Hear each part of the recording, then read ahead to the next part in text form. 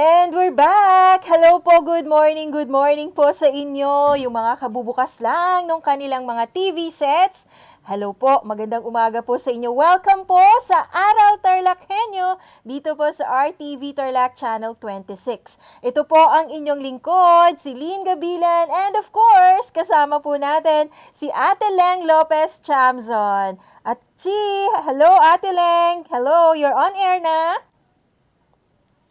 Yes, I'm back. Leng Lopez Chamzon po sa ating Leng and Lynn. Yes. Mag-partner sa RTV Tarlac Channel 26. Yes, Ate Teacher, Leng. broadcasters, students, DEPED officials, kumusta na po? Medyo mahaba-haba yung bakasyon natin. Ako din, mahaba yung bakasyon ko. Nandito lang ako. Sabi ko nga kanina, medyo yung check-up natin, eye check-up natin, ano? At so far, so good, kasamang Lynn. Yay! Kaya't everyone, tutok lang po kayo. Mga pagbati, babasa-basahin po yan, iisa-isahin ng ating kasama, si Lynn. Yes. And Lynn, pasalamatan ko lang Opo. Bigandaan ko lang po yung pagpapasalamat sa ating pong presiding officer, Vice Mayor Inaro Aro Mendoza. Thank you, Lynn, dun sa mga vlogs na ginawa mo. Opo. At taon-taon po, hindi nagmimintis ang ating DCTC Radyo Pilipino Tarlac for the airing of our 7 last words. At yung pagpapasalamat natin dahil ito yung major sponsor natin na hindi rin nagmintis na suportahan po ang ating 7 last words sa ating presiding officer, Vice Mayor Inaro Aro Mendoza and family. Thank you so much po sa lagi pong pagtaguyod sa ating 7 last words. At kasamang din, ito na rin yung pagkakataon ko siguro, Yes. para ipaabot yung aking pakikidalamhati, pakikiramay sa aking mga ate ko itong mga tuwe. Mga, alam mo, talagang may mga edad na, Ito na siguro yung mga kamag-anak namin dyan sa Armenia na magkapatid na naunang namatay si Kuya Mariano Mendoza. Alam mo, ilang araw lang sumunod yung isa niyang kapatid o ate na si Darang Melda Mendoza. So, alam mo naman, medyo senior na rin tayo at hindi na tayo nakapunta dun sa mga lamay. Pero ganun pa man po, so strict din sa lamay, di ba? Kasamang din. Yes. 3 nights lang po. At may mga protocols na sinunod din, na yan yung mga guidelines natin from the province of Tarlac. So, ang ang pamilya po namin, Lopez and Mendoza, ang taus-pusong nakikiramay, sa akin pong mga kamag-anak na sumakabilang buhay, si Bapang Mariano Mendoza at si Dang Nelda. So, yes, Lynn. Yes, condolence po, Ate Leng, at condolence po sa family, Mendoza, mga kamag-anak po ni Ate Leng. Anyway, Ate Leng, eto, nakatutok na yung mga learners natin ngayong araw pong ito ng Lunes. Alam natin, busy day ang Monday natin because Monday is module releasing day. Ayan, alam mo ba, Ate Leng, na ito yung araw kung saan po yung mga teachers natin ay pumupunta sa mga schools, sa mga teachers, sa mga advisors po ng kanilang mga anak upang kuhanin yung kanilang mga learning materials. Mag-i-start na naman sila. Kaya naman, syempre, proud na proud po tayo dahil meron na naman tayong live broadcast po ng ating Aral TarlakHenyo. Yung mga teacher broadcasters natin, Ate Leng, na nagbo-broadcast remotely sa kanilang mga tahanan. Minsan, yung iba dyan, nasa Mayantok, nasa Kamiling, imagine, nasa Hirona or Paniki or saan man pong panig ng ating lalawigan, sila po ay nagbo-broadcast via Google Meet. Ayan, remotely. Hindi na po pumupunta dito yung mga teacher broadcasters natin, which is good. Para at least po makaiwas din po sila, na alam niyo naman, hindi natin kasi alam kung nasaan yung kalaban natin, hindi natin nakikita itong si COVID-19. So, good thing, meron po tayong ganito, na setup, na tinatawag po nating ito pong setup nating, of course, yung remote broadcast, ika nga, na live remote broadcast natin. So, yung mga teacher broadcasters natin dyan, Hello. magandang umaga po. Yes, Ate Nawala Leng. ako kanina, Opo, opo. Pero, ayan, on air na tayo ulit. Binabati lang po namin, sila Fredeline Shador, Hello. Eunice Angela Sapon Tamayo, hi. Kay Gea Francesca Mina, Netsi Aquino, Alma Mangune Pineda, good morning po. Yan yung mga learners and mothers siguro yung iba dito at mga teachers. Good morning din kay Ivan Pasco from Victoria West Central Elementary School, SSES 4. Hello kay Nicole Madriaga Calipho. Good morning, watching from Burgos, Moncada South District Elementary School. Hi, and good morning din kay Joey Narciso. Mabuhay po kayo. Keep safe po tayong lahat. Yes, Sir Joey. Kayo rin po dyan sa May Santa Ignacia, South District. Hello po sa mga San Sotero family. Dyan po sa May Santa Ignacia. Magandang umaga. Hello kay Kim Pablo. Na-miss ka namin, Kim. Siya po yung regular nating viewer sa FB, Itong si Kim Pablo. Hello din kay Jelian Gomez, watching from Batang-Batang. Hello. Diyan po sa may Victoria Tarlac Grade 4 student teacher, si Sharil Joy Hello. Osete. Yes, Ate Leng, naririnig ka po namin, although hindi mo yata ako naririnig ngayon. Pero Ate Leng, hello, you're on air po. Narinig na kita. Hello Opo. again. Yes. Maya Paabak, happy morning. Narinig na kita kasamang Lynn.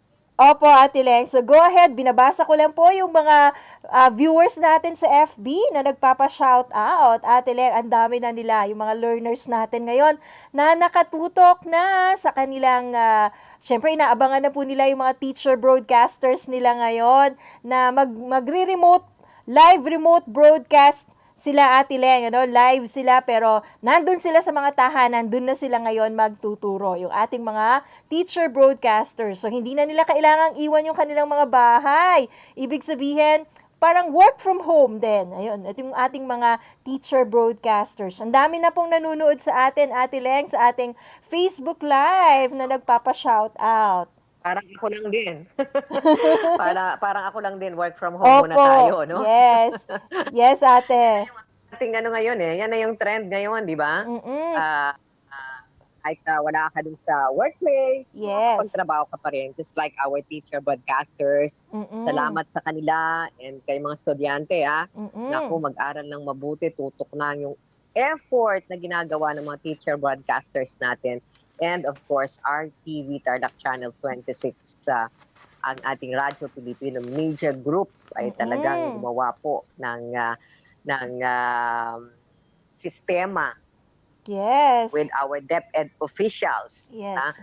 Na magkaroon tayo ng mga remote broadcast. Diba? Kasamang Lynn, go ahead, bumati ka na, batiin mo na yung ating mga sangkatutak na mga followers natin. Go ahead. Okay, Ate Leng. So, binabati po natin sila Jelian Gomez from Batang-Batang, Victoria Tarlac, si Rosario Bobis Angeles. Happy watching, happy viewing po from Balayang Elementary School, dyan sa may Victoria West. Si Juveline Caliboso, Daniel Fidel Caliboso, watching from Victoria West Elementary School. Hello din po kay Miss Gemma Solidad, watching from Concepcion, North Central Elementary School, Grade 4. Pa-shout out daw po sa mga classmates niya sa Grade 4 Diamond. At sa teacher daw po nila, si Madam Marites Castillo. Ayan, good morning po sa inyo. Good morning, Miss Melanie Torres.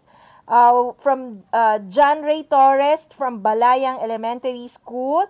Kaylene Gabriel, good morning, Aishel Tolentino. Watching from Pindangan Elementary School, dyan po sa Kamiling, Tarlac. Ang dami po nating mga viewers ngayon, na nakatutok na talaga.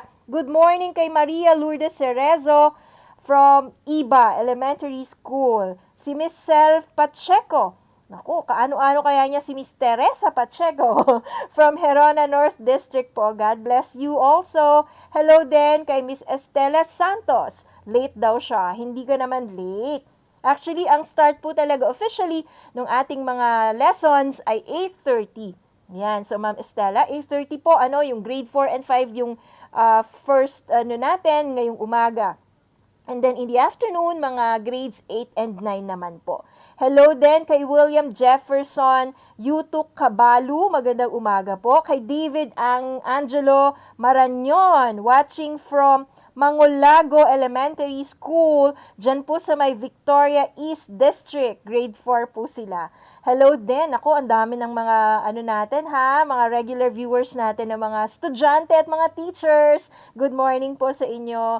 Sana okay po kayong lahat, Good morning kay Chim Cosindad from Lalapak Elementary School, Lawrence Paraiso, ayan, from Victoria West Central Elementary School, SSES 4. At kay Lane, nabanggit na natin to, si Judith Reso Madero David from Santa Ines Elementary School, dyan po sa may Paniki North District. I'm sure, Ate Leng, nakamonitor ka rin sa ating Facebook page ngayon, Nakikita mo siguro, opo. Great ko rin itong mga to, kasamang Lynn, Yes, Happy opo. morning. Yes, Ate Leng, go ahead. Okay.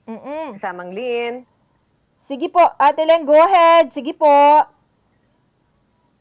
Oo, batiin ko lang. Si Rebecca Celis, good morning. Uy, si Jeremy Neal Chamson, watching na raw. Regular ito. Si Josie Candar, good morning, watching. J. Mark Salmasan from Magaspak Elementary School, grade 4. Si Ira Lozano, good morning. Chanel Gambito Gali, Miguel Jean Gali, grade 4. ES4 from Victoria West Central School. Uy, si Teresa Pacheco, yung ating regular. Si Bes mo. Opo. Bes, nandito rin ako Good morning. Yes. At si Omako Sinan, good morning din. Angela Cruz, hi. Yes. Nandito ako, Ma'am Teresa Pacheco, I'm here. Kisha Lezero, good morning, watching from Dalayap Elementary School. Fredeline Shador, hi sa inyo. At keep safe. Ayan, thank you so much. O Pamako Zinan. Si Ivan Dugma, good morning, watching from Banban Gabaldon Elementary School. Good morning from watching from Moncada North Central grade 4 SSES. At yes, thank you so much. Keep safe. From Talaga naman si Fredeline Shador. Ayan, At Lynn, mamaya ikaw na in charge dito. Gusto ko lang pasalamatan din si Teacher Babes na nag-text, nanonood daw siya sa kanyang TV Plus. Maraming salamat, May mga TV antenna po, RTV Tarlac Channel 2016. Si Kapikes din, nag-text na siya. Si Kagawad Nera, maraming salamat po. At si Tita Hermie rin, si Sir Frank, at ganun din nag-text na rin si Mami V, Mami Mercy Balaid June, Mami Edna. Thank you so much sa mga maringbet ko dyan. Maraming salamat. Sa San Pablo, nag-text na sila. Nanonood daw sila, Lynn, Wow. Maraming salamat si Dang Emmy, si Olive, and everyone. Baka may nakaligtaan ako si Ma'am Babes. Thank you so much. So, Lynn, sige na at batiin mo na yung iba pang mga estudyante natin and mga teacher broadcasters natin. Okay, Ate Leng. Nako, dami na nating fans. Magandang umaga po sa inyong lahat. Hello again kay Ichiko. Ayan si Ichiko, talagang regular na rin natin. Sila Michael Miranda from Victoria, Michelle May Bulaon, also from Moncada sa Lapsing Elementary School naman siya. Si Angela Cruz, kay Annalisa Viloria, watching from Paniki North Central Elementary School. Ang teacher daw niya, si Ma'am Jean Miranda. Good morning din kay Junil Tolentino, watching from Tagurarit Elementary School, dyan sa may Moncada District or South District. Kay Joy Briones, Jael Briones from Victoria also. Kay Ivan Mike Tubera, magandang morning sa inyo. Nako, Elaine Gagarin, magandang umaga din po sa inyo. Princess Rose Santa Rita, watching from Lapsing Elementary School, dyan sa may Moncada. AJ Josh Antipuesto, Mia Barilla, morning po. Morning din, Leonidas, Chloe. Ayan, good morning po sa inyong lahat. Si Miss Rebecca Celeste from Bamban Elementary School. Magandang umaga po. Hello kay Sir Willie C. Perez. Hello daw mga idol. Idol daw niya kami. Professor Willie Perez of Radyo Pilipino Manila. Yes, hello Ate Leng. Oo. Thank you po, Professor Willie Perez from Radyo Pilipino, Manila. Alam niyo, lagi kong naririnig itong si Professor Willie Perez eh. Parang henyo, isang henyong professor to, di ba Ate Leng? Okay. Anyway, hello din kay Mr. Noel Dar, Kimberly May Yango, grade 5 SSES ng Balayang Elementary School. Ma'am Lou Galo, good morning daw. Hi din kay Hasmin. Ayan, from San Juan Elementary School kay Abigail G Kabaya. Magandang umaga. Hello. Thank you for watching. Kay Miss Estela Santos, kay Juvelin Caliboso, Daniel Fidel Caliboso, watching from Victoria West Elementary School, grade 4, SSES. Si Miss Elaine Gagarin, eto nabanggit na natin yung iba. Si John Prince Simeon, watching from Concepcion South Elementary School. Si John Prince, grade 4 siya. Ayan, nakatutok na sila, no? Si Janeline Yadaw Hipolito, ayan, watching from Anoling Elementary School. Magandang umaga po. Hello daw po sa lahat ng teachers ng Victoria East Central School. Shout out daw, sabi po ni Miss Laylene Mendoza Monsanto. Good morning po sa inyong lahat. Ayan. Anyway, naku Ate Leng, ginaganahan pa naman tayong bumate no sa ating mga viewers sa Facebook, pero oras na po no para sa ating Aral TarlakHenyo. Stay tuned. Yung mga estudyante po nating grade 4 and 5, Ate Leng, sila na po yung susunod. Makinig kayo sa mga teachers ha, yung mga teacher broadcasters po natin. Matuto, maging henyo. Maraming salamat po. Sa pangalan ng ating sa pangalan po ng ating taga-TOC, syempre sila Direk Kiko, sila Sir Robert Garcia, James Espanyol, Algin, Mark Medrano, at syempre TOC dun po ng DZTC, sila Kuya Sito Nicolas, sila RJ, at sila Kuya Rene Mapang. Ito po ang inyong lingkod, si Lynn Gabilan. Ate Leng? Leng Lopez Jamson po, aral mga anak ha. Huwag matigas ang ulo, stay home lang kayo, dyan lang kayo nakatutok talaga, aral. Konting play. So, start na po ng ating grade 4 teacher broadcasters, and stay safe. Aral TarlakHenyo, Leng Lopez Jamson po. Thank you so much sa inyong lahat dyan. Stay tuned.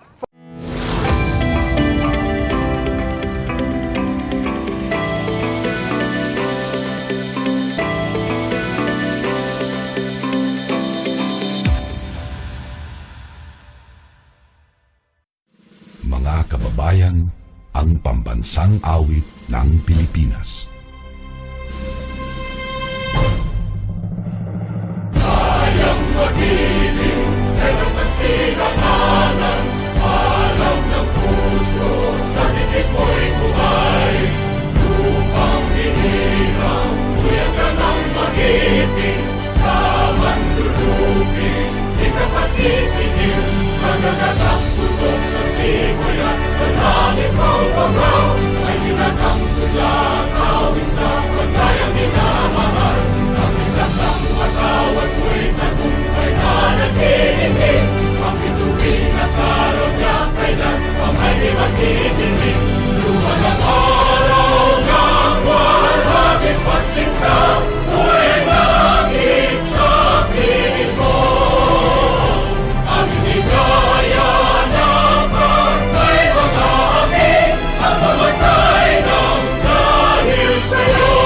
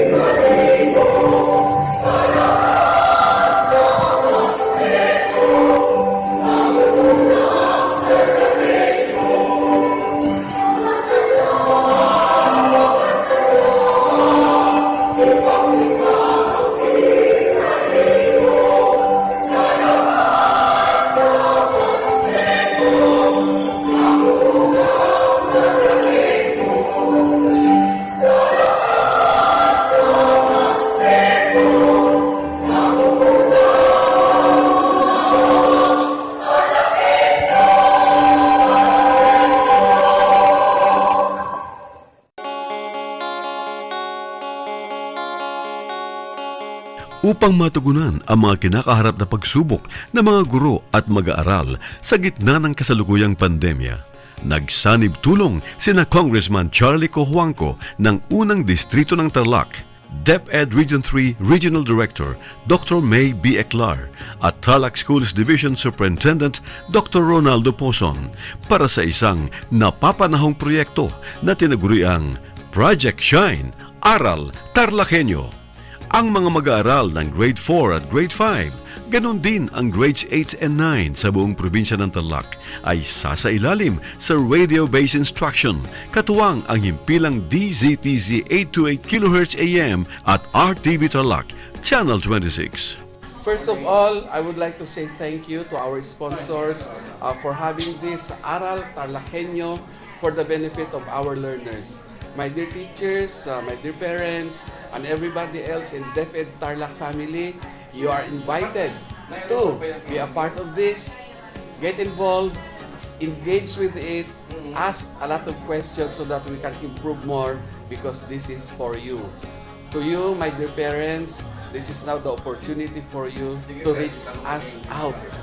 Be with us. Tune in to this radio station, DCTC, Radio Pilipino, sa ating pong talapihitan, 828 AM radio po yan, Angat TarlakHenyo. This is for all of us. God bless us all.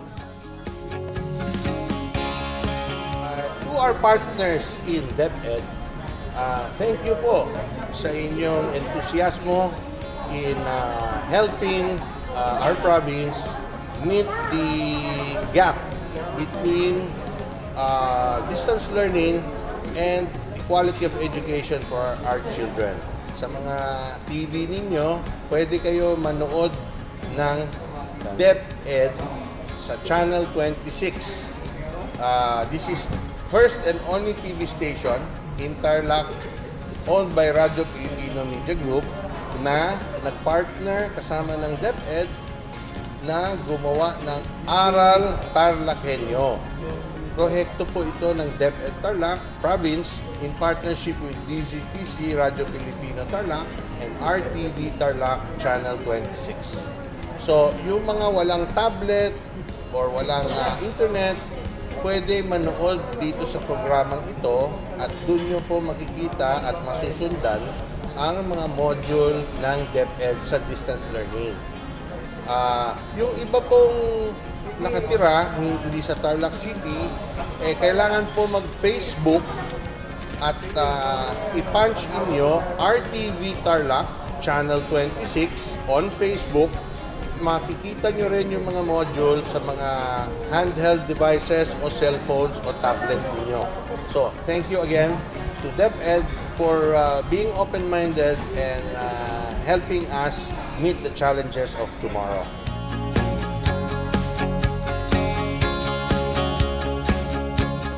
Buhay mga bata at lalong-lalo na syempre sa mga batang nasa ika-5 baitan. Hello!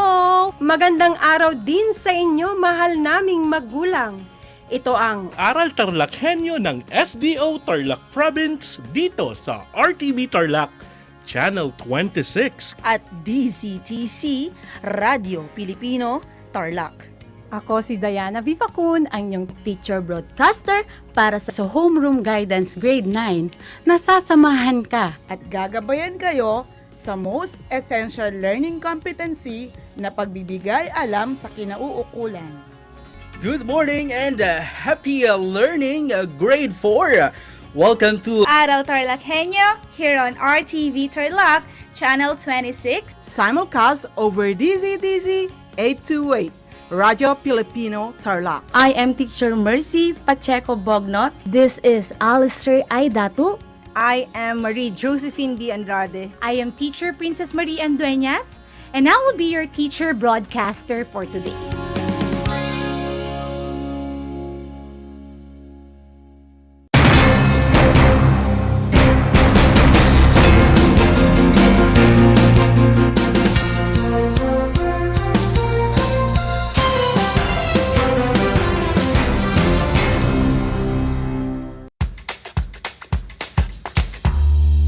Alam niyo ba na ang whale shark ay hindi isang whale? Ang whale shark o butanding ay kinikilalang world's largest fish at tinatawag gentle giants. May sukat itong 12 meters. Maliliit ang ngipin ng butanding, kaya naman planktons o maliliit na hipon at isda lang ang kaya nilang kainin. Simula noong 2011, marami nang nahumaling mag-whale shark watching sa Oslo, Cebu. Alam niyo na, yan ang whale shark!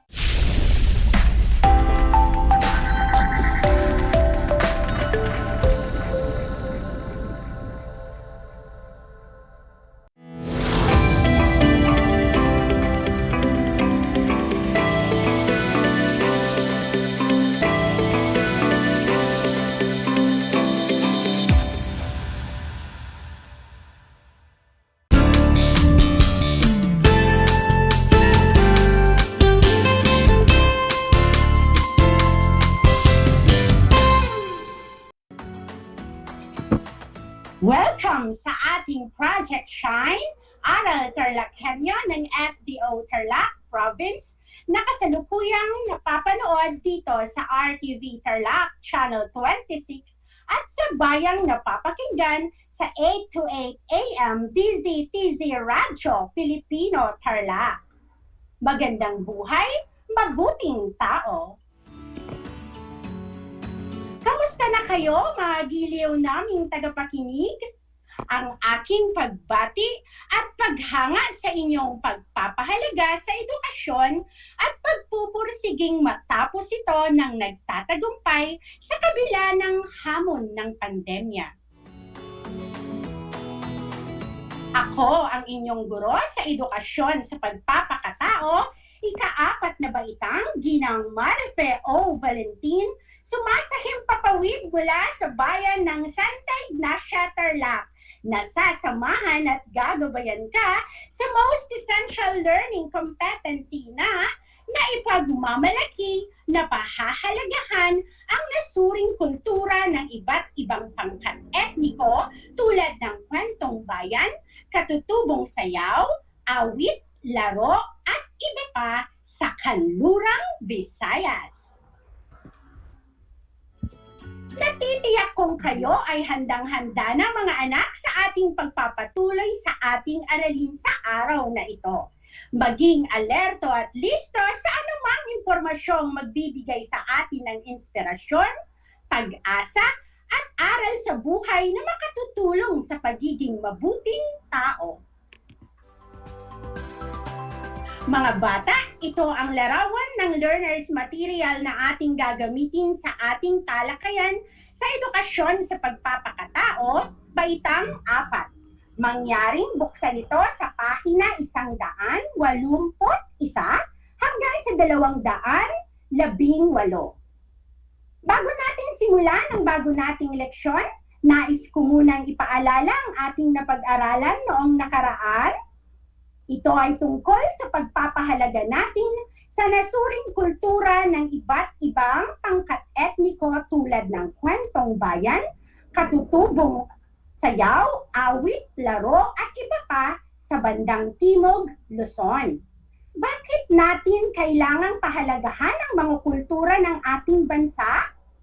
Dapat nating pahalagahan dahil ito ay pagsasabuhay natin sa mga kulturang nagpapakita ng pagmamahal sa bansa at ito rin ay ating pagkakakilanlan. Tama mga anak, kung yan ang inyong sagot. Natutuwa ako at inyong natatandaan ang konseptong ibinahagi sa atin ni Sir Edward noong nakaraang linggo. Ngayon mga bata, handa na ba kayo para sa panibagong paglalakbay? Makinig lamang ng mabuti at isasama ko kayo sa kanlurang bahagi ng Visayas. Sino sa inyo ang nakarating na sa lugar na ito? Sino sa inyo ang may lahing Bisaya? Proud ba kayo? Dapat lang! Mayaman ang Pilipinas sa kultura, kaya naman tayo ay kinagigiliwan ng taga-ibang bansa. Nasasalamin sa ating kultura ang magandang gawi, asal, mga tradisyon, sining, at marami pang iba, nagsisilbi itong buklod ng pagkakaisa at pagkakaunawaan. Ang kultura ay tumutukoy sa paraan ng pamumuhay na nasa pang-araw-araw. Ipagmalaki natin ang ating kulturang kinagisnan dahil iyan ang tatak ng tunay na pagmamahal sa ating bansang Pilipinas. Mahilig ka bang kumanta o makinig ng mga awit? Sinasabing musika ang wika ng puso. Iba man ang salitang ginamit, nauunawaan pa rin ng mga tao ang damdaming hatid ng isang himig. May alam ka bang katutubong awitin? Ang sinaunang kultura ng mga Pilipino ay mayaman sa mga awitin. May awit para sa pagsamba, sa pagtatanim o pangangaso, panliligaw, pagpapakasal, maging sa pakikipaglaban at paglisan. Narinig mo na ba ang awit na Dandansoy? Aawitin ko sa inyo ang awiting Dandansoy na nagmula sa kanlurang bahagi ng Visayas. Pakinggang mabuti at alamin kung ano ang nais ipabatid sa atin ng awitin. Ating isasalin sa Tagalog ang bawat kaludtod ng awitin para mas maintindihan ninyo ang nais ipakahulugan ng awitin. Dandansoy bayaan ka ikaw, pauli ako sa payaw, ugaling kung ikaw hidlawon, ang payaw imulang lantawon. Sa Tagalog, Dandansoy, iiwan na kita, uuwi na ako ng payaw. Kung sakaling ikaw ay mangulila, tignan mo lang ang payaw. Dandansoy kung imo apason, bisan tubig di magbalon, ugaling kung ikaw uhawon, sa daan magbubon-bubon. Sa Tagalog, Dandansoy kung ako'y iyong sundan, kahit tubig huwag kang magbaon. Ngunit kung ikaw mauuhaw, tignan mo lang ang balon. Kumbento diin ang kora, munisipyo diin hustisya, yari si Dansoy makiha, makiha sa paghigugma. Ang panyo mo kag panyo ko, dala diri kay tambiyon ko, ugaling kung magkasilo, banat ka ikaw, asawa mo ako. Sa Tagalog, kumbento, nasaan ang kora? Munisipyo, nasaan ang hustisya? Eto si Dansoy, nakulong sa pagmamahal. Ang panyo mo at ang panyo ko, dalhin mo dito at itatahi ko. Kung sakaling magkasilo, asawa kita at asawa mo ako. Nagustuhan ba ninyo ang awitin mula sa mga Ilonggo?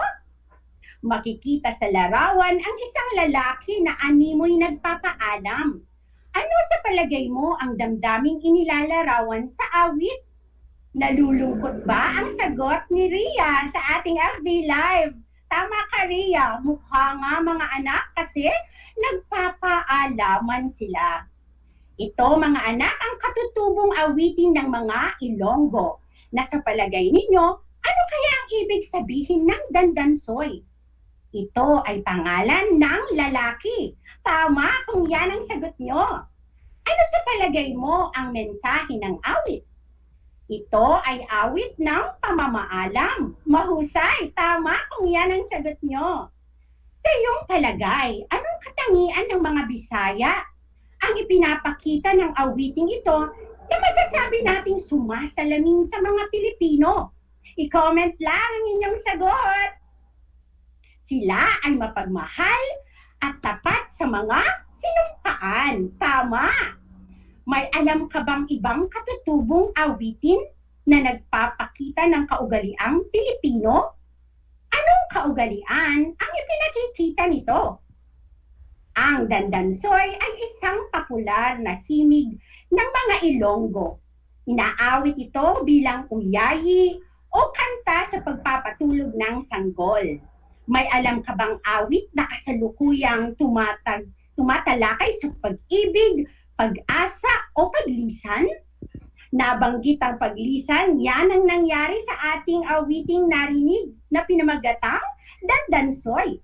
Idinaan sa awit ang ugaling Ilonggo na kabilang sa mga pangkat etnikong kilala sa pagiging malumanay at mahinahon, lalo't higit sa pakikipag-usap.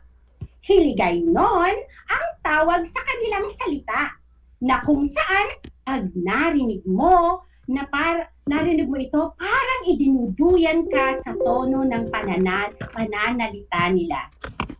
Na kahit galit na sila, hindi mo mapapansin dahil malambing pa rin ang dating nito sa pandinig.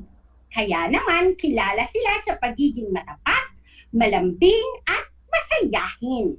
Kung may katutubong awitin, meron din silang katutubong sayaw. Ito, ilan dito ay ang liay, lalong-kalong, balitaw, inay-inay, at ang bantog ay binanog. Makikita sa larawang hiniram natin sa Facebook, larawan mula kay Ginoong Jun Fuerte, maganda ang kanilang pananaw sa buhay at higit nilang pinahahalagahan ang pangkasalukuyan kaysa nakaraan o sa hinaharap. Sila ay marangya at hindi mapag-isip at mahilig sa pagkain. Ang mga kalalakihan ay masisipag, masisinop sa buhay at tumutulong sa mga gawaing bahay. Pagsasaka o pagtatanim at paghahapi ang pangunahing hanap buhay ng mga Ilonggo. Alam niyo bang kung saan nanggaling ang kwentong bayan ng mga Ilonggo? Kaya tinawag ng mga taga rito itong Iloilo dahil ang hugis ng bundok nito ay parang ilong na nasa tabing ilog. Minsan namamasyal ang mayor kasama ang kanyang asawa. Agad nilang napuna na hugis ilong ang bundok sa tabing ilog. Gusto naman, may gusto nilang pangalanan ng bundok. Tawagin natin yang ilong sa ilog, ang sabi ng babae. Mahirap kasi itong bigkasin, kaya pinaikli nila ito. Tinawag nila itong ilo-ilo. Ang mga Ilonggo ay bantog sa paggawa ng mga kakanin at pinatamis, katulad ng pinasugbo, barkilyos, tiyaya, kalamay hati, at iba pang mga pagkaing iniimbak. At ang katutubong laro nila ay hindi nalalayo sa mga larong alam natin. Luksong tinik, luksong baka ay ilan din sa mga laro nila. Tumba patis, panaguay o tagu-taguan, syatong at patintero ay laro din nila. At alam niyo bang mahilig din sa kwento ang mga Ilonggo? Gusto ba ninyo ng isang kwento mula sa kanila? Kung ganon, makinig ng mabuti at ikukwento ni Ma'am sa inyo. Ang pamagat ng ating kwento ngayon na mula sa mga Ilonggo ay ang gorilya at ang alitaptap. Iginuhit ni Justin Troa R. Nieves. Isang gabi, naglalakad si Ipot-Ipot, isang alitaptap, patungo sa bahay ng kanyang kaibigan. Nang mapadaan siya sa tapat bahay ni Amumongo, ang gorilya. Tinanong siya nito, "Hoy, Ipot-Ipot, bakit lagi kang may daladalang ilaw?" Sumagot si Ipot-Ipot, "Dahil natatakot ako sa mga lamok." "Ah, duwag ka pala," ang panguuyam ni gorilya. "Hindi ako duwag," ang nagagalit na sagot ni Alitaptap. "Kung hindi ka duwag, bakit lagi kang may daladalang ilaw?" ang pangaasar ni Amumongo. "Nagdadala ako ng ilaw para kapag nilapitan ako ng mga lamok at kakagatin ay makikilala ko sila kaagad at nang sa gayoy maipagtanggol ko ang aking sarili. Ang tugon ni Ipot-Ipot. Tumawa ng malakas si Amumongo. Kinabukasan, maaga itong gumising at ipinamalita sa lahat ng kapitbahay na kaya daw laging may dalang ilaw si Ipot-Ipot ay dahil duwag ito. Kaagad na kumalat sa buong bayan ng balita. Nang mabalitaan ito ni Alitaptap, nagalit siya. Dali-dali siyang lumipad patungo sa bahay ni Amumongo. Gabi noon at natutulog na ang gorilya, ngunit itinapat niya ang kanyang ilaw sa mukha nito hanggang sa ito ay magising. Hoy gorilya, bakit ipinamamalita mong duwag ako? Upang mapatunayan ko sa iyong hindi ako duwag, hinahamon kita sa isang labanan. Magkita tayo sa plaza sa susunod na linggo ng hapon. Pupungas-pungas na nagtanong ang Amumongo. Mayroon ka bang mga kasama? Wala! Ang sigaw ni Ipot-Ipot. Pupunta akong mag-isa. Ngumiti si Amumongo sa tinuran ni Ipot-Ipot. Digit isang maliit na insekto ang humahamon sa kanya ng away. Nagpatuloy ang Alitaptap. Hihintayin kita sa plaza sa susunod na linggo sa ganap na ika-6 ng hapon. Magsama ka ng mga kakampi mo dahil magsasama ako ng libu-libong gorilya na mas malalaki pa sa akin. Sinabi ito ni Amumongo upang takutin ang Alitaptap na sa pakiwari niya ay nasisiraan ng ulo. Ngunit sumagot si Ipot-Ipot. Hindi ko kailangan ng kakampi. Darating akong mag-isa. Paalam! Pagkaalis ng Alitaptap, tinipon ng gorilya ang kanyang mga kasamahan at ipinaalam sa mga ito ang nakatakdang pagtutuos. Inutusan niya ang mga ito na kumuha ng tig-isang pamalo na may habang 3 dangkal at pumunta sa plaza ng ika-6 ng susunod na linggo. Ikinabigla ito ng kanyang mga kasamahan, ngunit nasanay na silang sundin ang kanilang pinuno, kaya pinangako nilang pupunta sila sa tinakdang oras at araw. Dumating ang araw ng linggo. Bago pa mag-ika-6 ng hapon, ay nagtipon na ang mga dambuhalang gorilya sa plaza, ngunit nadatnan nila ang Alitaptap na naghihintay na sa kanila. Maya-maya, tumunog ang kampana ng simbahan bilang hudyat ng oras ng orasyon o pagdarasal. Iminungkahi ng Alitaptap sa mga gorilya na magdasal muna sila. Pagkatapos magdasal, agad sinabi ni Ipot-Ipot na nakahanda na siya. Inutusan ni Amumongo ang kanyang mga kasama na humanay. Pumwesto siya sa una bilang pagpapakilalang siya ang pinuno ng mga ito. Dagling lumipat si Ipot-Ipot sa ilong ng gorilya at inilawan niya ito. Hinampas ng kasunod na gorilya si Ipot-Ipot, ngunit kaagad itong nakaalis, kaya ang tinamaan ng gorilya ay ang ilong ni Amumongo na halos ikamatay nito. Dumapo si Ipot-Ipot sa ilong ng pangalawang gorilya. Hinampas ng pangatlong gorilya si Ipot-Ipot, ngunit kaagad itong nakalipad. Kaya ang nahampas niya ay ang ilong ng pangalawa na ikinamatay nito. Muli inilawan ni Ipot-Ipot ang ilong ng pangatlong gorilya. Hinampas ng ika-4 na gorilya si Ipot-Ipot na kaagad na nakalipad. Muli namatay ang pangatlong gorilya dahil sa lakas ng pagkakahampas ng ika-4 na unggoy sa ilong nito. Nagpatuloy ang ganitong pangyayari hanggang si Amumongo na lamang ang natirang buhay na gorilya na halos hindi makagulapay dahil sa tinamong sakit. Nagmakaawa ito kay Ipot-Ipot na patawarin na siya at huwag patayin. Pinatawad naman siya ni Ipot-Ipot, ngunit simula ng hapong iyon, nagkaroon na ng malaking takot ang mga gorilya sa mga Alitaptap. Diyan nagtatapos ang ating kwento.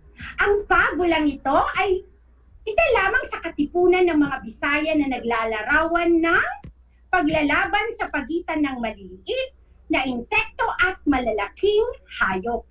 Nais kong malaman ngayon kung ano ang aral na nakuha ninyo sa ating kwento. Huwag maliitin ang kakayahan ng mga maliliit dahil may nagagawa silang hindi kayang gawin ng mga malalaki. Yan ang isa sa mga aral na nakuha natin sa kwentong Ilonggo. Ano pa sa palagay ninyo? Iwasan ang pagkakalat ng maling balita upang siraan ang kapwa. Isa pa yang aral mga anak na dapat ninyong tandaan. Ngayon mga anak, matapos mong marinig ang kultura ng ilan sa mga nasa kanlurang bahagi ng Visayas, bilang isang pangkat ng etniko, umaasa akong masasagutan niyo lahat ng mga inihanda kong gawain. Mahalagang tandaan mga bata ang mga sumusunod na konsepto mula sa ating aralin ngayong araw. Bakit kailangang ipagmalaki at pahalagahan ang mga kultura ng ating bansa? Kailangan natin itong ipagmalaki at pahalagahan dahil ito ay pagkakakilanlan natin sa bawat pangkat etnikong kabilang sa ating bansa. Bukod sa naipapakita natin ang ating pagmamahal sa sariling bansa, mas mapapanatili pa natin ang kulturang ito na magsisilbing buklod ng pagkakaisa at pagkakaunawaan. Isang talakayan na naman ang malapit ng matapos.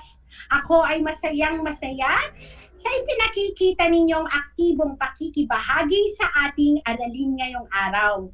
Higit sa lahat ang inyong pagmamahal sa edukasyon. Ipagpatuloy ang kagandahang asal na ito, mga anak, hakbang tungo sa katuparan ng inyong mga pangarap sa hinaharap. Sa puntong ito, panahon na upang alamin kung kayo ay may natutunan mula sa ating aralin sa pamamagitan ng munting pagsusulit. Sa lahat ng mga nanonood ng FB Live, gamitin ang FB chat box para sa inyong kasagutan.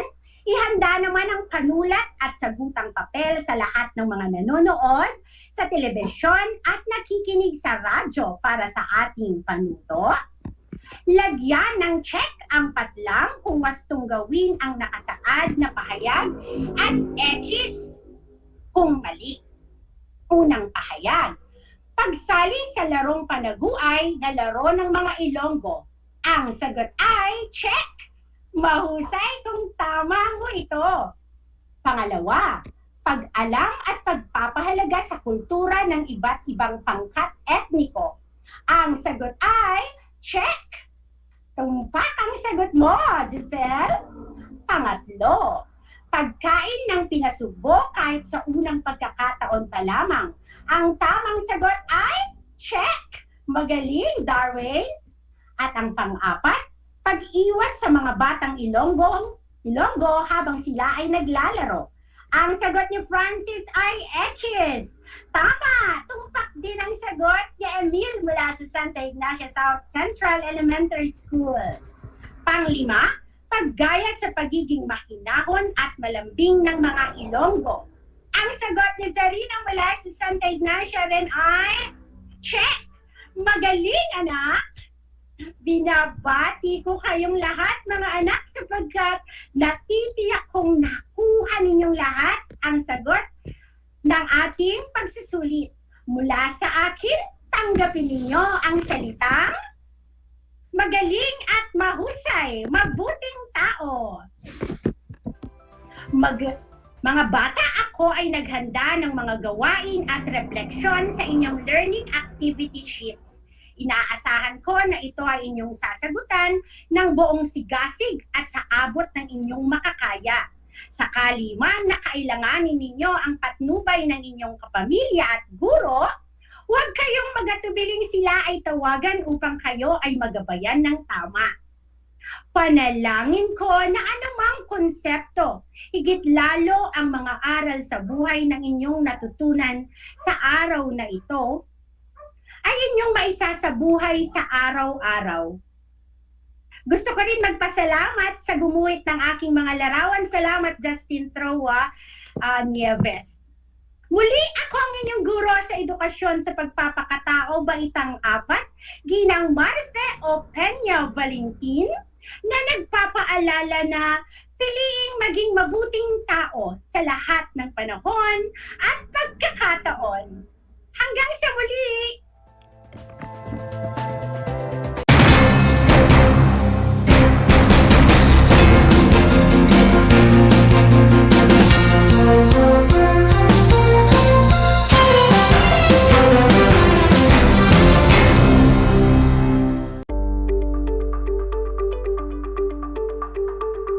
Sa pagnanais na mapigilan ng ating pamahalaan ang pagdami ng bilang ng mga kaso ng COVID-19, binuo ang One Hospital Command Center o OHCC upang mas mabilis na matugunan ang medikal na pangangailangan ng ating mga kababayan.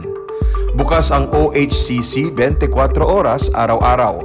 Tumawag lamang sa mga hotline nito sa 0919-977-3333 o 0915-777-7777 o 02-886-50500. Maaari ring i-download ang Pure Force Citizens app sa Android o iOS upang mabilis na matugunan ang sinumang nangangailangan. Layon din ng OHCC na maiwasang mapuno ang kapasidad ng bawat ospital. Kaya't kung ikaw ay kinakailangang tumawag sa OHCC, mabibigyan ka ng libreng preliminary consultation.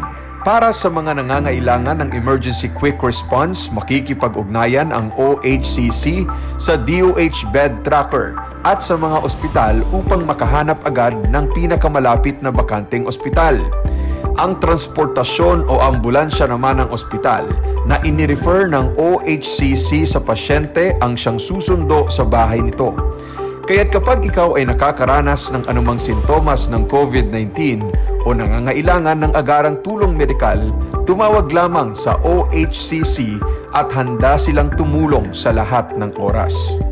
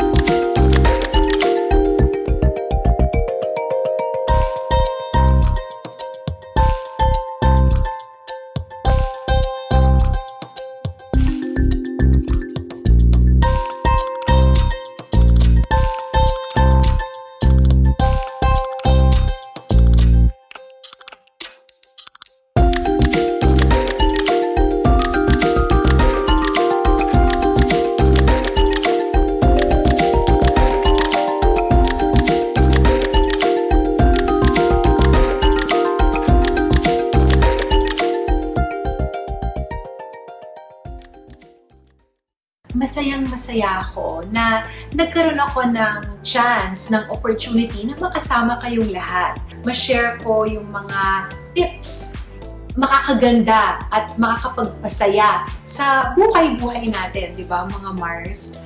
Kaya Mars, tandaan ninyo, dito kayo ang bida.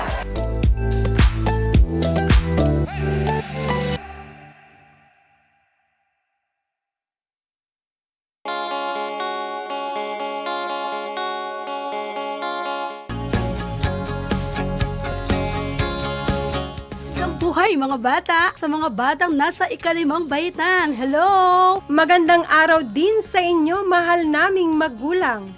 Ito ang Aral TarlakHenyo ng SDO Tarlac Province dito sa RTV Tarlac, Channel 26. At DZTC, Radio Pilipino, Tarlac. Happy learning, grade 4.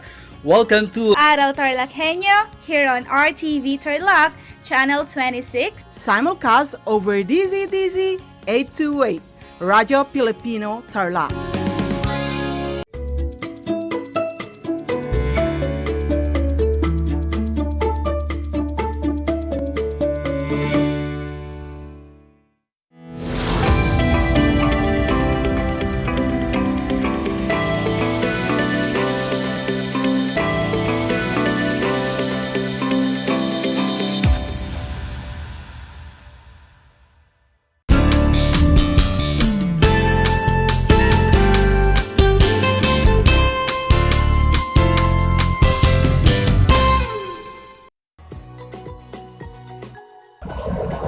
Good day and enjoy learning grade 4. Welcome to Aral TarlakHenyo here on RTV Tarlac, Channel 26, simulcast over DZTC, Radio Filipino, Tarlac. Today is 5th of April 2021. This is April P. Bernardo, your teacher broadcaster in Science Grade 4, broadcasting live and remotely here at my hometown San Manuel, province of Tarlac. The broad class of exploration, discovery, invention, and technology with fun and adventure. So alright kids, as we begin, brace yourselves for an exciting episode of broadcast. Now, before we start, please do the following. Find a comfortable place and make sure you can hear me loud and clear. Again, find a comfortable place so you can hear me loud and clear. Next, prepare your pens, paper, and answer sheets in Science 4. Also, make sure that you are holding the correct module. Again, I want you to make sure that you are holding the correct module. If you have any questions, clarifications, and suggestions on our lesson for today, feel free to send me a message at 0927-377-4373. That's 0927-377-4373. Now, let us start and join me on this fun learning experience towards understanding our broadcast episode today. So before we start, kids, make sure you have your pen, paper, and science notebook with you. Again, you should have your pen, paper, and notebook with you. And make sure the title of the module you are holding is Magnets. Again, the title of the module must be Quarter 3, Module 1B, Magnets. Okay, kids, to learn in using this module, you may do the following. Again, to learn in using this module, you may do the following. Number 1, take your time in reading the lessons carefully. Again, take your time in reading the lessons.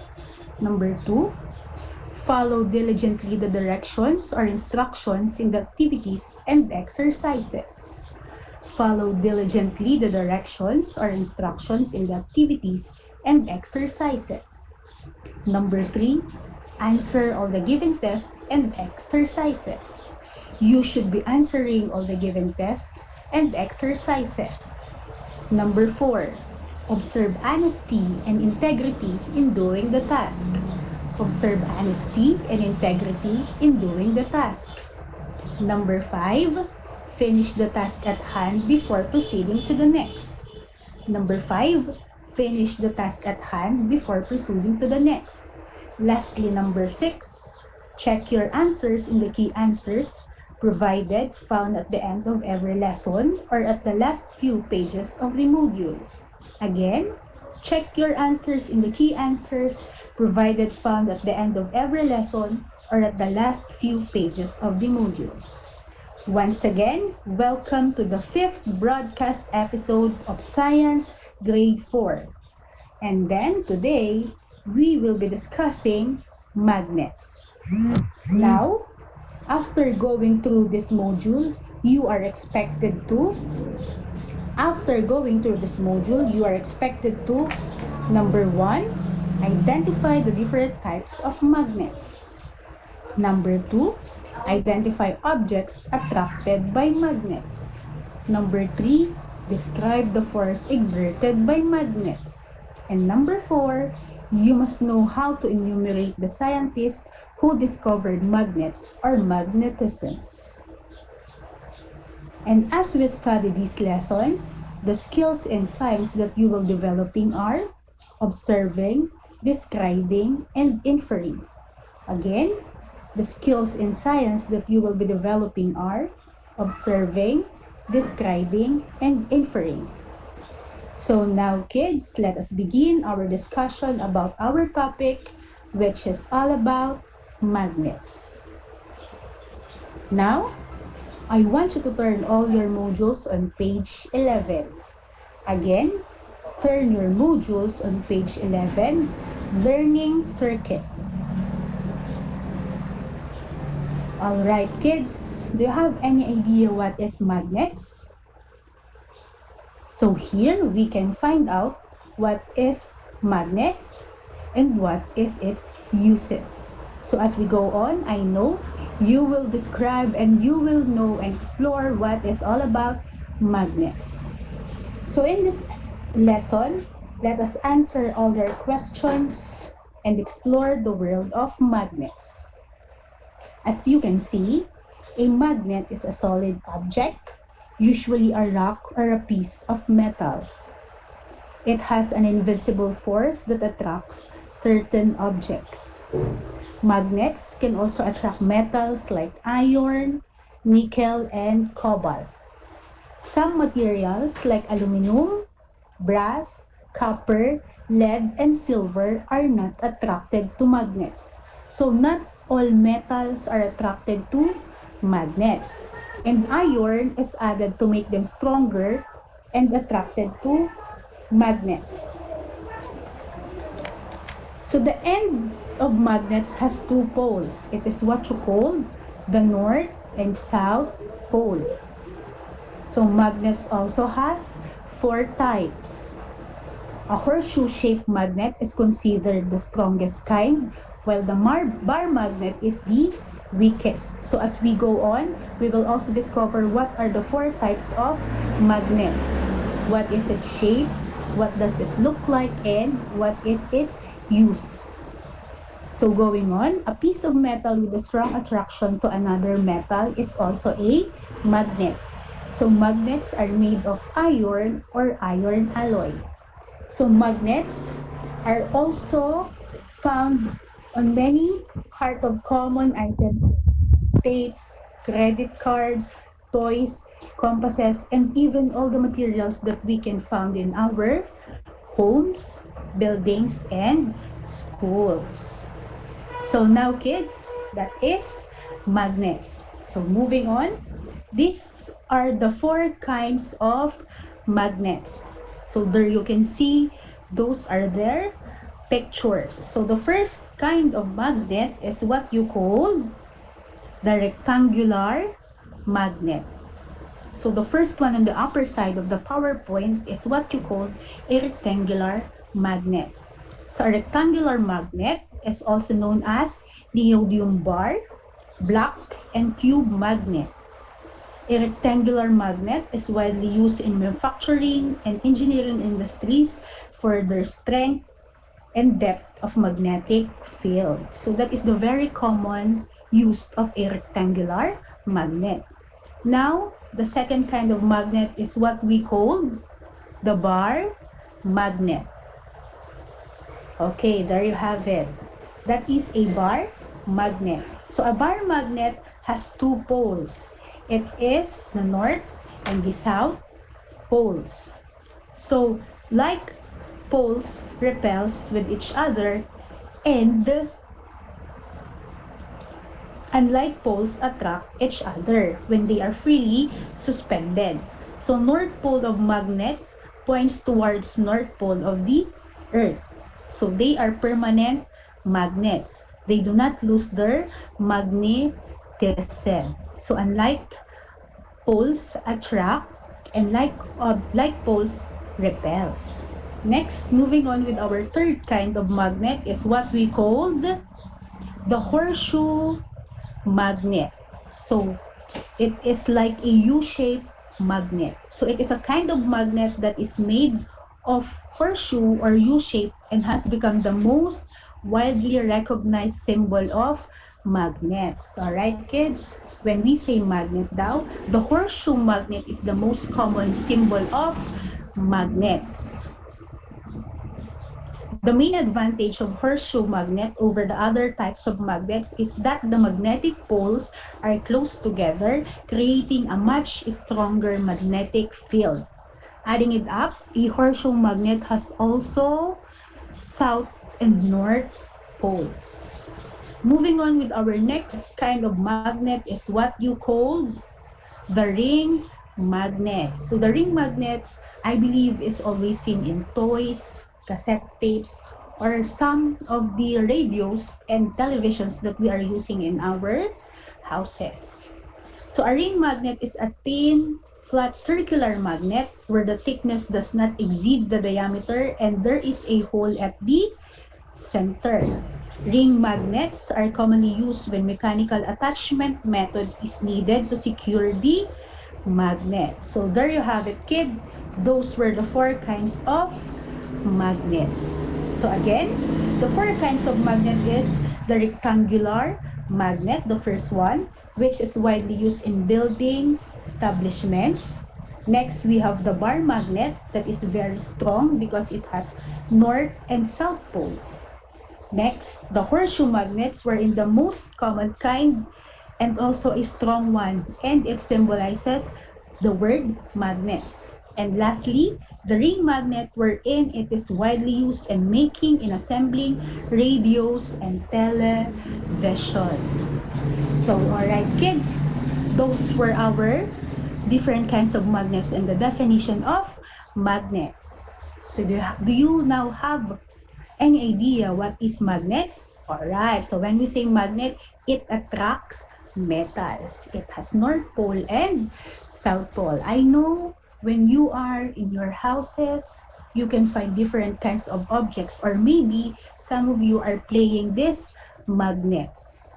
Okay, alright kids. That is all about magnets. And as we finish our discussion about magnets, let us test first if you listen to our lesson carefully and attentively. Are you ready, kids, for our fun-filled activities? Okay, awesome. So let us now have a first activity and let us see if you really know, and let us test if you know what is magnets. So let us now have our first activity. Alright then, turn your modules on page 12. What's more? Again, turn your modules on page 12. What's more? But before answering, I want you to have your pens, papers, and answer sheets with you. Also, in this activity, you will be needing crayons, a red and a yellow crayon to be specific. So kids, the direction for our first activity goes this way. Test the materials if they are attracted to a magnet. So there are, I believe, 7 materials listed there. So color the happy faces. Color the faces red if the material is attracted to a magnet. If it will be attached to a magnet, you will color it with red. And if not, you will color the smiley face with yellow. Again, use your answer sheet or science activity notebook in answering this material. So I think I will be giving you 45 or 30 seconds to answer the activity. So the materials listed there is or are scissors. It is gunting in Tagalog. Pencil or lapis, eraser or pambura. Number 5, book, ay 4, rather, book or libro. Number 5, a 5 peso coin. The barya na tig 5 pesos or 5 piso. 6 is metal fork or tinidor. And number 7 is a kettle, the one which you boil the water. So I believe you have ideas now on what is the answer to our activity. Okay, so again, color it red if it is attracted to magnets, and color it yellow if it is not. So if you have there those materials, and if you have your magnets with you, you may try to repel and attract it. I know this is fun, and I know you are going to answer it correctly because you listened attentively to our discussion. Okay.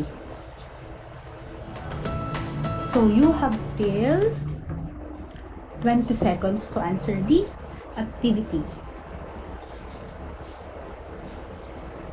If you have your brothers and sisters with you, may ask them for help or for your parents to answer the activity.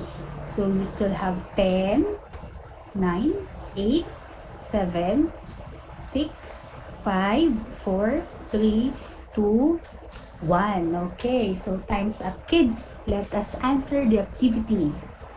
So for materials number 1, scissors. The answer is red because scissors, there is a part of the scissor that is metal, so it is attracted with magnets. For number 2, pencil, you will be coloring the smiley face with yellow. It is not attracted to the magnet. For number 3, eraser, it is also yellow. Number 4, book, the book is made of paper, therefore it is not attracted with magnets, so you will also be coloring it with yellow. Number 5, a 5 peso coin, you will be coloring it with red. Very good. And for number 6, metal fork, you will be coloring also it with red. And number 5, kettle, you will be answering it, or you will be coloring it with red. Very good, kids. That is our first activity, color me.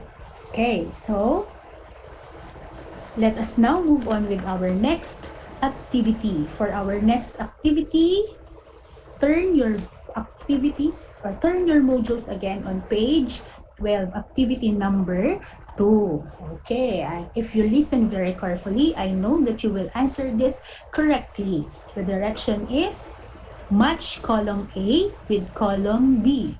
So write your answer on your answer sheets or science activity notebook. So this time, you will answer it first, and later on, as we finish this discussion, let us discuss your answers. So for column A, the listed there are the different names or kinds of magnets. And for column B, their pictures. Anyway, those pictures, disclaimer, are from Google. Okay, so for column A, number 1, rectangular magnet. So where is rectangular magnet in column B? It is letter. Very good. It is letter C. Number 2, bar magnet. Where is our bar magnet? Bar magnet is very good. It is letter D. Next, number 3, ring magnet. There's a clue there. When we say ring, it should be round. So a ring magnet is awesome. That is letter B. And a horseshoe magnet is, it is like a U shape. Very good. A horseshoe magnet is letter A. So that is our activity. Did you all get the correct answer, kids? Okay. Very good. So moving on with our next and I believe final activity for this lesson, turn your books on page, or turn your modules rather, on page 13. And our activity is what you call brain buster. Yan. What I have learned on page 13, it is what you call a brain buster. So the direction, fill in the missing word to complete the paragraph. So you will choose your answer from the words inside the box below. So write your answers in your answer sheet or science activity notebook with you. So the choices are rubber, invisible, nickel, nut, and attracted. So for this activity, I will be giving you at least 1 minute to answer this.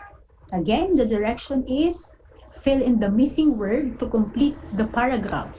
Choose your answers from the word inside the box below. Write your answers in your answer sheet or science activity notebook. And the choices are the following: rubber, invisible, nickel, nut, and attracted. So all your answers will come from the choices on the box. So for Brain Buster, these are the questions. Magnets have blank magnetic field. Magnets can, number 2, blank materials made of metals like iron. Number 3, blank and cobalt. Next, blank all materials are attracted by magnets. And number 5, these materials are made of blank plastic or wood. So that is our brain buster. So again, I will be giving you 1 minute to answer the activity. So again, you may ask the help of your parents, of your brothers and sisters to guide you in answering this activity. If you listen carefully to our discussion, I know you will be getting the correct answers. And as you are answering, I want to take this opportunity to read some of the messages that are in the comment section of our chat box. Also, if you have your answers with you, you may comment down below on our chat box via our FB Live. And from our viewers who are giving me text messages and sending me a private message via Messenger, I want you all to thank for patronizing our remote discussion. So if we still have time later, I will be reading your messages. But at this moment in time, I want to thank you all for supporting us and for always listening and giving time and effort in participating in our lesson, not just today, but on the whole quarter of our discussion. So now, let us answer our activity. So are you ready, kids? I know you will answer this correctly.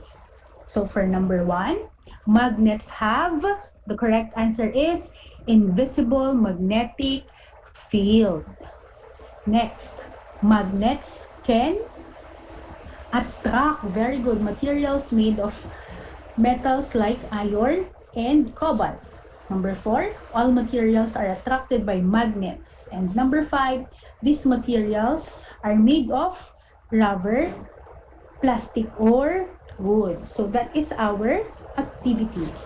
Next, I want you to turn your books on, or turn your modules on page 13, what I can do.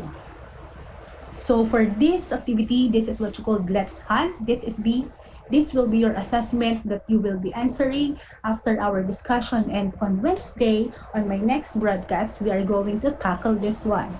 The direction: find 10 materials around your house that are attracted to magnets. So write your answers in your answer sheet or activity notebook. And note, do not place magnet near your televisions, speakers, or a computer because this can harm the magnets inside these appliances. So on that note, that concludes our activity and lesson for this day. So again, if you still have clarifications, suggestions, or anything, feel free to drop a message at 0927-377-4373. And I will do my very best to answer all your questions on our next broadcast. And you may also put again a comment via Facebook Live. And I think we are all now ready for the next lesson on Wednesday. So on that note, make sure to tune in on Wednesday, that is April 7, same time and same place for our fun-filled discussion in Science Grade 4. The word of exploration, discovery, invention, and technology. And now, our lesson, I believe, has ended about magnets. I hope you learned a lot today. And I know you definitely learned a lot and have fun in experiencing the world of magnets. So again, I am April P. Bernardo, your grade 4 science anchor teacher for today. Until next time, good morning once again and God bless. Thank you, kids, and enjoy.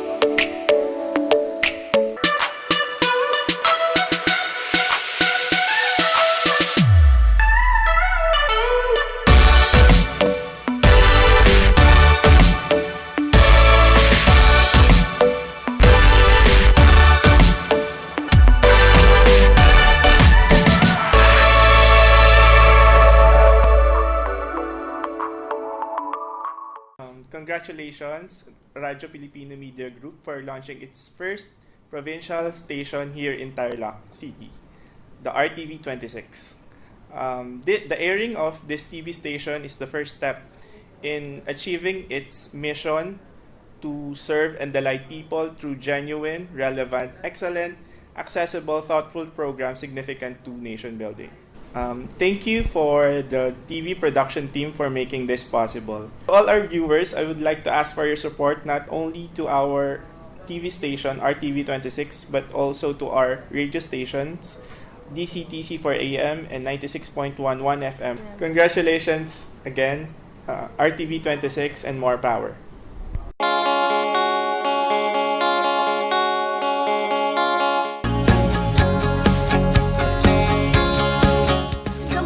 mga bata, sa mga batang nasa ikalimang bahitan. Hello! Magandang araw din sa inyo, mahal naming magulang.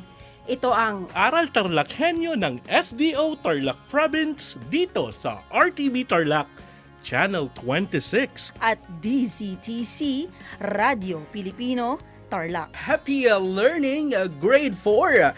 Welcome to Aral TarlakHenyo here on RTV Tarlac, Channel 26. Simulcast over DZTZ 828, Radio Filipino, Tarlac.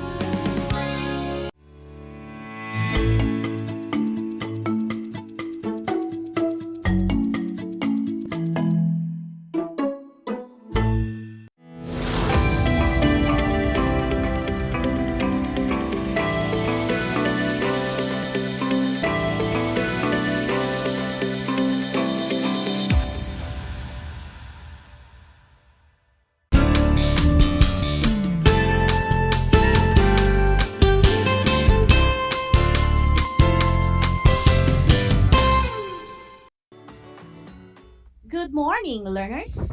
Welcome to Aral TarlakHenyo, here on RTV Tarlac, Channel 26, simulcast over DZTC Radio Filipino Tarlac. I am Analiza S. Lopez, your teacher broadcaster for Mathematics Grade 4. Broadcasting live here at Santa Ignacia, Tarlac. Get ready to listen and try to be focused and be at your best. Today is the third week of the third quarter, and in today's lesson, you are expected to identify and describe triangles according to sides and angles. Are you ready now to be with me on the next 25 minutes? Okay then, go and get your learner's material in Mathematics 4. Worksheets or learning activity sheets. Prepare also your pen or pencil, your notebook or paper, and walk with me on identifying and describing triangles according to sides and angles. I will give you 10 seconds to prepare.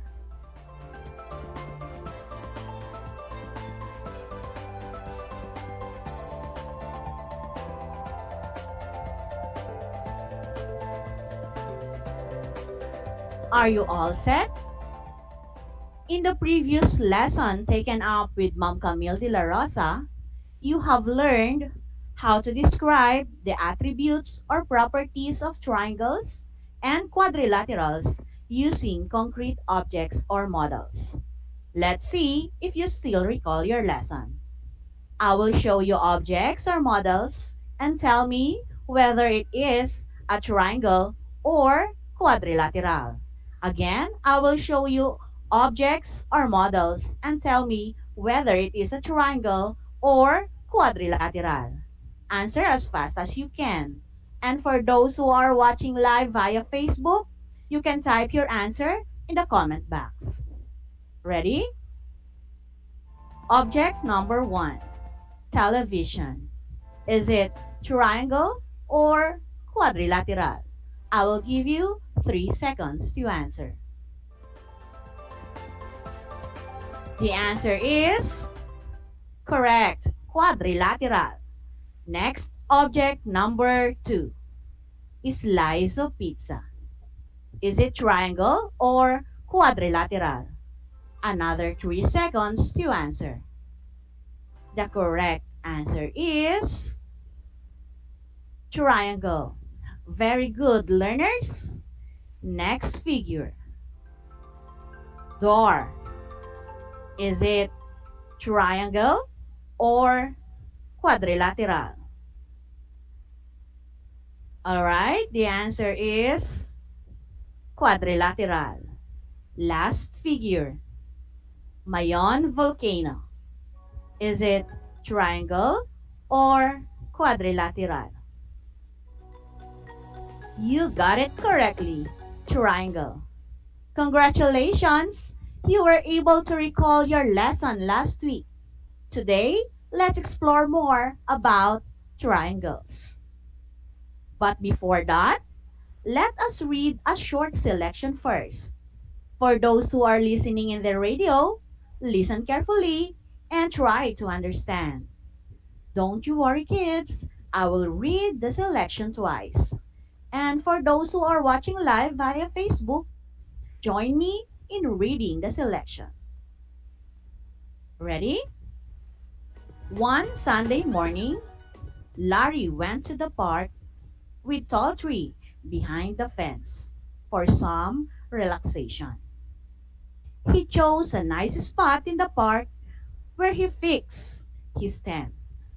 He also brought an umbrella with him. After a couple of hours, he felt hungry and ate a slice of pizza. He stood beside the broomstick while eating and looking at the beautiful scenery in the park. Again, one Sunday morning, Larry went to the park with tall tree behind the fence for some relaxation. He chose a nice spot in the park where he fixed his tent. He also brought an umbrella with him. After a couple of hours, he felt hungry and ate a slice of pizza. He stood beside the broomstick while eating and looking at the beautiful scenery in the park. Did you enjoy reading or listening to the selection? I hope you did. Now, I have a few questions for you about the selection. Are you ready? Who went to the park one Sunday morning? Correct. Larry went to the park one Sunday morning. Why do you think he went there? Yes, he went there to have some relaxation. How about you, my dear learners? What do you do to have some relaxation? Let's check your comment section from our FB Live. Here is the answer of Siron from Santa Ynez East Elementary School. He said they went to the beach with his family. And also from Alistair of Panihi North Central Elementary School answered, they went to Baguio with his family. Wow! Thank you, Siren and Alistair. That's nice. Maybe that was when there is no pandemic yet. Like Larry, Siren, and Alistair, we also need to relax after doing a stressful work or after answering all your modules in 1 week. Am I right? We need to relax to refresh our mind and body for us to be ready for the next activities.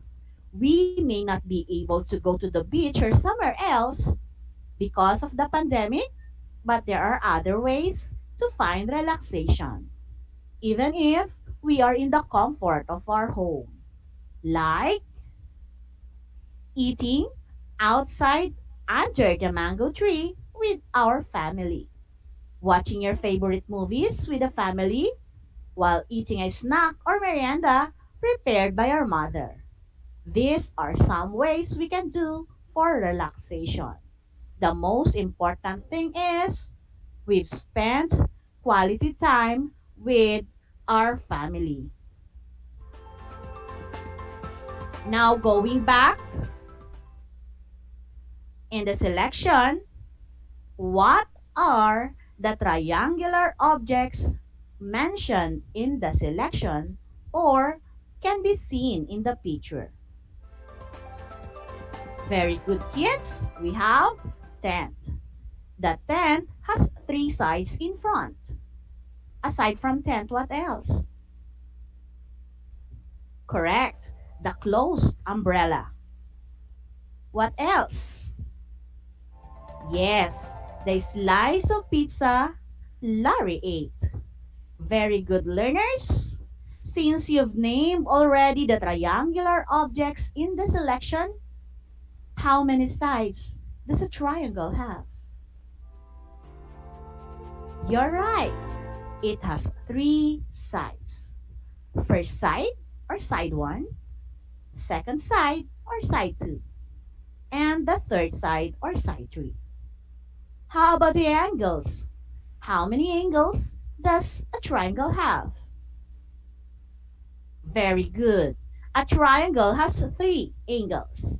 We have the first angle, the second angle, and the third angle.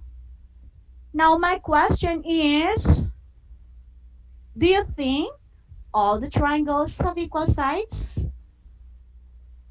Do they have equal angles? Well, let's find out that today. Get your mathematics learners material and turn it on page 162. Now let's identify and describe the different kinds of triangles according to sides. Look at the first illustration. What did you notice? Very good. All the sides measures 5 centimeters. How about the next illustration?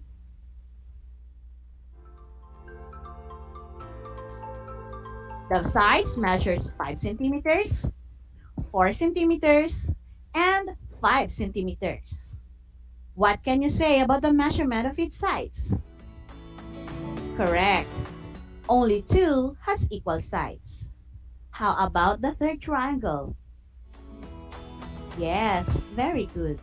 No sides are equal because the sides measures 6 centimeters, 12 centimeters, and 14 centimeters. My dear learners, triangles can be classified according to sides.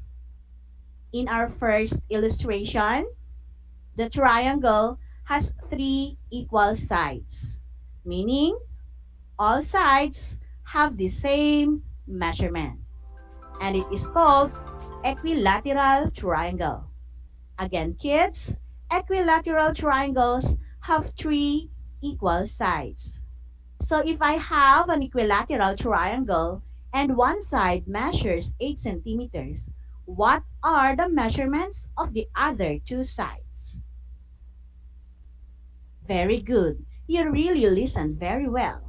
The 2 sides also measures 8 centimeters. Going back to the illustration number 2, the triangle measures 5 centimeters, 4 centimeters, and 5 centimeters respectively. What did you notice to the measurement of each sides? Very good. 2 sides are equal, and it is called isosceles triangle. Will you say that again? Isosceles triangles are triangles having 2 equal sides. Again, isosceles triangles have 2 equal sides. How about the third illustration? The sides measures 6 centimeters, 14 centimeters, and 12 centimeters, meaning the triangle has no equal sides. And it is called scalene triangle. Again, kids, if a triangle has no equal sides, it is called scalene triangle. That is how we identify and describe triangles according to sides. Aside from the sides of triangles, we can also identify and describe triangles according to its angles. Look at the illustration. Can you describe its angles? The angles of the triangles measures 53 degrees, 75 degrees, and 52 degrees. What can you say about its measurement? Yes, amazing, kids. All the angles measures less than 90 degrees. What kind of angle if it measures less than 90 degrees? Very good, learners. It is called acute angle. Therefore, the triangle is called acute triangle. Acute triangle has 3 acute angles, each measuring less than 90 degrees. Are you getting along, kids? I believe you are. Let's have the next triangle. What did you notice about its angles? Yes, the triangle has one right angle. And how many degrees does a right angle have? Correct! A right triangle measures 90 degrees. Well done, learners. So, the triangle with one right angle is called right triangle. A right triangle has one right angle which measures 90 degrees. Again, a right triangle has one right angle which measures 90 degrees. Look at the next triangle. What did you notice with the angles? Very good. It has one obtuse angle that measures 120 degrees. It means that the triangle has one angle that measures more than 90 degrees, and the rest measures less than 90 degrees. This triangle is called obtuse triangle. Again, obtuse triangle has one obtuse angle which measures more than 90 degrees. So that is how we identify and describe triangles according to angles. Did you get it? Very easy, right? Remember, my dear grade 4 learners, triangles are polygons with 3 sides and 3 angles. Triangles can be classified according to sides as equilateral triangle, where all sides are equal. Isosceles triangle, triangle that has 2 equal sides. Scalene triangle, triangle that has no equal sides. And it is also can be classified according to angles as right triangle if it has one right angle that measures 90 degrees. Another is acute triangle, a triangle that has 3 acute angles, each measuring less than 90 degrees. And obtuse triangle, if the triangle has one obtuse angle which measures more than 90 degrees. For deeper understanding about the lesson discussed today, get your pen and learner's activity sheets or worksheets. Let's try some of the activities in your worksheets or learning activity sheets on pages 12 to 15. For learning activity, letter A, page 12, identify the following triangles with their measurements. Now, if the measurements of sides are given, you will choose your answer from equilateral triangle, isosceles, or scalene triangle. And if the given measurements were angles, you will choose from right triangle, acute triangle, or obtuse triangle. Ready? Let's try number 1. The triangle ABC measures 6 centimeters on side AB and 6 centimeters on side BC and 6 centimeters on side CA. It means that all sides have the same measurements. What kind of triangle is triangle number 1? If your answer is equilateral triangle, then you are correct. Number 2. The sides of the triangles measures 9 inches, 3 inches, and 10 inches. This shows that no sides have the same measurement. So, what is the answer then? I will give you 3 seconds to answer. The answer is scalene triangle. I hope you got the correct answer. Let's try the triangle number 8. Its measurements are 25 degrees, 130 degrees, and 25 degrees. This time, the measurements given were angles, and the 2 angles are acute angles, while the other one is obtuse angle. What kind of triangle is triangle number 8. You got it correctly. Obtuse triangle. This time, turn your worksheets on page 13 and let's try activity letter B. Direction: match the measurements with the correct name of the triangle according to sides and angles. Write the letter of the correct answer. Number 1, 10 centimeters, 25 centimeters, and 10 centimeters. For the choices, A, isosceles triangle, B, right triangle, C, obtuse triangle, D, scalene triangle, E, equilateral triangle, or F, acute triangle. Again, the choices are A, isosceles triangle, B, right triangle, C, obtuse triangle, D, scalene triangle, E, equilateral triangle, or F, acute triangle. 3 seconds to answer. If your answer is letter F, you are wrong because the correct answer is letter A, isosceles triangle, since there are two sides that have the same measurement. Let's try number 2. The measurements are 60 degrees, 80 degrees, and 40 degrees. The measurements given were angles, and it all measures less than 90 degrees. The choices are A, isosceles triangle, B, right triangle, C, obtuse triangle, D, scalene triangle, E, equilateral triangle, or F, acute triangle. Again, A, isosceles triangle, B, right triangle, C, obtuse triangle, D, scalene triangle, E, equilateral triangle, or F, acute triangle. What is the answer? You are correct. Letter F, acute triangle. Well done, learners. Next, number 3. The measurements are 15 feet, 15 feet, and 15 feet, meaning all sides have equal measurements.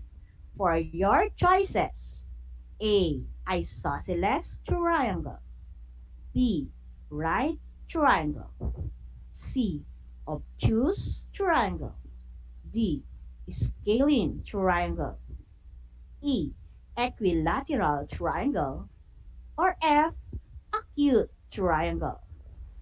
3 seconds to answer. The correct answer is letter E, equilateral triangle. Awesome, great for learners. You're doing great. This time, let's try letter C on page 13. Identify the kind of triangles in each number. Write the letter of the correct answer. Again, write the letter of the correct answer. Number 1. Has no equal sides. Again, has no equal sides. The choices are A, acute, B, right, C, equilateral, D, scalene. Again, the choices are A, acute, B, right, C, equilateral, and D, scalene.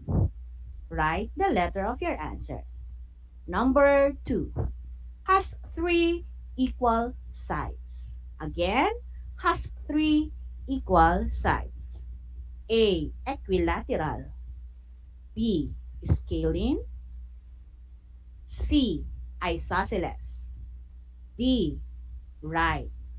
Again, the choices are A, equilateral, B, scalene, C, isosceles, D, right. Let's have number 3. Has 2 equal sides. A, right, B, equilateral, C, scalene, D, isosceles. Again, for number 3, has 2 equal sides. A, right, B, equilateral, C, scalene, D, isosceles. Write the letter of your answer. There you have it, my dear grade 4 learners. I am pretty sure You can now identify and describe triangles according to its sides and angles. For that, congratulations and keep up the good work. Now, if you have any questions and clarifications, you can ask your subject teacher or parents or whoever helps you in answering your learning activity sheets. For your reference, you can use Mathematics Learner's Material in Grade 4, pages 162 to 163. Or you can also watch some learning videos on YouTube on the link provided by your subject teacher. Well, that's all for now, my dear grade 4 learners. You will have more of this on the next meeting. I hope you learned a lot today. Always remember, basta batang Tarlakhenyo, mat talino. This is Teacher Annalisa S. Lopez, your mathematics teacher anchor for today. Keep safe and God bless everyone. Until next time.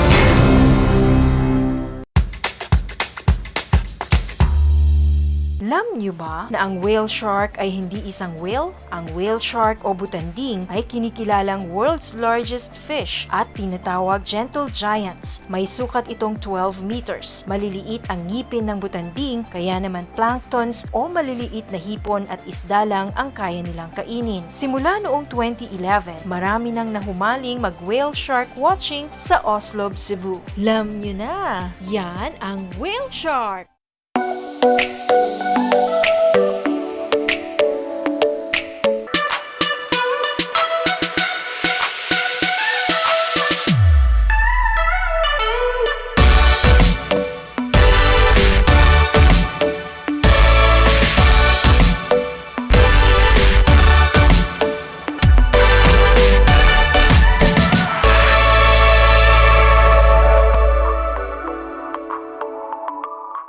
Masayang-masaya ako na nagkaroon ako ng chance, ng opportunity na makasama kayong lahat. Ma-share ko yung mga tips, makakaganda at makakapagpasaya sa buhay-buhay natin, di ba mga Mars?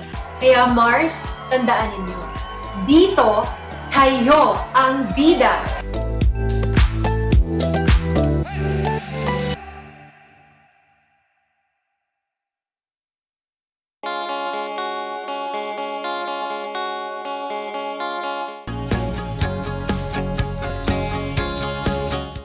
buhay mga bata sa mga batang nasa ika-5 baitan. Hello! Magandang araw din sa inyo, mahal naming magulang.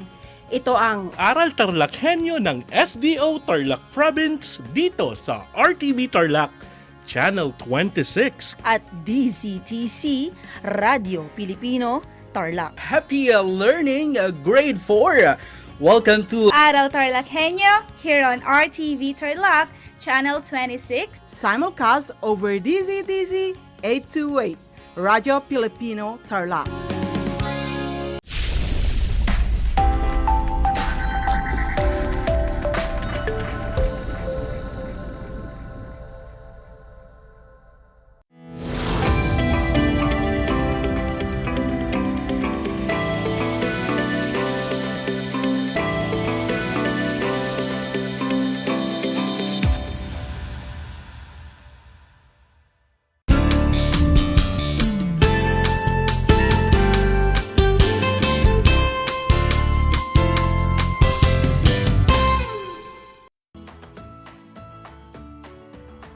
Isang magandang buhay mga mag-aaral, lalong-lalo na sa mga mag-aaral ng ika-4 na baitang. Narito muli ang paaralang panghimpapawid sa Filipino. Sumasa inyo ang Aral TarlakHenyo mula sa RTV Tarlac Channel 26 at sa bayang naririnig sa DZTZ 828 Radyo Pilipino Tarlac. Masaya ako na makasama kayong muli sa isa na namang makabuluhang talakayan. Ako si Madam Rosa del T. Havate, ang inyong teacher broadcaster para sa Pilipino ng ika-4 na baitan. Sumasahing papawid mula sa distrito ng Pura. Kamusta? Nawa ay maayos at nasa mabuti kayong kalagayan sa araw na ito, ha? O isang ngiti naman dyan. Halina't pagyamanin ang ating kaalaman. Ngunit bago yan, nais kong kunin ninyo ang inyong papel, panulat, at learning activity sheet. At siguraduhin nasa maayos at tahimik na lugar ng inyong bahay upang mas maintindihan ang ating leksyon sa araw na ito. Upang matiyak kong matutunan ninyo ang nakarang-aralin natin tungkol sa reaksyon at opinyon tungkol sa isang issue, magbibigay ako ng isang kilalang issue at bigyan nyo ng opinyon o reaksyon nito. Hawak nyo na ba ang papel, panulat at learning activity sheet? Mabuti kung ganon. Tara, simulan na natin. Bilang panuto ng inyong gawain, pakinggang mabuti ang issue na aking sasabihin o babasahin. At isulat nyo ang inyong reaksyon at opinyon tungkol sa binanggit kong issue.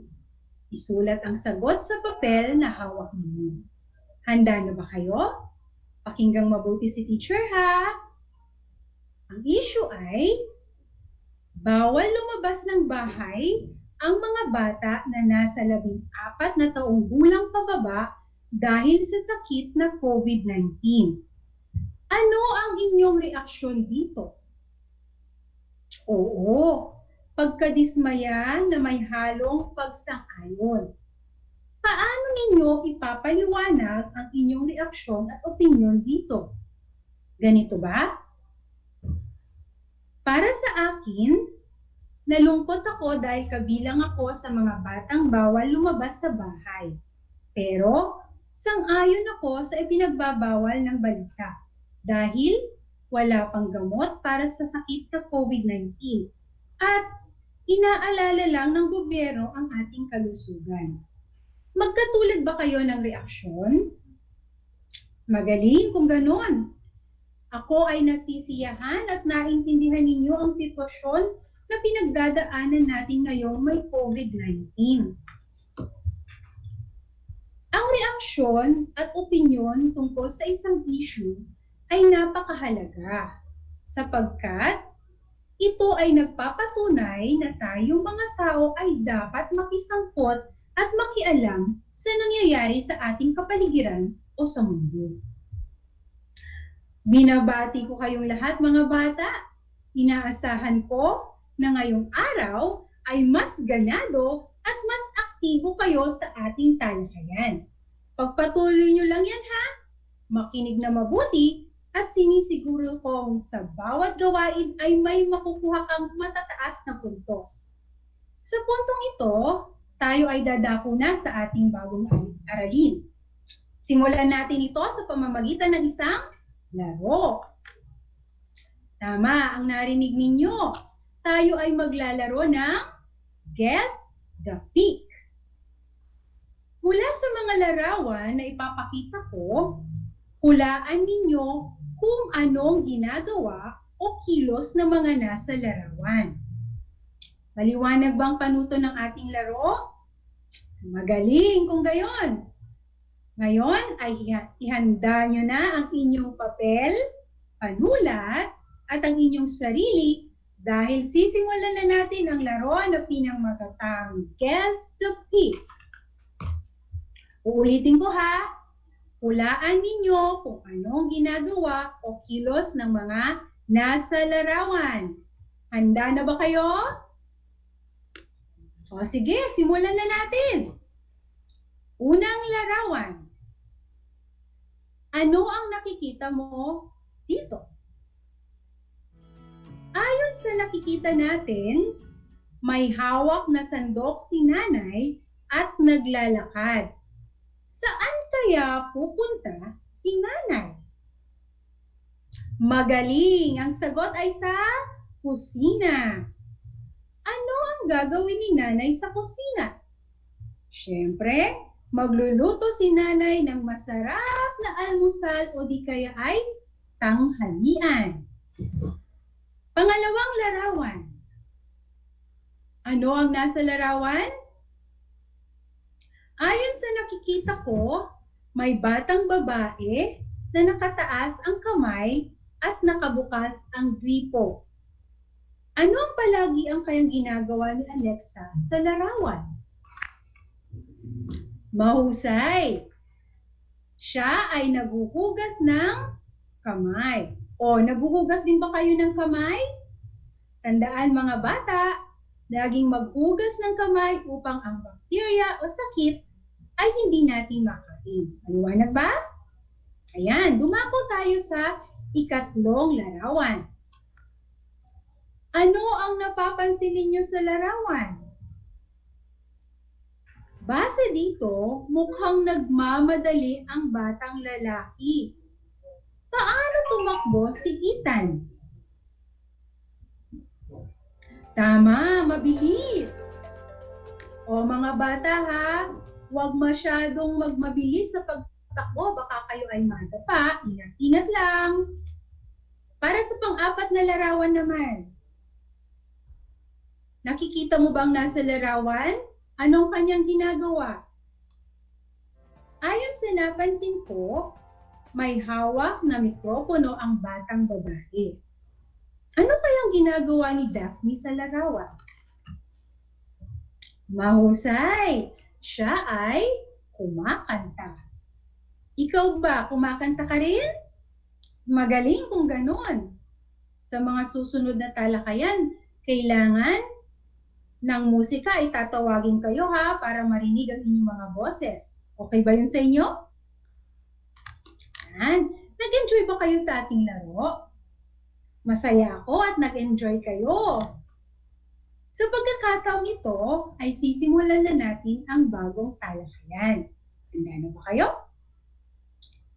Alam niyo ba mula sa ating laro kanina ay nagpakita kayo ng galing sa pagtukoy kung paano at ano ang meron sa mga larawan at may kaugnayan ang gawain nyo sa aralin natin sa araw nito. Tama ang inyong narinig dahil ang paksa ng ating aralin ay tungkol sa pagtukoy sa pang-abay. Pakiulit nga ang ating paksang aralin. Magaling! Pagtukoy sa pang-abay. Ano nga ba ang pang-abay? Narito, babasahin kong kahulugan ng pang-abay ha.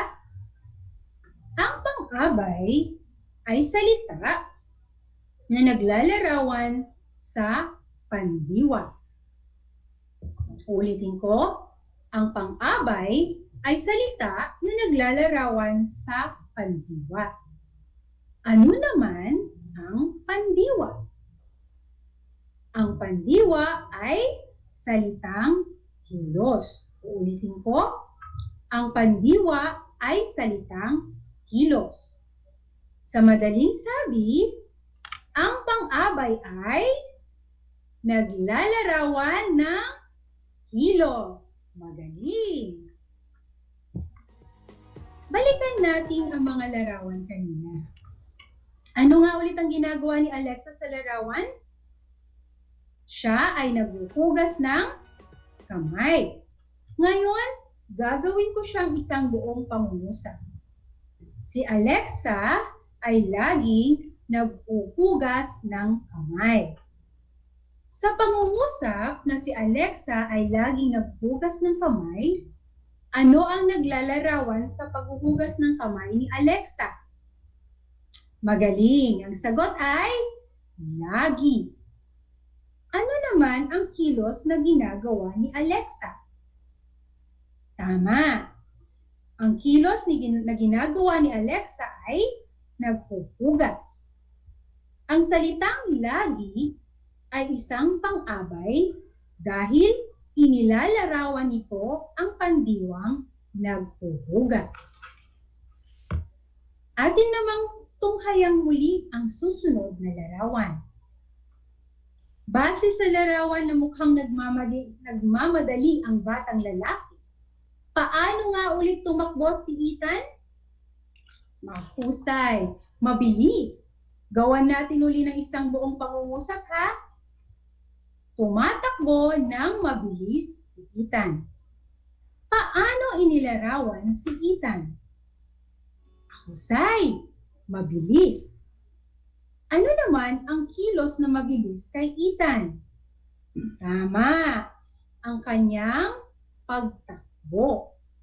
Sa madaling salita, ang inilalarawan ng pang-abay na mabilis ay pagtakbo o tumatakbo.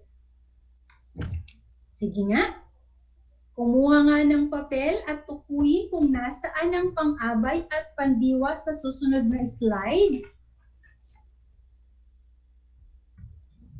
Masarap magluto si nanay.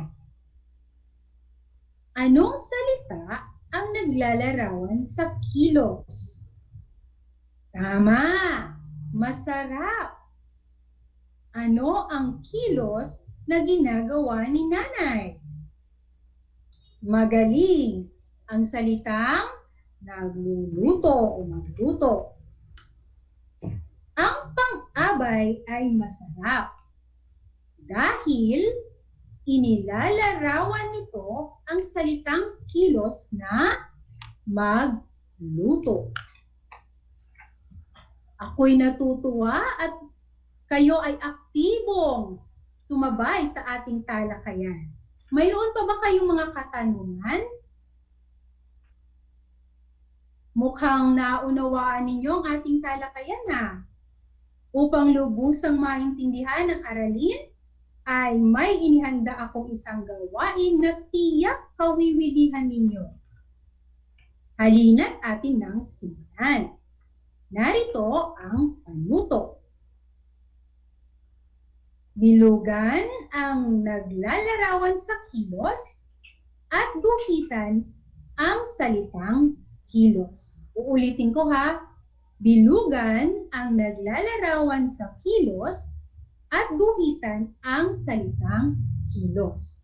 Hawakan ang inyong learning activity sheet at isulat ang tamang sagot. Nandiyan sa ibaba ang halimbawa ng ating gawain ngayon.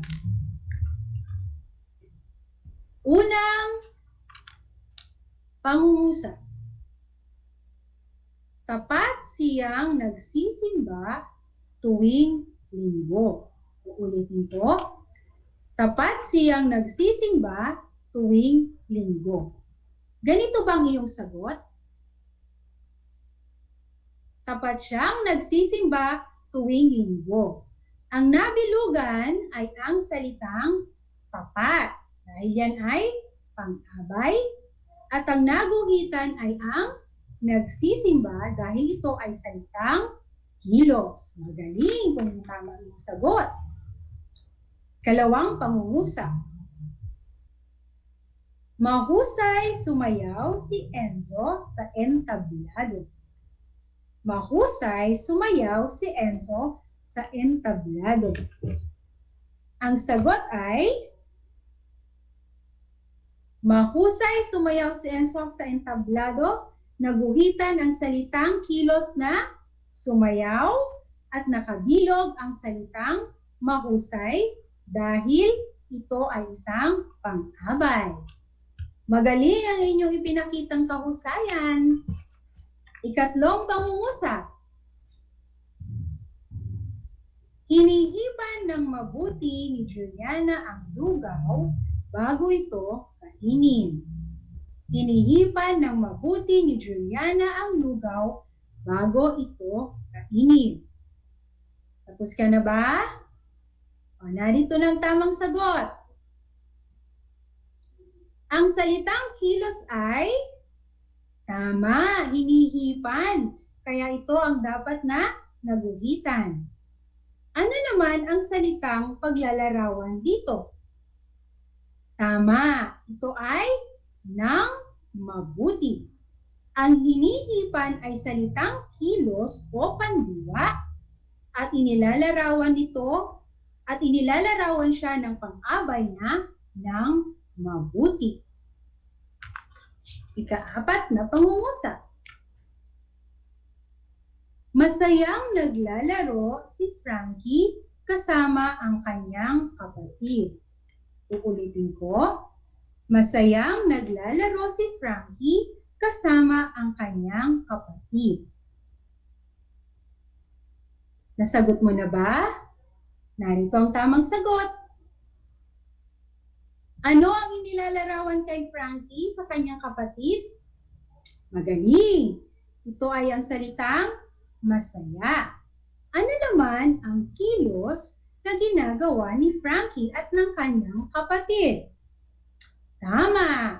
Ang kilos ay naglalaro. Dumako tayo sa ikalimang pangungusap. Aktibong nakikinig ang lahat sa akin. Aktibong nakikinig ang lahat sa akin. Tapos ka na ba? Ano ang binilugan mong salita? Narito ang tamang sagot. Tama. Ang dapat na binilugang salita ay aktibo. At ang salitang inilalarawan ng aktibo ay nakikinig. Tama, ang nakikinig dapat ay nakaguhit. Magaling at ako'y natutuwa na inyong nasagot ng maayos ang ating naging gawain. Totoo ba na kayo ay naging aktibo sa pakikinig sa leksyon? Mabuti naman kung ganon. Kaya, huwag nating sayangin ang pagkakataon na mapalawak ang inyong kaalaman, ha? May inihanda akong maikling pagsusulit para sa inyo. Pero bago tayo dumako sa pagsusulit, tandaan lagi na ang pang-abay ay naglalarawan ng kilos. Ulitin mo nga, ano ang pang-abay? Tama. Ang pang-abay ay naglalarawan ng kilos. Ang pang-abay din ay nagtuturing o nagbibigay turing sa isang pandiwa o sa isang kilos. Handa na ba sa maikling pagsusulit? Kung handa na, basahin natin ang panuto. Tukuyin at isulat ang pang-abay na ginamit sa pangungusap. Uulitin ko. Tukuyin at isulat ang pang-abay na ginamit sa pangungusap. Yan. Narito ang mga pangungusap.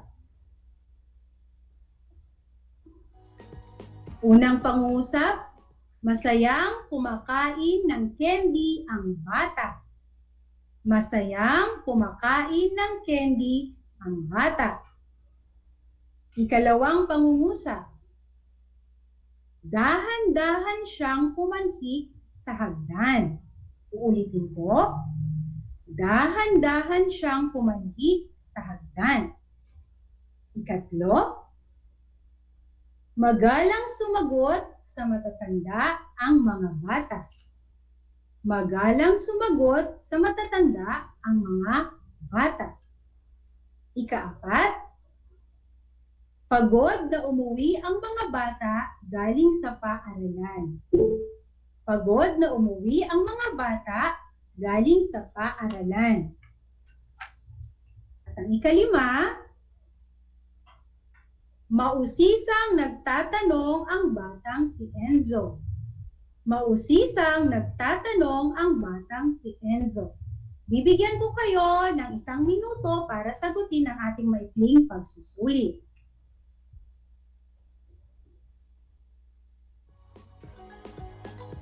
Tapos na ba?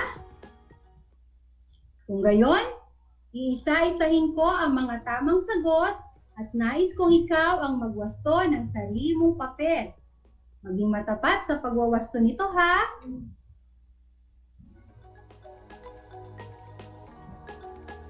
Yan, narito ang mga sagot. Sa unang pangungusap, ang pang-abay na ginamit ay masaya. At ang inilalarawan nito ay kumakain. Tama. Ang kumakain ay isang salitang kilos na inilalarawan ng salitang masaya, kaya ang masaya ay isang pang-abay. Sa pangalawang pangungusap, dahan-dahan siyang pumanhik sa hagdan. Ano ang pang-abay na ginamit? Dahan-dahan. Magaling kung yan ang iyong sagot.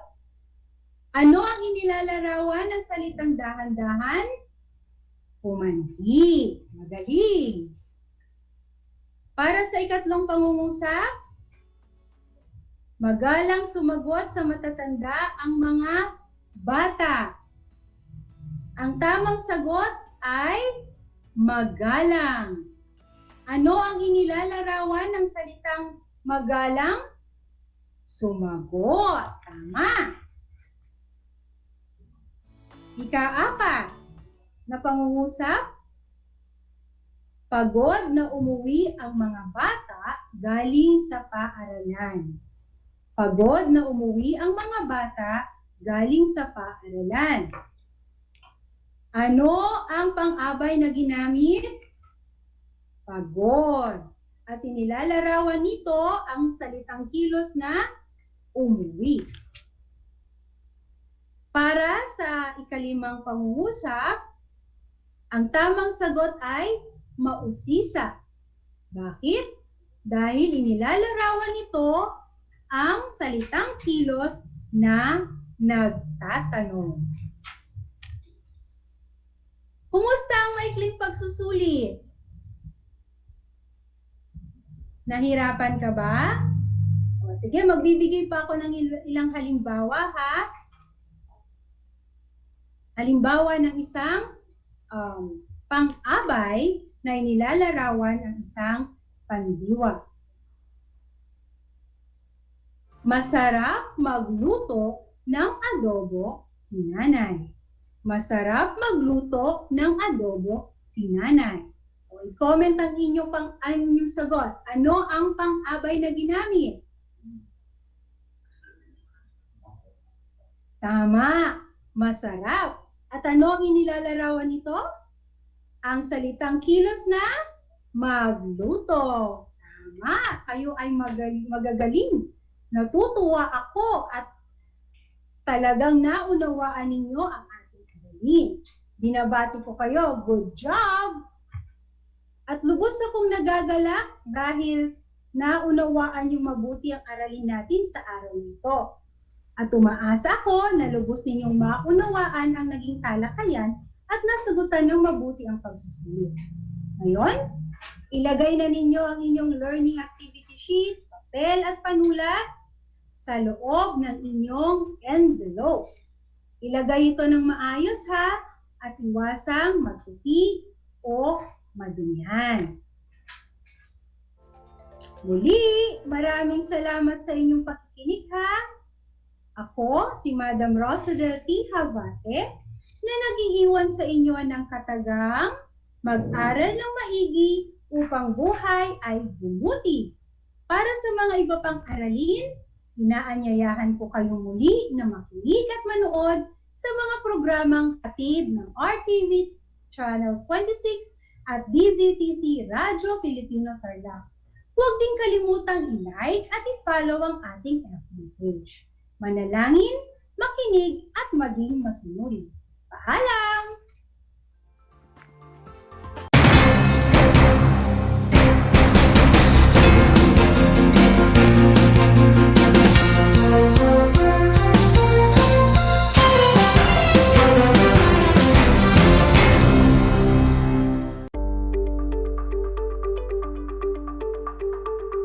Sa pagnanais na mapigilan ng ating pamahalaan ang pagdami ng bilang ng mga kaso ng COVID-19, binuo ang One Hospital Command Center o OHCC upang mas mabilis na matugunan ang medikal na pangangailangan ng ating mga kababayan. Bukas ang OHCC 24 oras araw-araw. Tumawag lamang sa mga hotline nito sa 0919-977-3333 o 0915-777-7777 o 02-886-50500. Maaari ring i-download ang Pure Force Citizens app sa Android o iOS upang mabilis na matugunan ang sinumang nangangailangan. Layon din ng OHCC na maiwasang mapuno ang kapasidad ng bawat ospital. Kaya't kung ikaw ay kinakailangang tumawag sa OHCC, mabibigyan ka ng libreng preliminary consultation. Para sa mga nangangailangan ng emergency quick response, makikipag-ugnayan ang OHCC sa DOH Bed Tracker at sa mga ospital upang makahanap agad ng pinakamalapit na bakanteng ospital. Ang transportasyon o ambulansya naman ng ospital na inirefer ng OHCC sa pasyente ang siyang susundo sa bahay nito. Kaya't kapag ikaw ay nakakaranas ng anumang sintomas ng COVID-19 o nangangailangan ng agarang tulong medikal, tumawag lamang sa OHCC at handa silang tumulong sa lahat ng oras.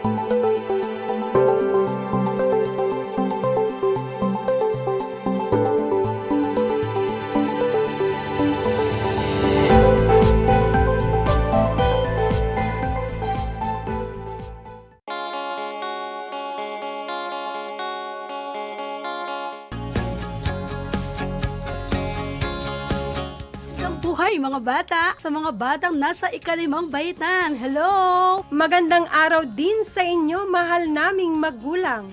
Ito ang Aral TarlakHenyo ng SDO Tarlac Province dito sa RTV Tarlac, Channel 26. At DZTC, Radio Pilipino, Tarlac. Happy learning, grade 4.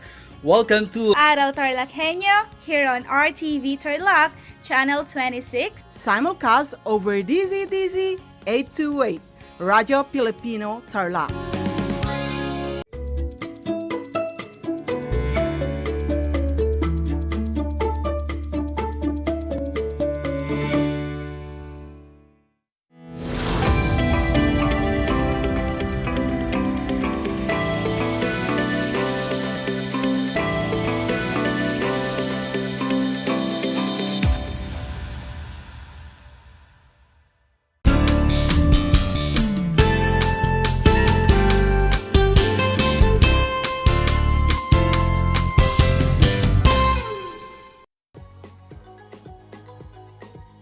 Welcome sa ating Project Shine, Aral TarlakHenyo ng Schools Division of Tarlac Province. Nakasalukuyang napapanood dito sa RTV Tarlac, Channel 26 at sa bayang napapakinggan sa 8 to 8 AM, DZTC, Radyo Pilipino, Tarlac. Magandang buhay, mabuting tao. Kamusta na kayo mga giliw kong tagapakinig? Ang aking pagbati at paghanga sa inyong pagpapahalaga sa edukasyon at pagpupursiging matapos ito ng nagtatagumpay sa kabila ng hamon ng pandemya. Ako, ang inyong guro sa edukasyon sa pagpapakatao sa ikalimang baitang, Ginang Laura G. Del Rosario, sumasahim papawid mula sa bayan ng Victoria, Tarlac. Nasasamahan at gagabayan ka sa pagkatuto sa Most Essential Learning Competency na nakasusunod ng may masusi at matalinong pagpapasya para sa kaligtasan. Mga anak, bago tayo tumungo sa ating bagong paksa, sa araw na ito, nais ko muna kayong tanungin kung natatandaan pa ninyo ang inyong aralin noong nakaraang linggo. Kung ang inyong sagot ay opo at tungkol ito sa pakikilahok sa mga proyekto upang magkaroon ng maraming kaibigan at matutunan kung paano mamuno sa isang grupo, masasabi kong kayo ay magaling dahil naaalala pa ninyo ang nakaraang paksa. At ngayon, tutungo na tayo sa ating bagong aralin. Natitiyak kong kayo ay handang-handa na sa ating talakayan sa araw na ito, na may paksang masusi at matalinong pagpapasya para sa kaligtasan. Kaya, maging alerto at listo sa anumang impormasyong magbibigay sa atin ng inspirasyon, pag-asa at aral sa buhay na makatutulong sa pagiging isang mabuting tao. Halina kayo mga anak, simulan ang ating aralin sa pamamagitan ng pagbabasa ng isang kwento. At sa kalaunan ay pagsagot naman sa mga katanungan. Sa puntong ito, kailangan ninyo ng matalas na isipan at pandinig upang maunawaang mabuti ang aking babasahing kwento. Ang kwentong aking babasahin ay may pamagat na may natatanging paraan. May natatanging paraan. Isang umaga, sa lungsod ng Tarlac, nag-aabang ng masasakyang tricycle si Aling Linda, kasama ang anak na si Lisa, na nasa ikalimang baitang. Sila ay papunta sa paaralan, ngunit may biglang lumapit na batang lalaki sa kanila. Ale, bili na po kayo ng magazine na ito. Magaganda at makukulay po ang mga larawan dito. Mapilit ang bata sa pag-aalok. Naawa si Aling Linda sa bata kaya kinuha niya ang magazine para bilhin. Ngunit laking gulat niya sa nakita at biglang tinanong ang bata. Bata, alam mo ba kung ano ang itinitinda mo? Malalaswang babasahin iyan. Bawal iyan ay pagbili at bawal din basahin ng mga batang tulad mo. Wala iyang idudulot na kabutihan sa iyo. Tuturuan ka lang yan ng kasamaan. Ang pagalit na sabi ni Aling Linda. Hinawakan ni Aling Linda ang batang nagtitinda ng malalaswang babasahin. Hindi na din muna sila pumunta sa paaralan. Nagkataon naman na may dumadaan na pulis, kaya tinawag ito ni Aling Linda. Sir, mabuti po at nagawi kayo dito. Ano po ba ang magandang gawin sa batang ito? Nagtitinda po kasi siya ng malalaswang magazine. Hindi ito makakabuti sa kanya at sa mga bibili sa kanya. Ito ang pag-aalalang sinabi ni Aling Linda sa pulis. Maraming salamat, Mrs. Winika ng pulis.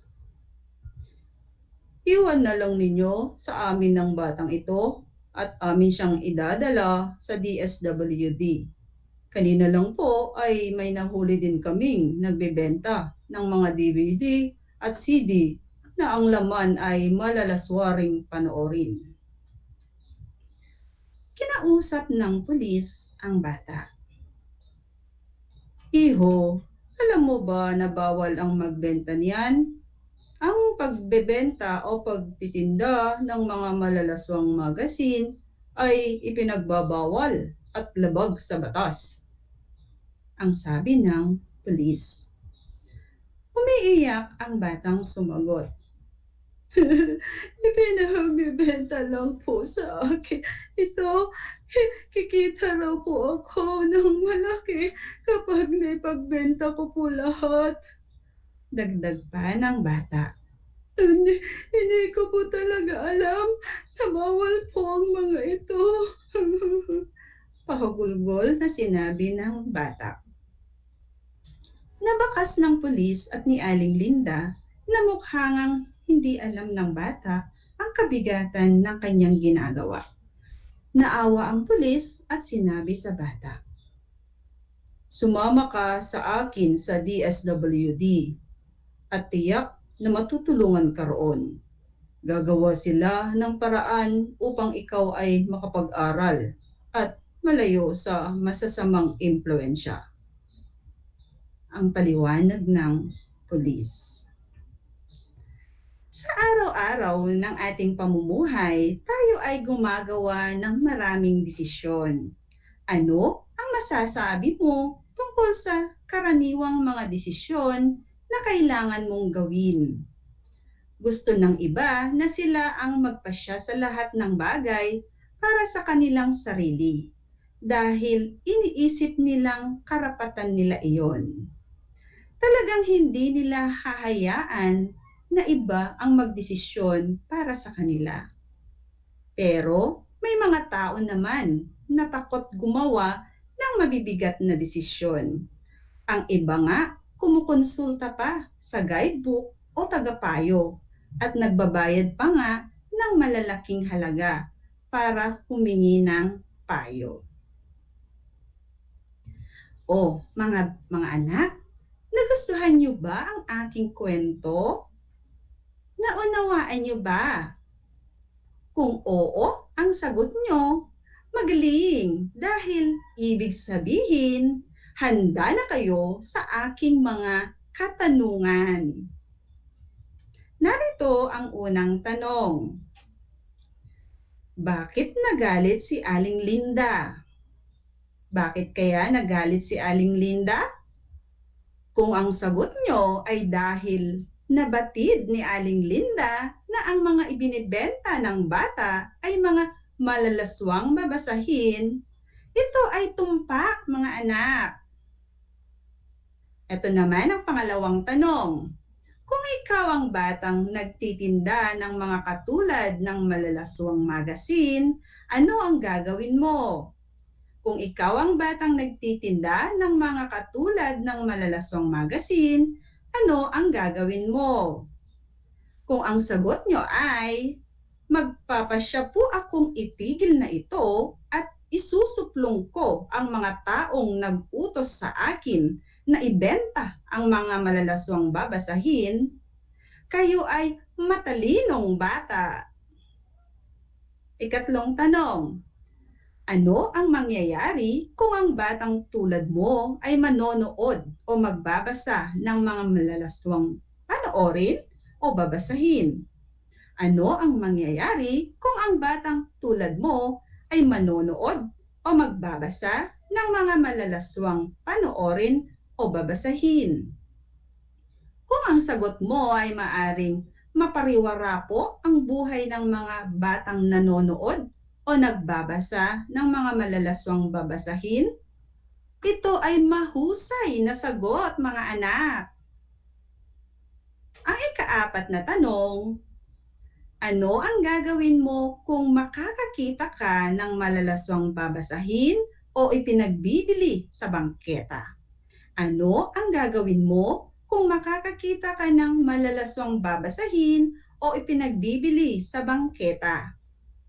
Ang inyong sagot ba ay, isusuplong ko po sa kinauukulan ang mga nagtitinda dahil may nilalabag po silang batas? Kung ganito ang sagot ninyo, mga anak, napakagaling! Lubos akong natuwa dahil nauunawaan nyo ng mabuti ang kwentong aking binasa. Mahalagang tandaan, mga anak, ang mga sumusunod na konsepto mula sa ating aralin ngayong araw. Meron tayong tatlong 3Ms na dapat nating isa-isip, isa-puso, at isa-gawa. Ang unang M ay may mapanuring pag-iisip.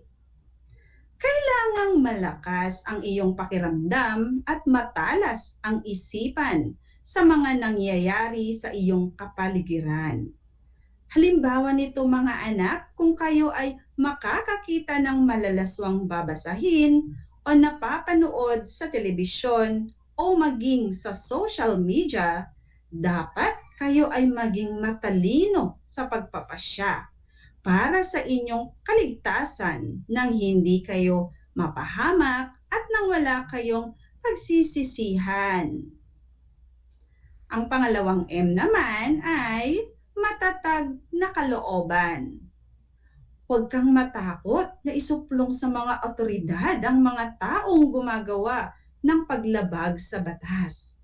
Dahil tama ang inyong desisyon, mga anak, para ito sa inyong kaligtasan at gayon din sa mga mabibiktima pa nila. At ang pangatlong M ay may takot sa Diyos. Kung meron kayo nito, mga anak, kailanman ay hindi ka mapapahamak. Dahil siya ang magliligtas at magtuturo sa iyo sa tamang landas. Tulungan mo rin ang iyong sarili na gumawa ng matiwasay at mabuting pasya sa pamamagitan ng pagtuklas na ang Diyos ang pinakasentro at gagabay sa iyong buhay magpakailanman.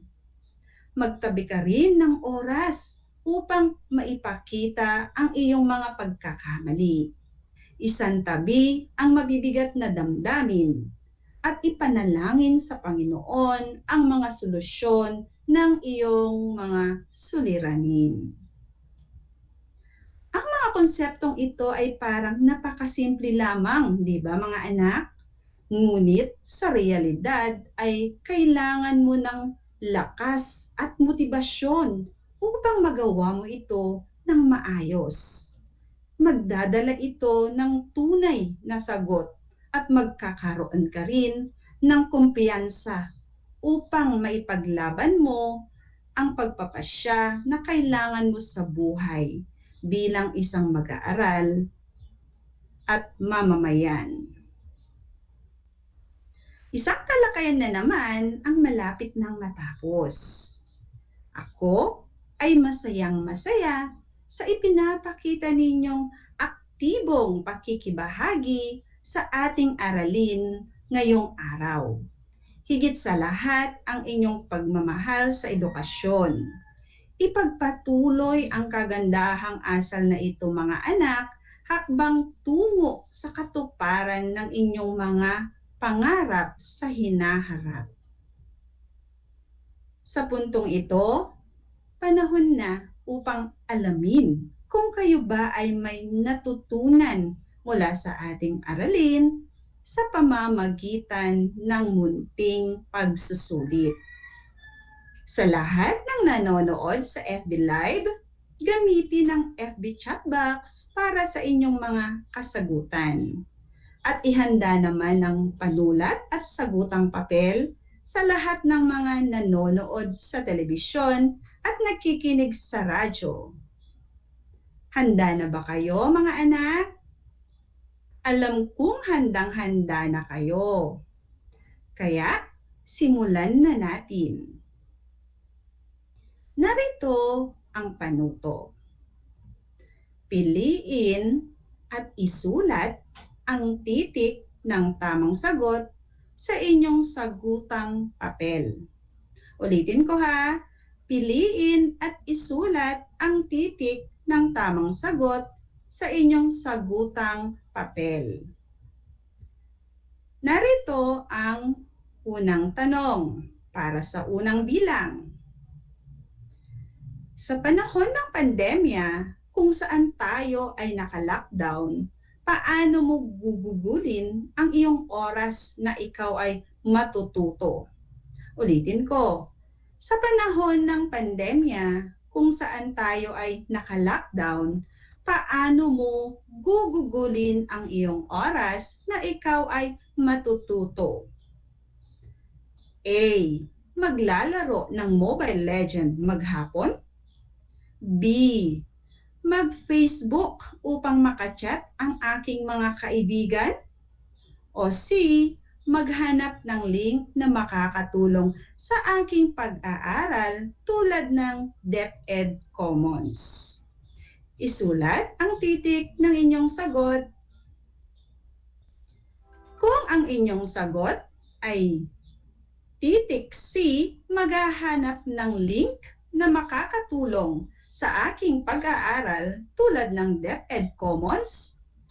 Tama mga anak, tama ang inyong pagpapasya dahil ito ay para sa ikabubuti ng inyong pag-aaral. Para naman sa ikalawang bilang, tuwing hapon, nakikinig ang iyong nakababatang kapatid ng musika na panay mura at sigaw. Ano ang sasabihin mo sa kanya? Ulitin ko, tuwing hapon nakikinig ang iyong nakababatang kapatid ng musika na panay mura at sigaw. Ano ang sasabihin mo sa kanya? A. Hayaan na lang. B. Takpan ng tenga. O C. Sasawayin sa pakikinig ng di kanais-nais na musika. Isulat ang titik ng inyong sagot.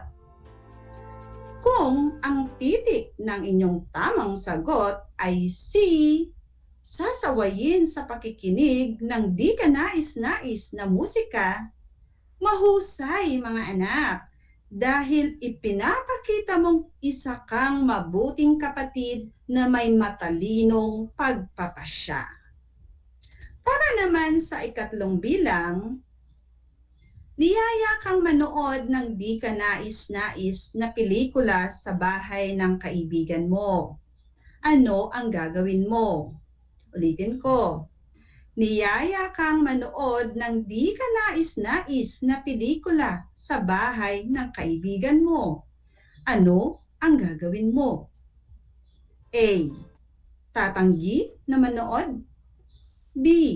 Sasaling manood. O C. Tatakbo pa uwi. Isulat ang titik ng iyong sagot. Kung titik A ang iyong sagot at tatanggi na manood, tama mga bata ang iyong ginawang desisyon dahil hindi ito makakabuti para sa iyo at maaari kang mapahamak kung sumunod ka sa kanilang nais. Para naman sa ika-4 na bilang, inutusan ka ng kuya mo sa kwarto niya para linisin. Nakita mong nakakalat ang mga babasahing Playboy na may malalaswang larawan. Ano ang gagawin mo? Ulitin ko, inutusan ka ng kuya mo sa kwarto niya para linisin. Nakita mong nakakalat ang mga babasahing Playboy na may malalaswang larawan. Ano ang gagawin mo? A. Ililigpit at di babasahin? B. Susunugin ang magasin. O C. Babasahin ang magasin. Ano ang inyong sagot? Kung titik B, susunugin ang magasin ang inyong sagot, magaling mga anak dahil tama ang inyong naging desisyon para sa inyong kaligtasan. At para naman sa ika-5 bilang, ano naman ang dapat gawin ng bawat mag-aaral sa mga babasahin, panoorin, at pinakikinggan upang malaman kung ito ay nakapagdudulot ng mabuti o di mabuti. Ulitin ko, ano ang dapat gawin ng bawat mag-aaral sa mga babasahin, panoorin at pinakikinggan upang malaman kung ito ay nakapagdudulot ba ng mabuti o di mabuti. A. Baliwalain. B. Suriing mabuti. O C. Manahimik na lamang. Ano ang inyong sagot mga anak? Ang inyong sagot ba ay titik B, suriing mabuti? Mahusay mga anak, sapagkat tama ang inyong desisyon. Dapat lang nasuriin ng mabuti ang mga bagay-bagay na maaring magdulot ng maganda o hindi maganda bago kayo magdesisyon para sa inyong sariling kaligtasan. Pagkatandaan mga anak, na sa lahat ng pagkakataon, kailangan mong maging matalino sa pagpapasya o pagdedesisyon kung ano ang makakabuti at makakasama sa iyong buhay sa hinaharap. Maging matalino sa pagpapasya upang maging maayos ang iyong buhay sapagkat dito nakasalalay ang iyong magandang kinabukasan. Binabati ko kayong lahat mga anak sapagkat natitiyak kong nakuha ninyong lahat ang mga tamang sagot ng ating pagsusulit. Mula sa akin, tanggapin ninyo ang mga salitang magaling at mahusay, mabuting tao. Mga bata, ako ay naghanda ng mga gawain at refleksyon sa inyong learning activity sheets. Inaasahan ko na ito ay inyong sasagutan ng buong sigasig at sa abot ng inyong makakaya. Sakali man na kailanganin ninyo ang patnubay ng inyong kapamilya at guro, huwag kayong mag-atubiling sila ay tawagan upang kayo ay magabayan ng tama. Isang aralin na naman ang ating natapos sa araw na ito. Kaya, panalangin ko na anumang konsepto, higit lalo ang mga aral sa buhay na inyong natutunan sa araw na ito ay inyong maisa sa buhay sa araw-araw.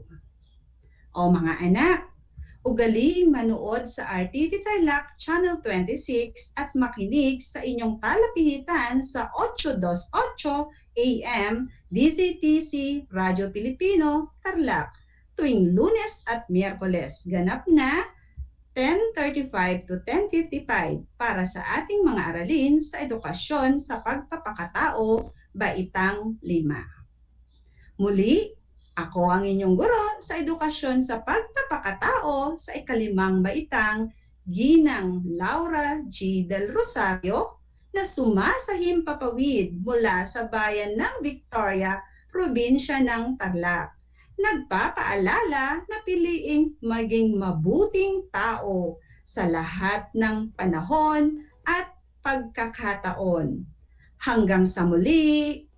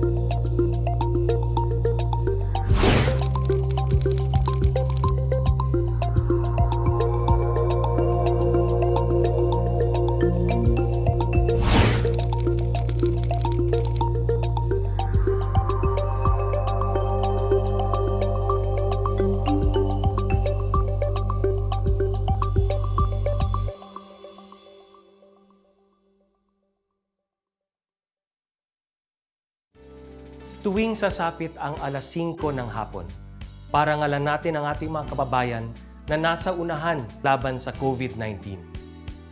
Lumabas tayo sa pintuan ng ating mga tahanan. Dumungaw tayo sa ating mga bintana. At atin silang bigyan ng masigabong palakpakan. Gumawa tayo ng ingay. Ipagbunyi ang ating frontliners. At ipahayag ang ating walang hanggang suporta sa kanilang kabayanihan. Gusto ko lang pong i-take itong opportunity ito para magpasalamat sa lahat ng mga doktor at nurses, especially yung mga nag-alaga po sa akin, sa buong Asian Hospital at sa lahat po ng ating frontliners. Umawit tayo at sumayaw at ipakita ang ating talento bilang pagsaludo sa mga bayaning nasa unahan. Talunin natin ang COVID-19. Sama-sama nating pagalingin ang ating inang bayan. Kaya natin to. We heal as one.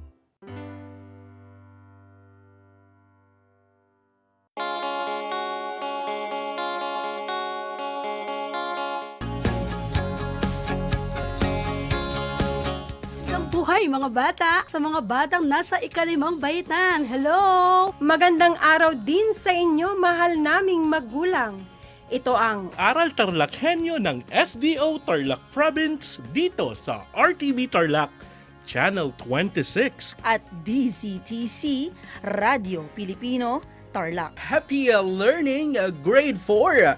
Welcome to Aral TarlakHenyo here on RTV Tarlac, Channel 26. Simulcast over DZTZ 828, Radio Filipino, Tarlac.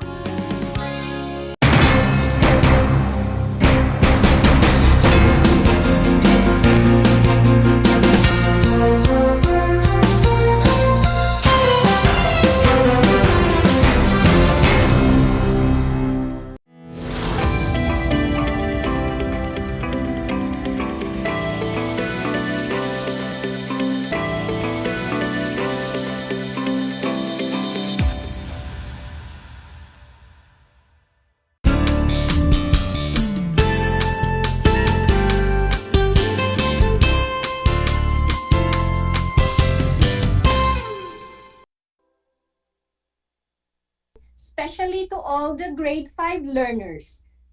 Welcome to Aral TarlakHenyo, broadcasting live here at Santa Barbara, Victoria, Tarlac. I am LB Silvestre, your teacher broadcaster for Science Grade 5, the world of exploration, discovery, invention, and technology.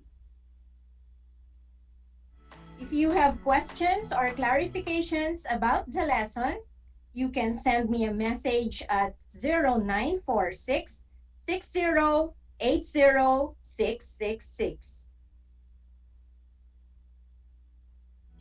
Today is Monday, April 5, 2021. Join me for another fun episode of Science Grade 5. We are still on the topic good conductors of heat and electricity of our Module 2 for this third quarter. This is the continuation of Sir Z's topic last week. During the last episode, Sir Z discussed about conductors. We have learned that conductors are materials that allow electricity and heat to flow freely through them. Also, Sir Z shared to us the different methods of how heat transferred. One is by means of conduction. Conduction is the transfer of heat or electricity from one molecule to another by being in contact with each other. Conduction readily occurs in solids. Next is convection. Convection is the transfer of heat in cycles in an enclosed space, while radiation is the spreading out of energy from the source and occurs in an open space.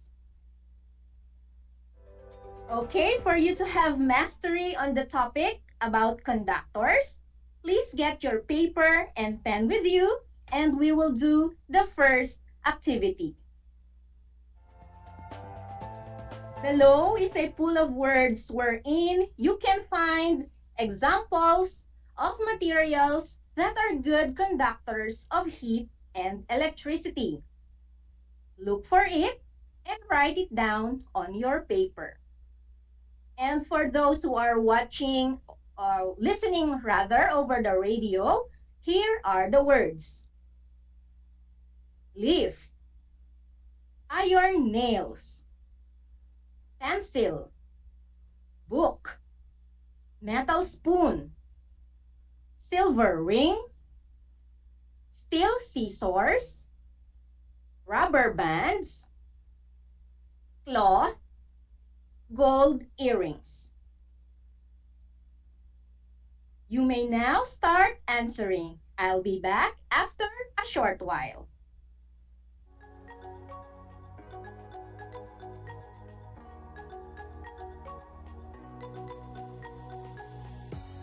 And I'm back. Let's see if you got all the correct answers. Here are the materials that are good conductors of heat and electricity.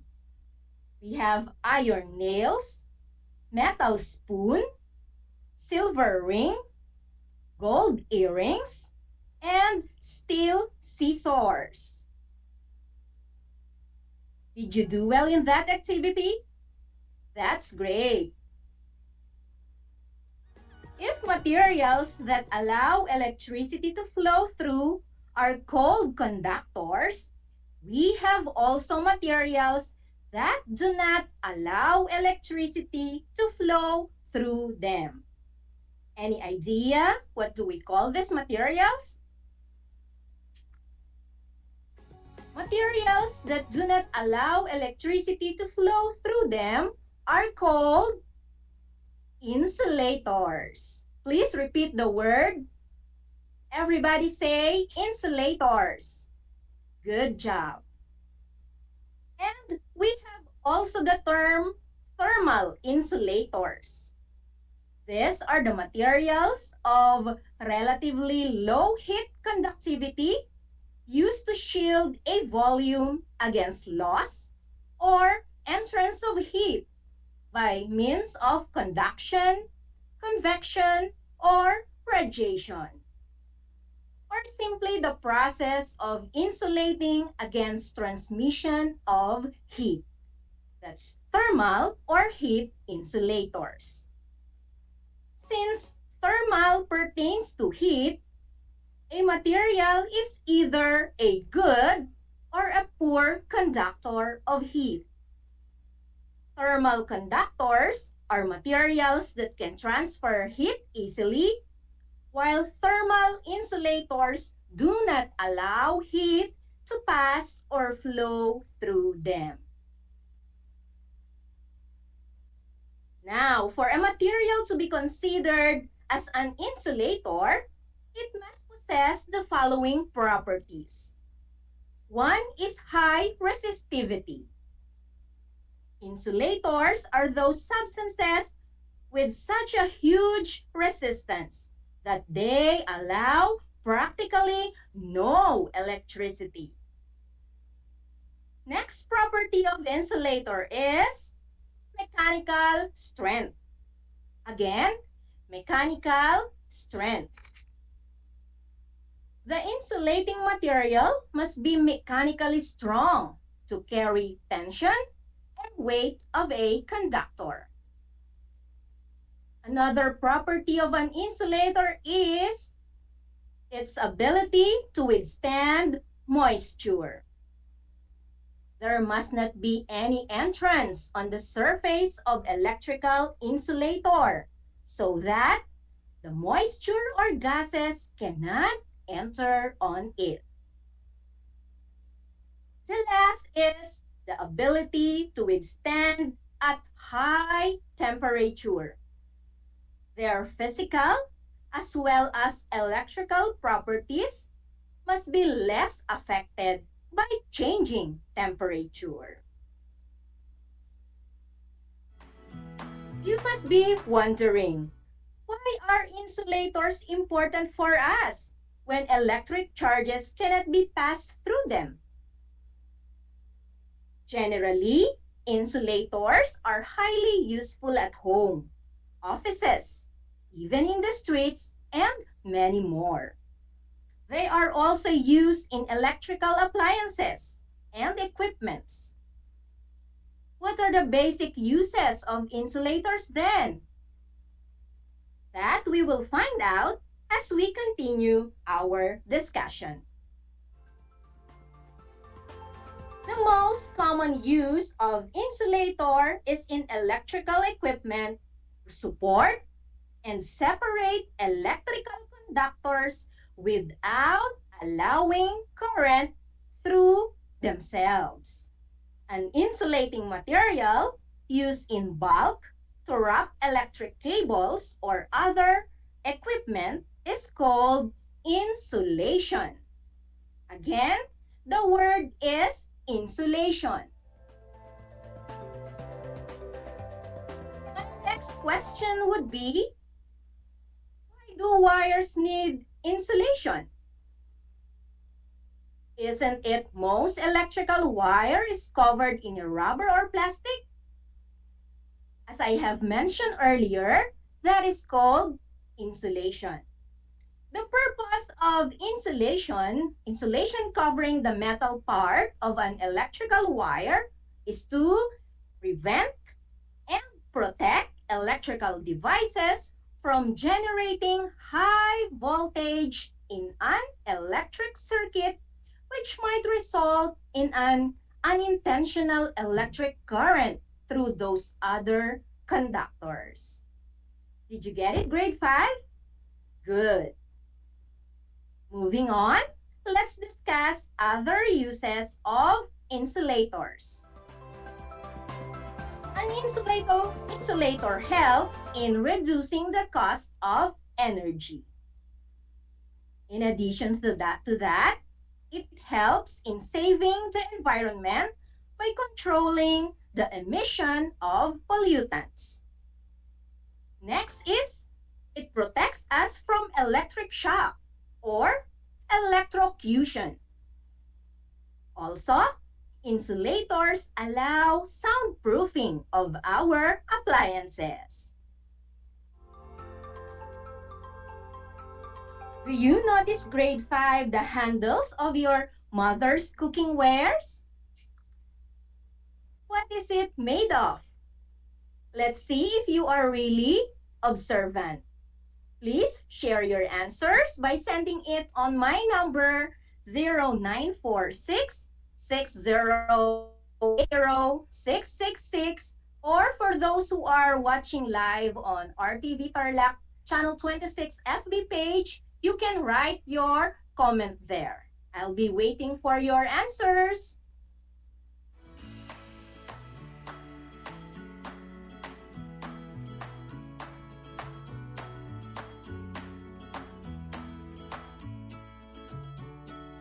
Okay, here is the answer coming from, that's the name of our sender, Piolo.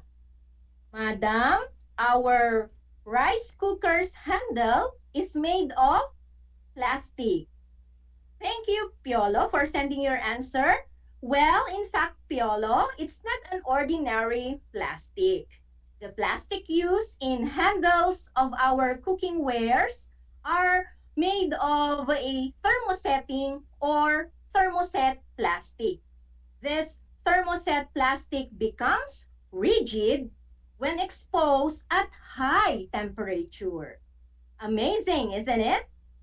Because normally, ordinary plastics tend to melt when heated. But this thermoset plastic, instead of getting melted, it becomes more rigid when heated. Another answer coming from Ariela. Madam, my lola's old kawali has a handle made of wood.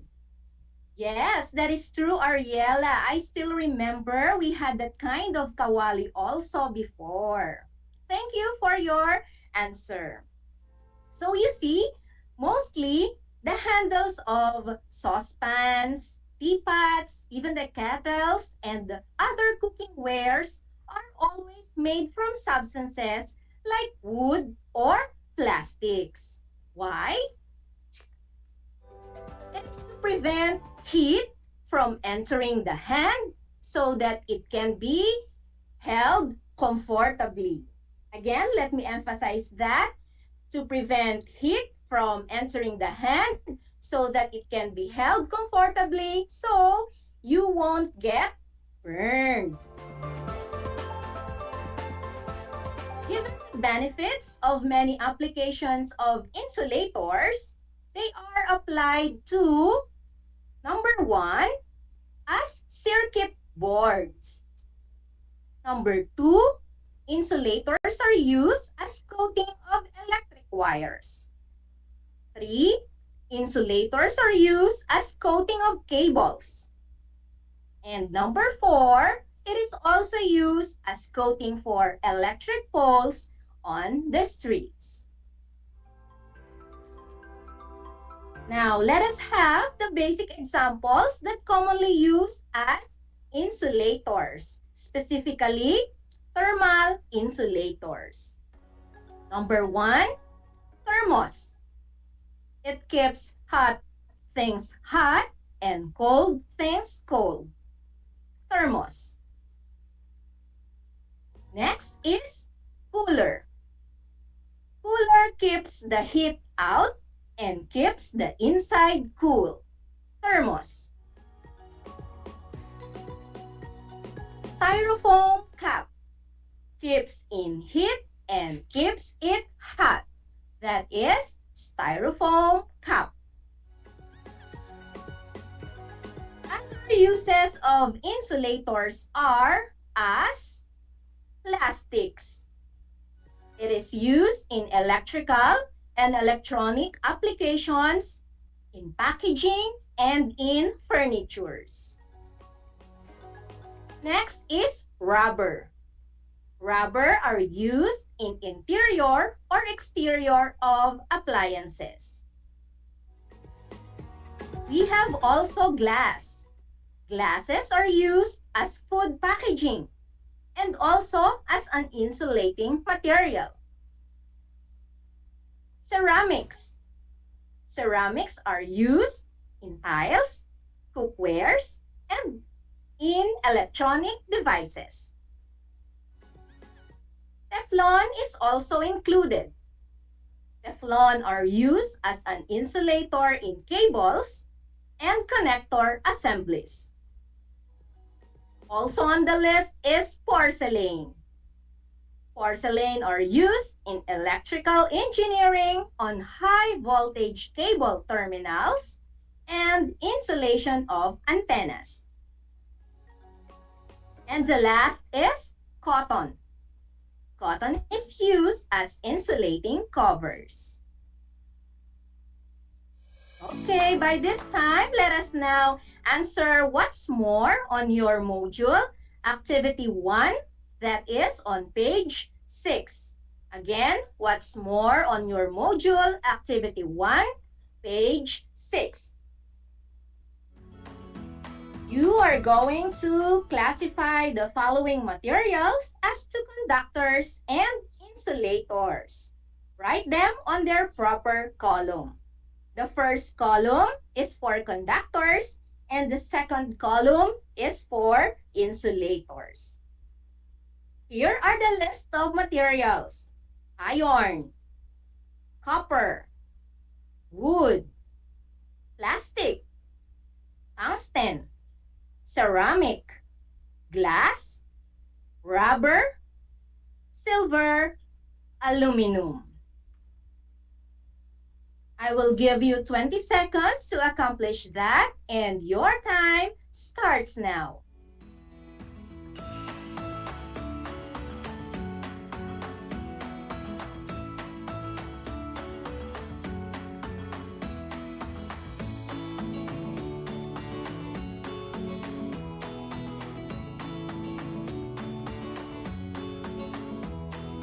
Okay, let us now check your answers. Here are the materials that are classified as conductors. We have iron, copper, tungsten, silver, and aluminum. For insulators, we have wood, plastic, ceramic, glass, and rubber. Were you able to get all the correct answers? Great job for accomplishing that activity, grade 5 learners.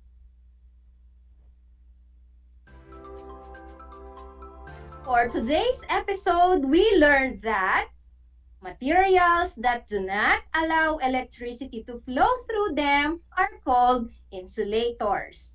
And we have also the term thermal insulators for the materials of relatively low heat conductivity used to shield a volume against loss or entrance of heat by means of radiation, convection, or conduction.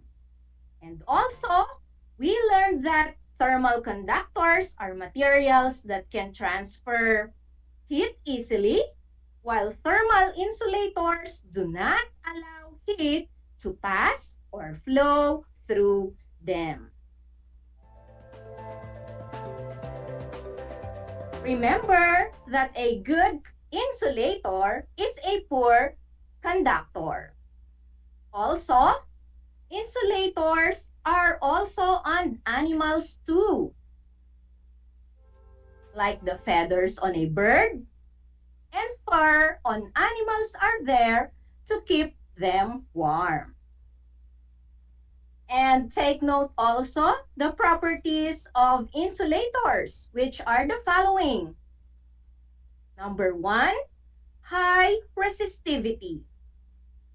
2, mechanical strength. 3, ability to withstand moisture. And number 4, the ability to withstand at high temperature. Again, for the properties of insulators, we have high resistivity, mechanical strength, ability to withstand moisture, and the ability to withstand at high temperature. There is a question I have just received via text, and it's from Maria Freda. She is asking, Madam, what is the material used for wire insulation?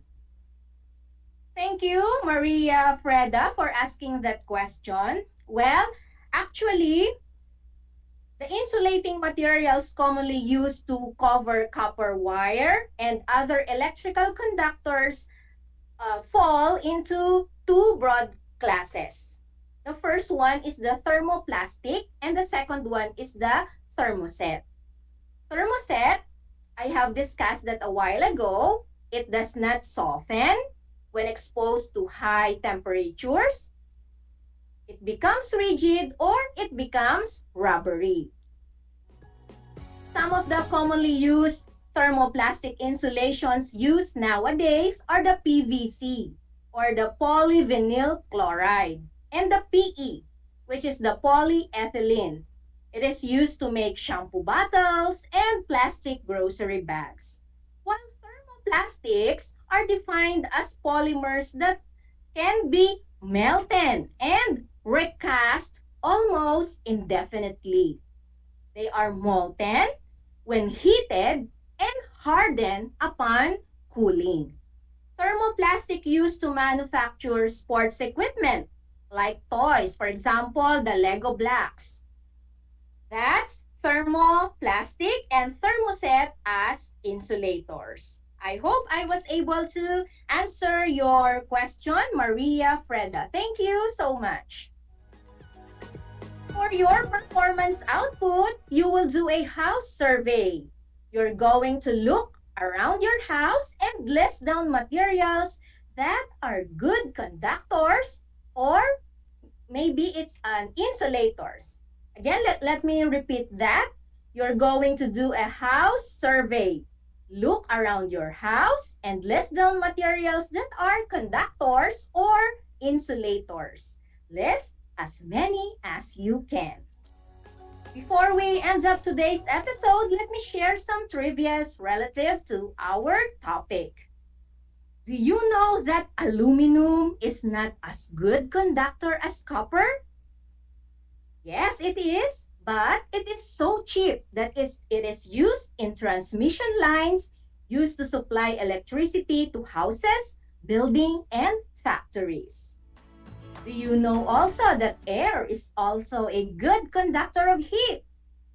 Animal fur traps warm air close to the creature's skin to keep them warm. And the earliest form of insulation was during the Middle Ages. It is when the walls of homes were stuffed with mud and straw to keep out the cold. And Some of today's environmentally friendly insulation materials include recycled cotton denim, paper or plant cellulose, and sheep wool. So there you have it, grade 5. I hope you learned a lot this day. I am Elvis Silvestre, your grade 5 science anchor teacher for today, broadcasting live here at Santa Barbara, Victoria, Tarlac. Please tune in again on Wednesday from 11 o'clock to 11:25 in the morning. We will be discussing what are conductors and insulators made of and additional safety practices at home in dealing with electricity. Only here at RTV Tarlac, Channel 26, simulcast over DZTZ 828 AM Radyo Pilipino Tarlac. Until next time, goodbye and God bless us all. Keep safe, everyone.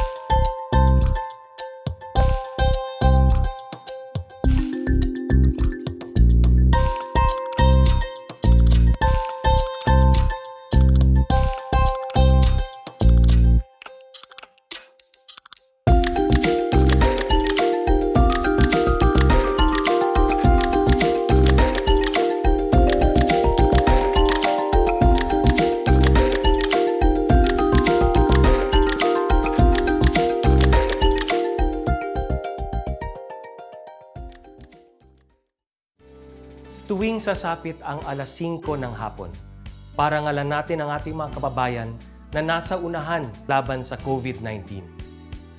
Lumabas tayo sa pintuan ng ating mga tahanan. Dumungaw tayo sa ating mga bintana. At atin silang bigyan ng masigabong palakpakan. Gumawa tayo ng ingay, ipagbunyi ang ating frontliners, at ipahayag ang ating walang hanggang suporta sa kanilang kabayanihan. Gusto ko lang pong i-take itong opportunity ito para magpasalamat sa lahat ng mga doktor at nurses, especially yung mga nag-alaga po sa akin, sa buong Asian Hospital, at sa lahat po ng ating frontliners. Umawit tayo at sumayaw at ipakita ang ating talento bilang pagsaludo sa mga bayaning nasa unahan. Talunin natin ang COVID-19. Sama-sama nating pagalingin ang ating inang bayan. Kaya natin to. We heal as one.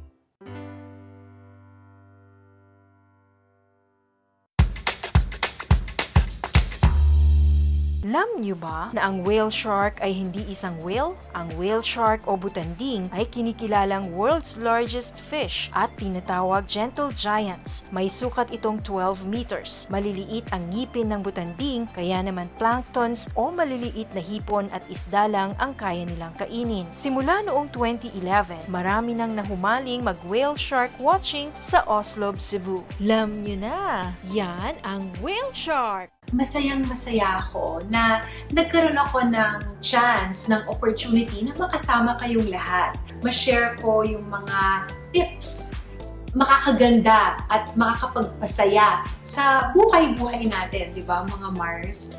Kaya Mars, tandaan ninyo, dito Kayo ang bida!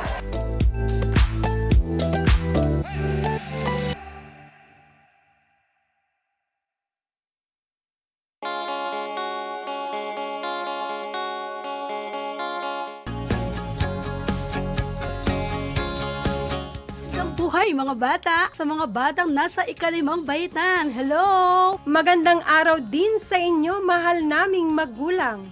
Ito ang Aral TarlakHenyo ng SDO Tarlac Province dito sa RTV Tarlac, Channel 26. At DZTC, Radio Pilipino, Tarlac. Happy learning, grade 4.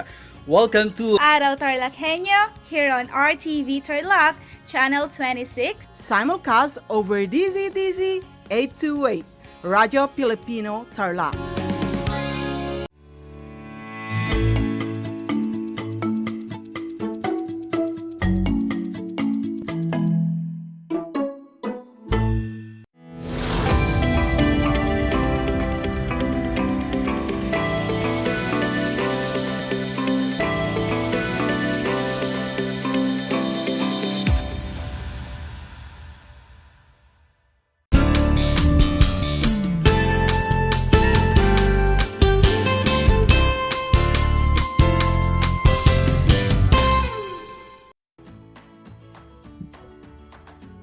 Good morning, everyone. Welcome to Aral TarlakHenyo here on RTV Tarlac, Channel 26. Simulcast over DZTC 828 AM, Radio Filipino, Tarlac. I am Teacher Mercy Pacheco Bognot, your teacher broadcaster for Mathematics Grade 5, broadcasting live here in Herona, Tarlac. And I will be with you for the next 25 minutes of our live discussion today. So how are you, grade 5 learners? As always, we hope that you are fine, safe, and doing good. Ready for the next exciting and fun learning episode in mathematics? Great! Before we start, make sure you have the following: your pen or pencil, paper or notebook, and Mathematics 5 learner's materials, or your 21st Century Mathlets textbook. Also, make sure that you are in a safe and distraction-free environment so that you will be more focused as you listen. Are you ready? Okay. Last week's episode or lessons were about finding the percentage in a given problem and solving routine and non-routine problems involving percentage, which were discussed by Ma'am Eunice Arsenas and Sir Raymar Pedroche. Now, let's move on and start a new lesson for this week, which we all about polygons, with a learning competency visualizing, naming, describing, and drawing polygons with 5 or more sides. For today's lesson, you are expected to visualize, name, describe polygons. Number 2, classify polygons. And number 3, draw polygons with 5 or more sides. Let us start our lesson with a guessing game called Guess What? I will be showing you some figures of a puzzle and you will guess the name of this puzzle, okay? Are you ready? Okay then, here are the figures. For the clue, these figures are pieces of an ancient Chinese puzzle. Next clue. This puzzle is consisting of 7 shapes, rather. Again, this puzzle is consisting of 7 shapes. So what do we call this ancient Chinese puzzle? For those who are watching via Facebook live stream, type in and send your answers in the comment section. Again, the question is, what do we call this Chinese puzzle? You have 5 seconds to answer and timer starts now. All right, time is up. The answer is tangram puzzle. Okay, this tangram puzzle is made up of 7 pieces. One is a parallelogram, a square, and 5 triangles in different sizes. This tangram puzzle is amazing because if you use these 7 pieces of shapes together, you can form various types of figures. For example, you can create a figure of a house, a sailboat, a rabbit, and a lot more. What about these figures? Can you tell what these figures are? Correct. These figures are figures of dog and cat. Very good. These figures in tangram puzzle belong to one family of shapes called polygons. At this time, let us define and study the parts of a polygon. A polygon is a closed plane figure made up of several line segments that are joined together. Next is the parts of a polygon. The first one is the line segment. These are sides of the polygon. The sides of polygons do not cross each other.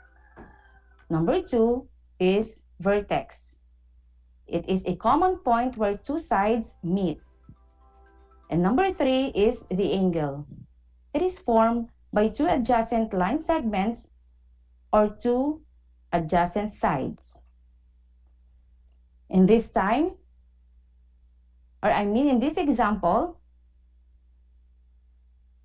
this is one of the sides of the polygon. This is the vertex, and this is the angle. Now, let's count all the sides of the polygon. We have 1, 2, 3, 4, 5, and 6. It has 6 sides. What about the vertices in angles of the polygon? Yes, it also has 6 vertices. Again, it has 6 vertices, 6 angles, and 6 sides. The parts of a polygon are the sides or line segments, vertex or vertices in plural term, and the angles. Now, class, look at our next example of polygon with 5 sides. Again, this has 5 sides. And if the figure has 5 sides, how many vertices are there? Correct. It also has 5 vertices. Now, notice the capital letter assigned at each vertex. We have the capital letters A, B, C, D, and E. These capital letters are used to name the sides of the polygon, angles of the polygon, and the polygon itself. Therefore, this figure has 5 sides, namely line segment AB, line segment BC, line segment CD, line segment DE, and line segment AE. Take note, the horizontal line above the letters symbolizes the line segment or the side of a polygon. Next, let us identify and name the angles of the polygon. It has 5 angles, namely angle A, angle B, angle C, angle D, and angle E. Moving forward, let's name the polygon by identifying all its vertices. in consecutive order. The name of the polygon may be any of the following: polygon ABCDE, polygon BCDEA, polygon CDEAB, polygon DEABC, polygon EABCD. Are we clear about the parts of a polygon? Easy, right? That's great. Now, let's examine the first figure in example number 1 on page 212 of your 21st Century Mathletes textbook. The figure that we will examine in example number 1 is the barn. Do you know what barn is? Or in Tagalog term, kamalig? Okay, a barn is a farm building for sheltering animals, their foods, other supplies, farm machinery, and even farm products. Because just like us, animals need shelter too. Do not forget that, okay? Moving forward, we will now complete the table using the figure. In our table, in the first column, we have the figure. Second column is the number of sides. Third column, the second column is the number of sides. The third column is the name of the sides. Fourth is the number of angles. Fifth column is the name of angles. And in the sixth column is the possible names of the polygon.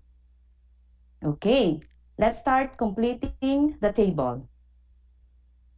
For the figure, we have barn. How many sides are there? Okay, the barn has 6 sides. Next, let's name the 6 sides of the barn. All right, the 6 sides of the barn are line segment AB, line segment BC, line segment CD, line segment DE, line segment EF, and line segment AF. Great job! Next, how many angles does the barn have? Yes, it has 6 angles, namely angle A, angle B, angle C, angle D, angle E, and angle F. Very good. For the last column, let's enumerate 6 possible names of the polygon. Remember, we named the polygon by identifying all its vertices in consecutive order. So let's start naming the polygon. We have polygon ABCDEF, polygon BCDEFA, polygon CDEFA,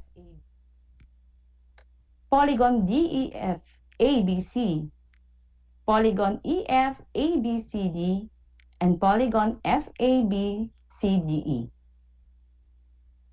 That's easy, right? For more examples, you may study the remaining figure in the table on page 212 of your textbook. At this time, let us move on to the classifications and diagonals of a polygon. The first classification of polygon is the convex and non-convex polygon. Let's find out the difference between these two. Look at our sample figure. This polygon with 4 sides is called quadrilateral. Have you noticed the 2 line segments inside the polygon? Okay. Line segments PR and QS are called diagonals. A diagonal of a polygon is a line segment whose endpoints are any 2 non-consecutive vertices of the polygon. We name diagonals using the 2 endpoints. In our example, the line segments PR and QS are the diagonals that are inside the polygon. Therefore, quadrilateral PQRS is a convex polygon because it has no portion of their diagonals in the exterior. Take note of that, okay? Next, example number 2. In this example, look at the diagonals of the polygon. What is the diagonal inside the polygon? Correct. The diagonal inside is diagonal PR. What can you say about the diagonal QS? Is it inside or outside the polygon? Yes, it is outside the polygon. Therefore, polygon PQRS is a non-convex polygon because it has a diagonal lying at its exterior. Clear? Very good. We are done with the first classification of polygon, which is the convex and non-convex polygons. This time, let's have the number 2 classification of polygons according to the number of sides. On your screen is a table that classifies the polygons according to the number of sides. Under the first column is the number of sides, while the second column is the name of polygon. So help me fill in the table, class. Comment down your answers in our FB live stream. So let's start. The first one is a polygon with 3 sides. It is called triangle, since tri means 3. Next, a polygon with 4 sides is called quadrilateral, wherein quad means 4. What about the polygon with 5 sides? Correct, it is called pentagon since penta means 5. Next is a polygon with 6 sides. It is hexagon, from the word hexa, which means 6. Next is a polygon with 7 sides, or heptagon. Why do you think it is named heptagon? Yes, because hepta means 7.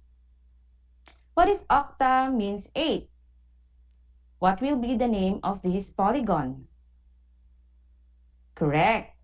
The polygon with 8 sides is called octagon. Next, the polygon with 9 sides.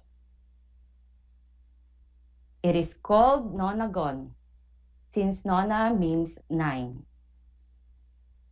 Next polygon has 10 sides, and it is called decagon, from the word deca, which means 10.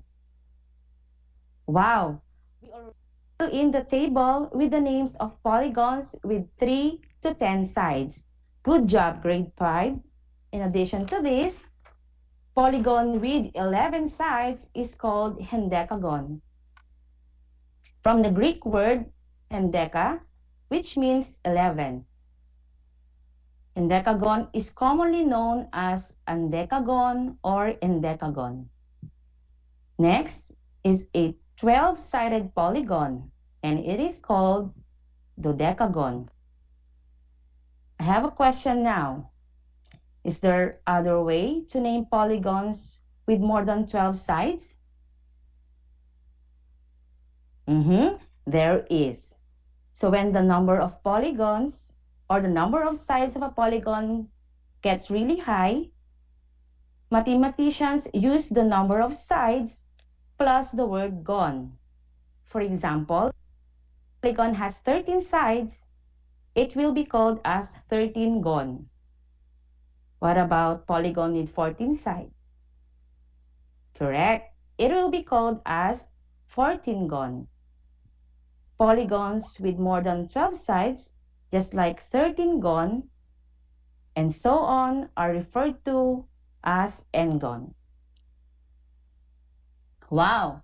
I admire you for being good listeners. And I would like to thank those active participants via Facebook live stream. Now, let's have our recap. A polygon is a closed plane figure made up of several line segments that are joined together. We discussed the parts of a polygon. And the parts are sides, vertex or vertices, and angles. We also discussed the classification of polygons. The first one is the classification, or the first classification is the convex and non-convex polygons.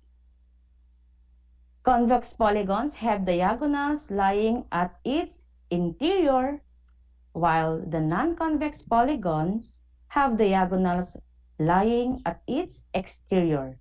And lastly, below is the classifications of polygons according to the number of sides.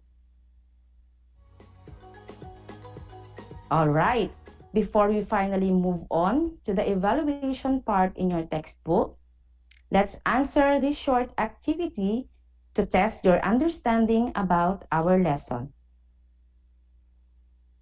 I will be showing 5 different figures, and you will identify whether the figure is a polygon or not. Write P if it is polygon and NP if it is not. Type your answers on the comment box, or you may write it on your paper. You have 3 seconds to answer for each figure. So are you ready? Okay, here's figure number 1. Is it a polygon or not? Your 3 seconds start now. Time is up. The answer is P. It is a polygon. It is hexagon and it has 6 sides. Next, figure number 2. Is it a polygon or not? 3 seconds start now. Time is up. The answer is also P. Good job. It is a quadrilateral polygon. Next figure is number 3. Is it a polygon or not? Your 3 seconds starts now. Time is up. If your answer is NP, then you are correct. It is not a polygon because it is not a closed plane figure. Next, figure number 4. Is the figure number 4 polygon or not? Time starts now. Time is up. The answer is NP. Why? Because there are line segments in the figure number 4 that cross each other. Therefore, it is not a polygon. This time, let's have the last figure. Is a circle polygon or not? Your timer starts now. Time is up. The answer is NP. Circle is not a polygon as it does not have straight sides. So how many scores did you get? Perfect or not, it's fine. What's important, class, is that you are giving your best and you keep on trying. Now, on page 217 of your book, Evaluation B, you need to complete the table. Under the first column is the kind of polygons. 5 kinds of polygons listed below. We have hexagon, heptagon, octagon, nonagon, and decagon. In the second column is convex polygons. And in the third is non-convex polygons. Here's how to complete the table. Under the kinds of polygons, let's have pentagon as an example. Now, under the second column, I am going to draw a convex pentagon. So I will show you how. Since it is pentagon, it should have 5 sides. So I will draw 1, 2, 3, 4, and 5 sides. Next, I will draw the diagonals in the interior of this pentagon to show that this really is a convex pentagon. So I will draw 1, 2, 3, 4, 5 diagonals. It is fun, right? Next, let's draw a non-convex pentagon. So I will draw 1, 2, 3, 4, 5 sides. Then, the diagonal inside. Let's draw how many diagonal? We have 1, 2, and 3. So we have 3 diagonals lying inside the pentagon. Since this is a non-convex pentagon, I need to draw and show the diagonal lying at its exterior. All right, this is the diagonal outside the pentagon. Is it challenging, right? But I know you can do the rest of the items in this activity after this broadcast. So congratulations, grade 5 learners. You did a great job today. In case you have clarifications and questions, do not hesitate to ask your Math 5 teachers and your guardians.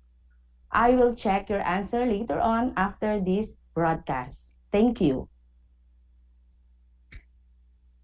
That ends our discussion about polygons, and I hope you learned a lot today. It's been a great and worthwhile day with you all.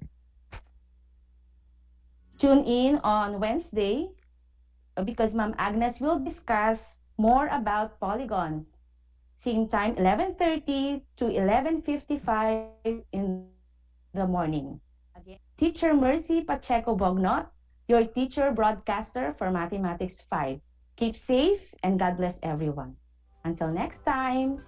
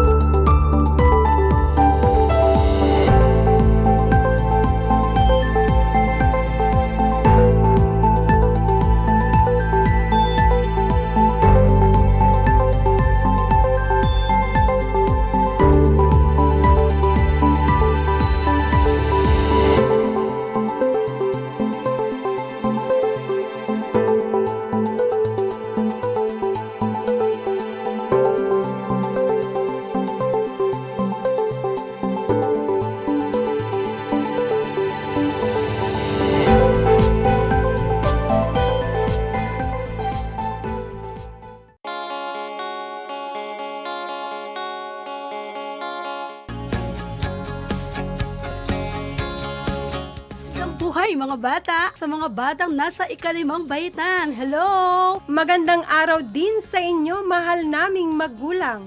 Ito ang Aral TarlakHenyo ng SDO Tarlac Province dito sa RTV Tarlac, Channel 26. At DZTC, Radio Pilipino, Tarlac. Happy learning, grade 4. Welcome to Aral TarlakHenyo here on RTV Tarlac, Channel 26. Simulcast over DZTZ 828, Radio Filipino Tarlac.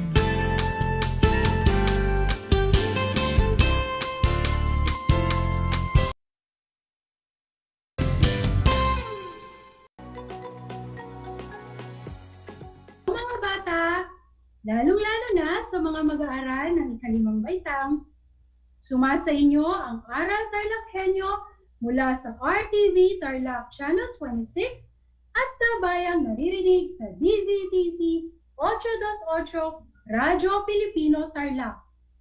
Ako, si Ginang Rosa del T. Habate, ang inyong teacher broadcaster para sa Pilipino ng ika-5 baitang. Sumasahing papawid mula sa distrito ng Pura. Bago tayo magsimula, siguraduhin ninyo na nasa komportable kayong kalagayan upang maunawaan ninyo ang ating leksyon ngayong araw. Ihanda rin ang mga kagamitan gaya ng activity sheet at panulat.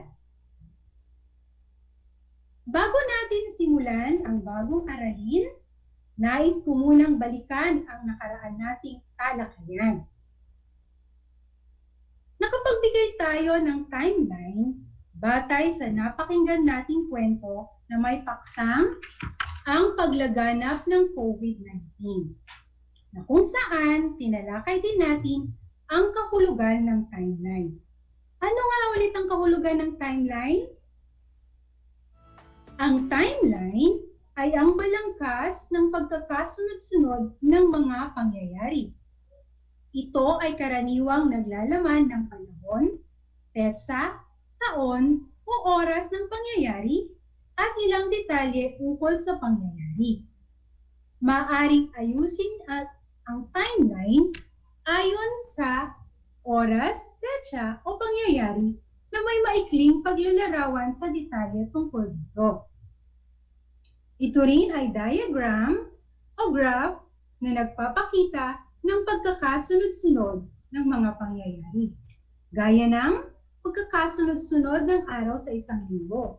Lunes, Martes, Miyerkules, Huwebes, at Biyernes. Ngayong handa na tayo para sa ating bagong aralin. Sa oras na ito, magbibigay naman ako ng ilang pahayag. Tukuyin ninyo kung katotohanan o totoo ang mga pahayag at kung hindi totoo o hindi makatotohanan. Ulitin ko ha. Magbibigay ako ng mga pahayag. Tukuyin kung katotohanan o totoo ang mga pahayag at hindi totoo o hindi makatotohanan. Nais kong gumamit ng emoji gaya ng sad face para sa katotohanan,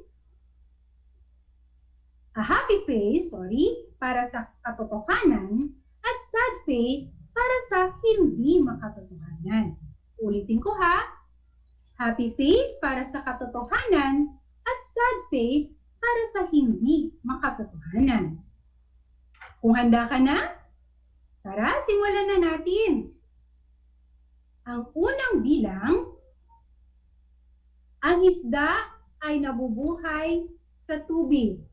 Ito ba ay happy face o sad face?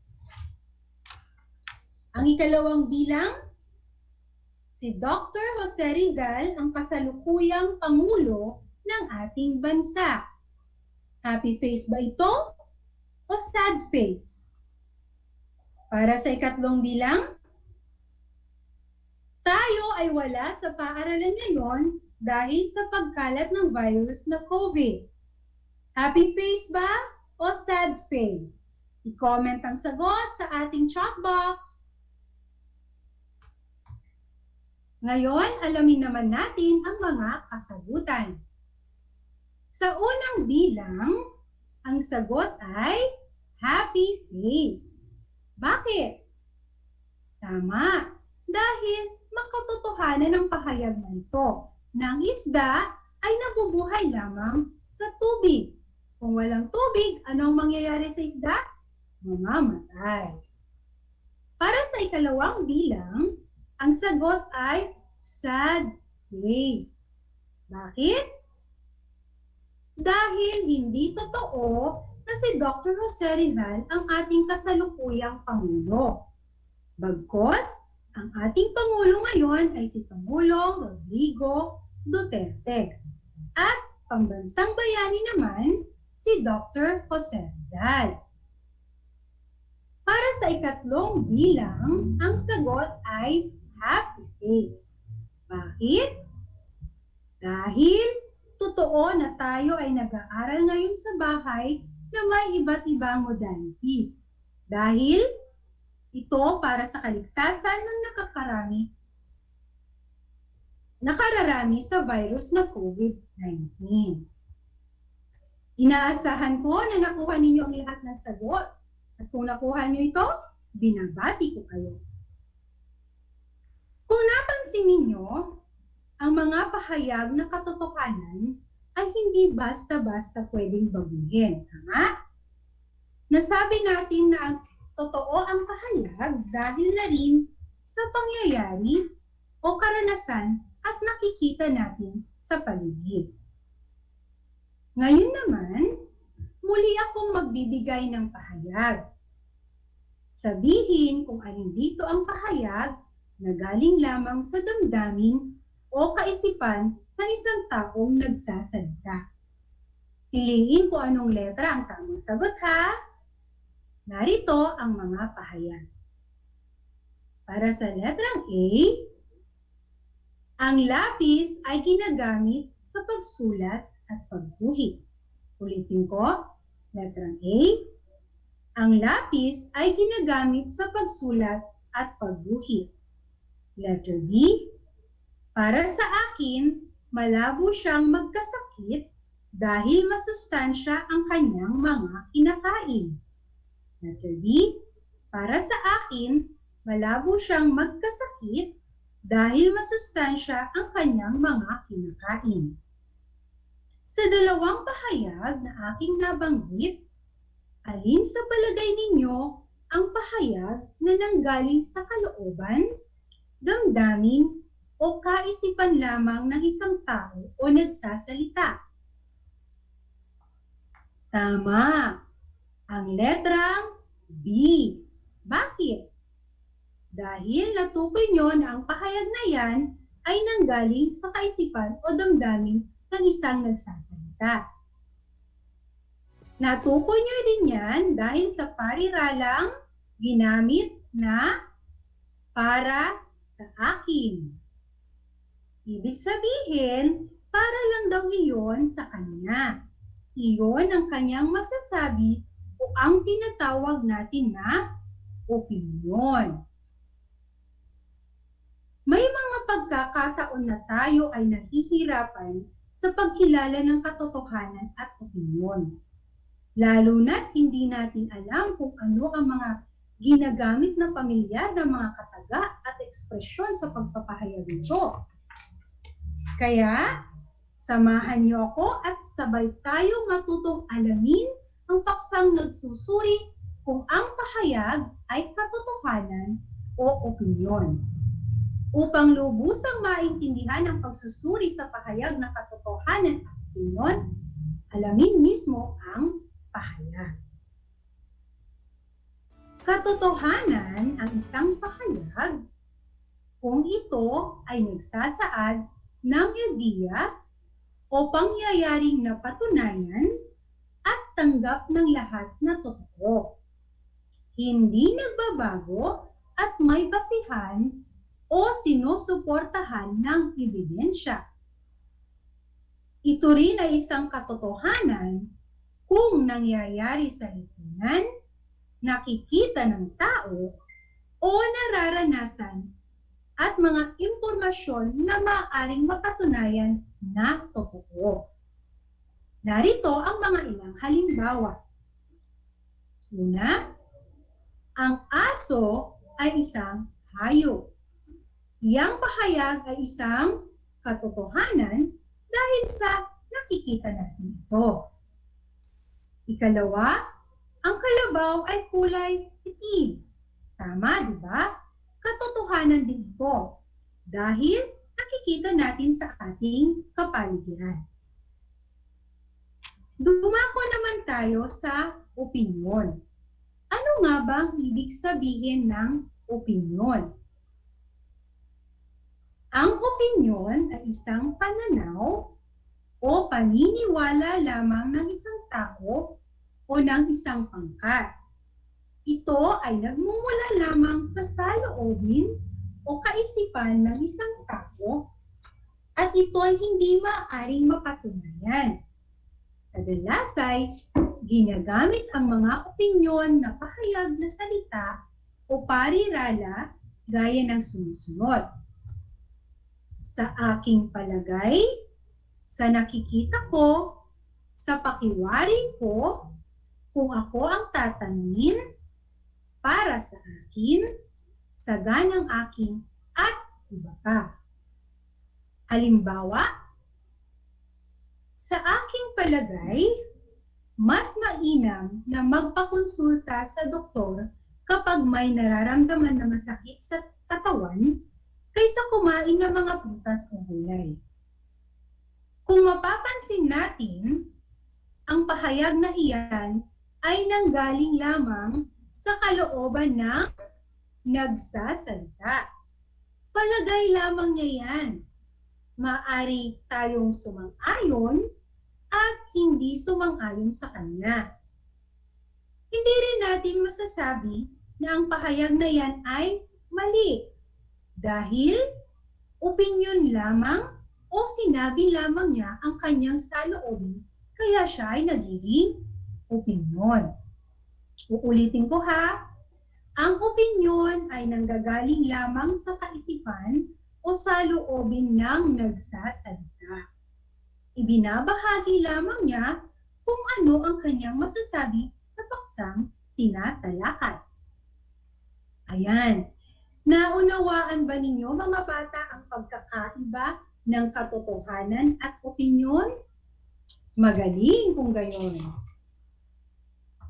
Upang lubusan pang maunawaan ang katotohanan at opinyon, magbibigay pa tayo ng mga ilang halimbawa para mas maging malinaw. Patuloy lamang ang pakikinig ha. Narito ang ilang halimbawa ng pahayag na katotohanan. Una, si Ginoong Rodrigo Roa Duterte ang kasalukuyang Pangulo ng Pilipinas.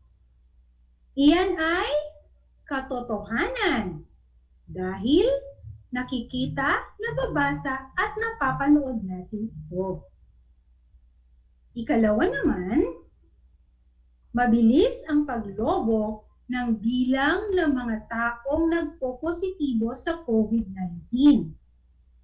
Isa rin itong katotohanan dahil ito ay ayon sa datos na nakalap. Narito naman ang mga halimbawa ng pahayag na opinyon. Para sa unang bilang, para sa akin, mas epektibo ang bakunang AstraZeneca kaysa Sinovac. Nagiging opinyon ang halimbawang ito Dahil gumamit siya ng pariralang tama para sa akin. Ibig sabihin, para lamang sa kanya na mas epektibo ang AstraZeneca kaysa Sinovac. Iyon ay ang kanyang opinyon. Ikalawang bilang naman, kung ako ang tatanungin, mas mahalaga sa magkaibigan ang tiwala sa isa't isa. Kagaya ng unang halimbawa, gumamit din siya ng pariralang kung ako ang tatanungin. Sa puntong ito, wala siyang batayan sa kanyang sinasabi. Ang pinapanindigan lamang niya ay ang kanyang saloobin sa paksa. Wala siyang ebidensya na totoo o hindi sinasabi. Basta kung ano lamang ang kanyang opinyon, iyon lamang ang kanyang binabahagi. Sa puntong ito, mga bata, akin namang aalamin kung talagang naintindihan ninyo ang ating inaral. Ano ang pagkakaiba ng pahayag na katotohanan sa opinyon? Tingnan ko nga. Ang katotohanan na pahayag ay kadalasan tama, may pinagkukuhanan o sinusuportahan ng ebidensya at hindi maaring magbago ang impormasyon. Samantalang, ang mga pahayag na opinyon naman ay mga pahayag mula sa sariling saloobin lamang, paniniwala o pananaw. Uulitin ko ha. Ang katotohanan na pahayag ay kadalasan may pinagkukuhanan o sinusuportahan ng ebidensya at hindi maaaring magbago ang impormasyon. Samantalang, ang mga pahayag na opinyon ay mga pahayag mula sa sariling saloobin, paniniwala o pananaw. Ngayon, sa pagpapatuloy ng ating pagtalakay, kung naunawaan talaga ninyo ang opinyon at katotohanan, oras na para sukatin ang ating natutuhan ukol sa pagsusuri ng pahayag na katotohanan at opinyon. Sa puntong ito, kumuha ng sagutang papel at panulat. Sulat ang pangalan, baitang at petsa. Yan na, galingan nyo sa pagsagot mga bata. Handa na ba kayo? Narito ang panuto. Tukuyin ang mga sumusunod na pahayag kung ito ay nagpapahayag ng opinyon o katotohanan. Uulitin ko, tukuyin ang mga sumusunod na pahayag kung ito ay opinyon o katotohanan. Para sa unang bilang, sa palagay ko, hindi niya matatapos ang kanyang ginagawang proyekto. Ulitin ko, sa palagay ko, hindi niya matatapos ang kanyang ginagawang proyekto. Opinyon o katotohanan? Pangalawa, para sa akin, dapat munang alamin ang dahilan ng pangyayari bago tayo manghusga ng kapwa. Para sa akin, dapat munang alamin ang dahilan ng pangyayari bago tayo manghusga ng kapwa. Katotohanan o opinyon? Ikatlong bilang. Tuwing Pebrero 14, ipinagdiriwang ang Araw ng Mga Puso. Tuwing Pebrero 14, ipinagdiriwang ang Araw ng Mga Puso. Katotohanan ba ito o opinyon? Para sa ikaapat na bilang, ang kasalukuyang kalihim ng Department of Health ay si Dr. Enrique Duque. Katotohanan ba ito o opinyon? Sa ikalimang bilang, Kung ako ang tatanungin, mas mainam na tumulong sa mga gawaing bahay kaysa maglaro paghapon sa labas. Ito ba ay katotohanan o opinyon? Inaasahan ko na natapos ang lahat sa pagsagot ng mga tanong ha. Ngayon, atin namang alamin ang puntos na iyong nakuha para sa pagsusulit o gawain na ito. Iwas ko ang iyong sariling papel ha. Narito ang mga susi sa mga sagot. Unang bilang, ang sagot ay opinyon. Dahil gumamit siya ng pariralang sa palagay ko at nanggaling lamang sa kanyang palagay o kaisipan ang pahayag. Pangalawang bilang naman, ang sagot ay opinyon pa rin. Dahil gumamit siya ng pariralang para sa akin. Wala siyang basihan sa pahayag, bagkus iyon ay para lamang sa kanya. Sa ikatlong bilang naman, ang sagot ay katotohanan. Dahil naranasan natin mismo ang pagdiriwang sa pahayag. Hindi lamang siya sinabi ng isang tao kung hindi totoong nangyayari ang araw ng mga puso. Sa ikapat na bilang, ang sagot ay katotohanan. Dahil sa nakikita natin ito sa kasalukuyan. Para sa ikalimang bilang naman, ang sagot ay opinyon. Bakit? Dahil sa paggamit ng pariralang kung ako ang tatanungin. At ito ay maaaring hindi totoo o totoo. Iyon ay ang masasabi lamang niya sa tinatalakay na paksa. Umaasa ako na tama ang mga naisagot ninyo, mga bata ha? Ngayon, ilagay ang mga sagutang papel na ginamit ninyo sa envelope upang sa pagbabalik nito, aking titingnan ang inyong mga puntos. Tandaan na ang katotohanan at opinyon ay magkaiba.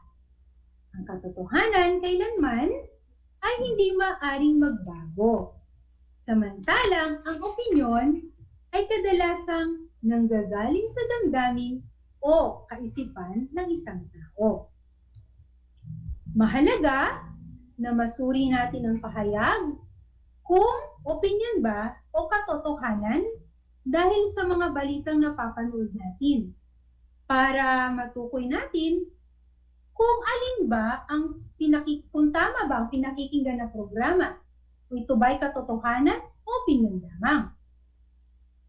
Kung kailangan ba nating maghanap ng basihan para matukoy natin kung katotohanan ito.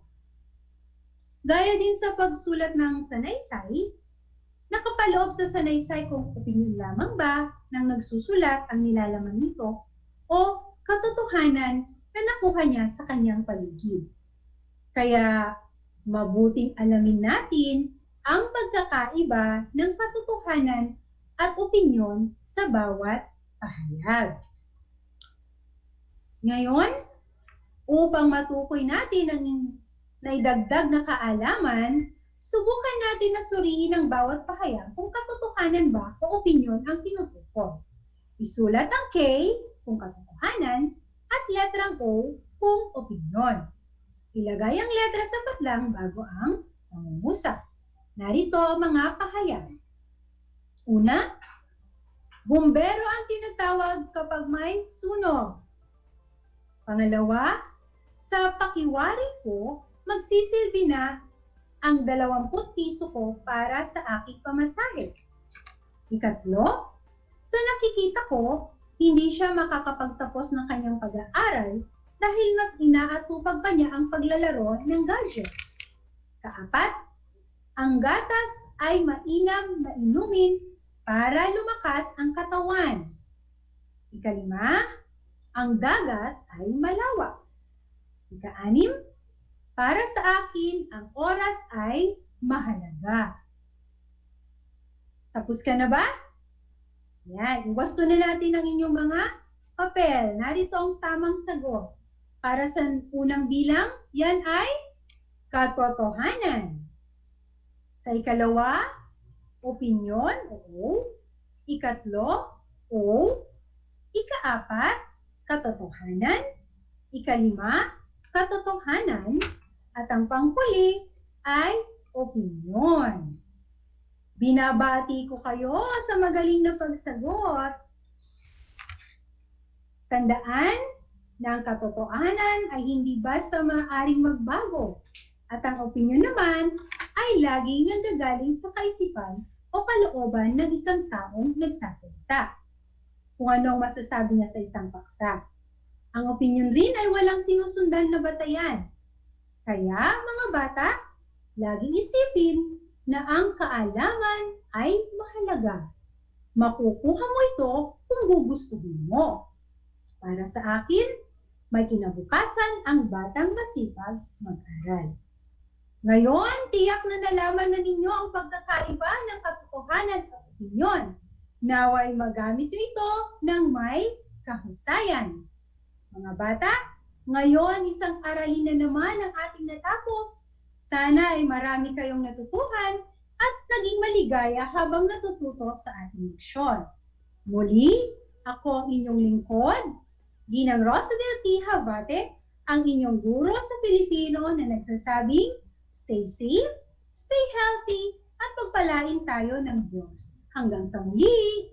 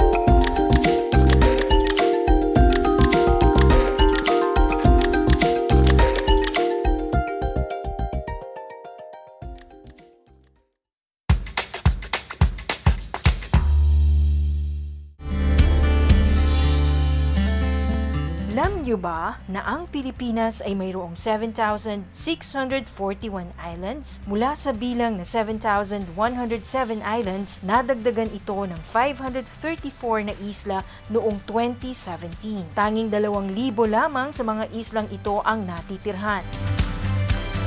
Alam nyo na! Yan ang mga isla sa Pilipinas.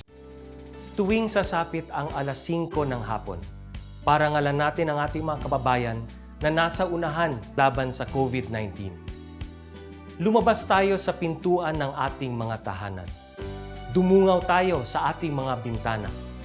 At atin silang bigyan ng masigabong palakpakan. Gumawa tayo ng ingay. Ipagbunyi ang ating frontliners. At ipahayag ang ating walang hanggang suporta sa kanilang kabayanihan. Gusto ko lang pong i-take itong opportunity ito para magpasalamat sa lahat ng mga doktor at nurses, especially yung mga nag-alaga po sa akin, sa buong Asian Hospital at sa lahat po ng ating frontliners. Umawit tayo at sumayaw at ipakita ang ating talento bilang pagsaludo sa mga bayaning nasa unahan. Talunin natin ang COVID-19. Sama-sama nating pagalingin ang ating inang bayan. Kaya natin to. We heal as one.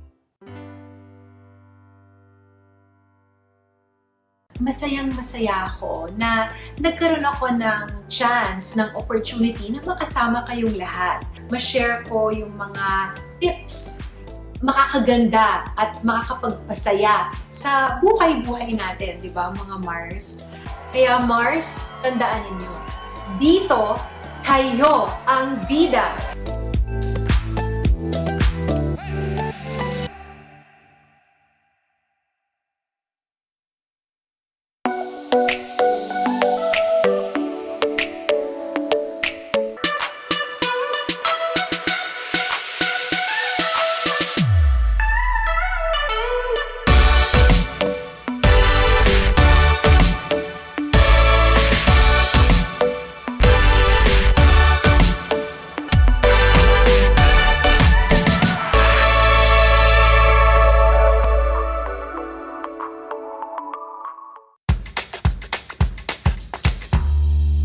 Alam niyo ba na ang whale shark ay hindi isang whale? Ang whale shark o butanding ay kinikilalang world's largest fish at tinatawag gentle giants. May sukat itong 12 meters. Maliliit ang ngipin ng butanding, kaya naman planktons o maliliit na hipon at isda lang ang kaya nilang kainin. Simula noong 2011, marami nang nahumaling mag-whale shark watching sa Oslo, Cebu. Alam niyo na, yan ang whale shark!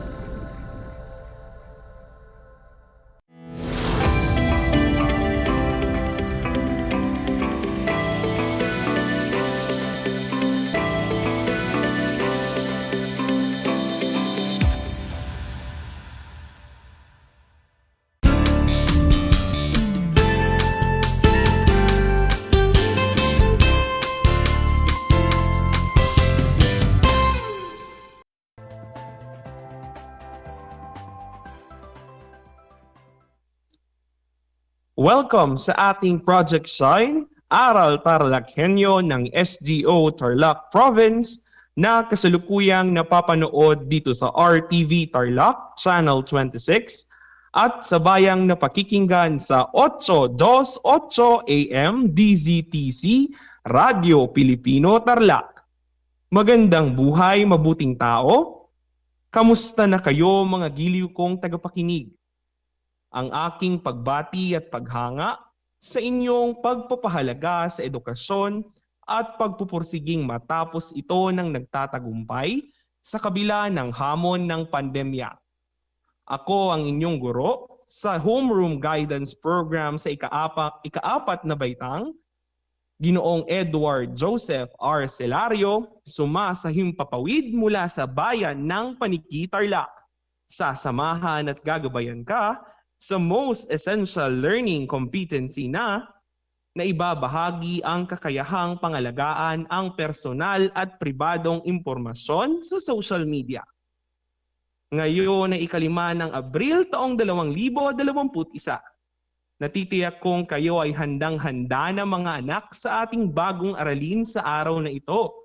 Maging alerto at listo sa anumang impormasyong magbibigay sa atin ng inspirasyon, pag-asa at aral sa buhay na makatutulong sa pagiging mabuting tao. Hindi lamang isang pandaigdigang krisis sa kalusugan ang pandemyang COVID-19. Apektado nito ang bawat sangay at aspeto ng lipunan. Hindi pa natin alam kung hanggang kailan tatagal ang krisis na ito, ngunit ang malinaw sa ngayon, babaguhin nito ang ating paraan ng pagtatrabaho, paglalakbay, pag-aaral at pakikipag-ugnayan sa isa't isa sa mga susunod na buwan o hindi kaya mga taon. Palagi nating naririnig ang paalala kung paano mangalaga sa ating kalusugan. Ngunit higit pa sa ating personal na kalusugan, nabigyang pansin ba natin ang ating kalusugang digital? Ngayon, pinilit tayo ng pandemya na lumipat sa mga bagong teknolohiya para sa ating pang-araw-araw na buhay. Kailangan nating pag-isipan ang seguridad ng ating mga gadgets. Mga bagay na parang karugtong na ng ating mga sarili. Ngayong araw, pag-uusapan natin ang tungkol sa digital citizenship at cyber wellness. Ang digital citizenship ay tumutukoy sa ating pagiging mamamayan ng digital na mundo. Gaya ng pagiging mamamayan ng tunay na mundo, ang isang digital citizen ay may mga karapatan at obligasyong kailangang gawin. Ang cyber wellness naman ay tumutukoy sa ating kalusugang digital. Sa pamamagitan ng netiquette o internet etiquette, naiiwasan natin ang pagiging toxic sa cyberspace na siyang nakabubuti hindi lamang para sa ating mga sarili, kundi para sa mga taong ating nakakasalamuha. Tandaan, ang ating digital imprints ay panghabang buhay. Ang konsepto ng delete button ay isang ilusyon sapagkat anumang bagay na iyong maipost ay maaaring kumalat kung kaya't importanteng pag-isipan ito. Tandaan, think. Tanungin ang sarili, T, is it true? Totoo ba ang impormasyong iyong ibabahagi online? Letter H, is it helpful? Nakatutulong ba sa iba ang impormasyong iyong ibabahagi? Letter I, is it inspiring? Magdudulot ba ng inspirasyon at motibasyon sa ibang tao ang konseptong nais mong iparating? N, is it necessary? Mahalaga at katanggap-tanggap ba ang mensahe ng iyong post? At K, is it kind? Ang layunin ba ng konseptong nais mong iparating ay para sa ikabubuti ng mundo at ng ibang tao? Napakahalagang aspeto ng ating mundo ang responsibilidad. Sa pamamagitan nito, napapangalagaan natin ang ating mga sarili, ating kapwa, at ang mundong ating ginagalawan. Tulad ng pagpapaalala sa atin ng madalas na paghugas ng kamay, 20 segundo bawat beses, kailangan nating tignan kung gaano kalinis at ligtas ang ating mga gadgets at apps. Ang kalusugang digital ay ang unang hakbang laban sa mga bago at patuloy na nagbabagong banta gaya ng malisyosong email, budol-budol sa internet, pagnakaw ng impormasyon, panliligalig at panloloko, pag-hack ng account at gadgets, at iba pa. Ang totoo, tayong mga tao at hindi teknolohiya ang dahilan ng karamihang problema. At dahil sa new normal na kinapapalooban natin ngayon, lalong lumalaganap ang pag-atake sa internet ngayong panahon ng COVID-19. Isang halimbawa nito ay ang virus sa computer na kunyari isang mapa ng mga lugar na apektado ng coronavirus. Ngayon ay aking tatalakayin ng mga paraan kung paano mananatiling ligtas laban sa mga virus sa computer. Mahalaga ang matatag na password. Upang madagdagan ng antas ng proteksyon, ang ating password dapat ay gumamit ng two-factor authentication o ang paggamit ng karagdagang device upang makapasok sa account. Gamitin ito sa lahat ng account, lalo na sa ating email at social media account. Palitan ang pangalan ng ating Wi-Fi o tinatawag na SSID. Tiyaking wala itong pagkakakilanlan sa atin. Palitan ang password ng Wi-Fi router at gumamit ng mas komplikado at mahirap na hulaan na password na mayroong mga special characters. Mahalaga din na panatilihing updated ang inyong software at mga apps. Madalas na i-update ang mga software at app upang maayos ang mga problema kaugnay sa seguridad. Kaya tiyaking updated ang inyong mga device. Siguraduhing laging updated ang antivirus at firewall. Suriin at burahin ang mga software at app na hindi ginagamit. Gumawa ng backup at mag-backup ng madalas. Masakit mawalan ng mga importanteng dokumento. Upang siguraduhing hindi ito mangyayari o higit pa mawala dahil sa ransomware, isang uri ng virus, ugaliing naka-backup ang mga importanteng file. Bantayan ng online budol-budol. Isang maling click lamang ay maaaring maging sanhi ng virus o pagnakaw ng impormasyon. Usong-uso ito ngayon kaya't dapat na maging mapagbantay. Ang mga masasamang loob ay maaaring magpanggap na humihingi ng saklolo upang makapasok sa inyong mga account o di kaya'y sa pamamagitan ng peking link at email na kukuha nila ang inyong mga impormasyon. Huwag mag-click ng kahina-hinalang link.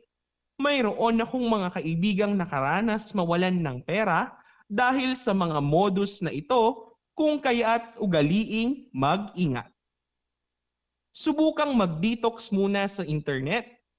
Naalala pa ba ninyo ang huling beses na hindi nyo ginamit ang inyong cellphone? Sa panahon natin ngayon, parang imposible ang digital detox o ang pansamantalang paglayo sa mga gadget. Mabuti man ang teknolohiya para sa pakikipag-ugnayan sa isa't isa at pagsubaybay sa balita, nagdudulot din ito ng ligalig at pangamba. Ugaliing gumamit ng mga privacy settings. Ang pinakamabisang paraan upang proteksyonan ng sarili online ay ang hindi pagpo-post ng mga personal na bagay. Anumang bagay na ating i-post o gawin ay maaaring makita at makopya ng milyong-milyong mga tao.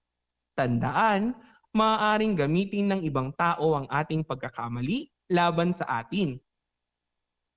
Ugaliing maging positive peer influence. Maging positive role model online. Gamitin ang teknolohiya upang magpalaganap ng good vibes sa ibang tao at sa lipunan. Maging isang makabagong bayani o isang cyber hero na siyang magbabantay sa mga isyung laganap online gaya ng cyberbullying. Maaaring mag-report sa kinauukulan upang matigil ito at mailigtas ang biktima. Tandaan natin ang golden rule. Gawin sa iba ang gusto mong gawin nila sa iyo, kung kaya't ugaliing magbigay ng tulong sa mga nangangailangan.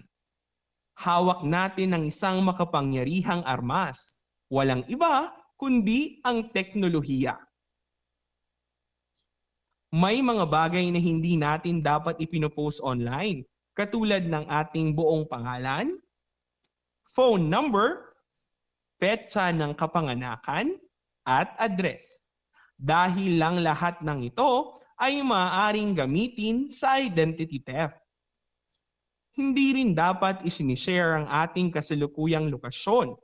Alam nating lahat na ang ating mga smartphones ay may kakayahang i-track ang ating GPS coordinates. Ngunit alam nyo ba na ang ating browser ay may kakayahan ding ganito? Iyon ang dahilan kung bakit natutukoy ng Twitter at Facebook ang ating lokasyon kapag nagpo-post o nagtitweet tayo. Ito ay tinatawag na geolocation. Sa pamamagitan ng geolocation, maaaring matukoy ng masasamang loob ang inyong lokasyon upang masundan ka o mapagplanuhan ka ng masama. Ayon sa isang interview ng Credit Sesame sa 50 mga magnanakaw sa England, 80% sa kanila ang gumagamit ng Facebook at ibang social media networks upang maghanap ng kanilang posibleng biktima. Sa katunayan, may isang dalagang nag-post ng malaking halaga ng pera sa kanyang Facebook account at makalipas lamang ang 7 oras, may 2 magnanakaw ang nanloob sa kanilang tahanan.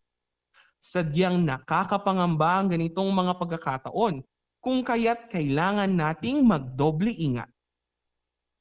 Siguraduhin hindi mo binibigyan ng iba ng oportunidad na gamitin laban sa iyo ang iyong sariling mga salita.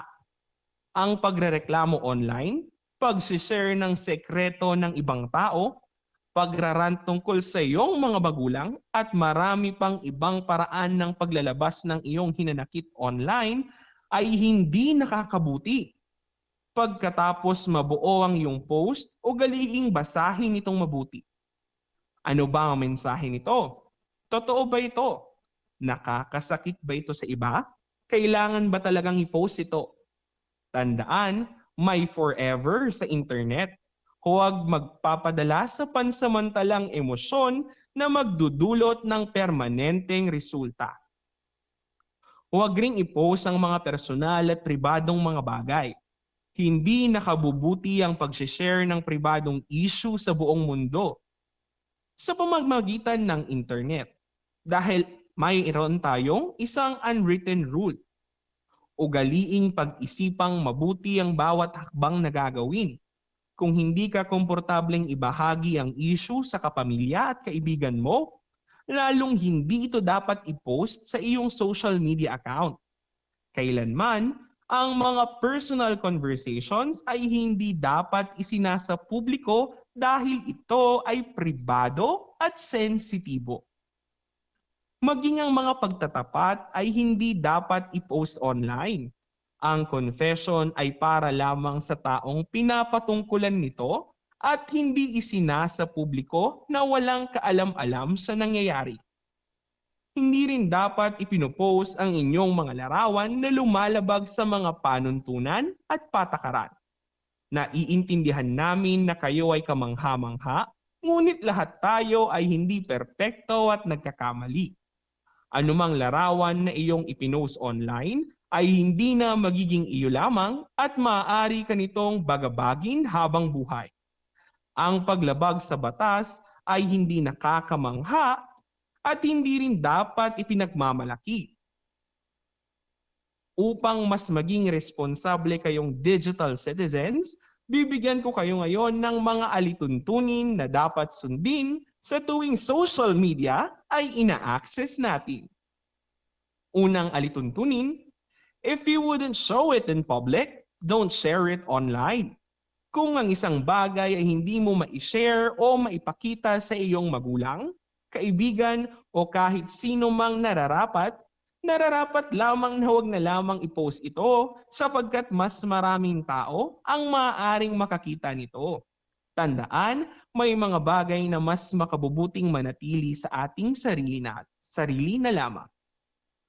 Pangalawang alituntunin, respect people's privacy.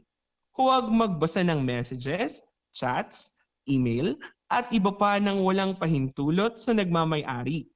Ilagay mo ang iyong sarili sa ganitong sitwasyon. Ano sa tingin mo ang iyong mararamdaman kung sa iyo ito nangyari? Hindi ba't magagalit ka? Ganoon din ang magiging reaksyon ng iba kung kaya't igalang natin ang kanilang personal at private life. Gayun din kung mayroon kang nalalamang sekreto ng isang tao, huwag mo itong ibahagi at ipangalandakan sa iba. Tandaan, sinabi niya ito sa iyo dahil pinagkakatiwalaan ka niya, kaya huwag mo itong sirain dahil ang tiwala ang nagpapatibay ng isang pagkakaibigan. Pangatlong alituntunin, don't repost without checking the facts. Mahalagang katotohanan ng ating mga isinishare sa ating mga social media accounts dahil marami ang makakakita nito at maaaring maniwala. Tandaan, iwasan natin ang fake news dahil anumang peke at di totoo ay nakakasama. Ika-4 na alituntunin, don't spend all your free time online. Napakaganda ng internet sapagkat napakaraming bagay na maaaring gawin dito, ngunit gaya ng ibang mga bagay, mahalaga ang moderasyon sa paggamit nito. Huwag kalimutan na ang tunay na mundo, tunay na mga tao, at tunay na interaksyon ay may dalang totoong saya at ligaya. Nagkakaroon ng problema kapag nagiging malabo na ang pagkakaiba ng public at personal space. Kapag walang malinaw na kaalaman sa ating security at privacy settings, maaaring maging biktima tayo ng mga masasamang loob. Make your social media account more private. Maging pamilyar sa privacy settings na nakapaloob sa ginagamit mong social network. Huwag na huwag ibabahagi kahit sino man ang inyong password. Gumamit ng iba't ibang password at iwasan ang paggamit ng mga password na madaling hulaan. Kung ang salitang iyong gagamitin ay nasa diksyonaryo, hindi ito matatag na password. Ugaliing gumamit ng random capital letters at special characters. Kung kayo ay nagdududa na ang inyong mga larawan ay ginagamit o kumakalat sa internet, maaari nating gamitin ang reverse image search feature ng Google upang matulungan tayong mahanap ang mga website na gumagamit nito. Nagiging mahirap ng iwasan ang paggamit ng mga smartphones at tablets. Ang mga gadgets na ito ay may tinatawag na immersive universe na siyang nakakalibang naman talaga. Sa pamamagitan nito, maaari tayong makipag-usap sa ating mga mahal sa buhay at marami pang iba. Ngunit sabi ko nga, tandaan natin ang tunay na tao, tunay na mundo at tunay na interaksyon ay nakapagbibigay ng ligaya at tunay na saya.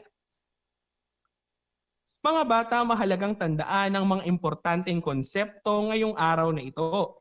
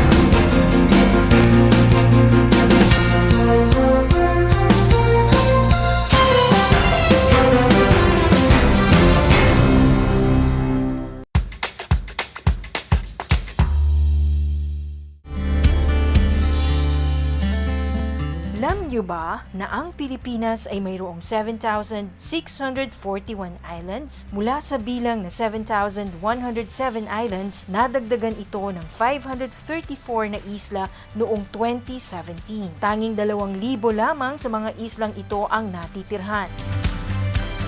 Alam niyo na! Yan ang mga isla sa Pilipinas.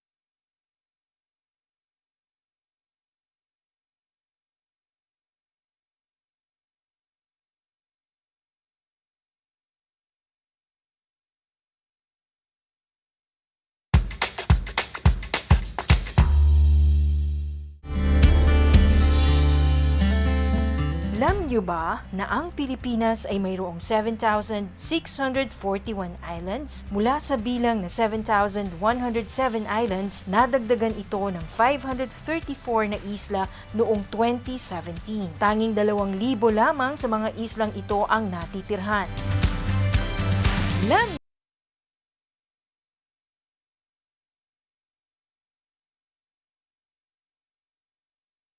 At tayo'y nagbabalik sa ating project sign. Kayo pa rin ay nakatutok sa ating homeroom guidance program sa ika-4 na baitang.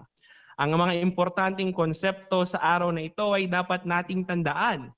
Una, mahalagang irespeto ang ating personal privacy. Dahil tandaan natin ang golden rule. Huwag nating gawin sa iba ang ayaw nating gawin sa atin. Ikalawa, ugaliing i-practice ang mga safety measures nating natalakay katulad ng pagpapalit ng password, pag-iwas sa pagpo-post ng mga personal na bagay, at paggamit ng basic privacy and security settings para sa ating seguridad. At ikatlo, bago mag-post kahit kanino man at kahit ano man, tandaan, think. Tanungin ang sarili, is it true? Is it helpful? Is it inspiring? Is it necessary? At higit sa lahat, is it kind?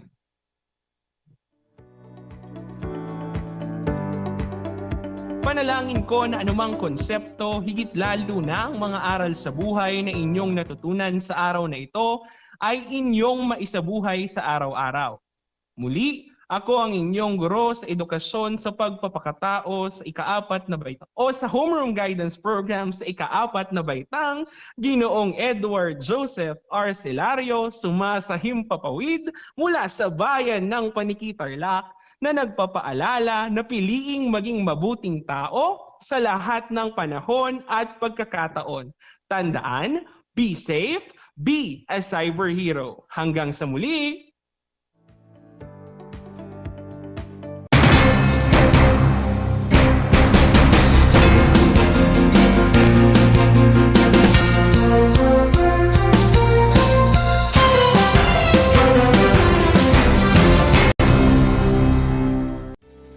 Tuwing sasapit ang alas 5 ng hapon, parangalan natin ang ating mga kababayan na nasa unahan laban sa COVID-19. Lumabas tayo sa pintuan ng ating mga tahanan. Dumungaw tayo sa ating mga bintana. At atin silang bigyan ng masigabong palakpakan. Gumawa tayo ng ingay, ipagbunyi ang ating frontliners, at ipahayag ang ating walang hanggang suporta sa kanilang kabayanihan. Gusto ko lang pong i-take itong opportunity ito para magpasalamat sa lahat ng mga doktor at nurses, especially yung mga nag-alaga po sa akin, sa buong Asian Hospital, at sa lahat po ng ating frontliners. Umawit tayo at sumayaw at ipakita ang ating talento bilang pagsaludo sa mga bayaning nasa unahan. Talunin natin ang COVID-19. Sama-sama nating pagalingin ang ating inang bayan. Kaya natin to. We heal as one. Masayang-masaya ako na nagkaroon ako ng chance, ng opportunity na makasama kayong lahat. Ma-share ko yung mga tips, makakaganda at makakapagpasaya sa buhay-buhay natin, di ba mga Mars? Kaya Mars, tandaan ninyo, dito, kayo ang bida.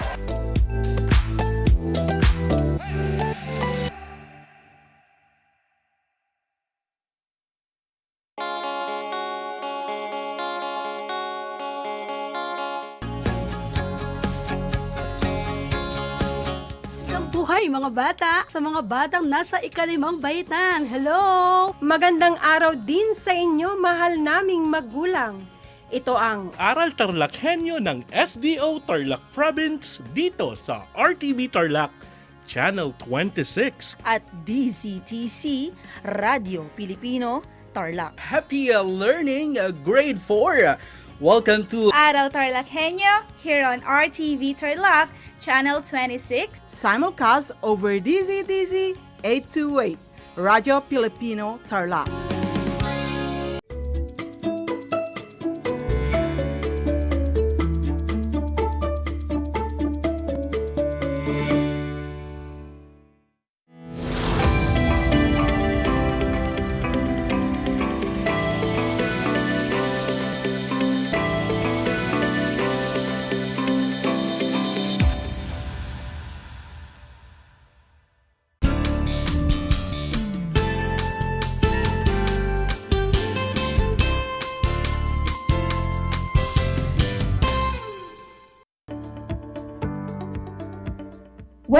sa ating Project Shine, Aral TarlakHenyo ng SDO Tarlac Province na kasalukuyang napapanood dito sa RTV Tarlac, Channel 26 at sabayang napapakinggan sa 828 AM DZTC Radio Pilipino Tarlac.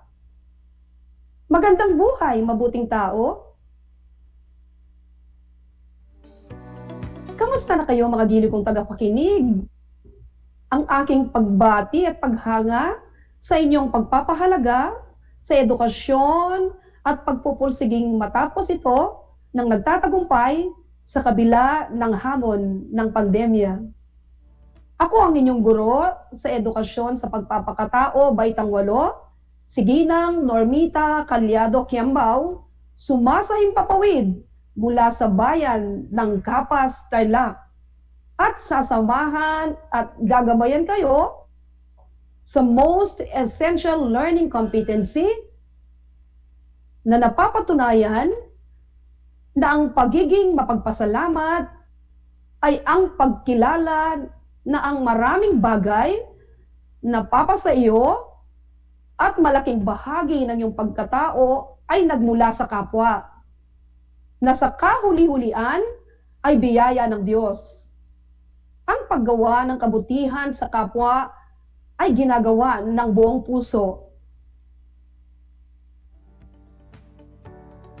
Natitiyak kong kayo ay handang-handa na mga anak sa ating pagpapatuloy ng ating aralin sa araw na ito.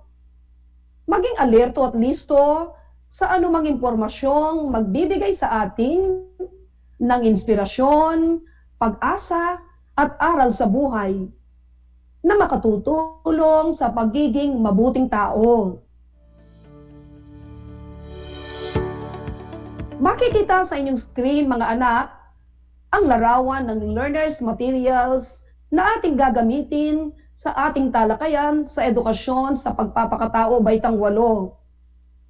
Mangyaring buksan ito sa pahina 227 hanggang pahina 251.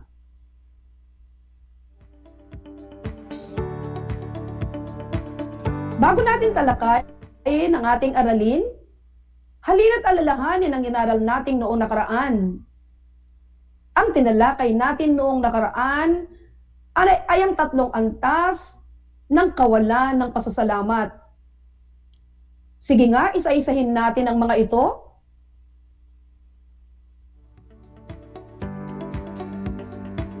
Kung ang inyong sagot ay ang mga hindi pagbabalik ng kabutihang loob sa kapwa, ang pagtatago sa kabutihang ginawa ng kapwa, at ang hindi pagkilala o pagkalimot sa kabutihang natanggap mula sa kapwa, tama kayo.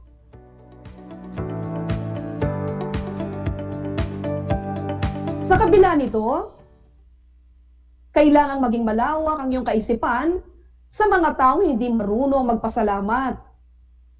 Huwag mong isipin na tinuturuan mo lamang silang maging abusado. Nasa proseso pa sila ng pag-unlad sa pagiging sensitibo sa kapwa at sa epekto ng kanilang ginagawa sa kapwa.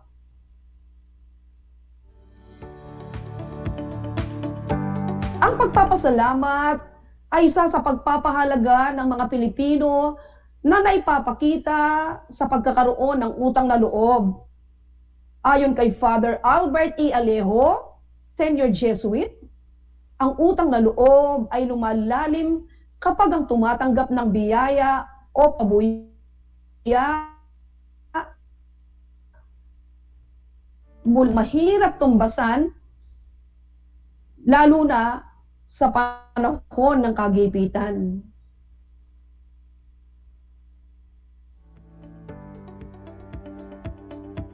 May napagsabihan na ba kayo ng salitang salamat?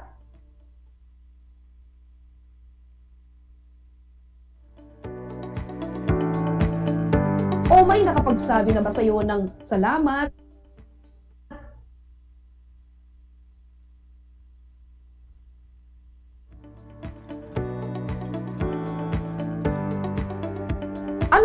naramdaman. Napakasarap para sa isang tao na makarinig taong ginawa ng kabutihan. Hindi man naghihintay ng kapalit na material o pinansyal, ngunit sapat na para sabihan ng salamat. Ang pagkakaroon ng saloobing mapagpasalamat ay nakatutulong upang matuto tayong magpahalaga at makontento sa mga bagay na meron tayo. Ang pagiging kontento ay tanda ng taong masaya at puno ng biyaya. Ngayong araw na ito, talakayin natin ang mga dahilan kung bakit nagdudulot ng kaligayahan sa tao ang pasasalamat.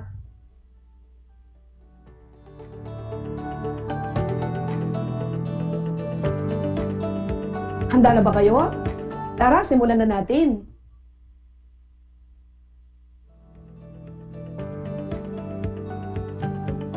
Alam nyo ba na napatunayan sa mga pag-aaral na ang pagsasabuhay ng pasasalamat ay isa lamang sa mga paraan upang maiwasan ang mga sakit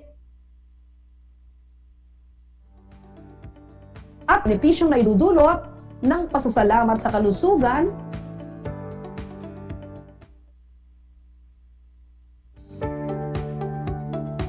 nagbibigay din ito ng kaligayahan sa ating buhay. Ayon sa Sonja Lubomirsky, isang kilalang psikologo sa pamantasan ng California, may 8 dahilan kung bakit nagdudulot ng kaligayahan sa tao ang pasasalamat.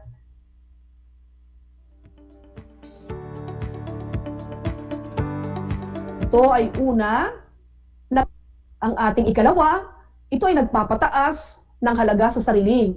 Ikatlo, nakatutulong upang malampasan ang paghihirap at masamang karanasan. Ikaapat, ito ay nagpapatibay ng moral na pagkatao. Ang ating ikalima, tumutulong sa pagbuo ng samahan. At ang ika-6, pumipigil sa tao na maging mainggitin sa iba. Ikapito, hindi sumasang-ayon sa negatibong emosyon. At ang panghuli, ito ay tumutulong upang hindi masanay sa pagkahilig sa mga material na bagay o kasiyahan. Ang unang dahilan, nagtataguyod dito sa tao upang namnamin ang mga positibong karanasan sa buhay. Dahil sa mga natamasang biyaya, natuto kang maging kontento sa buhay. Paano nga ba maging kontento sa buhay? Sa pamamagitan ng pagpapahalaga sa mga simpleng bagay na natatanggap. Halimbawa na rito ay sa kabila ng mga gamit sa paaralan, natututuhan mong pahalagahan ang mga bagay na maaari mong maggamit o pakinabangan. Patutuo kang maging masinop at mapamaraan. Ang ikalawang dahilan ay nagpapataas ng halaga sa sarili. Nagpapataas ng halaga sa sarili sa pamamagitan ng mga nagagawang kabutihan sa iyo ng iyong kapwa. Napatutunayan mo na ang halaga sa kanila at alam mo na mahalaga ka sa kanila, kaya ginagawan mo sila ng kabutihan. Tinutulungan ka nila. Kaya naman ito ay nagbibigay sa iyo ng tiwala sa sarili at inspirasyon na gumawa rin ng mabuti sa iba. Ang ikatlong dahilan naman ay ang nakatutulong upang malampasan ang paghihirap at masamang karanasan. Kung mayroon kang birtud na pasasalamat sa kabila ng mga hamon sa buhay, natututuhan mong dalhin ang mga ito ng magaan at tingnan ang buhay sa positibong pananaw. Sa katunayan, Isa sa mga dapat nating ipagpasalamat ay ang pagsubok na dumarating sa ating buhay. Sapagkat sa pamamagitan ng mga ito ay makatutulong ang mga ito upang tayo ay mas maging mabuti.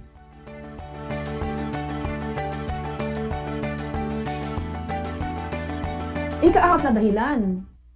Ito ay ang nagpapatibay ng moral na pagkatao.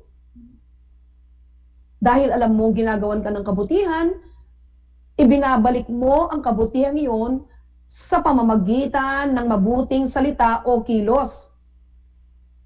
Ngunit sa kabila ng paggawa mo ng kabutihan sa iyong kapwa, ay hindi ka ginagantihan ng parehas na kabutihang nararapat pa rin, pero ipagpatuloy mo ito bilang isang tao na nagmamahal at umuunawa. Sabi nga, huwag mong hanapin sa iyong kapwa ang ginagawa mong kabutihan sa ibang tao. Iba-iba ang level ng pagtulong o paggawa ng kabutihan ang bawat isa. Ang mahalaga ay marunong silang gumawa ng kabutihan kahit sa mamuting paraan at may pagpatuloy ito ng buong husay at pagmamahal. Ayon nga kay Blessed Mother Teresa ng Calcutta, kalimutan man nila ang kabutihang ginawa ngayon, gawin mo pa rin ang mabuti. Nakasusunod pa ba mga mag-aaral? Klaro ba ang lahat? Basta't kung may mga katanungan, ay maaari kayong mag-comment sa ating FB Live. Panglima, tumutulong sa pagbuo ng samahan ng kapwa sa pamamagitan ng pasasalamat. Pinalakad ito ang kasalukuyang ugnayan at hinuhubog ang bagong ugnayan. Pinagtitibay nito ang mga samahan dahil sa magandang pakikipag-ugnayan sa kapwa. Kung ang tao mapagpasalamat, ay kalulugdan siya ng kanyang kapwa. Masarap kasama, masarap makipag-ugnayan sa mga taong marunong magpasalamat. Pang-anim, pumipigil sa tao na maging mainggitin sa iba.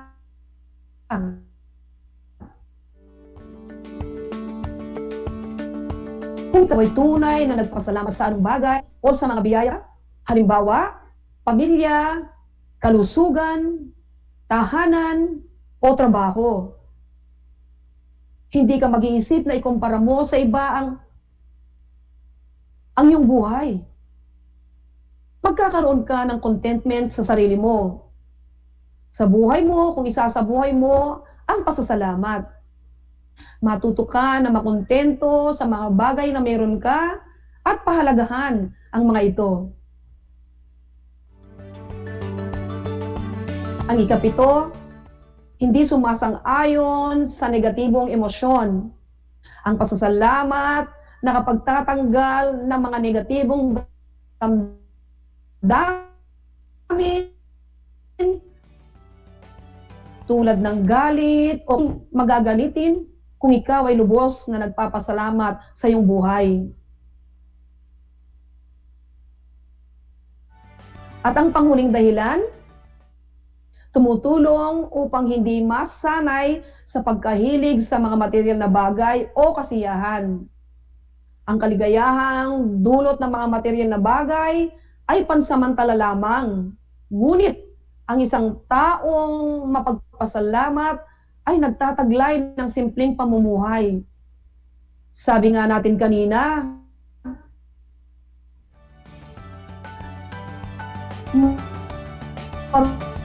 marunong makontento ang tao mapagpasalamat sa kabila ng pagkakaroon. Natututo siyang mas pahalagahan ang mga ito at maging masaya.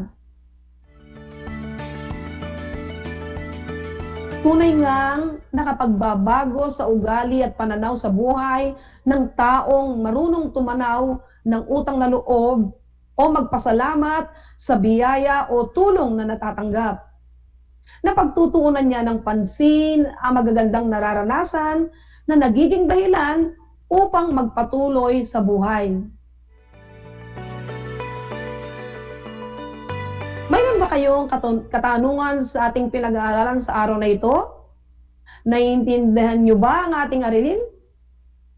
Kung talagang naiintindihan ninyo ang ating pinag-aralan, isa-isahin nga ninyo ang mga dahilan kung bakit nagdudulot ng kaligayahan sa tao ang pasasalamat. Kung ang mga sagot ninyo ay ang mga sumusunod, nagtataguyod ito sa tao upang namnamin ang mga positibong karanasan sa buhay, nagpapataas ng halaga sa sarili, tumutulong sa pagbuo ng samahan, nakatutulong upang malampasan ang paghihirap at masamang karanasan, nagpapatibay ng moral na pagkatao, pumipigil sa tao na maging mainggitin, hindi sumasang-ayon sa negatibong emosyon at tumutulong upang hindi masanay sa pagkahilig sa mga material na bagay o kasiyahan. Tama kayo.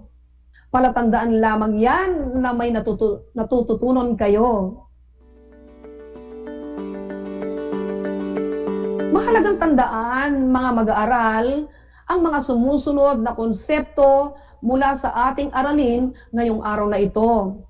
Una, ang pasasalamat ay hindi lamang pinakadakilang birtud, ngunit ang magulang ng lahat ng mga birtud. Pangalawa, kung maisasabuhay ang birtud ng pasasalamat, magiging madali upang maisabuhay ang iba pang birtud kagaya ng karapatan, paggalang, at pananagutan sa iba. At pangatlo, ang pasasalamat ay isang paraan tungo sa magandang pakikitungo sa kapwa. Ang pagkakaroon ng saloobing mapagpasalamat ay nakakatulong upang matuto tayong magpahalaga at makontento sa mga bagay na meron tayo. Ang pagiging kontento ay tanda ng taong masaya at puno ng biyaya. Isang talakayan na naman ang malapit ng matapos. Ako ay masayang-masaya sa ipinapakita niyong aktibong pakikibahagi sa ating aralin ngayong araw. Higit sa lahat, ang inyong pagmamahal sa edukasyon. Ipagpatuloy ang kagandahang asal na ito, mga anak, hakbang tungo sa katuparan ng inyong mga pangarap sa hinaharap. Sa puntong ito, panahon na upang alamin kung kayo ay may natutunan mula sa ating aralin sa pamamagitan ng munting pagsusulit. Sa lahat ng nanonood sa FB Live, gamitin ang FB chat box para sa inyong mga kasagutan. Handa naman ang panulat at sagutang papel sa lahat ng mga nanonood sa telebisyon at nakikinig sa radyo. Isulat pangalan at seksyon at pamagat ng aralin. Mayroon lamang 5 katanungan. Babasahin ko ang bawat tanong o sitwasyon. Piliin at isulat ang tama o mali sa inyong sagutang papel.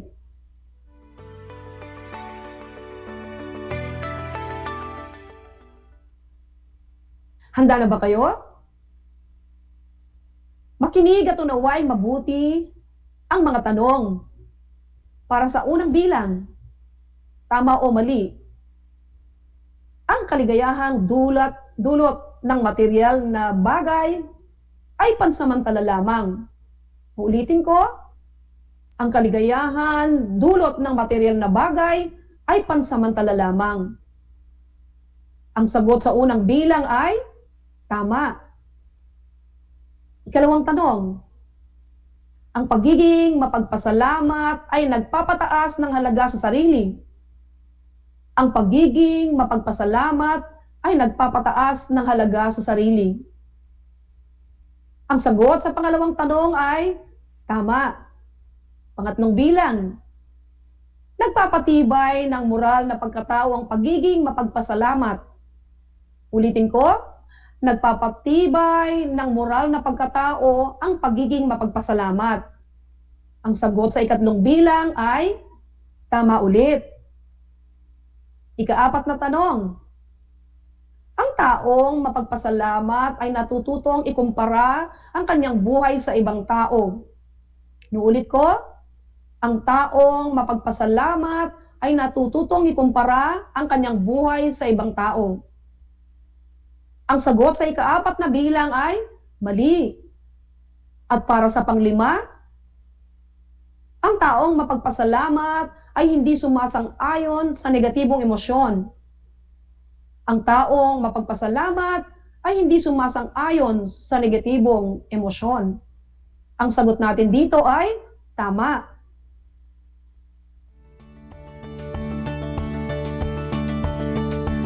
Binabati ko kayong lahat, mga anak, sapagkat natitiyak kong nakuha ninyong lahat ang tamang sagot ng ating pagsusulit. Mula sa akin, tanggapin ninyo ang mga salitang magaling at mahusay, mabuting tao.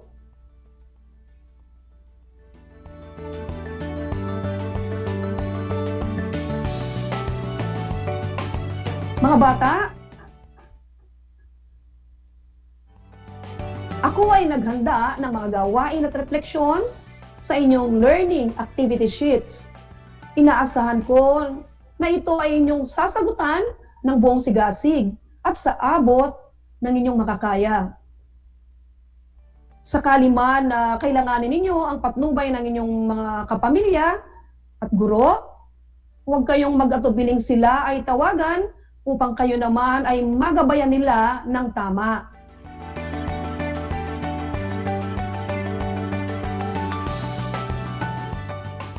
Panalangin ko sa anumang konseptong higit, lalo ang mga mag-aaral sa buhay na inyong natutuhan sa araw na ito, ay inyong maisabuhay sa araw-araw. Muli, ako ang inyong guro sa edukasyon, sa pagpapakatao, Baitang 8, si Ginang Normita Calyado Kiembao. Kasama ang manunulat ng script na si Ginang Princess D. Palak na nagpapaalala na piling maging mabuting tao sa lahat ng panahon at pagkakataon. Hanggang sa muli,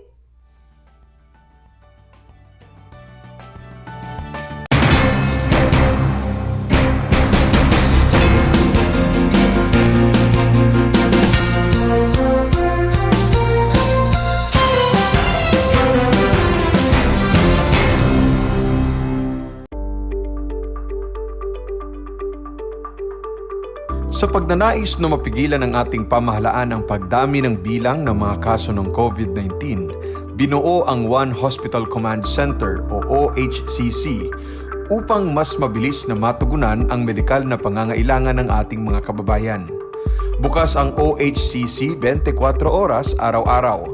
Tumawag lamang sa mga hotline nito sa 0919-977-3333 o 0915-777-7777 o 02-886-50500. Maaari ring i-download ang Pure for Citizens app sa Android o iOS upang mabilis na matugunan ang sinumang nangangailangan. Layon din ng OHCC na maiwasang mapuno ang kapasidad ng bawat ospital. Kaya't kung ikaw ay kinakailangang tumawag sa OHCC, mabibigyan ka ng libreng preliminary consultation. Para sa mga nangangailangan ng emergency quick response, makikipag-ugnayan ang OHCC sa DOH Bed Tracker at sa mga ospital upang makahanap agad ng pinakamalapit na bakanteng ospital. Ang transportasyon o ambulansya naman ng ospital na inirefer ng OHCC sa pasyente ang siyang susundo sa bahay nito. Kaya't kapag ikaw ay nakakaranas ng anumang sintomas ng COVID-19, o nangangailangan ng agarang tulong medikal, tumawag lamang sa OHCC at handa silang tumulong sa lahat ng oras.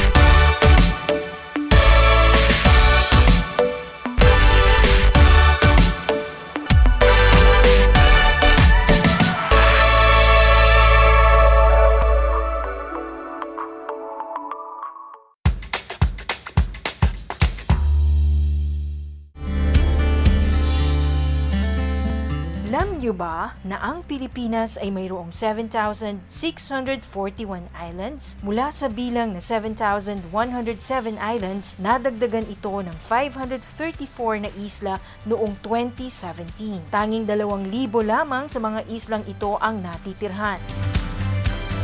Alam niyo na! Yan ang mga isla sa Pilipinas.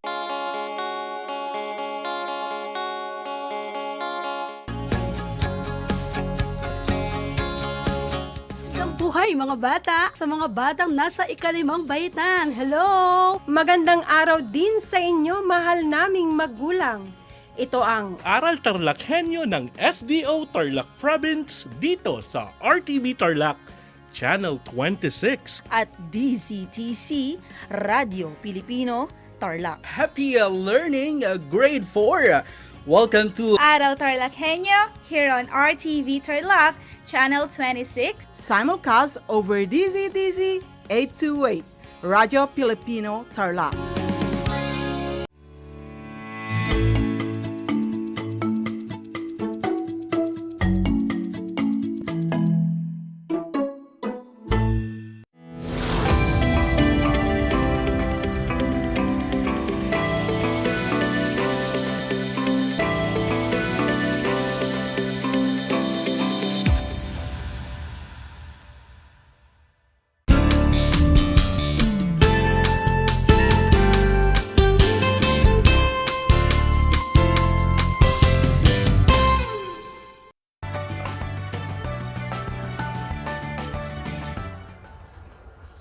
Welcome to Aral TarlakHenyo.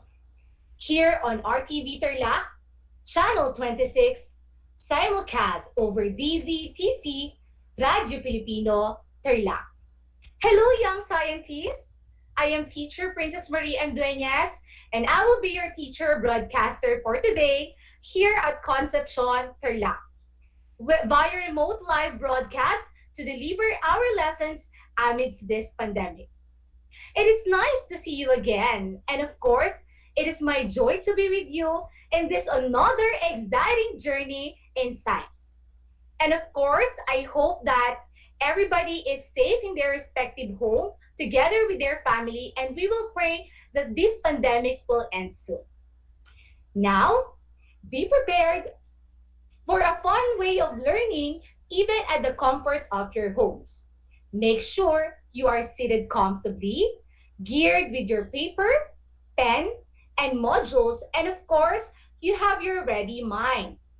So, are you ready now? Great. And let us have your printed compendium in Science 8, and we will be talking about the lesson Physical Change. All right, so who among you have an idea of what physical change? Well, before we talk about that, let us have first our short review from your previous lesson. Okay, so now here I have prepared a 5-item review quiz, and all you have to do is to write the correct answer. So are you ready? Great. So here we go. Question number 1. What is the state of matter that has definite shape and volume? Letter A, solid. Letter B, liquid. And letter C, gas. You may now take down your answer. Great. So what is your answer? The correct answer is letter A. Very good, learners. Now let us have number 2. For number 2, blank is a state of matter that possess very high kinetic energy. What do you think this is? Letter A, solid. Letter B, liquid. And letter C, gas. You may now take down your answer. So what is the answer? Very good. So the correct answer is letter C. It's gas. Okay? So who got it right? Good job. Now, those who didn't get it, you still have 3 items left. Okay, for number 3, what happens to liquid particles when heated? Letter A, releases its energy. Letter B, move faster. Letter C, compressed. You may now take down your answer. All right, so the correct answer is letter B. Very good. Excellent, learners. And now let us have number 4. According to particle theory of matter, all matter is made up of extremely tiny particles. What do you think this is? Is it a yes, a no? Well, you choose your answer. What is your answer, learners? Very good. So the correct answer is letter A. It's a yes. Okay. And now, let us have the last but not the least, what does this picture would like to tell you? Letter A, particles have strong bonds. Letter B, particles move freely. And letter C, particles can easily be compressed. Write down your answer.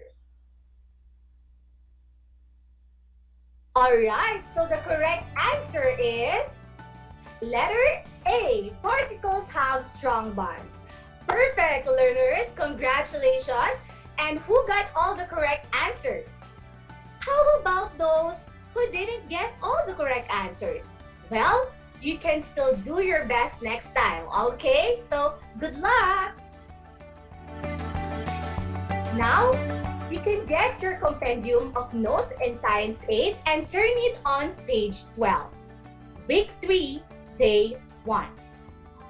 Remember that at the end of this session, you are expected to explain physical changes in terms of the arrangement and motion of atoms and molecules. For today's topic, we will be talking about just what I have said a while ago, it's physical change. And yes, you heard it right, it's physical change. We will be talking about physical change for today. Who among you have an idea of what physical change is? Well, if you have that idea, just reserve it and then later on, we will be talking about that, okay? So let's try to observe the given picture on the screen. What can you see? It's a car, correct. It's an old car. And how does a car go from new and shiny to old and beaten up? Yes, exactly. We can say that the car above is pretty beat up, right? And the body is damaged.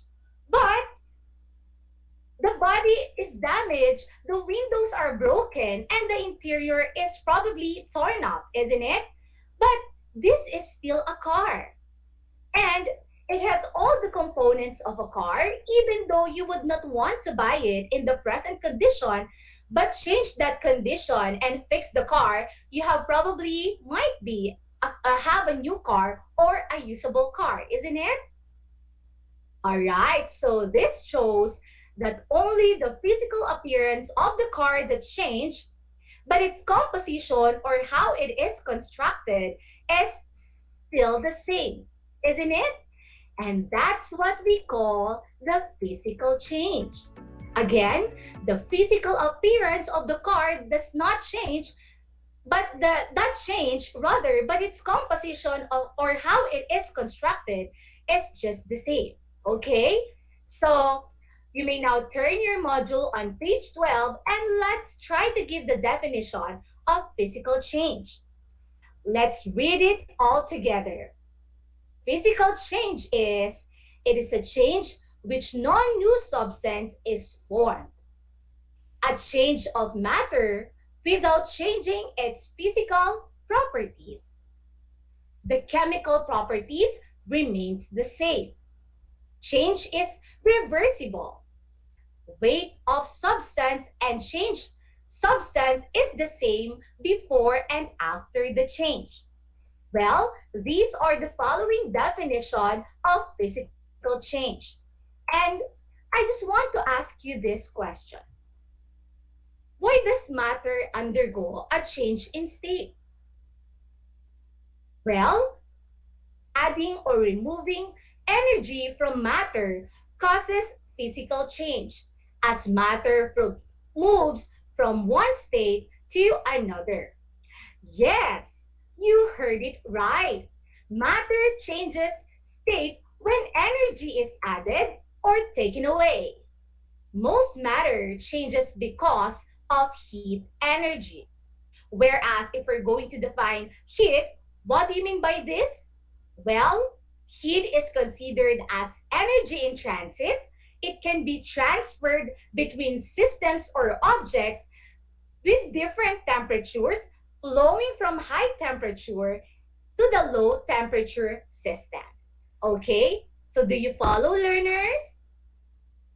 Now, when matter is heated enough, the molecules move faster and with greater energy.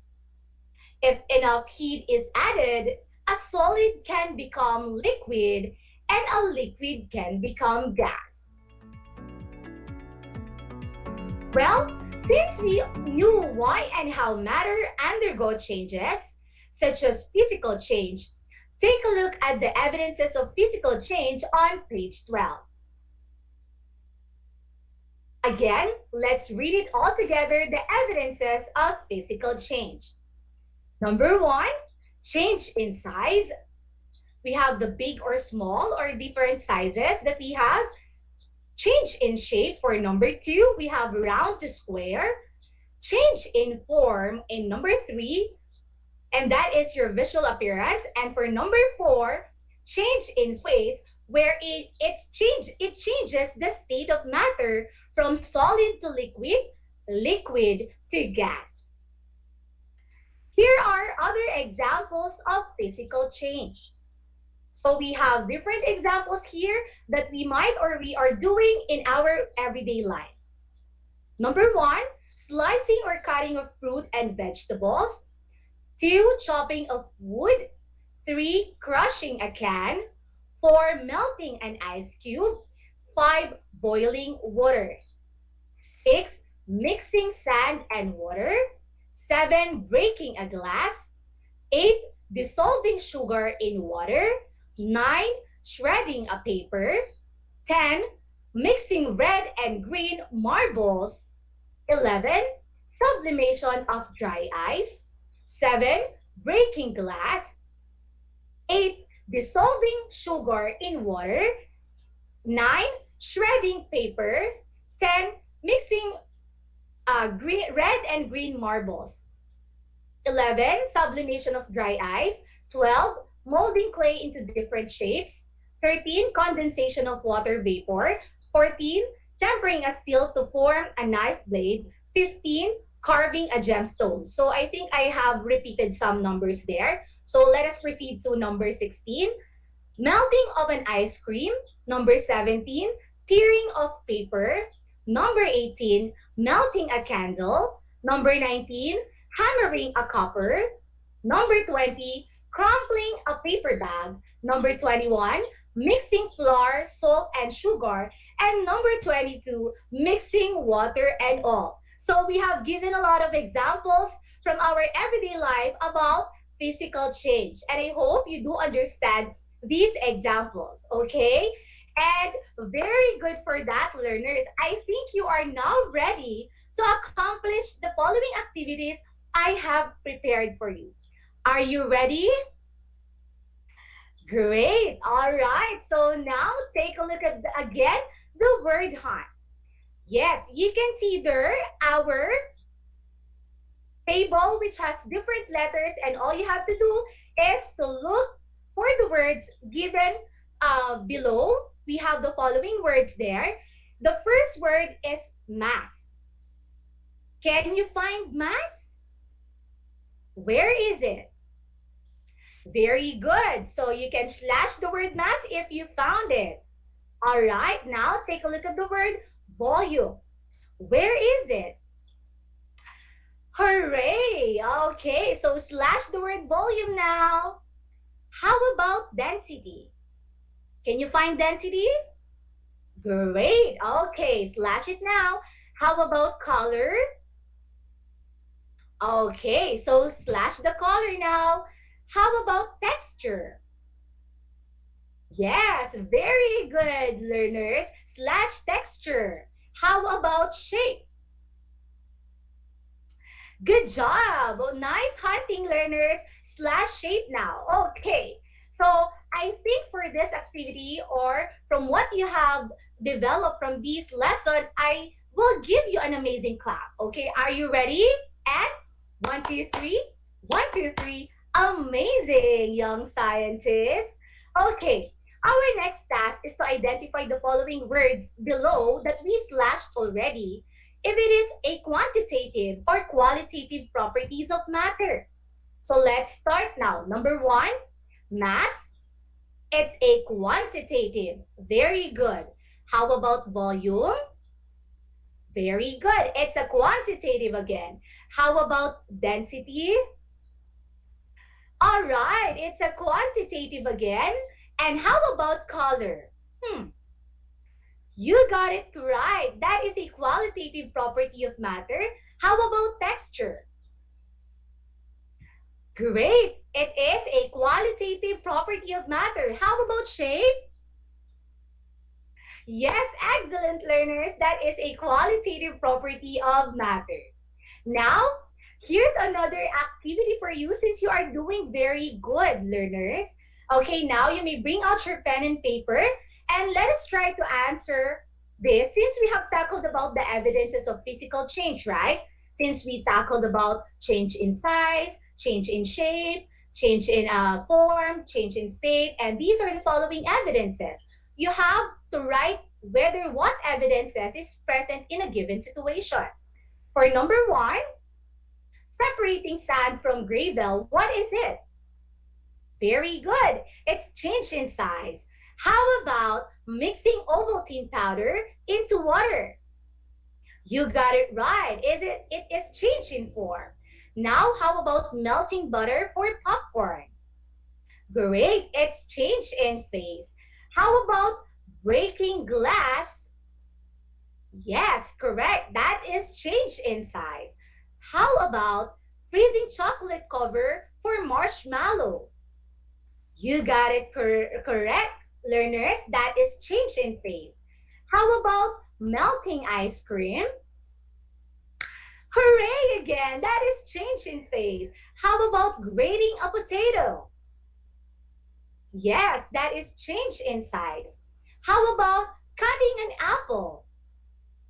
Well, again, it's change in size or change in shape. How about number 9, hammering a copper? Change in shape. Very good. And number 10, pouring milk into your cereal. That is change in form. Very good, learners. And I'm so happy that you are all participating in our activity. And who got all the correct answer? Thumbs up for you. Okay. All right. So to sum up our lesson for today, always remember that matter undergo either physical or chemical change. But for today, we have discussed about physical change, right? Correct? Yes. Thank you for following, learners. And matter makes up everything we can see in the universe. Since matter is not ever created or destroyed, it changes from form to cycle through the world. In science, physical changes of matter is when the look or smell or the feel changes. Just like what we have tackled a while ago, we have tackled about the evidences of physical change. Okay? And when that happens, when you experience that evidences, that is the time that physical change is occurring. Okay? So here again, the evidences of physical change so that you will not forget this. Number 1, change in size. Number 2, change in shape. Number 3, change in form. And number 4, change in phase. Okay, matter changes state when energy is added or taken away. When matter is heated enough, the molecules move faster and with greater energy. You heard it right, okay? So don't forget this, okay? That when matter is heated, the molecules move faster and with greater energy. If enough heat is added, and a solid can become liquid and a liquid can become gas. Okay?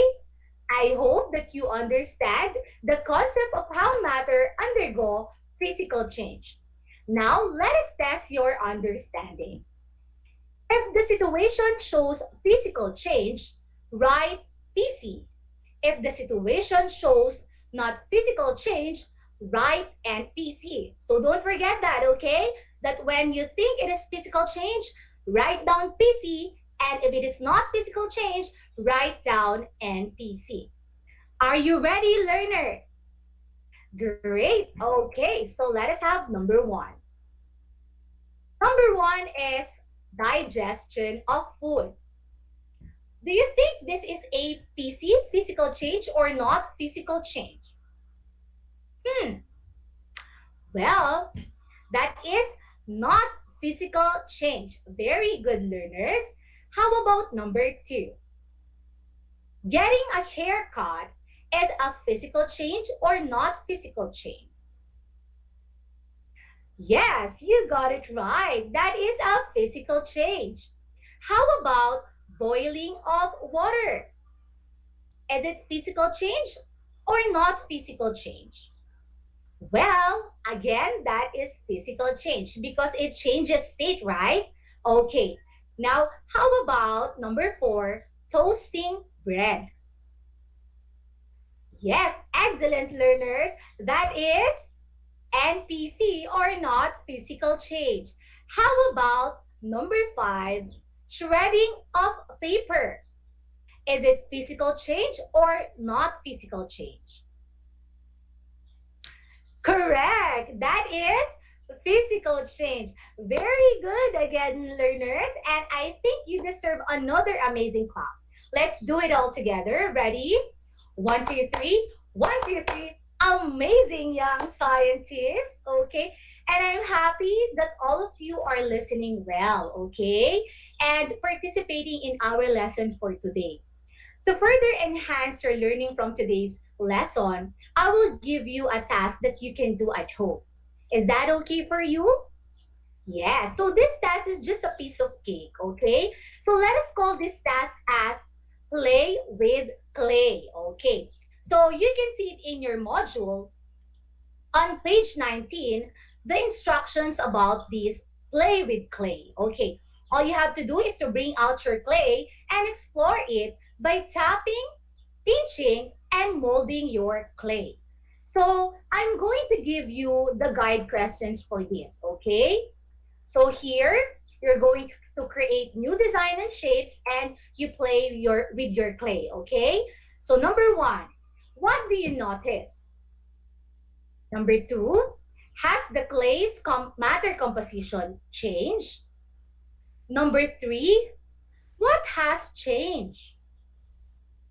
Number 4, draw and write your observations in the box given there. So these are the guide questions that will help you to answer and understand what you are doing. Okay? So next task is to answer this. Okay? I'm going to give you this situation.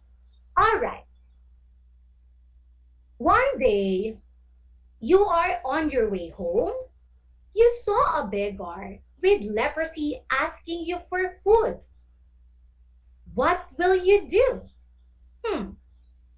Letter A, ignore the beggar and run away. Letter B, tease him and laugh at him. Letter C, help him and buy him food. So what do you think you will do for this situation? So the correct answer is, very good learners, you will help him and buy him food because that is your answer, because we should extend help to the beggar despite his physical appearance. When someone or somebody is asking for help, don't look at his physical appearance, neither his situation in life.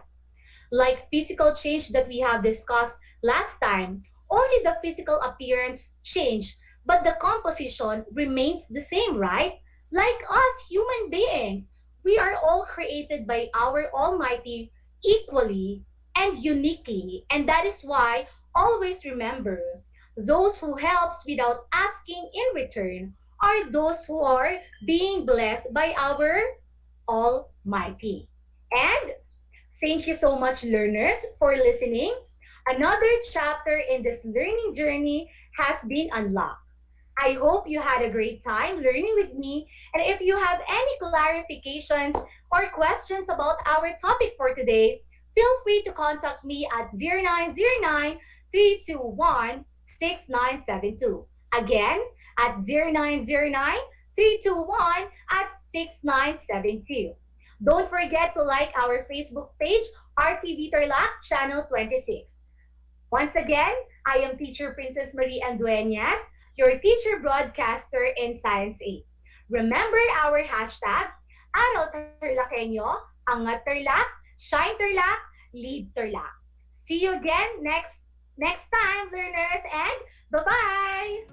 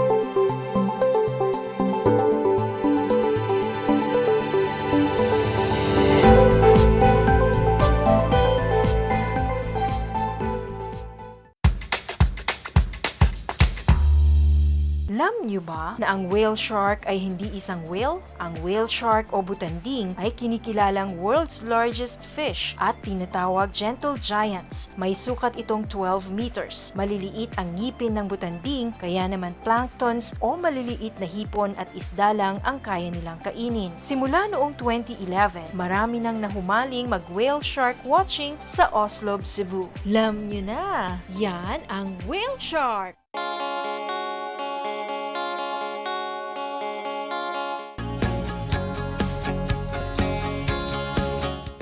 Buhay mga bata sa mga batang nasa ikalimang baitan. Hello! Magandang araw din sa inyo, mahal naming magulang. Ito ang Aral TarlakHenyo ng SDO Tarlac Province dito sa RTV Tarlac, Channel 26. At DZTC, Radio Pilipino, Tarlac. Happy learning, grade 4. Welcome to Aral TarlakHenyo here on RTV Tarlac, Channel 26. Simulcast over DZTZ 828, Radio Filipino Tarlac.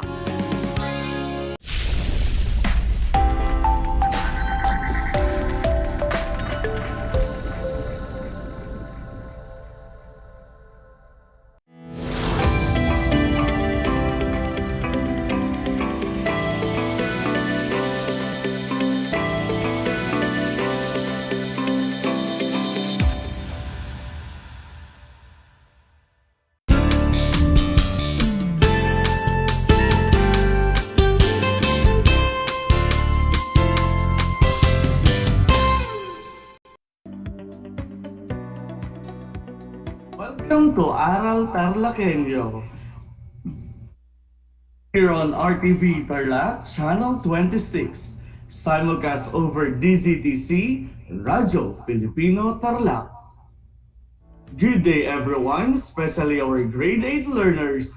I am Mr. JRP Duldulao, your teacher broadcaster for Mathematics Grade 8. Today is April 5, 2021.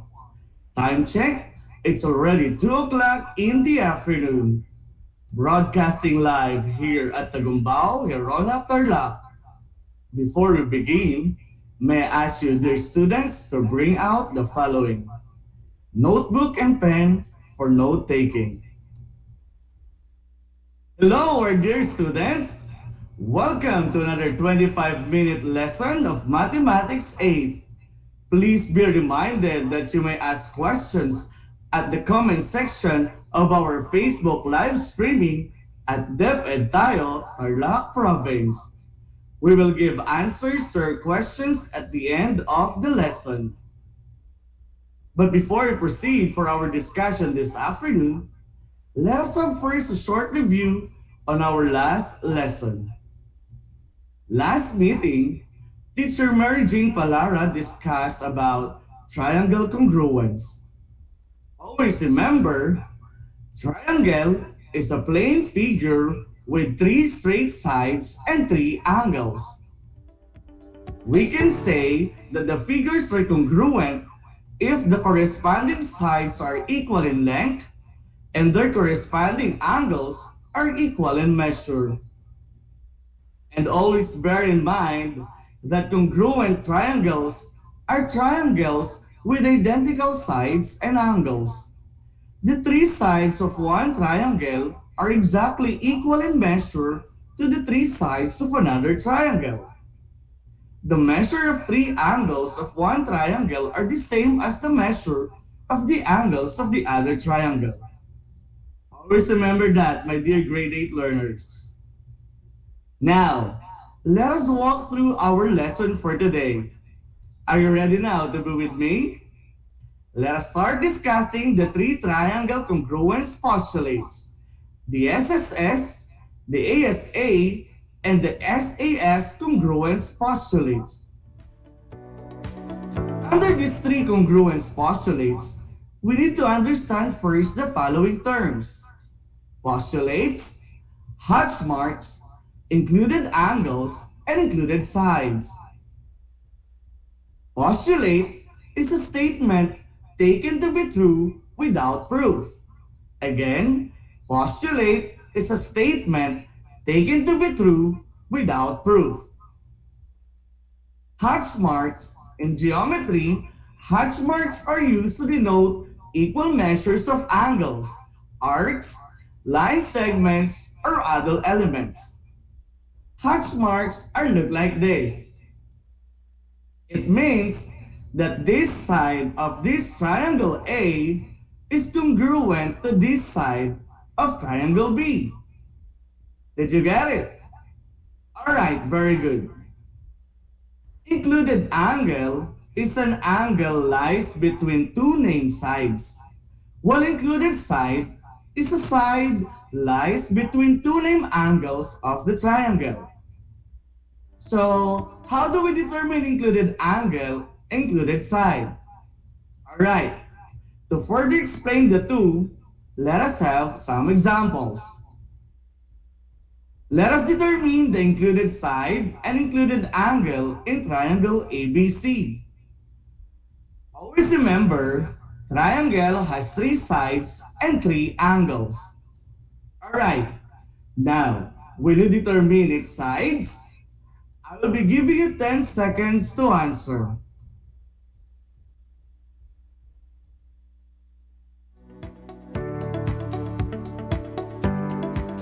Time's up. So what is your answer? Very good. The sides of a triangle ABC are side AB, side BC, and side AC. Again, the sides of triangle ABC are side AB, side BC, and side AC. Now, will you give its three angles? Again, I will be giving you 10 seconds to answer.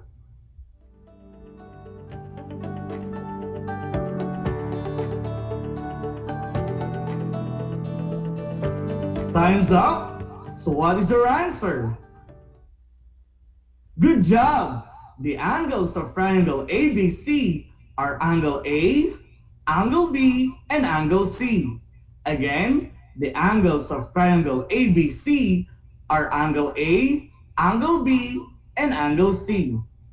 Now, let us determine the different included sides and included angles of triangle ABC.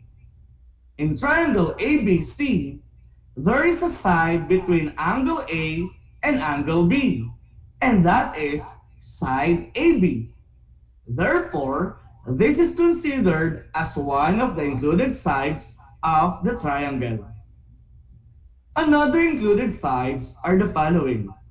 Between angle B and angle C, side BC is the included side.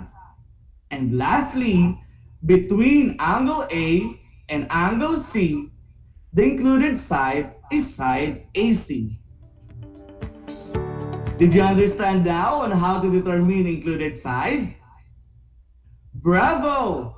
Now, let us determine the included angles of the given triangle ABC.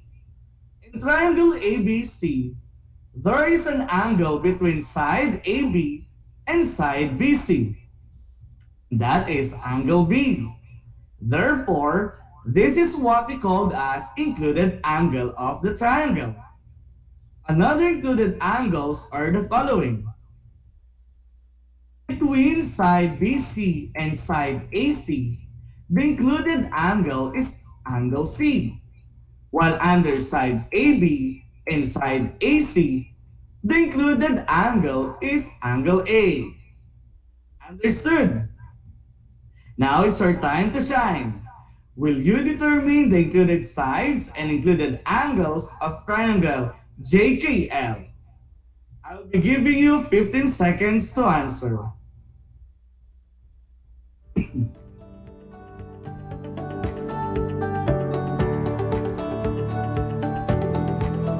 Time's up! What is your answer? Very good, that is correct. The included sides of triangle JKL are side JK, side KL, and side JL. And the included angles are angle J, angle K, and angle L. Any questions so far? I hope that you understand what included side and included angle is. And I guess we are now ready to discuss the SSS, SAS, and ASA congruence postulate. Let us start with side, or SSS congruence postulates. Under these postulates, it states that if three sides of one triangle are congruent to three sides of another triangle, then the two triangles are congruent. So how is that? Okay, let us have this example to really understand SSS, or side congruence postulate. But always remember, congruence of sides and angles is shown with little hatch marks. We have here triangle ABC and triangle DEF. As you can see there are hatch marks on the different sides of the two triangles. We have here one hatch mark on the side AB and side DE, two hatch marks on side BC and side EF, and three hatch marks on side AC and side DF. It shows in this example that the sides of triangle ABC and triangle DEF are congruent. Therefore, we can say now that the two triangles are congruent. Next congruence postulate is the side-angle side postulate, or the SAS congruence postulate. And it states that if two sides and the included angle of a triangle are congruent to two sides and the included angle of another triangle, then the two triangles are congruent. Always remember, my dear grade 8, that included angle is an angle lies between two named sides. Let us have an example. In the given triangles GHI and triangle JKL, we can notice that there are four sides having hatch marks. Two sides in the first triangle and another two sides in the other triangle. But as you can see, we have the symbol of angle. In this given example, we are dealing with the two sides and one angle of a triangle that is congruent to the two sides and one angle of the other triangle. Now, by merely observing in the hatch marks found in the given triangles, will you give me now the congruent parts? Okay, I will be giving you 15 seconds to determine the congruent parts of the two triangles. Your timer starts now.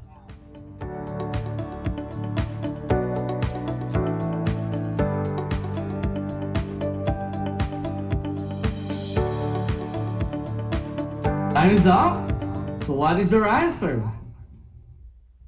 Great, that is correct. The congruent parts in the two triangles are side GH from the first triangle is congruent to side JK from the second triangle. Another one is side HI is also congruent to side KL. And the last part, which is congruent to both of the triangles, is the angle H of the first triangle and the angle K of the second triangle.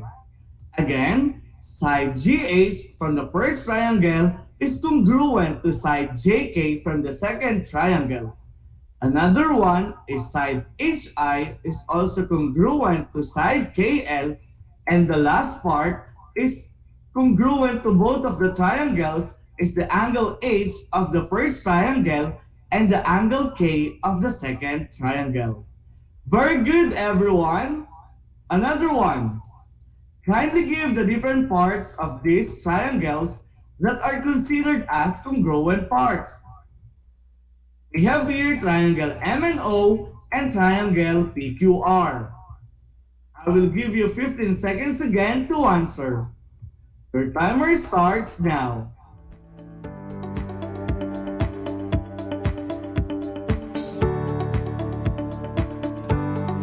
Time is up. So what is your answer?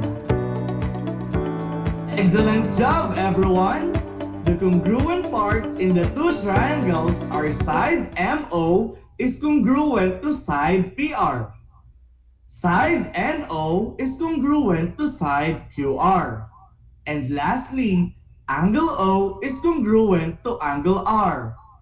Again, the congruent parts in the two triangles are side MO is congruent to side PR, side NO is congruent to side QR, and lastly, angle O is congruent to angle R. Because of those congruent parts, we can say now that the two triangles are congruent, and we can identify it as an example of side angle side or SAS congruence postulate. Don't forget that, my dear students. Now let us move on to the last postulate, and that is the angle side angle or the ASA congruence postulate. Angle side angle or ASA congruence postulates states that if two angles and the included side of a triangle are congruent to two angles and the included side of another triangle, then the two triangles are congruent. Let's have an example. We have here triangle STU and triangle VWX. How many sides do you think is congruent to the two triangles? Very good. We have only one side that is congruent to both of the triangles. What about the angles? How many angles do you think is congruent to the two triangles? Correct. That is awesome. We have only two angles that is congruent to the two triangles. Now, by looking at the hash marks of the two triangles, will you determine the two angles and one side that is congruent to the two triangles? I will give you 15 seconds to answer. Your 15 seconds starts now.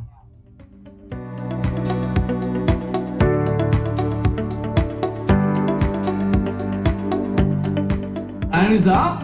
So what is your answer? Great, that is correct. The two angles congruent to the two triangles are angle S and angle V, and angle T and angle W. And the congruent side is side ST and side VW. Again, the two angles congruent to the two triangles are angle S and angle V, and angle T and angle W. And the congruent side is side ST and side VW. Now, because of your outstanding performance, it is your time to shine. But before we proceed to your short quiz, always remember that postulate is a statement taken to be true without proof. Hash marks are used to denote equal measures of angles, arcs, line segments, or other elements. Included angle is an angle lies between two named sides, while included side is a side lies between two named angles of the triangle. And most importantly, do not forget that SSS or side-side-side congruence postulate states that if three sides of one triangle are congruent to three sides of another triangle, then the two triangles are congruent. SAS or side angle side congruence postulate states that if two sides and the included angle of a triangle are congruent to two sides and the included angle of another triangle, then the two triangles are congruent. And lastly, angle side angle or ASA congruence postulate states that if two angles and the included side of a triangle are congruent to two angles and the included side of another triangle, then the two triangles are congruent. Now, for you to really master our topic for today, let us have a short quiz. The quiz is composed of 10 items focusing on the topic that we had discussed a while ago. So for those students who are listening through radio, kindly bring out any sheet of paper and a pen to write your answers. While for those students who are with us in our Facebook Live, you can type your answers in the comment sections and we will check that if your answers are correct. Just write or type your answers only. And I will give you 10 seconds to answer in every questions. And I will read the questions twice so that you could understand it. Is it clear, everyone? All right. So are you ready now? Let us start with question number 1. Question number 1. It is a statement taken to be true without proof. Again, it is a statement taken to be true without proof. Question number 2. It is used to denote equal measures of angles, arcs, line segments, or other elements. Again, it is used to denote equal measures of angles, arcs, line segments, or other elements. Question number 3. It is an angle lies between two named sides of a triangle. Again, it is an angle lies between two named sides of a triangle.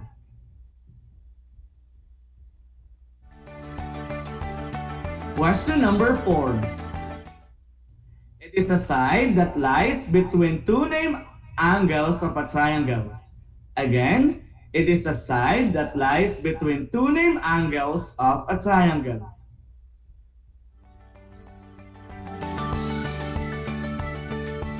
Question number 5. It states that if the three sides of one triangle are congruent to the three sides of another triangle, then the two triangles are congruent. Again, it states that if three sides of one triangle are congruent to the three sides of another triangle, then the two triangles are congruent. Question number 6. It states that if the two sides and the included angle of a triangle are congruent to the two sides and the included angle of another triangle, then the two triangles are congruent. Again, it states that if the two sides and the included angle of a triangle are congruent to the two sides and the included angle of another triangle, then the two triangles are congruent. Question number 7. It states that if the two angles and the included side of a triangle are congruent to the two angles and the included side of another triangle, then the two triangles are congruent. Again, it states that if the two angles and the included side of a triangle are congruent to the two angles and the included side of another triangle, then the two triangles are congruent. Question number 8. It is a plane figure with three straight sides and three angles. Again, it is a plane figure with three straight sides and three angles. For question number 9 and 10, I will give you the name of the triangle and you will identify its sides and angles. Are you ready? All right. Let us have question number 9. I have here triangle XYZ. Give the three sides of this triangle. Question number 10. The DZTC or Tarlac radio station has a triangular wall clock located in front of their main entrance. If I name the wall clock as triangle STO, what are the angles of the triangle? Alright, that ends our short quiz. Let us now check it one by one. Okay. The answer for question number 1 is postulate. Number 2, the answer is Hatchmark. Number 3, the answer is included angle. For the question number 4, the answer is included side. For question number 5, the answer is SSS or side-side-side congruence postulate. For number 6, SAS or side angle side congruence postulate. Number 7, we have ASA or angle side angle. For number 8, the correct answer is triangle. For number 9, we have the sides XY, side YZ, and side XZ. For question number 10, the angles are S, T, and O. We're not yet done with our discussion for today because Teacher Maria Corazon and Tolentino of Pada National High School will continue our discussion on Wednesday, April 7, 2021, focusing on the application of the three congruence postulates. I hope you learned a lot today. Again, I am Mr. J.R.P. Duldulao, your Mathematics 8 anchor teacher. Until next time!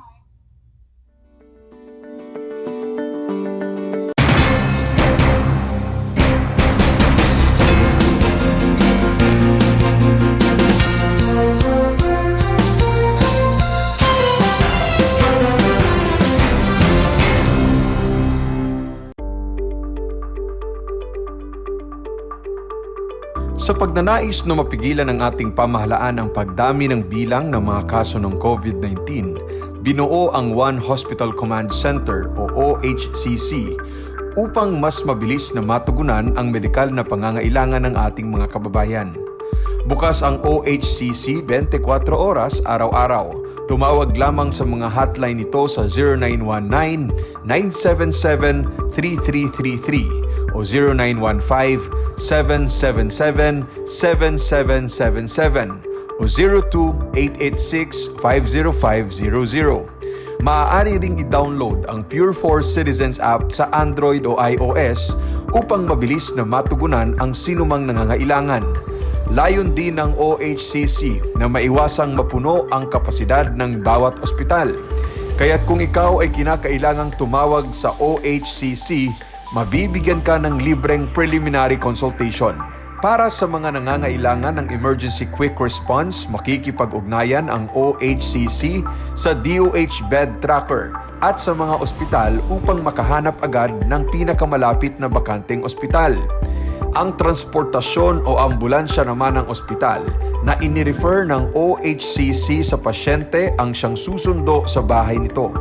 Kaya't kapag ikaw ay nakakaranas ng anumang sintomas ng COVID-19 o nangangailangan ng agarang tulong medikal, tumawag lamang sa OHCC at handa silang tumulong sa lahat ng oras.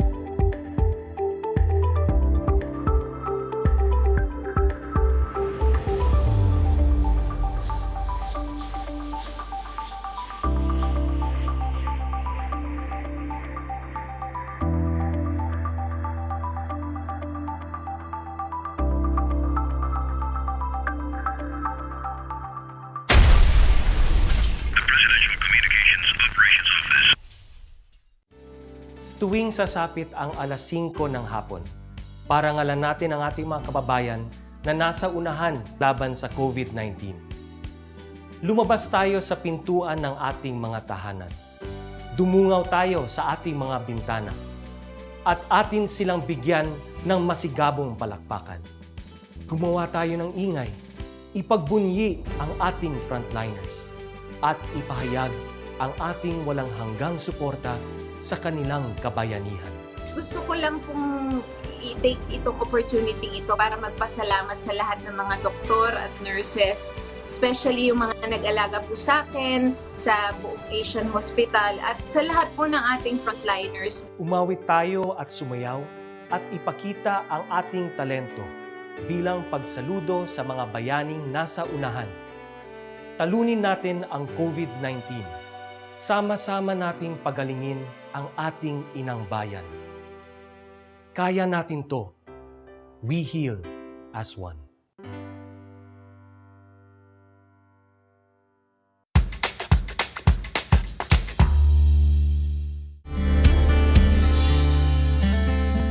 Alam niyo ba na ang Pilipinas ay mayroong 7,641 islands? Mula sa bilang na 7,107 islands, nadagdagan ito ng 534 na isla noong 2017. Tanging 2,000 lamang sa mga islang ito ang natitirhan. Alam niyo na! Yan ang mga isla sa Pilipinas.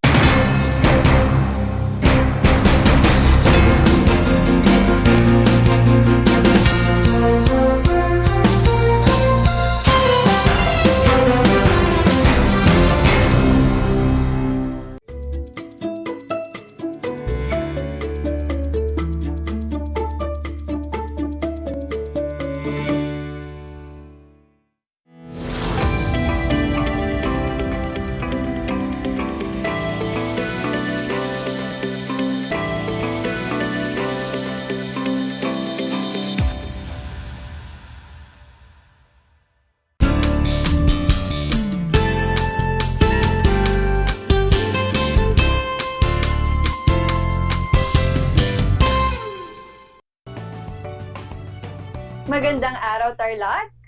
Magandang araw, mga kapantas!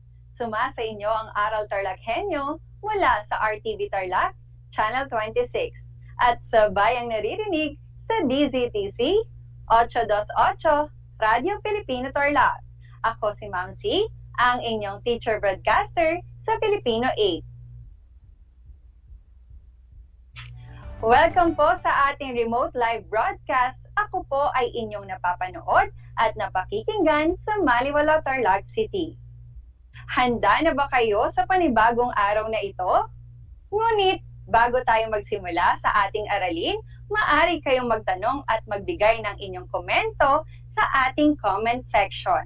At syempre, huwag niyong kalilimutang i-like ang ating Facebook page RTV Tarlac Channel 26. Mayroon din tayong YouTube channel, subscribe to RTV Tarlac Channel 26. Kaya naman, pwesto na sa pinakakomportableng upuan, hawak ang inyong self-learning activity sheets.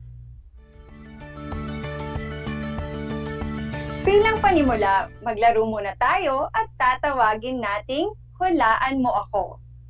Ganito lamang iyan. May babasahin na akong pahayag at tutukuyin naman ninyo kung sino o ano ang inilalarawan sa bawat pahayag. Maaari kayong sumagot sa pamamagitan ng text o mag-comment sa ating Facebook live stream. Handa na ba kayo? Kung gayon, simulan na natin. Para sa unang pahayag, ako ay isang babasahing isinalarawan at maaring nagsasaad ng kwento, buhay ng tao o pangyayari. Maghuhusay na dibuhista ay mababakas sa akin. Uulitin ko, ako ay isang babasahing isinilarawan at maaring nagsasaad ng kwento, buhay ng tao o pangyayari. Mahuhusay na dibuhista ay mababakas sa akin. Ano kaya ang sagot, mga kapantas? Mahusay! Ito ay comics. Para sa ikalawang pahayag, ito ay isang makulay na babasahin na hitik sa iba't ibang impormasyon. Ito ay may sukat na mas malaki kaysa aklat, ngunit mas maliit kaysa sa pahayagan. Uulitin ko, ito ay isang makulay na babasahin na hitik sa iba't ibang impormasyon. Ito ay may sukat na mas malaki kaysa sa aklat, ngunit mas maliit kaysa sa pahayagan. Ano kayang sagot, mga kapantas? Mahusay! Ito ay magazine. Para sa ikatlong pahayag, ito ay mga kwentong higit na maiksi sa kwento. Ulitin ko, ito ay mga kwentong higit na maiksi sa maikling kwento. Ano kayang sagot, mga kapantas? Mahusay! Ito ay dagli. Sumunod na pahayag. Itinuturing naman na ito na pahayagan ng masa. Uulitin ko, itinuturing naman ito na pahayagan ng masa. Ano kayang sagot, mga kapantas? Mahusay! Ito ay tabloid. Nakuha niyo ba ang lahat ng mga sagot? Mahusay! Nakatutuwa namang malaman na kayo ay handang-handa na para sa ating bagong aralin. Kaya makinig upang matuto, tumutok upang maunawaan, mag-isip upang makapagbigay ng opinyon. Ang inyong mga hinulaan kanina sa ating laro ay ang mga araling tinalakay natin noong nakaraang araw. At ang mga ito ay ang mga popular na babasahin na kabilang sa tinatawag nating panitikang popular. Ito ay akdang isinulat para sa masa, hindi tunguhin ng popular na panitikan ang matamo ang mataas na antas ng kagandahan o kapinuhan. Para sa isang manunulat ng popular na panitikan, sapat na ang makapagbigay siya ng kasiyahan sa kanyang mga mambabasa. Kaya kapansin-pansin din ang mga ganitong akda, ang wikang ginagamit ng mga manunulat. Ngayon, nais kong suriin naman ninyo ang mga pangungusap na aking bibigkasin. Para sa unang bilang, Sis Join Me. Pinapasabi pala ni Sis Cherry na hindi siya makakasama sa atin kasi dahil siya pinayagan ng airpot niya. Para sa ikalawa, Catherine, pwede mo ba akong tulungan kung paano gawin ang ating takdang aralin? Ikatlo, masarap magluto ng spaghetti ang nanay ni Maymay. Ikaapat, Tom Jones na ako, bet ko na maglafang ng Chicken Joy to the World. Ikalima, pre, punta tayong com shop, maglaro tayo ng Dota. Nasuri nyo ba ng mabuti ang mga pangungusap? Ang inyong mga napansin? O ano ang inyong mga napansin sa mga salita o sa mga pahayag na aking binanggit? Mahusay na pagsusuri, mga kapantas. Kapansin-pansin na ang ilang mga salitang ginamit sa bawat pangungusap. Sa unang pangungusap, ang mga salitang sis, dehins, at erpat ay mga salitang ginamit sa unang pahayag. At sa ikalawang pahayag naman ay ang mga salitang pwede at paano. Sa ikatlong pangungusap naman ay ang salitang spaghetti. Sa ikaapat na pangungusap ay ang Tom Jones, bet, maglafang, at Chicken Joy to the World. At sa panghuling pangungusap ay pre, com shop, at Dota. Alam nyo ba kung saan madalas ginagamit ang mga ganitong salita?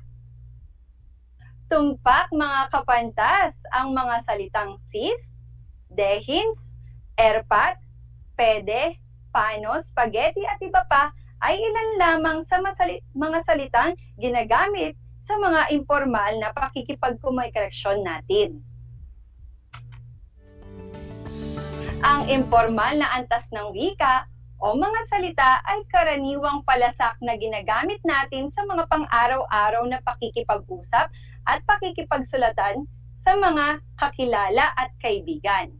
Kabilang sa mga sumusunod na mga salita ay mga una ay ang balbal o slang sa wikang Ingles o mas kilala bilang slang words. Ang balbal, ito ay tinatawag ding salitang kanto o salitang kalye. Maaari ring maibilang sa uring ito ang mga bagong usbong na mga salita. Narito ang mga halimbawa. Erpat nang ibig sabihin ay tatay. Jowa ay kasintahan. Char kapag nagbibiro lamang. Si Q ay security guard. Tom Jones ay gutom.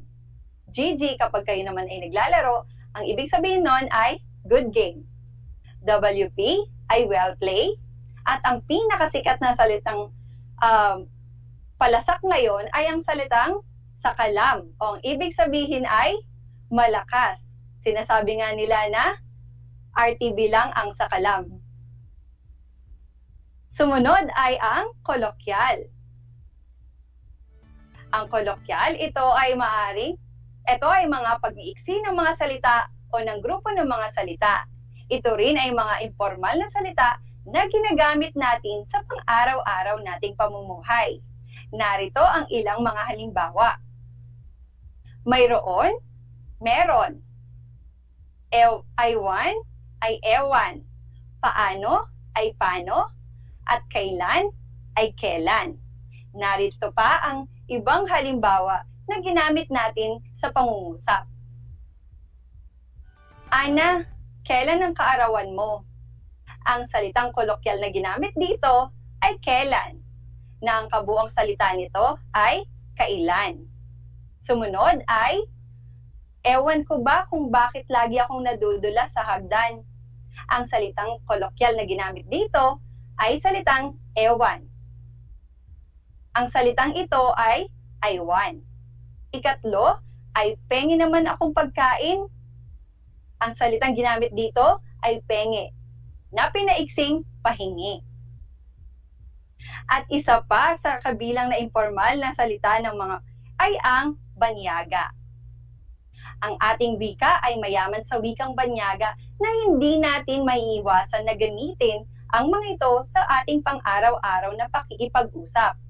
Karamihan sa mga ito ay pangalang tiyak, teknikal, pang-agham, simbolong pang-matematika, o mga salitang banyagang walang salin sa wikang Filipino. Kung minsan ang mga salitang ito ay binaybay ayon sa pagkakabigkas. Narito ang mga halimbawa: ballpen, driver, face mask, face shield, basket, computer, cake, order, bag, at cellphone. Yan ay mga salitang walang salin sa Filipino. At ito'y hiram natin sa mga banyaga. Narito pa ang isang halimbawa ng pangungusap na ginamitan natin ng mga salitang banyaga. Laging paalala sa atin ng pamahalaan na kapag lalabas ng bahay, ugaliin ang pagsusuot ng face mask at face shield upang makaiwas sa sakit na sa banta ng COVID-19. Ang mga ginamit na banyagang mga salita dito ay face mask, face shield, at COVID-19. Naunawaan ba ang pagkakaiba ng mga uri ng informal na mga salita? Magaling! Ngayon naman, upang matiyak ko na talagang carry bells na ninyong uriin ang mga informal na salita, magkakaroon tayo ng maikling pagsasanay. Magbibigay ako ng ilang mga salita at tukuyin naman ninyo kung ito ay balbal, kolokyal, o banyaga. Maaari ninyong isulat ang inyong mga sagot sa inyong kwaderno o anumang malinis na papel. At maaari ring sumagot ang mga nakatutok sa ating Facebook live stream. Handa na ba kayo? Okay, simulan na natin. Narito ang panuto. Tukuyin kung anong informal na antas ng wika ang salitang mababanggit. Narito ang mga salita. Sa una, ang salitang bat. Ikalawa ay pista. Ikatlo ay charger.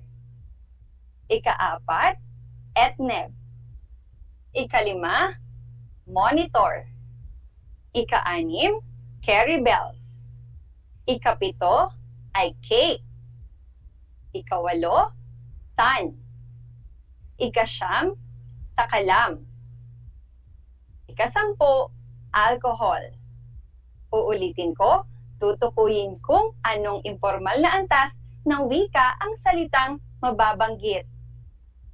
Narito ang mga salita. Una, bat. Ikalawa, pista. Ikatlo, charger. Ika-4, etneb. Ika-5, monitor.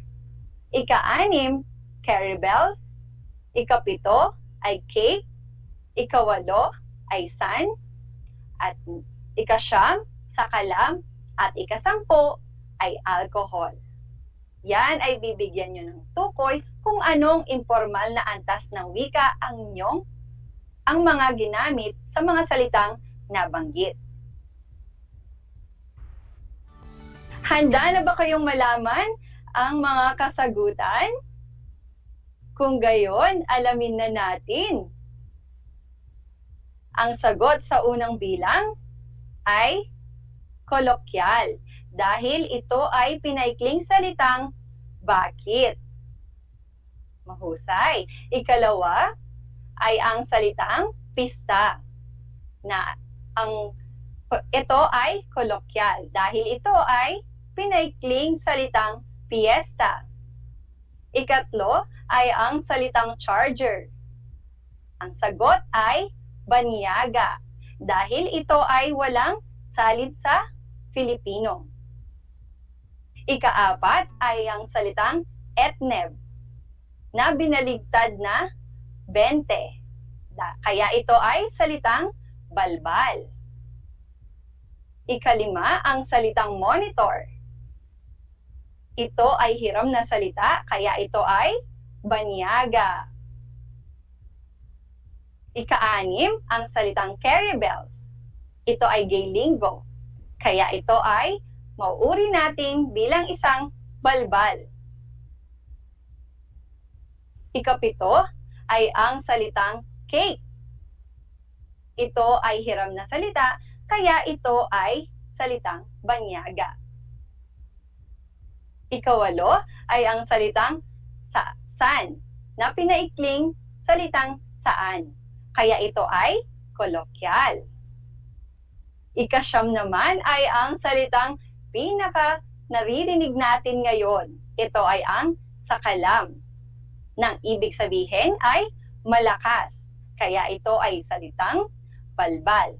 Dahil tayo ang bumuo ng salitang ito. At ang sumunod ay ang salitang alcohol. Ito ay salitang banyaga. Dahil ito'y ating hiniram lamang sa mga banyaga. Mahusay! Inaasahan ko na kayo ay nakakuha ng mga matataas na puntos. Ang inyong mga kasagutan ay pwede nyong ipasa sa inyong guro sa Filipino. Ngayon naman ay bumuo kayo ng mga pangungusap kung ano ang iyong sasabihin sa mga sitwasyong ibibigay ko gamit ang mga informal na uri ng salita.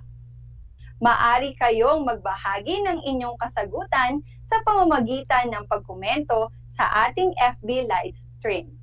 O kaya naman, isulat nyo ito sa mga malilinis na papel. Narito ang unang sitwasyon.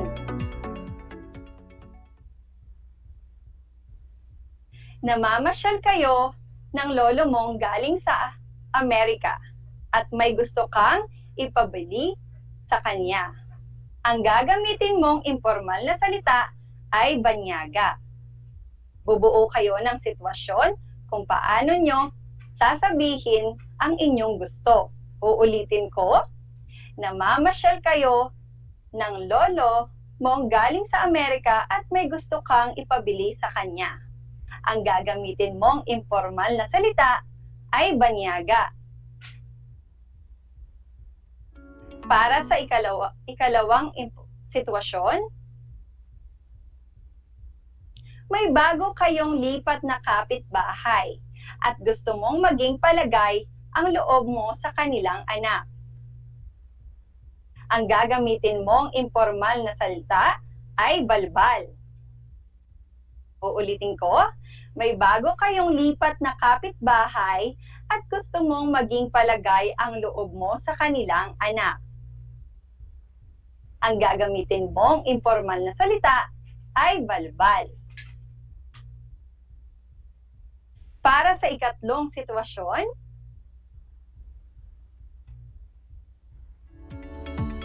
Pupuntahan mo ang bahay ng iyong kaklase, ngunit parang naliligaw ka. Paano ka magtatanong sa mga taong pwede mong hingan ng tulong sa daan? Ang gagamitin mong informal na salita ay kolokyal. Ulitin ko, pupuntahan mo ang bahay ng iyong kaklase, ngunit parang naliligaw ka. Paano ka magtatanong sa mga taong pwede mong hingan ng tulong sa daan? Ang gagamitin mong informal na salita ay kolokyal. Ngayon, para mas maunawaan nyo kung paano gumawa ng mga sitwasyon or paano nyo sasagutin ang mga sitwasyong ito, balikan natin ang 3 balbal na salita or mga antas ng wika. Una dito ay ang salitang balbal o mga slang words. Ito yung mga salita na kung saan ginagamit natin sa pakikipag-usap sa araw-araw. Ito yung mga salitang kanto o salitang kalye. Magbigay tayo pa tayo ng ibang mga halimbawa. Mga salitang mamshi, popshi, mga salitang char, charot, yung mga ganon. Erpat, ermat, yung mga salitang yan ay mga salitang balbal. Halimbawa pa, anakshi, mamshi, mga salitang yan ay ginagamit natin sa pang-araw-araw na buhay natin. Hindi naman natin namamalayan kung ano-ano yung mga binibigkas natin. Lalo na yung mga kabataan ngayon na naglalaro ng mga ML, Dota. Yan, ginagamit yung GG, good game, well play, yung mga yan. Mga salitang jowa, char, yung mga yan. Yan yung mga salitang balbal. Sumunod naman ay ang mga salitang kolokyal. Ito yung mga salita, mayroon na nagiging meron or binibigkas natin na meron. Paano naman ay binibigkas natin ng paano. Ikatlo, kailan naman ay binibigkas natin ng kailan. At ewan ay nagiging ewan. Salitang bakit ay nagiging but. Saan? Nagiging san. Paano? Nagiging paano. Okay? Ngayon, sumunod na tayo dito sa salitang banyaga. Narito ang ilan sa mga salitang lagi nating nagagamit na walang salin sa Filipino. Salitang ballpen, driver, cake, order, computer, monitor, bag, face mask, face shield, at cellphone. Yan ay mga halimbawa na ginagamit natin sa pang-araw-araw nating pamumuhay na hindi natin namamalayan na ito ay mga salitang banyaga. Ito ay mga salitang hiram natin. Batid kong naunawaan nyo ang 3 impormal na antas ng wika. Ito ay ang balbal, kolokyal, at banyaga.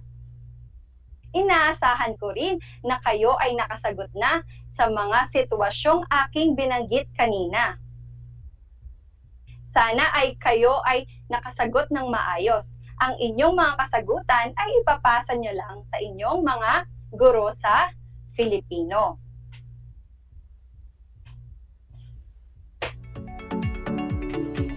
Ang ating tinalakay ay ang mga impormal na antas ng wika. Tandaan, bagamat magkaiba man ng konsepto ang balbal, kolokyal, at banyaga, ay nagtatagpo pa rin na ang mga ito bilang informal na mga salita. Ang pakikipagkomunikasyon ay paraan natin upang makipag-ugnayan sa ibang tao para tayo ay magkaintindihan o magkaunawaan. Likas din sa ating mga Pilipino ang pagiging palakaibigan. Kaya karaniwan na nating nagagamit ang mga informal na mga salita upang higit nating maramdaman at makipagpalagayan ng loob sa ating kausap. Ngunit Upang maiwasan natin ang pagkakamali o pagkabigo, kailangan nating maging maingat sa pagharap natin sa iba't ibang sitwasyon na ating kasasangkutan. Lalo na sa mga pagkakataong kailangan nating magpahayag o magsalita. Naway lubos niyong naunawaan ang mga gamit na impormal na mga salita.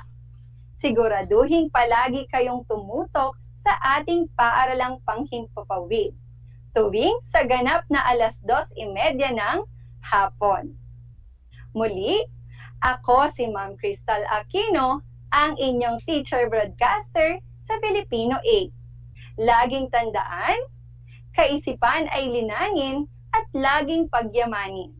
Mag-aral ng mabuti, mag-aral ng maigi upang buhay ay mapabuti. Hanggang sa muli!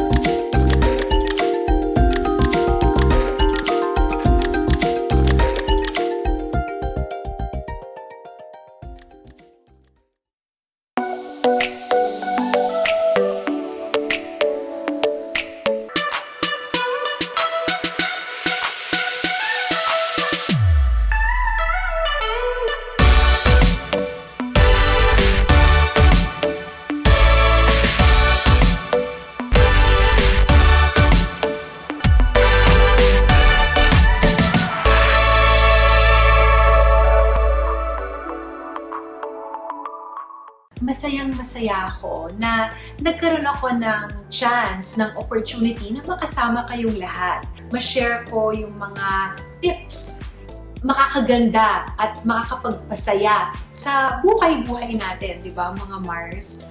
Kaya Mars, tandaan ninyo, dito, kayo ang bida.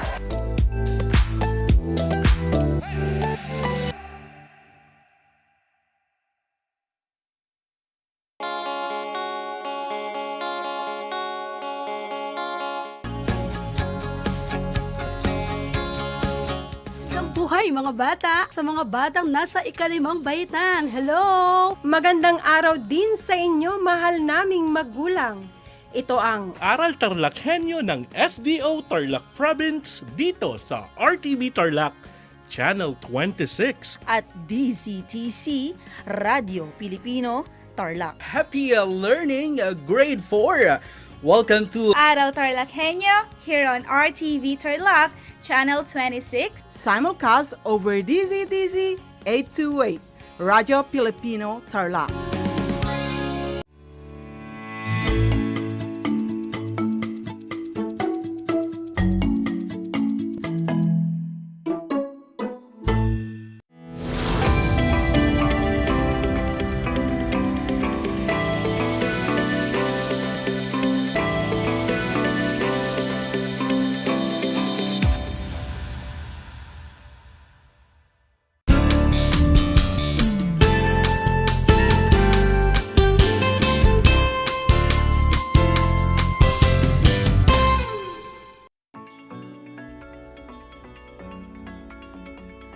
Welcome sa ating Project Shine, Aral TarlakHenyo ng SDO Tarlac Province, na kasalukuyang napapanood dito sa RTV Channel 26 at sabayang napapakinggan sa 828 DZTC Radio Filipino Tarlac.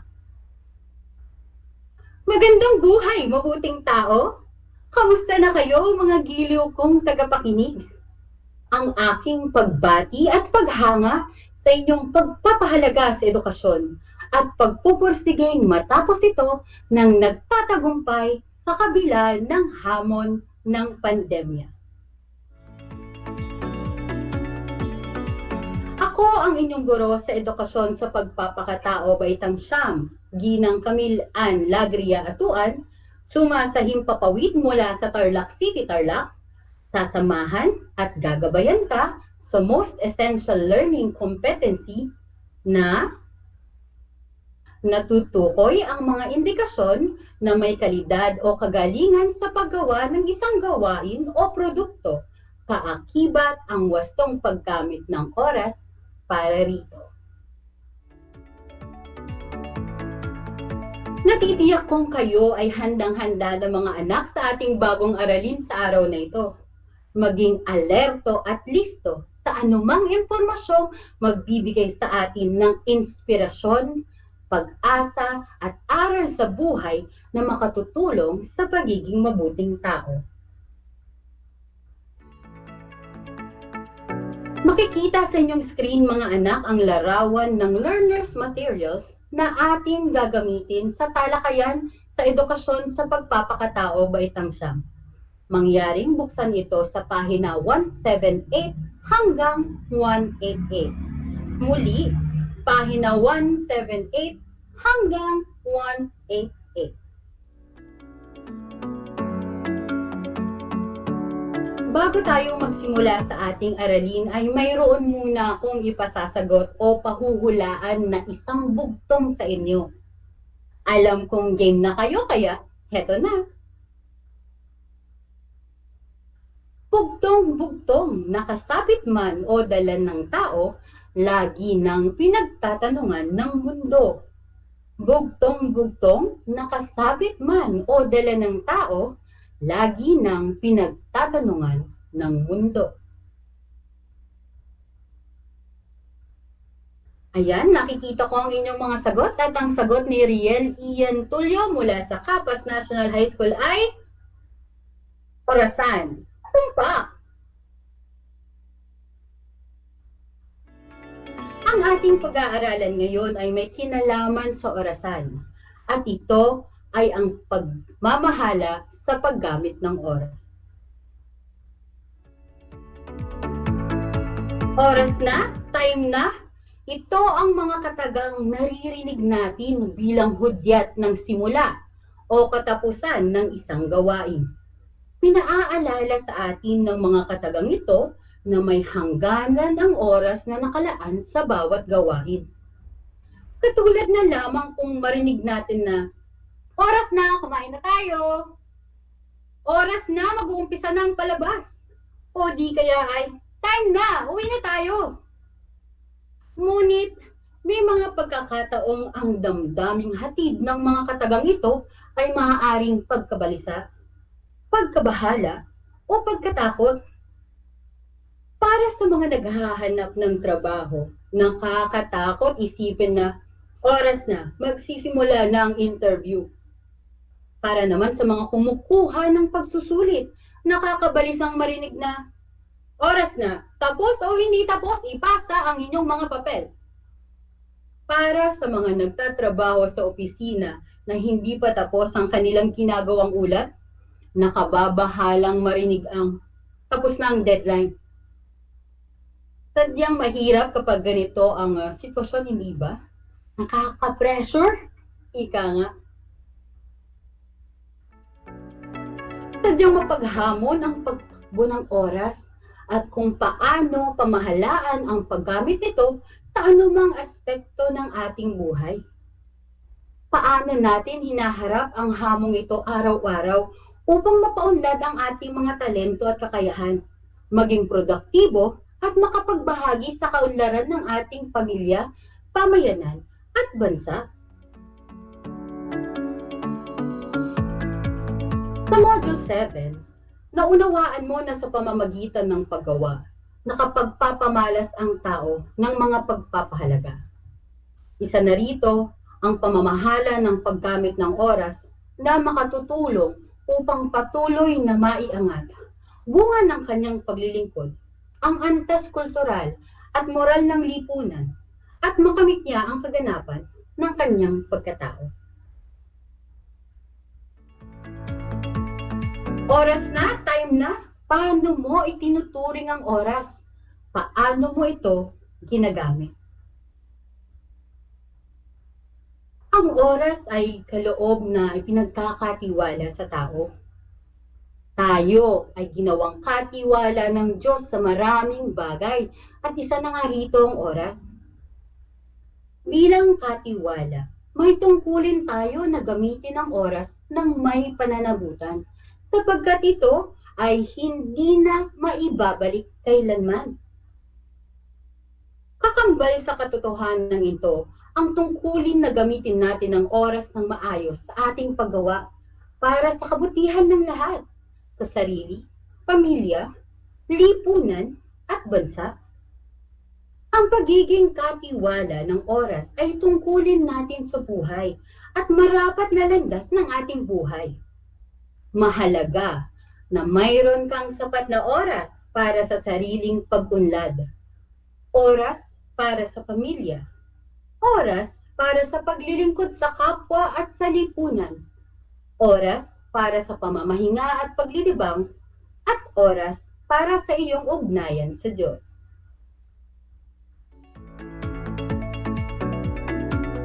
Ang oras ay di tulad ng salapi na maaaring ipunin sa isang alkansya o bangko, na kapag kailangan mo ng ekstrang 2 oras para sa isang araw ay makakakuha ka rito. Ang bawat tao ay pinagkalooban lamang ng Diyos ng 24 na oras sa loob ng isang araw sa bawat sanglinggo. Naririnig naman natin ang katagang 24/7, hindi ba? Kapag ang oras ay lumipas na, hindi na ito maaaring maibalik. Ni hindi ka makakahiram o makakautang kanino man ng ekstrang oras para iyong magamit. Ang mabuting katiwala ay pinamamahalaan ang paggamit ng kanyang oras. Mapamamahalaan mo ang oras dahil ito ay permihan o constant. Ito ay pasulong at hindi pabalik. Ang pamamahala mo sa paggamit ng oras ay hindi pagmamanipula nito, kundi isa itong pagsusumikap na mapamahalaan ito ng mabuti sa paggawa mo ng mga bagay para sa iyong sarili, sa pamilya, sa kapwa at sa lipunang iyong kinabibilangan.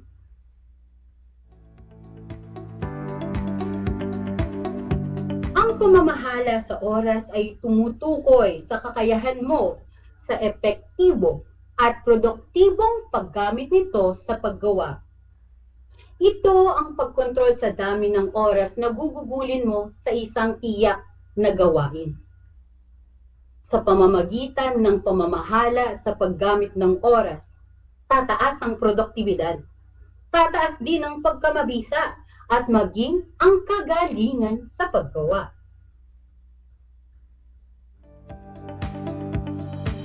Upang masimula ng epektibong pamamahala sa paggamit ng oras, kailangan ang pagtakda ng tunguhin o yung ating mga goals sa iyong paggawa. Kung alam mo ang iyong patutunguhan, makikita kung ano talaga ang gawain kailangang gawin at tapusin at ang angkop na pagkasunod-sunod ng mga ito. Sa pagtakda ng tunguhin, may isang paraan na subok na. Ito ay ang SMART. S nang ibig sabihin ay specific o tiyak. M, measurable o nasusukat. A, attainable o naaabot. R, realistic o makatotohanan. At T, time-bound o nasusukat ng panahon. Upang mas maunawaan ninyo ang paraang ito, talakayin natin ang kahulugan ng bawat isa.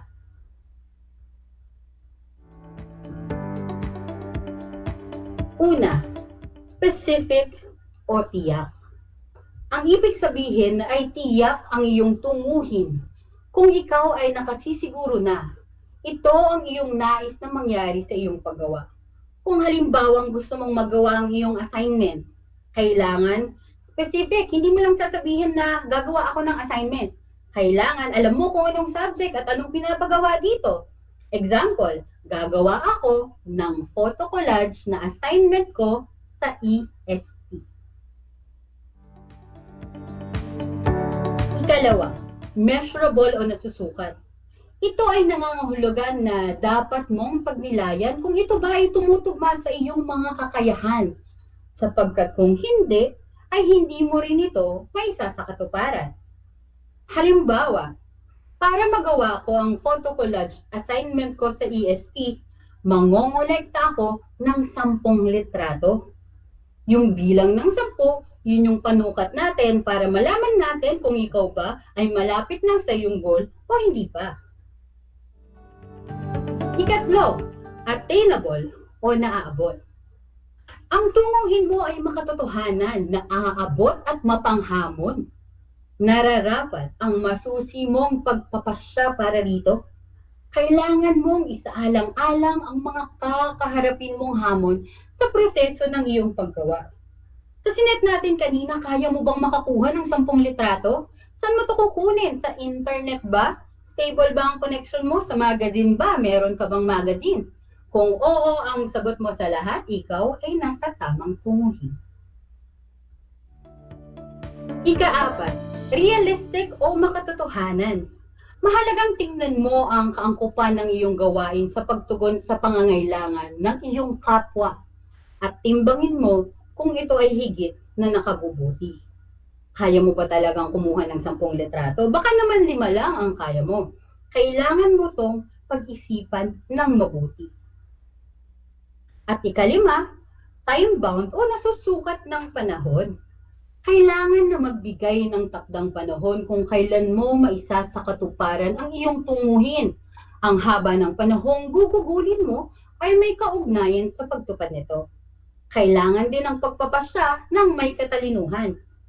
Kung naiset natin kanina yung gagawin mong photo collage assignment sa ESP, sa pangongolekta ng 10 litrato, kailan mo ito sisimulan? Kailan ka dapat matapos? Sa puntong ito, meron akong nais ibahagi sa inyo na isang malikhaing kwento mula sa isang blog na may pamagat na ang oras ay mahalaga. Pakinggan ninyong mabuti mga anak at pakalimiin mabuti kung ano ba ang mensahe ng ating kwento.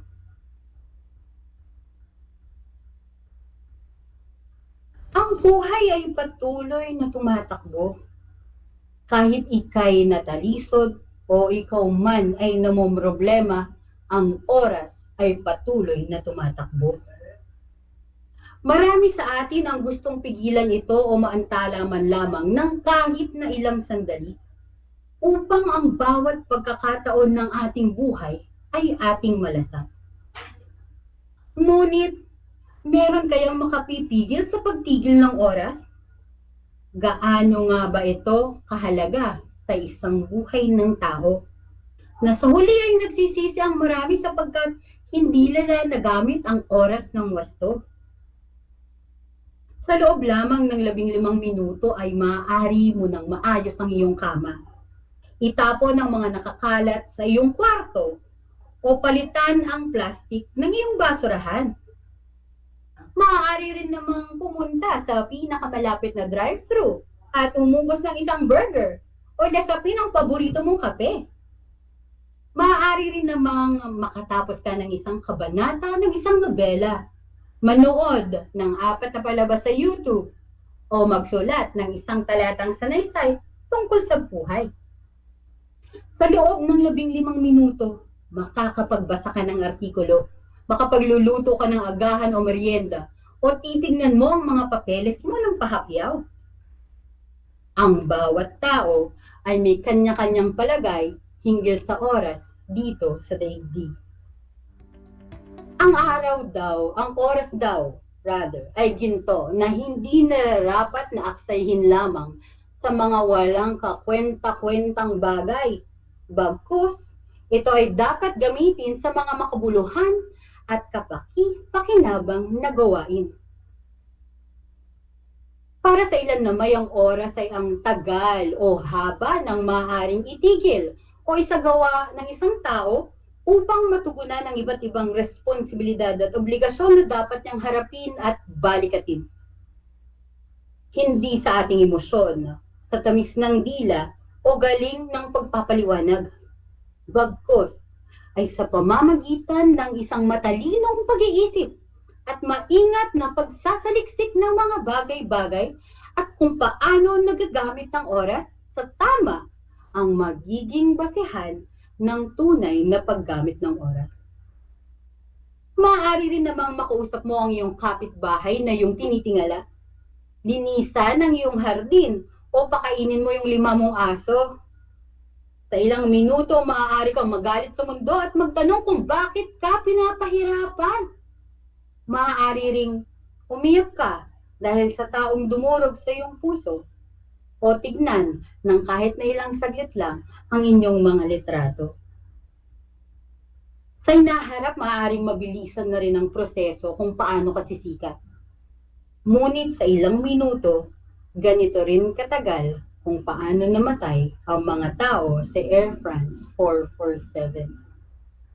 Sa loob ng 15 minuto, ang lahat ng nakasakay ay namatay sa eroplano.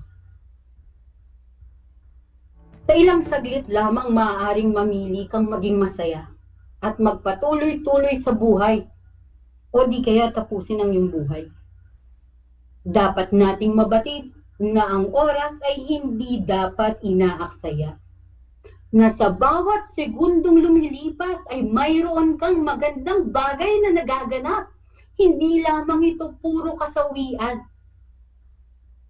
Ang oras ay tumatakbo at sa ilang sandali, maaaring tayo ay wala na sa mundo. Ang lahat ay may hangganan, mayroong katapusan at wakas. Subalit, naipapamuhay ba natin ang ating mga sarili sa tamang landasin sa bawat oras na dumarating sa ating buhay?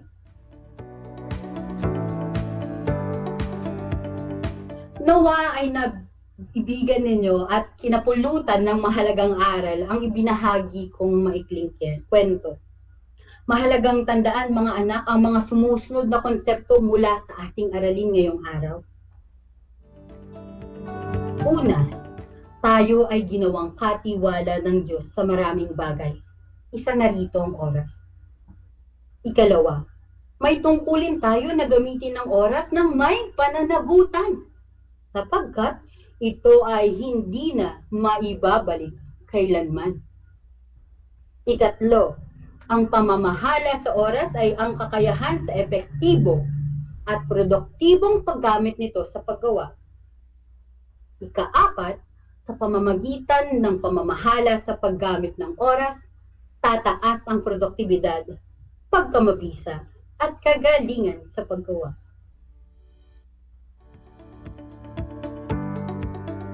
Isang talakayan na naman ang malapit ng matapos. Ako ay masayang-masaya sa ipinakita ninyong aktibong pakikibahagi sa ating aralin.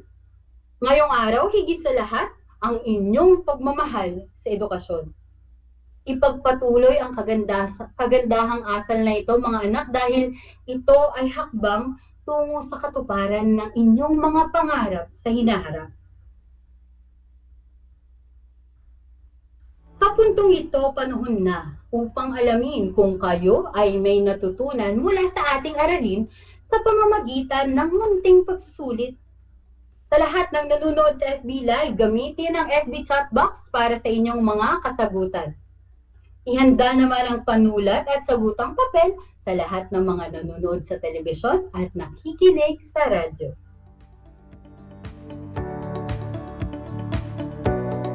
Panuto. Tama o mali?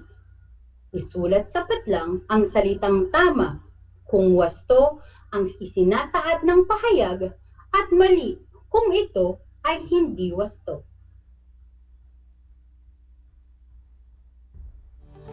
Para sa unang bilang, ang oras ay kaloob ng Diyos na ipinagkakatiwala sa tao. Uulitin ko. Ang oras ay kaloob ng Diyos na ipinagkakatiwala sa tao.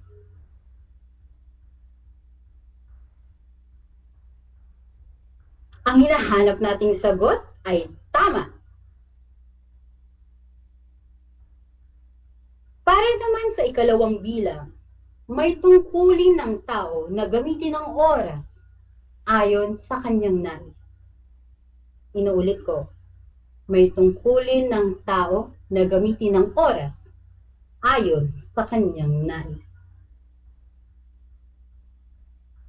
Tignan nga natin ang inyong mga sagot at ang hinahanap naming sagot ay mali. Mahusay mga bata. Ikatlong bilang.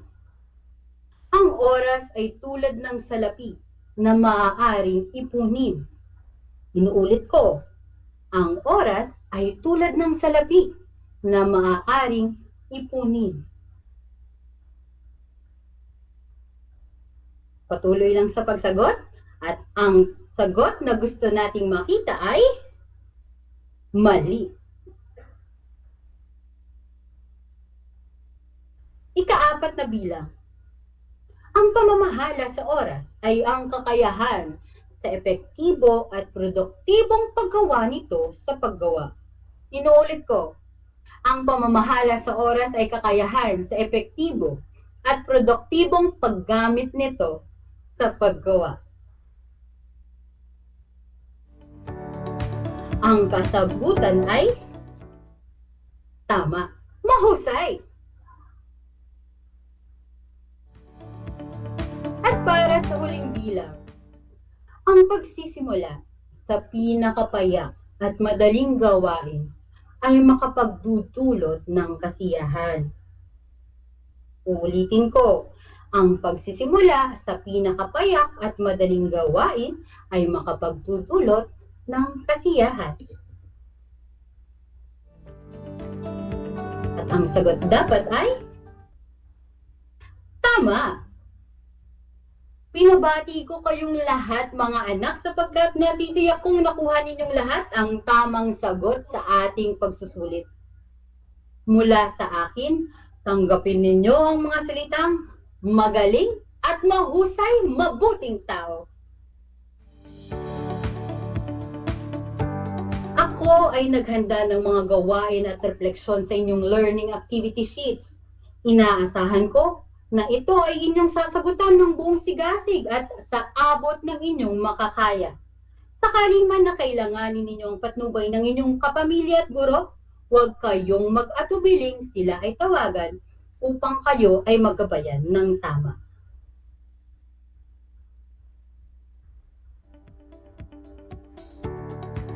Panalangin ko na anumang konseptong inyong natutunan sa araw na ito ay inyong maisabuhay sa araw-araw. Mahalaga ang paggamit ng oras. Mahalaga ang paggawa. Itong dalawang magkasama ang susi para tayo ay magtagumpay sa hinaharap.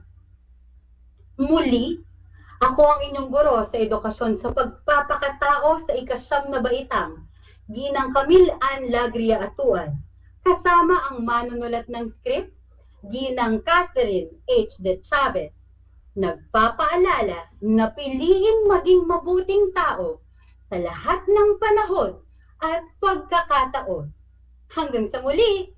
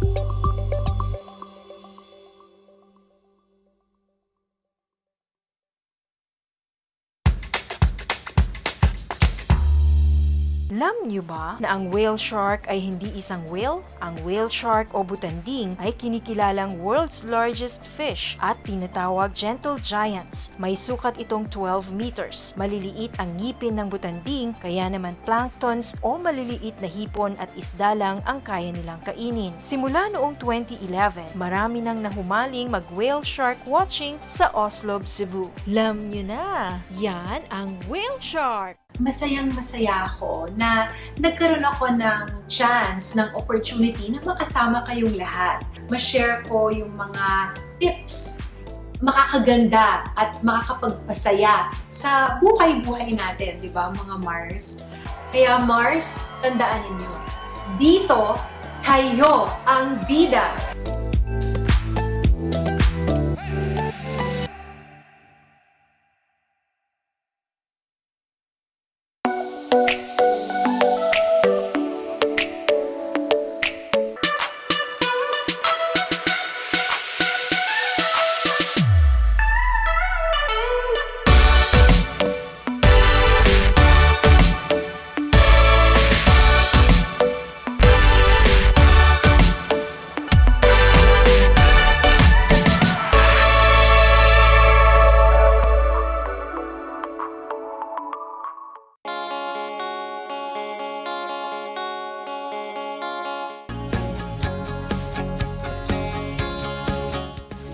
Hoy mga bata, sa mga batang nasa ikalimang baitan, hello! Magandang araw din sa inyo, mahal naming magulang. Ito ang Aral TarlakHenyo ng SDO Tarlac Province dito sa RTV Tarlac, Channel 26. At DZTC, Radio Pilipino, Tarlac. Happy learning, grade 4. Welcome to Aral TarlakHenyo here on RTV Tarlac, Channel 26. Simulcast over DZTC 828, Radio Filipino Tarlac.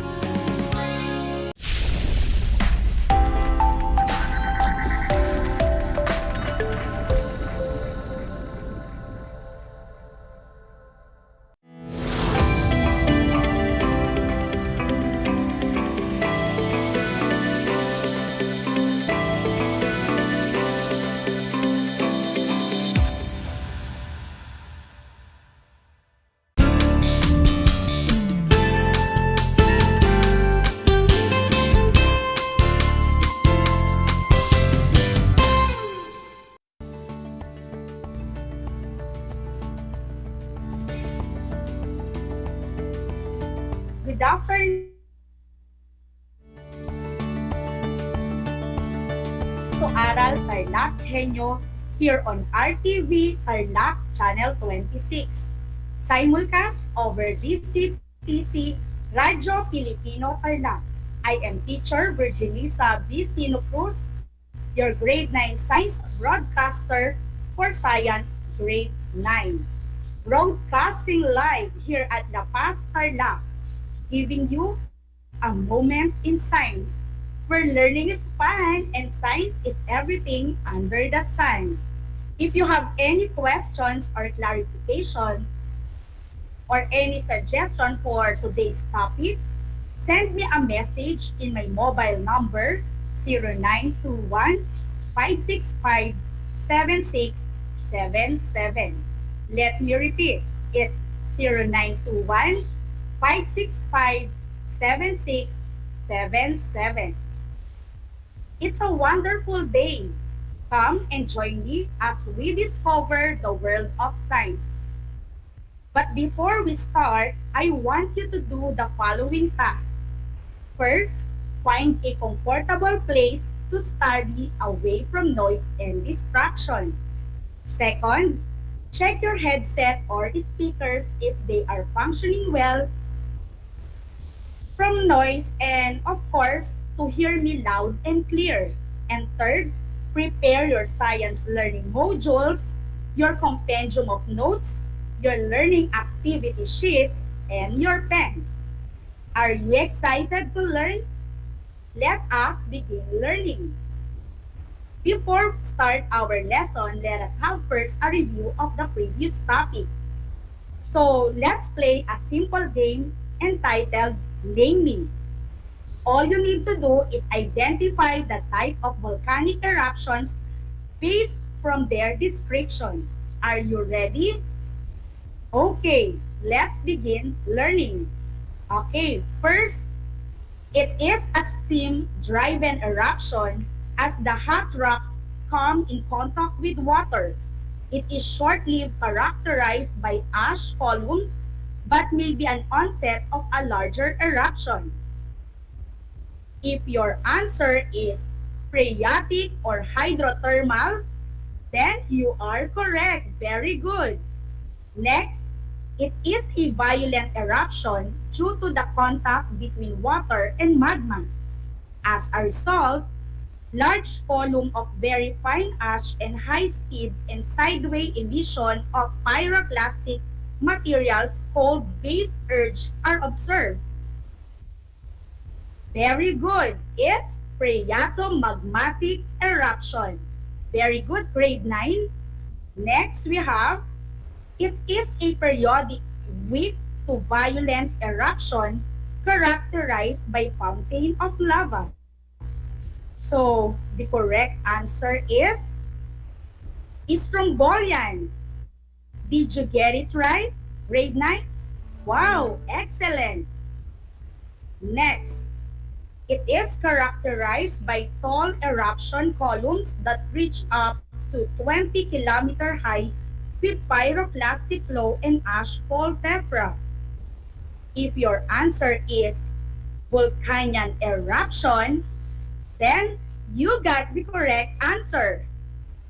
Lastly, it is an excessively explosive type of eruption of gas and pyroclastic materials.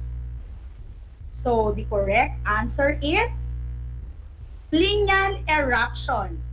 Very good, grade 9 learners. Did you get all the correct answers? Wow, that's nice. These are the different types of volcanic eruptions, from weak to excessively explosive eruptions, namely phreatic or hydrothermal eruption, phreatomagmatic, strombolian, volcanian, and plinian. Very good. It seems that you really understood the lesson discussed to you by Ma'am Erica. All right, grade 9. Now let's have a simple activity entitled Fix My Words. All you need to do is rearrange the jumbled letters based on the given meaning. Are you ready with your pen and paper? Let's begin. The first word has 7 letters. Letters L, L, A, F, H, S, and A. It is a shower of fine to coarse-grained volcanic materials and other airborne products of a volcanic eruption. The correct answer is ashfall. Very good. Next, the second word has 7 letters. Letters R, A, H, A, L. Can you fix the word? It is a rapid-flowing thick mixture of volcanic material and water, usually generated along river channels by extreme rainfall. If your answer is lahar, then you got the correct answer. The third word has 14 letters. Letters W, O, L, F, C, I, T, S, A, L, C, O, R, Y, and P. It is a fast turbulent mass of fragmental volcanic materials, ash and rocks mixed with hot gases that flow down the slope at a very high speed of more than 60 km per hour. The correct answer is pyroclastic flow. Did you get it right? Excellent! Very good, grade 9 learners. Next word has 4 letters. Letters A, P, A, and L. It is red hot with a temperature of more than 1,100 degrees Celsius.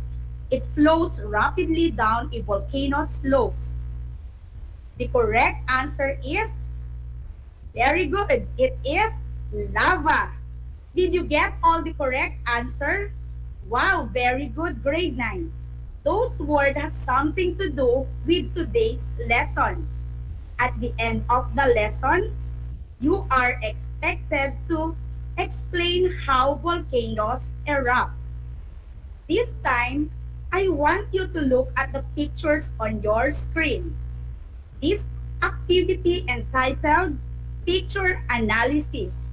All you need to do is to analyze the 3 given pictures and answer the following questions. Are you ready? Very good. Are you familiar with these volcanoes? What are the similarities of the 3 known volcanoes? Very good. The first photo is the Mount Pinatubo. It is an active stratovolcano in the Zambales Mountains, located on the tri-point boundary of the Philippine provinces of Zambales, Tarlac, and Pampanga, all in central Luzon, on the northern island of Luzon. Pinatubo is most notorious for its eruption on June 15, 1991, and the second largest terrestrial eruption of the 20th century after the 1912 eruption of Nova Rupta in Alaska. Next photo is the Taal volcano. Taal volcano is a large caldera filled by Taal Lake in the Philippines. Located in the province of Batangas, the volcano is one of the most active volcanoes in the country, with 34 recorded historical eruptions, all of which were concentrated on the volcano island near the middle of Taal Lake. The eruption of Taal volcano in Batangas, Philippines on January 12, 2020 was a phreatomagmatic eruption from its main crater that spewed ashes across the Calabarzon, Metro Manila, and some parts of Central Luzon and Ilocos region, resulting in the suspension of school classes, work schedules, and flights in the area. The third photo is the Mount Mayon. Mayon volcano is an active stratovolcano in the province of Albay in Bicol region, on the island of Luzon in the Philippines. A popular tourist spot, and it is renowned for its perfect cone because of its symmetric conical shape and is regarded as sacred in Philippine methodology. Mayon is a highly active stratovolcano with recorded historical eruptions dating back to 1616. The most recent eruptive episode began in early January 2018 that considered of phreatic explosions, steam and ash plumes, lava fontaining, and pyroclastic flows. Mount Pinatubo, Taal volcano, and Mount Mayon are considered as active volcanoes in the Philippines. As a review, active volcano is a volcano that has at least one eruption during the past 10,000 years. Today, let's deepen your understanding about volcanic eruption. What is a volcanic eruption? A volcanic eruption is a process wherein molten rock materials are emitted or ejected in the form of flowing masses of lava or fragmental particles called pyroclastic materials with gas from a crater, vent, or fissure. What determines the nature of eruption? There are primarily factors affecting the volcano's eruption style, namely the magma's temperature, its chemical composition, and the amount of dissolved gases it contains. These factors can affect the magma's viscosity in different ways. Viscosity is the property of the material's resistance to flow. It is also described as the liquid's thickness and stickiness. The more viscous and thicker the material is,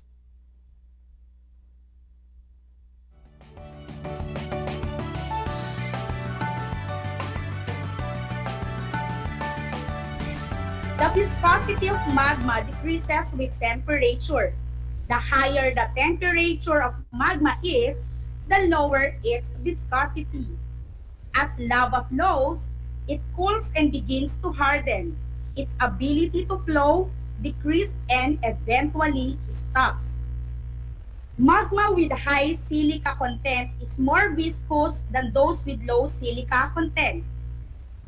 The magma that contains less silica is relatively fluid and travels far before solidifying.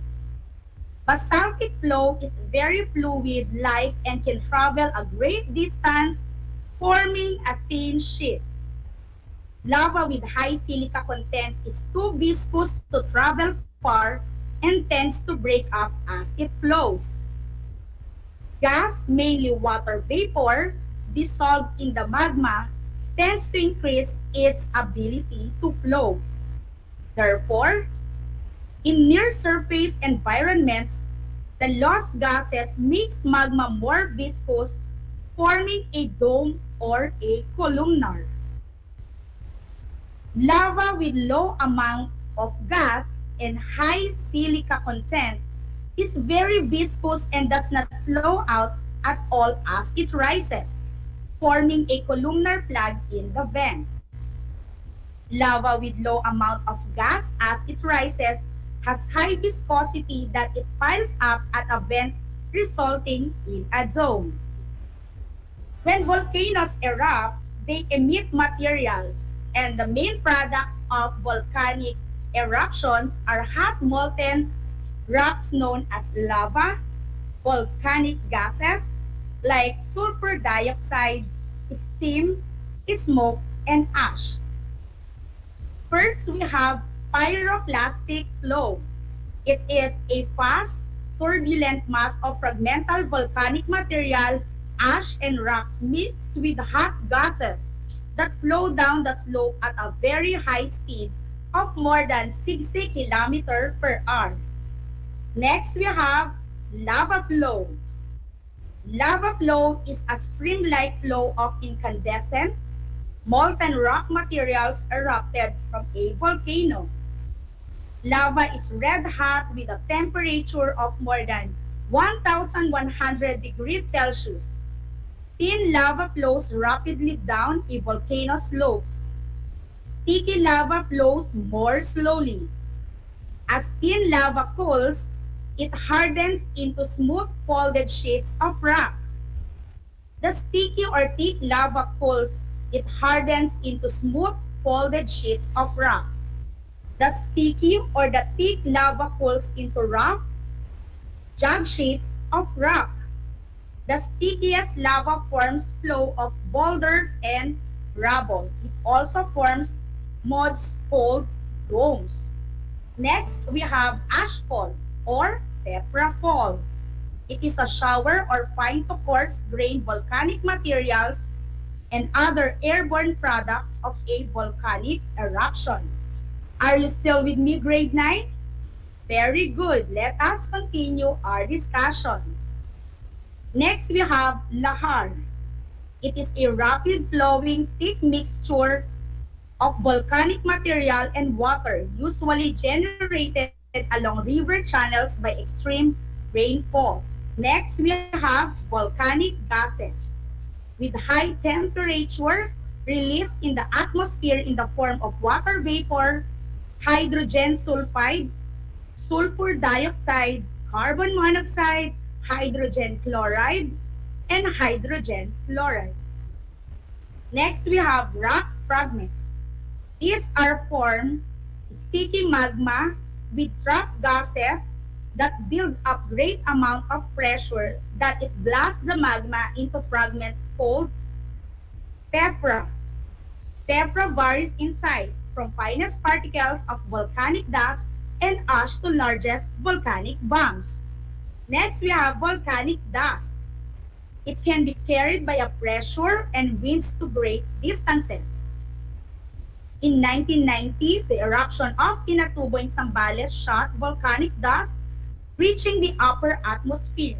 So the different regions in the country and even neighboring countries experience volcanic dust. Next, we have volcanic ash. It shoots up and falls to the surface and molded as hot rock called volcanic tuff. Next, we have volcanic bombs. They are large fragments with sizes ranging from that of a baseball ball or more than 1 meter across. Next, we have mud flow. They have speeds like that of running car, acts like raging waters, carrying away everything in its way such as bridges, buildings, houses, and vegetation. So, what happens when volcanoes erupts? So, the magma, a liquid or molten rock inside a volcano, builds up in its chimney and mixes with gas formed from melted rock. This magma is eventually forced out through vents, resulting in dangerous, bright orange jets of lava being shot hundreds of meters into the magma flows from the vents in a much lower speed. This mixture is light and rises to the top. When it reaches the top, it explodes from the cone of the volcano. The pressure of gases in the magma causes the volcano to erupt. Hot magma, gases, and volcanic ash are emitted. When volcano erupts, magma bursts out. Thus, gas, steam, and hot rock shoot into the sky. Streams of magma called lava come to the surface and pour from the top. Volcanic bombs can be as big and as heavy as trucks. The very small particles are called volcanic dust. Lava flows along as it is in liquid form and usually flows slowly. Lava is the liquid rock that flows out of a volcano. The thicker or the more viscous of the lava, the slower it moves. Thicker lava does not travel very far and will pile up to make rocks. The hotter the lava, the faster it flows. There are different types of volcanic eruptions, but what is common to all of them is the seismic activity. When a volcano erupts, the first sign will be an earthquake. Then it will start sending out ash and gas until finally lava is expelled from the crater. So some eruptions are violent that ash cannot reach several thousand feet into the atmosphere. To sum up, this is what we expected to happen before, during, and after a volcanic eruption. Pressure builds in the magma chamber. Some gases such as carbon dioxide and sulfur dioxide may be released from the vent prior to eruption. The ground may tilt or be slightly more elevated as magma pushes upward from the chamber or mantle. Geologists often spray paint a straight line on a volcano side. If it is broken, bent, and twisted, then there is an evidence of the activity. Let's check if you really understood the lesson for today. Now, get your pen and paper and answer the following questions. Fill in the blanks to finish the sentences describing the process of a volcanic eruption. Use the word bank to help you. Okay, number 1. Deep within the core of the earth, it is so hot that some rocks melt and become a thick and sticky substance called blank. Number 2. This substance gets hotter and hotter and builds deep in the magma reservoir of the volcano. Number 3. Eventually, magma will push up toward the surface of the earth through the volcano's blank and escape through blank in the earth. Number 4. When magma erupts from the volcano, it is called blank. Number 5. Volcanic ash that erupts from the volcano will fall back down onto the earth like powdery snow. It is thick enough and it can cover and damage surrounding plants and animals, and blank streams and rivers. Okay, let's check if you got the correct answers. Okay, for number 1, it's magma. Number 2, pressure. Number 3, crater and vents. Number 4, it's lava. And number 5, contaminate. Did you get all the correct answer, grade 9? Very good. You are great. I hope that you learned something substantial from today's lesson. But before we end today's lesson, kindly write your assignment for our next lesson. List down the advantages and disadvantages of volcanic eruption. Okay, I'll repeat. List down the advantages and disadvantages of volcanic eruption. Did you get that, grade 9 learners? Okay, I have here some interesting facts about volcanoes. The tallest volcano in the solar system isn't on Earth. That's right. The tallest volcano in the solar system isn't on Earth at all, but on Mars. Olympus Mons on Mars is a giant shield volcano that rises to an elevation of 27 kilometers and measures 550 kilometers across. Okay, thank you grade 9 students for listening for our today's lesson. Time flies really fast. I hope you learned a lot today.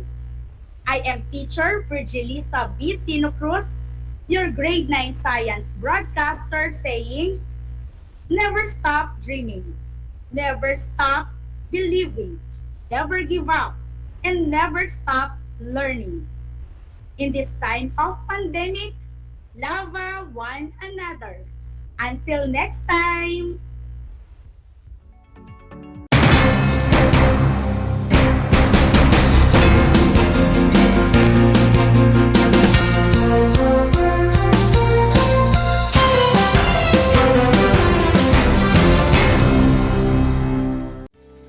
Tuwing sasapit ang alas 5 ng hapon, parangalan natin ang ating mga kababayan na nasa unahan laban sa COVID-19. Lumabas tayo sa pintuan ng ating mga tahanan. Dumungaw tayo sa ating mga bintana. At atin silang bigyan ng masigabong palakpakan. Gumawa tayo ng ingay, ipagbunyi ang ating frontliners, at ipahayag ang ating walang hanggang suporta sa kanilang kabayanihan. Gusto ko lang pong i-take itong opportunity ito para magpasalamat sa lahat ng mga doktor at nurses, especially yung mga nag-alaga po sa akin, sa buong Asian Hospital, at sa lahat po ng ating frontliners. Umawit tayo at sumayaw at ipakita ang ating talento bilang pagsaludo sa mga bayaning nasa unahan. Talunin natin ang COVID-19.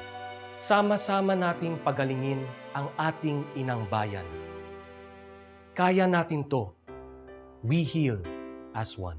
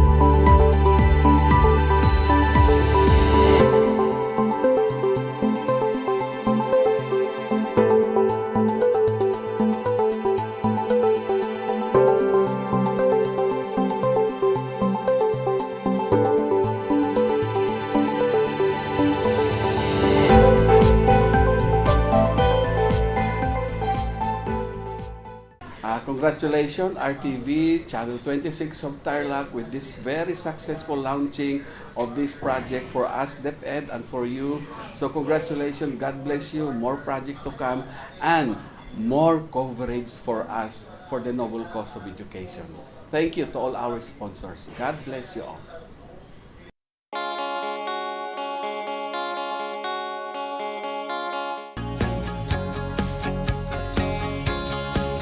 Magandang buhay mga bata sa mga batang nasa ikalimang baitan. Hello! Magandang araw din sa inyo, mahal naming magulang. Ito ang Aral TarlakHenyo ng SDO Tarlac Province dito sa RTV Tarlac, Channel 26. At DZTC, Radio Pilipino, Tarlac. Happy learning, grade 4. Welcome to Aral TarlakHenyo here on RTV Tarlac, Channel 26. Simulcast over DZTZ 828, Radio Filipino Tarlac.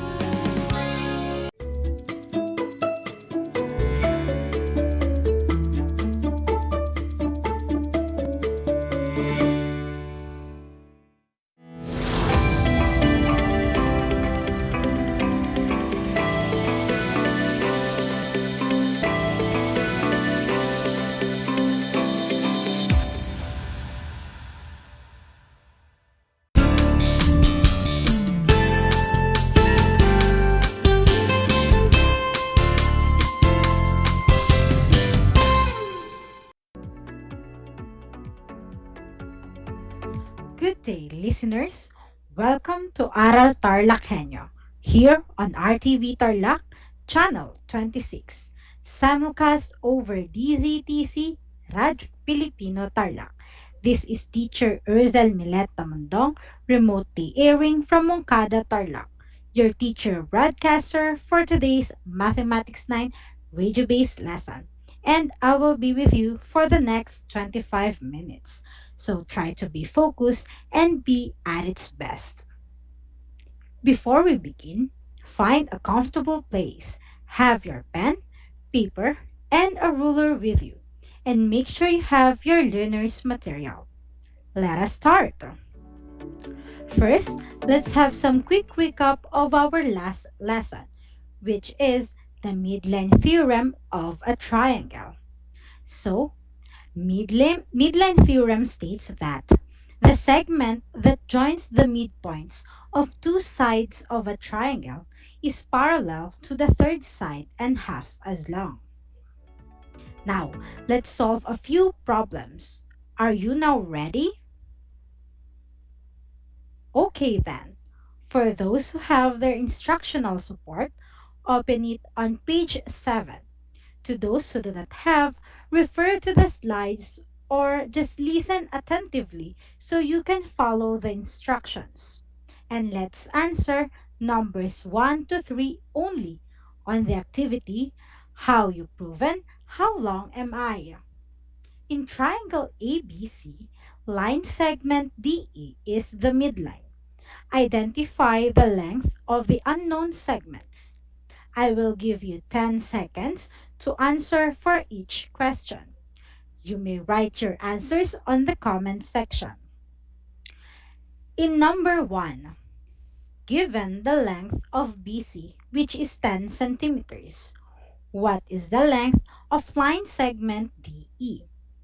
Again, given the length of side BC, which is 10 centimeters, what is the length of line segment DE?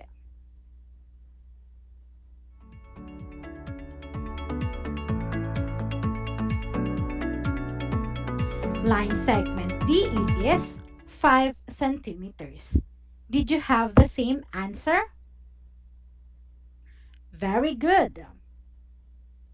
Since line segment DE is the midline of triangle ABC, therefore it is half as long as line segment or side BC.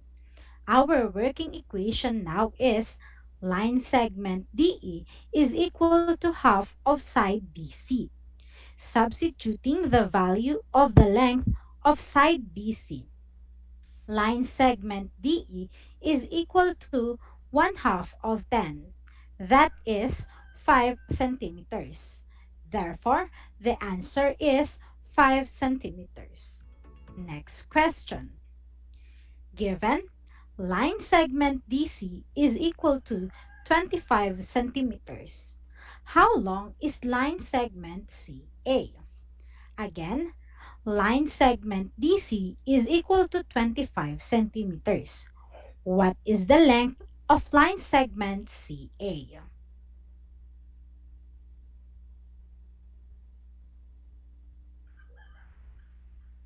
If your answer is 50 centimeters, then you are correct. Since line segment DE is the midline, then D is the midpoint of line segment CA. Point D divides line segment CA into two equal parts, which are line segment CD and DA. So, line segment CD is equal to line segment DA. And line segment CD plus line segment DA is equal to line segment CA. Substituting line segment CD plus line segment DA with 25 plus 25 is equal to line segment CA. Therefore, line segment CA is equal to 50 centimeters. Last question. Given line segment DE is equal to 12 centimeters, how long is line segment CB? Given line segment DE is equal to 12 centimeters, how long is line segment CB?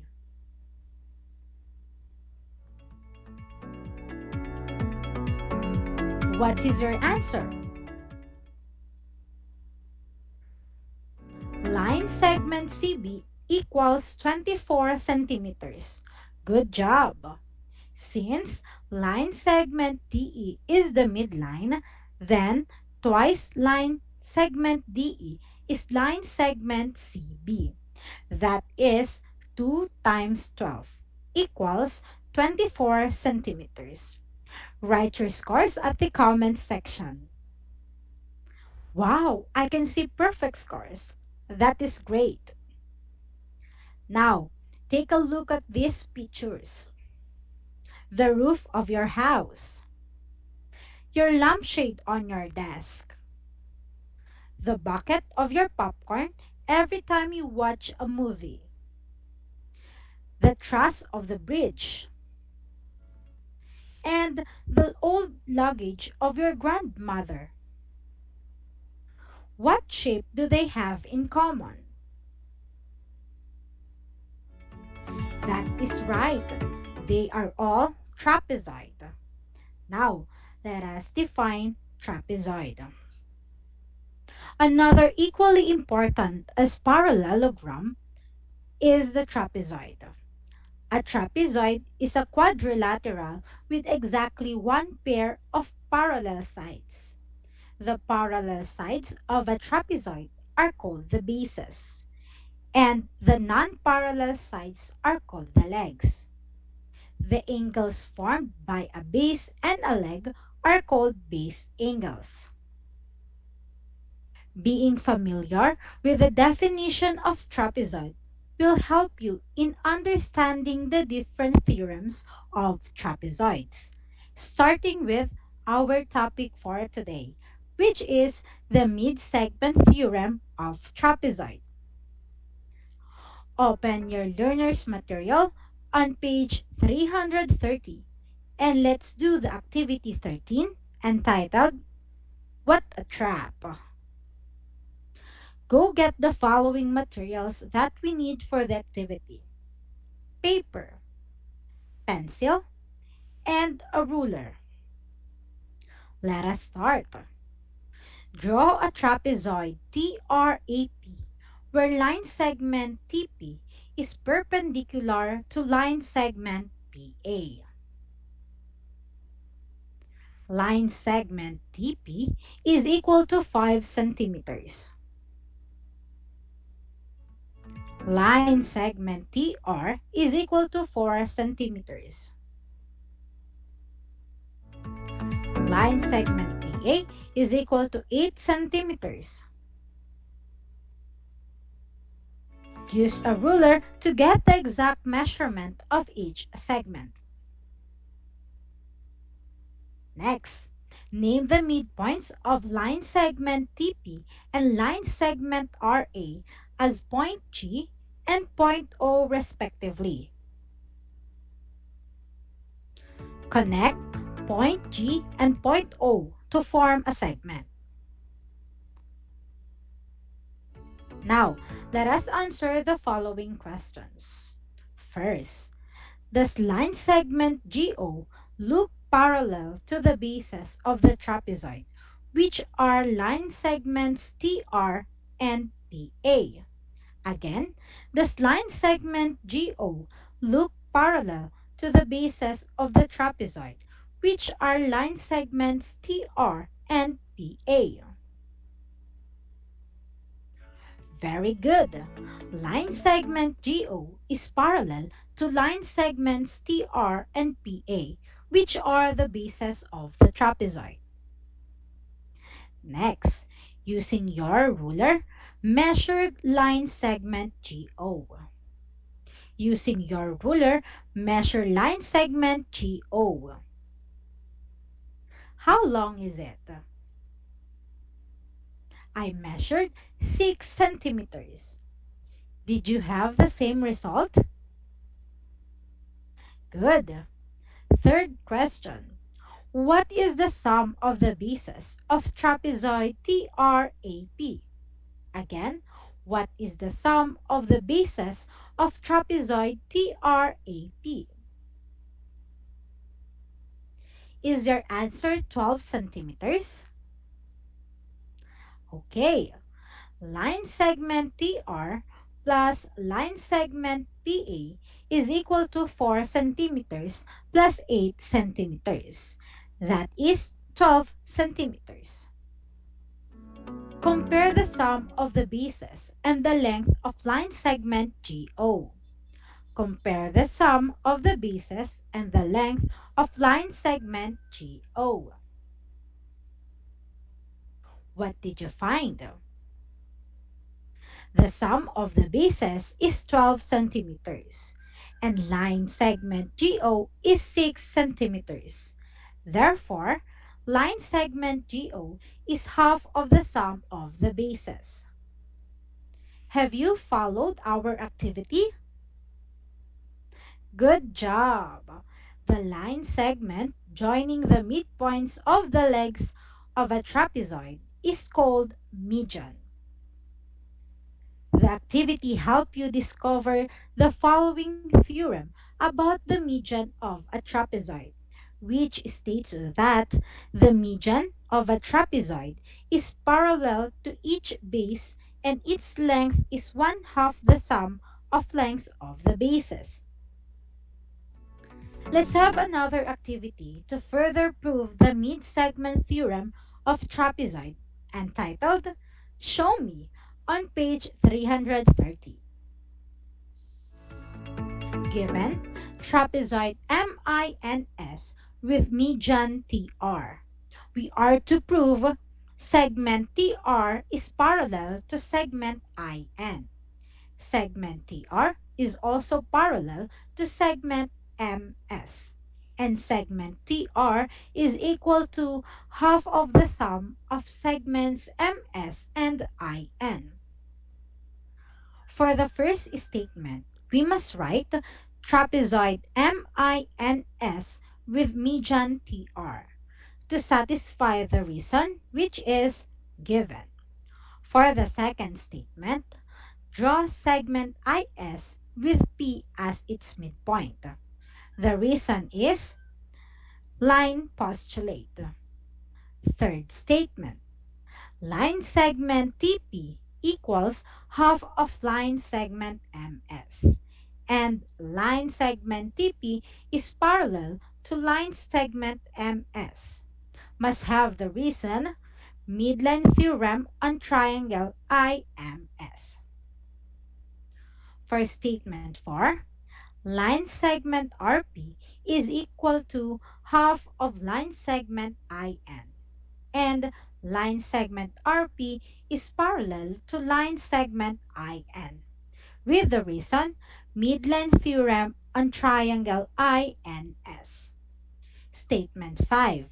Line segment MS is parallel to segment IN. Reason, definition of trapezoid. Statement 6. Line segment TP is parallel to line segment IN. The reason is definition of parallel line. Are you still with me? Okay then, let's proceed to statement 7. Line segment TP and line segment PR are both parallel to line segment TP, which is parallel to line segment IN. Thus, points T, P, and R are collinear. The reason is definition of parallel line. Statement 8. Line segment TR equals line segment TP plus line segment PR. For reason must be segment addition postulate. For statement 9, line segment TR is equal to half of line segment MS plus half of line segment IN. Reason? Substitution. Lastly, statement 10.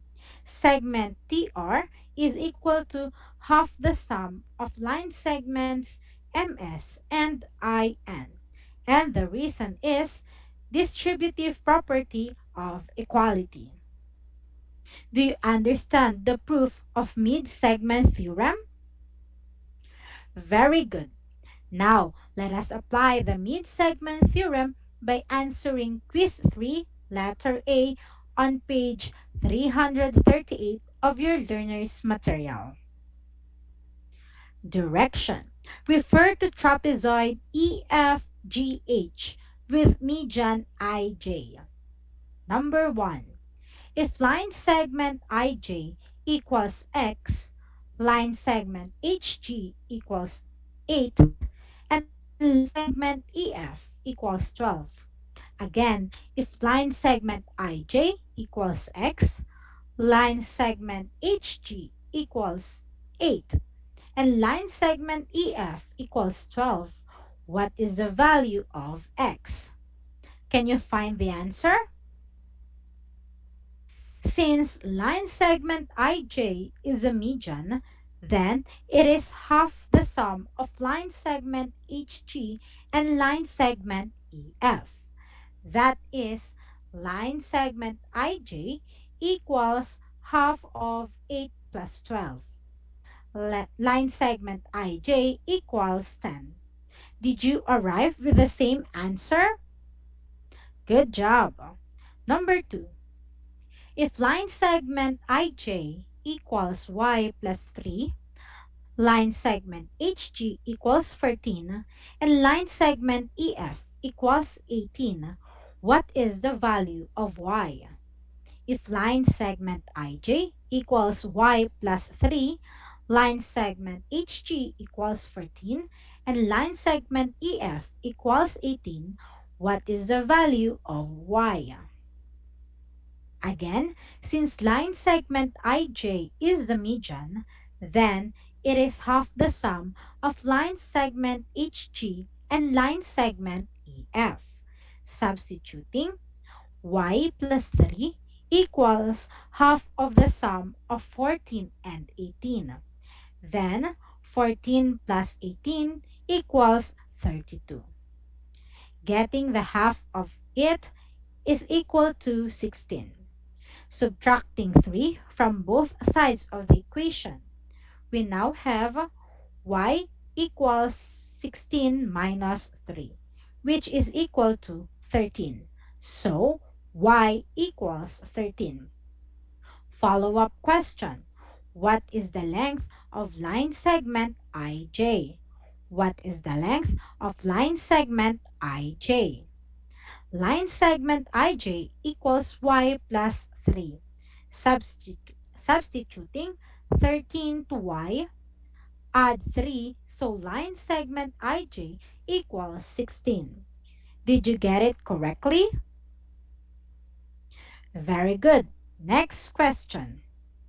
If line segment HG is X, line segment IJ is 16, and line segment EF equals 22, what is the value of X? If line segment HG is X, line segment IJ is 16, and line segment EF is 22, what is the value of X? Line segment IJ equals half of the sum of line segments HG and EF. Substituting 16 to line segment IG equals half of the sum of X and 22. Multiply both sides of the equation by 2, so we have 32 equals X plus 22.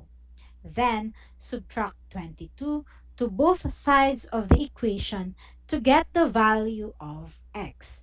So the answer is X equals 10. Question 4.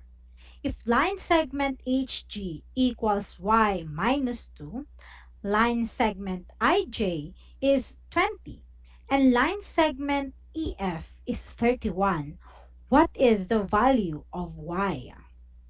If line segment HG equals Y minus 2, line segment IJ is 20, and line segment EF is 31, what is the value of Y? Our working equation is segment IJ equals half of the sum of segments HG and EF. Substituting the lengths of each of the line segments, we have 20 equals half of the sum of Y minus 2 and 31. So, Y minus 2 plus 31, that is Y plus 29. Multiplying both sides of the equation by 2, then we now have 40 equals Y plus 29. Then subtract 29 to both sides of the equation. So the value of Y is 11. For the follow-up question, what is the length of line segment HG? What is the length of line segment HG? Let's substitute. Line segment HG equals 11 minus 2. Line segment HG is 9. Easier now, right? Let's have the last question. If line segment HI equals 10 and line segment IE is X minus 4, what is the value of X? If line segment HI equals 10 and line segment IE is X minus 4, what is the value of X? Since point I is the midpoint of line segment HE, then it divides line segment HE into two equal parts, which are line segment HI and line segment IE. So, our working equation is line segment HI equals line segment IE. By substitution, 10 equals X minus 4. Adding 4 to both sides of the equation, 10 plus 4 is 14. Therefore, X equals 14. For the follow-up question, what is the length of line segment IE?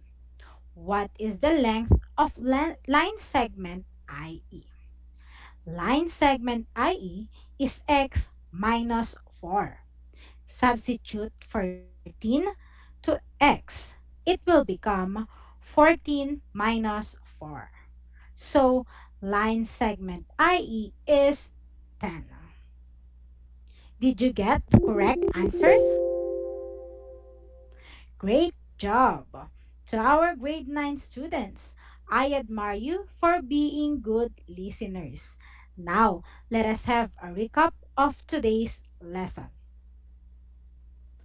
The mid-segment theorem of a trapezoid states that the median of a trapezoid is parallel to each base and its length is 1/2 of the sum of the length of the bases.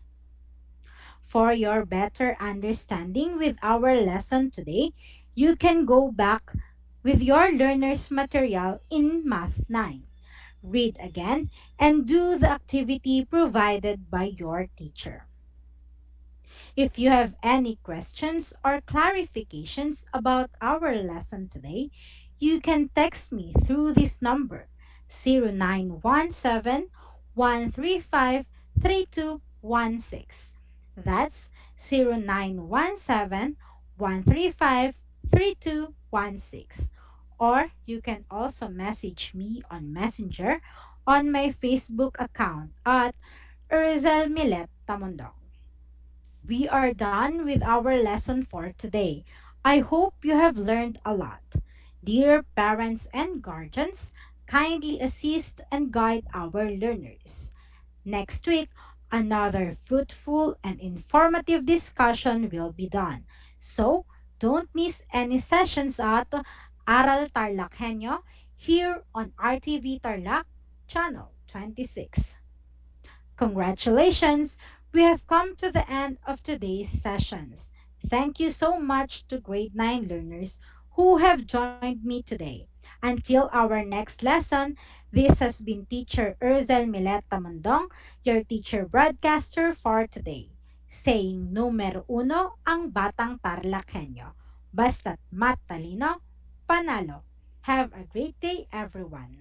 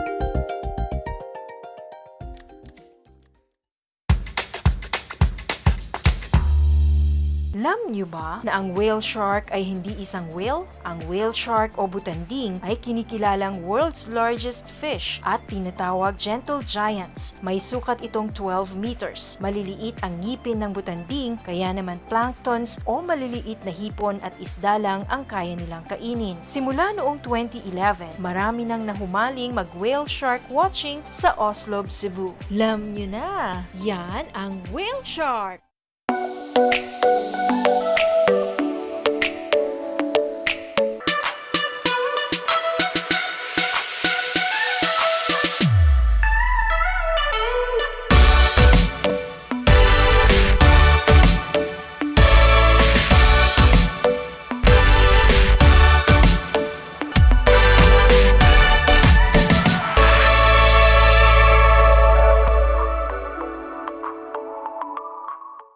Congratulations, RTV, Channel 26 of Tarlac, with this very successful launching of this project for us, DEPED, and for you.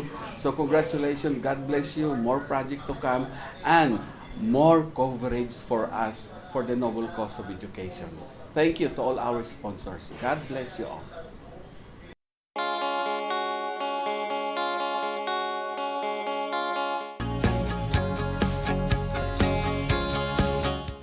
Buhay mga bata sa mga batang nasa ikalimang baitan. Hello! Magandang araw din sa inyo, mahal naming magulang. Ito ang Aral TarlakHenyo ng SDO Tarlac Province dito sa RTV Tarlac, Channel 26. At DZTC, Radio Pilipino, Tarlac. Happy learning, grade 4.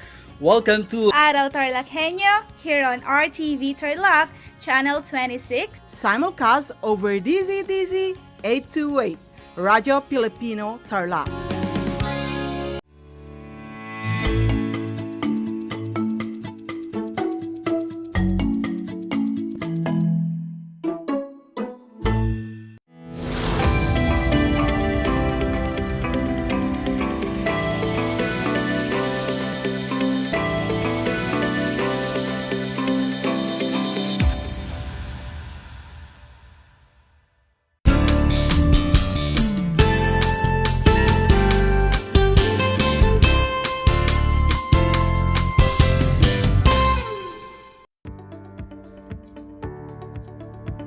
Magandang araw Tarlac, magandang araw mga kapantas. Sumasa inyo ang Aral TarlakHenyo mula sa RTV Tarlac, Channel 26 at sa bayang naririnig sa DCTC 828 Radio Filipino Tarlac.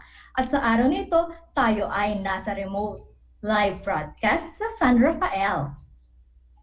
Ako si Ma'am Joffe, ang inyong teacher broadcaster para sa Filipino ika-9 na baitang. Handa na ba kayo mga kapantas? Ngunit, bago tayo magsimula sa ating aralin, kung kayo man ay may mga katanungan ay maaari nyo itong isend sa numerong 0920-340-4008. O kaya naman ay maaari nyo itong i-comment sa ating Facebook Live at ating sisikaping sagutan bago matapos ang ating programa. Ngunit, kung sakaling hindi masagot, ay sasagutan ko na lamang ito offline. At kung kayo naman ay may mga sagot sa aking inandang mga katanungan, maaari nyo rin itong i-comment sa ating Facebook Live. Pumwesto na sa pinaka-komportableng upuan at alam kong dala na ninyo ang inyong self-learning activity sheets.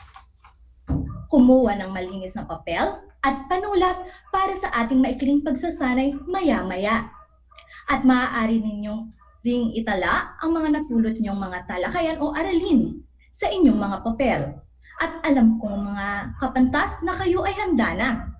Kaya atin nang simulan ang ating talakayan. Ang inyong mapapakinggan sa araw na ito ay mula sa Most Essential Learning Competency na naisusulat ang isang anekdota o liham na nangangaral. Isang halimbawa nito ay elehiya. Nabibigyan po na ang nakitang paraan ng pagbigkas ng elehiya o awit. Mga kapantas, hindi naman masamang balikan ang nakaraan, lalo na at ito ang magiging susi sa ating kinabukasan.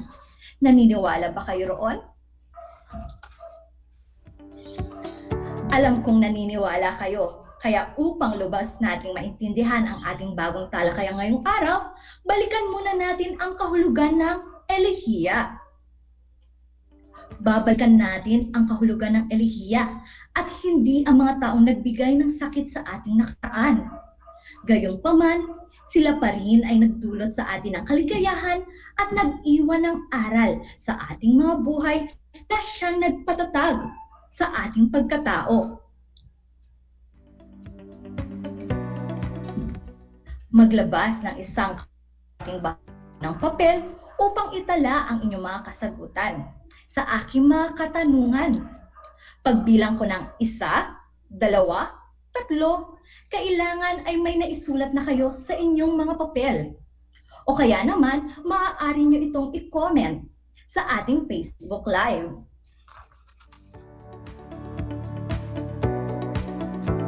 Aking katanungan, ano nga ba ang elehiya? 1, 2, 3. Alam kong nakasagot na kayo. Kaya naman, iwaston natin ang inyong mga kasagutan. Ang tanong ay, ano ang elehiya? Ang elehiya ay isang uri ng tulang liriko na pumapaksa sa damdamin katulad ng kalungkutan, kasawian at kaligayahan. Ito rin ay tulang liriko na naglalarawan ng pagbubulay-bulay o guni-guni na nagpapakita ng masidhing damdamin patungkol sa alaala ng isang mahal sa buhay.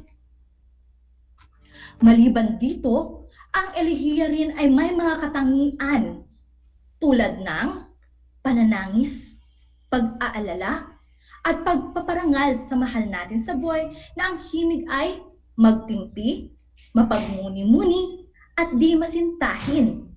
Ito rin ay pagbibigay parangal sa mga nagawa ng mga taong yumauna. Muli, ulitin ko, ang elehiya ay isang tulang liriko na pagbibigay-pugay sa mga taong yumauna.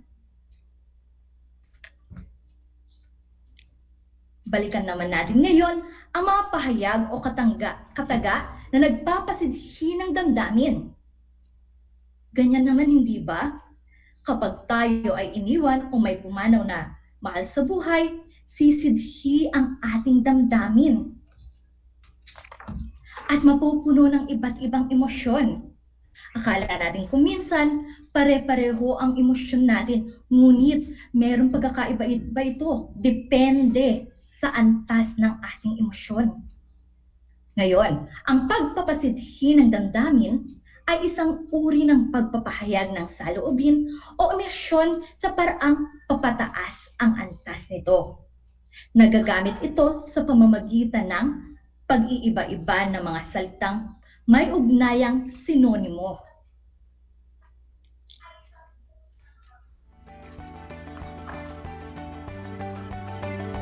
Narito ang ilang halimbawa ng pagpapasidhi ng damdamin.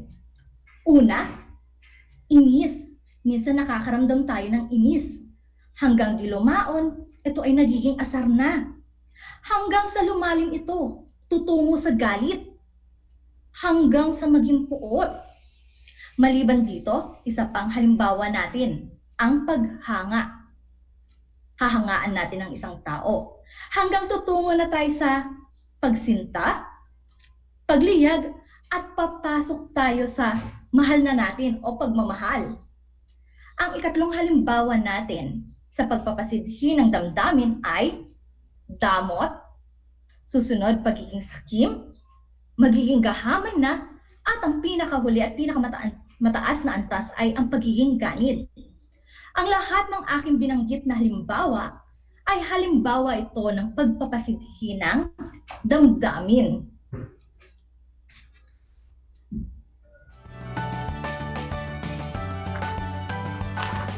Kung iisipin natin, pare-pareho lamang ang kahulugan, ngunit magkakaiba ang antas o sidhi nito. Sabi ko nga sa inyo kanina, ang emosyon natin, akala natin pare-pareho, ngunit nagbabago ito depende sa antas ng nararamdaman ng bawat isa sa atin. Binabati ko kayo at natatandaan niyo pa ang mga napag-usapan natin noong nakaraang aralin. Ngayon, dumako naman tayo sa pagsulat. Naranasan mo na bang magsulat? Alam ko ang sagot ninyo. Alam ko lahat tayo ay nakakapagsulat. Lalo na kung ang isusulat natin ay ang pangalan natin. Ngunit, ang tanong ko, nasubukan niyo na bang sumulat ng isang elehiya? I-type sa comment section ng FB Live natin ang salitang oo kung nakasulat ka na, at hindi naman kung hindi pa. O diba? may nakasulat na sa inyo at meron pa rin namang hindi. Siguradong magiging makabuluhan na naman ang talakayang natin ito dahil kayo ay aking tuturuan kung paano sumulat ng isang elehiya. Handa ka na ba? Handa na ba kayo? Handa na ba mga kapantas? Buksan ang isip at puso para sa isa na namang makabuluhang talakayan. Ang hirap magsulat, di ba? Lalo na kung hindi ito ang iyong hilig. Pero, napakadali kung ikaw ay may pinaghuhugutan. Kung ikaw ay bigo, masaya, malungkot, at galit. Lahat pa ng ibang emosyon pwede mong maramdaman at naranasan ay maaari mong gamitin upang ikaw ay makapagsulat. Sabi nga natin, ang iyong nararamdaman ay maaari mong gamitin bilang isang inspirasyon mo. Sa pagsusulat, tatandaan ninyo, mayroon tayong dapat isaalang-alang na mga tuntunin upang maging maganda ang ating isusulat. Ngayon, alamin natin kung ano ang mga dapat nating isaalang-alang sa pagsulat ng elehiya. Una, ang tema. Ito ang pangkabuoang kaisipan ng elehiya. Ito ay kadalasang konkretong kaisipan at pwedeng pagbasehan ang karanasan. Ano ang nais mong isulat sa elehiya? Kailangan ito ay naglalaman ng tunay na damdamin ng may akda. Ito ay naglalaman ng kalungkutan, kasawian, o kaligayahan. Depende ito sa nais ipabatid ng may akda sa tagapakinig. Ang importante, ito ay bunga ng totoong damdamin upang maging mas epektibo at maganda ang elehiya. Sa mga halimbawa ng elehiya, malalaman natin agad kung ang tema nito ay malungkot.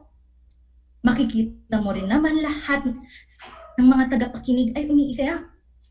Ganon din naman kung masaya, lalo na kung babalikan ang mga nakawiwiling gawain na iyong mahal sa buhay. Yan ang tema. Pangalawa natin, ang tauhan. Ito ang taong kasangkot sa tula. Ang mga tanong natin dyan, para kanino ang elehiya? Sino ang nais mong alayan ng elehiyang gagawin o isusulat mo? Diyan papasok ang tauhan. Pangatlo, ang tagpuan. Ito ay ang panahon o lugar na pinangyarihan ng tula.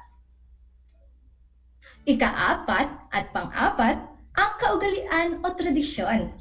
Dapat maramdaman ng mga tagapakinig sa elehiyang gagawin mo ang kaugalian, tradisyon na iyong kinamulatan upang maging kapanipaniwala at makasabay sa iyong sinasabi ang mga tagapakinig. Meron na tayong apat na dapat isaalang-alang. Tema, tauhan, tagpuan, at kaugalian. Ikalima, wika. Ang wikang gagamitin ay maaaring formal. Ito ay mga salitang standard. O maaari rin namang informal. Ito ay madalas gamitin sa pang-araw-araw na pakikipag-usap. Mahalaga na ang wikang gagamitin natin ay maiintindihan at naiintindihan ng lahat. Mas payak na wika, mas maganda. Ika-anim, simbolismo. Ito ay ang paggamit ng simbolismo para magpahiwatig ng isang idea o kaisipan. At ang huli natin ay ang damdamin. Napakahalaga ng damdamin sa pagsulat ng elehiya dahil ito ang unang mararamdaman ng mambabasa habang binibigkas ang elehiyang iyong nagawa. Nakasalalay dito ang emosyon na pwedeng maramdaman ng iyong mga tagapakinig. Iyan ang mga dapat tandaan sa pagbuo o pagsulat ng isang elehiya. Nakasunod ba kayo sa ating tinalakay? Kung nakasunod kayo, sabayan ninyo ako sa pag-iisa-isa na mga dapat tandaan sa pagsulat ng elehiya. Handa na ba kayo? Una, tema, tauhan, tagpuan, kaugalian o tradisyon, wika, simbolismo, at damdamin. Tama, nakasabay kayo. Natutuwa ako at nakasunod kayo sa ating tinalakay. Tiyak na magagamit ninyo ang mga ito sa inyong pagsulat. Upang lalong lumawak ang inyong kaalaman sa pagbuo ng elehiya, atin din talakayin sa pamamagitan ng pagsusuri ang isang elehiya o isang halimbawa ng elehiya mula sa butan na pinamagatang elehiya sa kamatayan ni Kuya ni Pat B. Villafuerte. Atin itong pakinggan, kaya't kayo'y makinig. Elehiya sa kamatayan ni Kuya. Mula sa butan, isinalin sa Filipino ni Pat B. Villafuerte. Hindi napapanahon sa edad na 21, isinugo ang buhay. Ang kanyang malungkot na paglalakbay na hindi na matanaw. Una, sa dami ng aking kilala, taglay ang di mabigkas na pangarap, di maipakitang pagmamahal, at kahit pagkaraan ng maraming pagsubok sa gitna ng nagaganap na usok sa umaga, maniwala't dili, panghihina at pagbagsak. Ano ang naiwan? Mga naikwadrong larawang guhit, poster at larawan, aklat, tala-arawan at iba pa. Wala nang dapat ipagbunyi ang masaklap na pangyayari at wakas na. Sa pamamagitan ng luha naglandas ang hangganan gaya ng paggunita. Ang maamo mukha, ang matamis na tinig, ang halakhak, ang ligayang di malilimutan. Walang katapusang pagdarasal, kasama ng lungkot, luha at bighati. Bilang paggalang sa kanyang kinahinatnan. Mula sa maraming taon ng paghihirap sa pag-aaral at paghahanap ng magpapaaral. Mga matay na wala ng luha, ang lakas ay nawala. O ano ang naganap? Ang buhay ay saglit na nawala. Pema, ang immortal na pangalan. Mula sa nilisang tahanan. Walang imahe, walang anino, walang katawan. Ang lahat ay nagluksa. Ang burol ay bumaba. Ang bukid ay nadaanan ng unos. Malungkot na lumisan ng tag-araw. Kasama ang pagmamahal na inalay. Ang isang anak ng aking ina ay hindi na makikita. Ang masayang panahon ng pangarap. Ating napakinggan ang akda. Naway inyo itong naunawaan. At upang lubos natin maintindihan ang elehiya, atin itong suriin gamit ang pagsagot sa mga katanungang inihanda. Handa na ba kayo? Naway nakalabas na ang inyong mga papel. Mula sa unang katanungan, angkop ba ang inyong pinakinggang akda sa kahulugan ng elehiya? Itala na sa comment section sa ating Facebook Live ang inyong kasagutan. Magbibilang lamang ako hanggang 5. 1, 2, 3, 4, 5. Para sa unang katanungan, ang elehiya sa kamatayan ni Kuya ay angkop na angkop sa kahulugan ng elehiya sapagkat ipinakita rito ang pagdadalamhati at paggunita sa buhay ng yumao. Tatandaan, ang elehiya ay pagbibigay-pugay sa mga taong yumao na. Ikalawang katanungan. Pasok ba lahat ang mga elemento ng elehiya sa binasang halimbawa? 1, 2, 3, 4, 5. Mahusay kung ang inyong tugon ay oo. Sa pagbabalik tanaw sa araling ito, tiyak na nagibabaw talaga ang mga elemento ng elehiya. Dahil sa simula pa lamang nito ay ipinakita na ng persona ang kanyang pag-alaala sa kanyang yumaong mahal sa buhay. Ikatlong katanungan, nauunawaan ba ang bawat salita? Mga kapantas, i-comment na sa ating Facebook Live kung ang naunawaan ba ang mga salitang ginamit sa elehiya. Kung tunay nga kayong nakinig, tiyak sa inyo itong mauunawaan o tiyak na ang sagot nyo ay nauunawaan sapagkat ang ginamit sa akdang ito ay mga payak na salita lamang o mga simpleng salita na maiintindihan ng lahat. Pang-apat na katanungan, angkop ba sa emosyon na nagsasalita ang damdaming dapat maramdaman ng mga tagapakinig? 1, 2, 3, 4, 5. Tama ka mga kapantas. Ang emosyon na nagsasalita ay angkop sapagkat makikita at madadama sa boses nang bumigkas ang pighati. Sa nilalaman ng elehiya o akda, mararamdaman mo rin ang pighati at pangungulila sa isang mahal sa buhay na pumanaw. Mahusay kung nasagutan na ang ilang mga katanungan. Natutuwa ako at pinakinggan mong mabuti ang elehiya sa kamatayan ni Kuya. Ngayon magpatuloy tayo. Para naman sa ikalimang tanong, sino-sino naman ang mga tauhan sa binasa? 1, 2, 3, 4, 5. Ang mga tauhan sa binasang elehiya ay sila Ina, si Pema, at ang nakababatang kapatid na siyang nagsilbing persona sa akda. Sa ika-6 na katanungan, ano kaya ang simbolong ginamit? 1, 2, 3, 4, 5. Ang mga simbolong ginamit sa akda ay ang mga sumusunod: mga larawan, guhit, aklat, poster, at tala-arawan. Ang mga bagay na ito ang siyang kumakatawan sa yumaong mahal sa buhay. Mga bagay na nagpapaalala sa mga pagsusumikat at pagpapagal ng mga taong yumao na.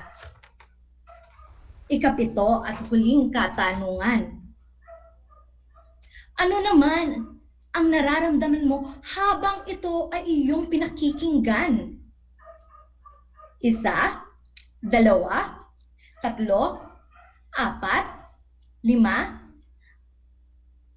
Alam kong nandyan na ang sagot ninyo sa ating comment box. Kaya, tingnan natin ang kasagutan. Lahat tayo mga kapantas ay may iba't ibang pananaw at damdamin hinggil sa paksa. Ngunit sa bahaging ito, marahil kayo ay gaya ko rin, na ang naramdaman ay lungkot. Sino nga naman sa atin ang magiging masaya kung ang taong mahalaga sa atin ay pumanaw na sa panahon at oras na hindi natin inaasahan? Ang daming mga tanong mga kapantas, pero sigurado akong ang lahat ng ito ay iyong nasagutan sapagkat naniniwala ako na kayo ay nakikinig. Mahusay kayong lahat sapagkat nakakasunod kayo sa ating talakayan. Ngayon, ay kayo naman ang bibigyan ko ng pagkakataon upang magsulat ng sarili ninyong elehiya. Mag-isip ng malalim. Isipin ang taong mahal ninyo sa buhay na pumanaw na. Isipin ang mga panahon na kapiling pa ninyo sila. Mga pagkakataon na sila ay nagbigay ligaya sa buhay ninyo. Mga magagandang bagay na naibigay at naidulot nila sa inyong pagkatao. Sa puntong ito, upang kahit papaano maipabaramdam pa rin ninyo ang inyong pagmamahal sa mga mahal ninyo sa buhay na yumao na, sumulat kayo ng sarili ninyong elehiya. Sa pagsulat ng inyong sariling elehiya, isulat ang nais ninyong sabihin sa taong naisip. Isulat ito sa isang buong papel. Pagkatapos, bigkasin ang ginawang elehiya o awit sa harap ng kamera at isumite ito sa inyong guro sa pamamagitan ng Facebook Messenger. At kung sakaling wala kayong mga cellphone, Maaari nyo pa rin itong gawin at ang magiging hurado nyo lamang ay ang inyong mga magulang. Isaalang-alang lagi sa pagsulat nito ang tinalakay kanina. At tatandaan ninyo ang iba't ibang elemento na ating tinalakay. Ang gawaing ito ay magsisilbing takdang aralin na inyong ipapasa sa inyong mga guro. Narito ang pamantayan sa inyong takdang aralin. Una, may orihinal at akma na paksa ang elehiya o habit na nabuo. Ito ay bibigyan ng 5 puntos. Gumamit ng tamang pahayag sa pagpapasidhi ng damdamin kaya't lutang na lutang ang damdaming nais ipahiwatig 5 puntos. Nalapatan ng akma at kaaya-ayang himig ang nabuong tula 5 puntos. Naging kawili-wili at nahikayat ang lahat ng makikinig 5 puntos. Sa kabuuan, meron kayong 20 puntos. At dyan nagtatapos ang talakayan natin ngayon. Naway ang lahat ng aral na napulot ninyo ay maisagawa at may bahagi sa iba. Laging pakatatandaan mga kapantas, habang tayo ay nabubuhay, sikapin nating maiparamdam sa mga mahal natin sa buhay ang ating pagmamahal sa kanila habang hindi pa huli ang oras. Isa na namang makabulang paksa ang inyong natutuhan sa araw na ito. Sana'y nagsilbing aral ito upang mas maging malapit tayo sa mga taong mahal natin. Inaasahan na kayo ay natuto sa ating aralin ngayong araw. Ako, si Ma'am Jofe, ang inyong guro sa Filipino, ika-9 na baitang. Laging tatandaan mga kapantas, walang ligaya sa lupa na hindi tinilig ng luha. Ang pag-aaral ng mabuti ang susi sa ating magandang kinabukasan. Hanggang sa muli!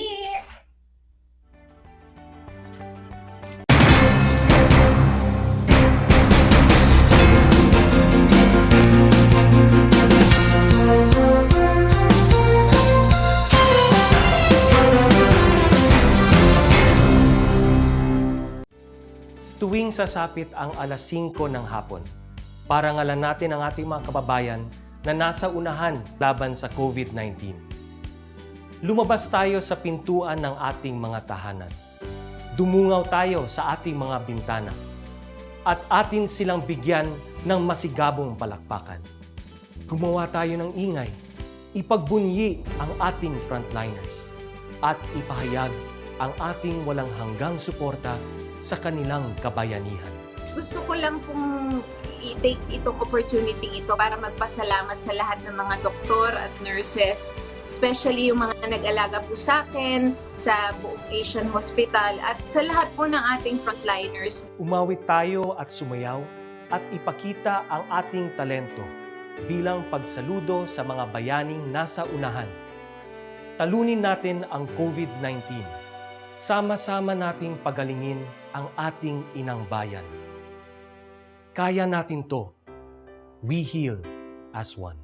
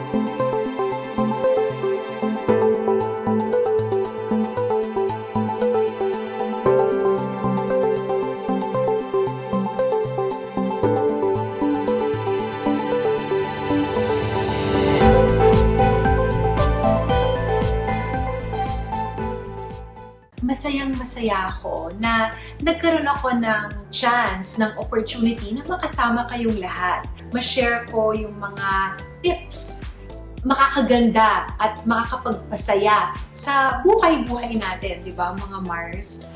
Kaya Mars, tandaan ninyo, dito, kayo ang bida.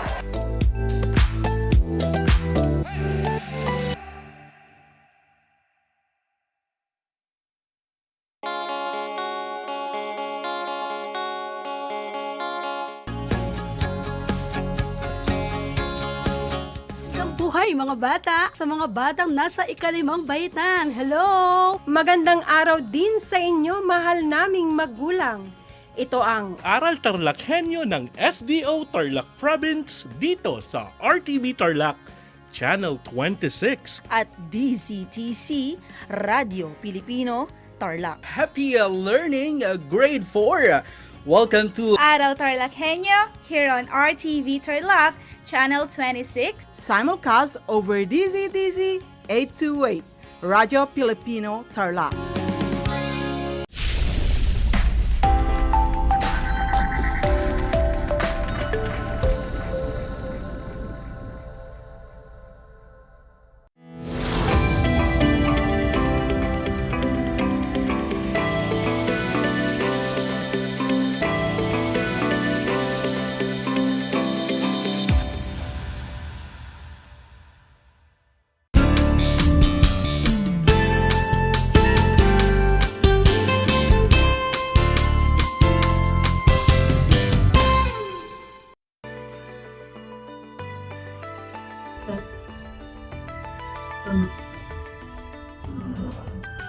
Welcome sa ating Project Shine, Aral TarlakHenyo ng SDO Tarlac Province. Nakasalukuyang napapanood dito sa RTV Tarlac, Channel 26 at sabayang napapakinggan sa 828 DZTZ Radyo Pilipino Tarlac. Magandang buhay, mabuting tao. Kumusta kayo, mga giliw naming tagapakinig? Ang aking pagbati at paghanga sa inyong pagpapahalaga sa edukasyon at sa pagpupursiging matapos ito ng nagtatagumpay sa kabila ng hamon ng pandemya. Ako ang inyong guro sa Homeroom Guidance Program, Baitang 4, Ginang Maria Teresa L. de la Cruz, sumasahimpapawid mula sa bayan ng Concepcion. Nasaksamahan at gagabayan ka sa Most Essential Learning Competency na nagagawa ang mga pangangalaga at kaligtasang pansarili sa oras ng pangangailangan. Handa na ba kayo upang mag-aral at matuto? Natitiyak kong kayo ay handang-handa na mga anak sa ating bagong aralin sa araw na ito. Maging alerto at listo sa anumang impormasyong makapagbibigay sa atin ng impormasyon, inspirasyon, pag-asa, at aral sa buhay na makatutulong sa pagiging mabuting tao. Tandaan mga bata na ugaliing maging batang mahalaga. Handa, alerto, listo, at ganado. Ngayon ay naniniwala akong handang-handa na kayo sa ating pagiging talakayan tungo sa landas ng bagong kaalaman at pagkatuto. Kaya naman, tara na at magpatuloy na tayo. Nais kong pagmasdan ninyong mabuti ang mga larawan. Ano ang ginagawa ng mga bata sa larawan? Paki-comment ang inyong mga sagot sa ating comment section para sa mga nanonood sa FB Live. Kung ang inyong sagot ay ang mga bata po sa mga larawan ay naliligo at naghihilamos, kayo ay tama. Ano naman kaya ang ginagawa ng mga bata sa mga sumusunod na larawan? Mga anak, paki-comment ninyong muli ang inyong mga sagot. Kung ang inyong sagot ay, ang mga bata po ay nagsisipilyo ng ngipin at naguhugas ng mga kamay. Tumpak ang inyong sagot. Mga bata, nagagawa ba ninyo ang mga gawaing ito araw-araw? Mahalaga ba na malaman at matutunan mo ang mga gawaing ito? Ano ang mangyayari sa ating katawan kung hindi natin magagawa ang mga gawaing ito? Batid ko na mayroon na kayong mga kanya-kanyang sagot sa isipan. Kaya naman, upang masagot ninyo ng walang pag-aalinlangan ang lahat ng mga katanungang ito at lalong mapalawak ang inyong mga kaalaman tungkol sa pangangalaga at kaligtasang pansarili, ay ating nang talakayin ang ating paksa na pangangalaga at kaligtasang pansarili. Sa araling ito, tatalakayin natin ang mahalagang kaalaman tungkol sa pangangalaga at kaligtasang pansarili sa pamamagitan ng wastong kasanayan upang magamit ang mga ito sa oras ng pangangailangan at sa pang-araw-araw na pamumuhay. Magkakaroon din ng pagpapaliwanag sa mga pangunahing dahilan kung bakit kailangan ang pagpapanatiling malinis at maayos ng pangangatawan. Makikilala din sa araling ito ang iba't ibang mga sakit na maaaring makuha o maidulot ng kakulangan sa kaalaman at kasanayan tungkol dito. Ano nga ba ang pangangalagang pansarili? Ito ang tawag sa paraan ng pagpapanatiling malusog, malinis, maayos, at ligtas sa anumang sakit ng pangangatawan.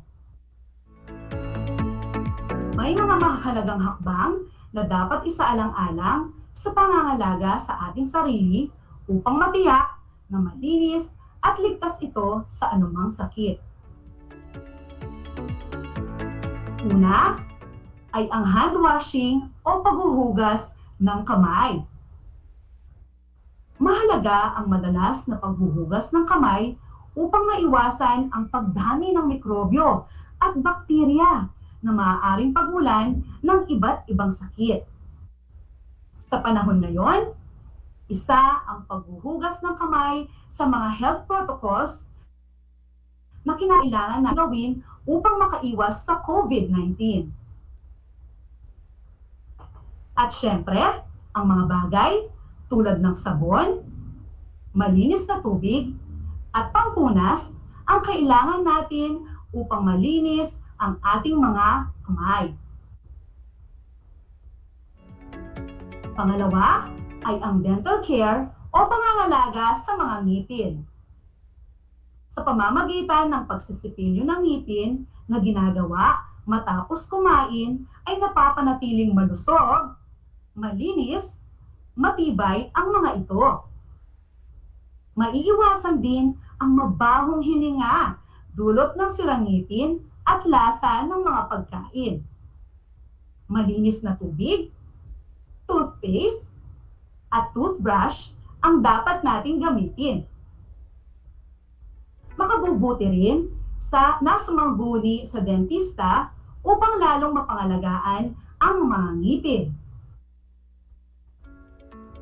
Ilang beses ba tayo dapat magsipilyo ng ngipin sa isang araw? Paki-comment lang ang inyong sagot. Kung ang sagot ninyo ay 3 beses, magaling ang inyong pagtugon. Pangatlo ay ang bathing o pagdiligo. Makabubuti sa ating katawan na maligo araw-araw upang maging maginhawa ang pakiramdam at maiwasan din ang pagkakaroon ng di kanais-nais na amoy. Mainam din na sabunin ang mga bahagi ng katawan at kuskusing mabuti ang buhok gamit ang mga bagay tulad ng sabon, bimpo, at shampoo. Gamit naman ang malinis na tubig ay maaari na ninyong banlawan ang katawan. Magpunas pagkatapos gamit ang malinis na tuwalya. Pang-apat, hygienic clothes o kalinisan sa pananamit. Sa inyong gulang sa ngayon, nagsisimula na kayong magkaroon ng sariling kamalayan at pagpapasya sa kung anong damit ang nais ninyong isuot, hindi ba? Kaya naman makabubuti na malaman ninyo kung anong uri ng damit ang dapat ninyong isuot. May ilang paalala akong ibabahagi na alam kong makakatulong sa inyo. Una, mahalagang tandaan na dapat ninyong tiyakin na malinis at komportable ang damit na isusuot.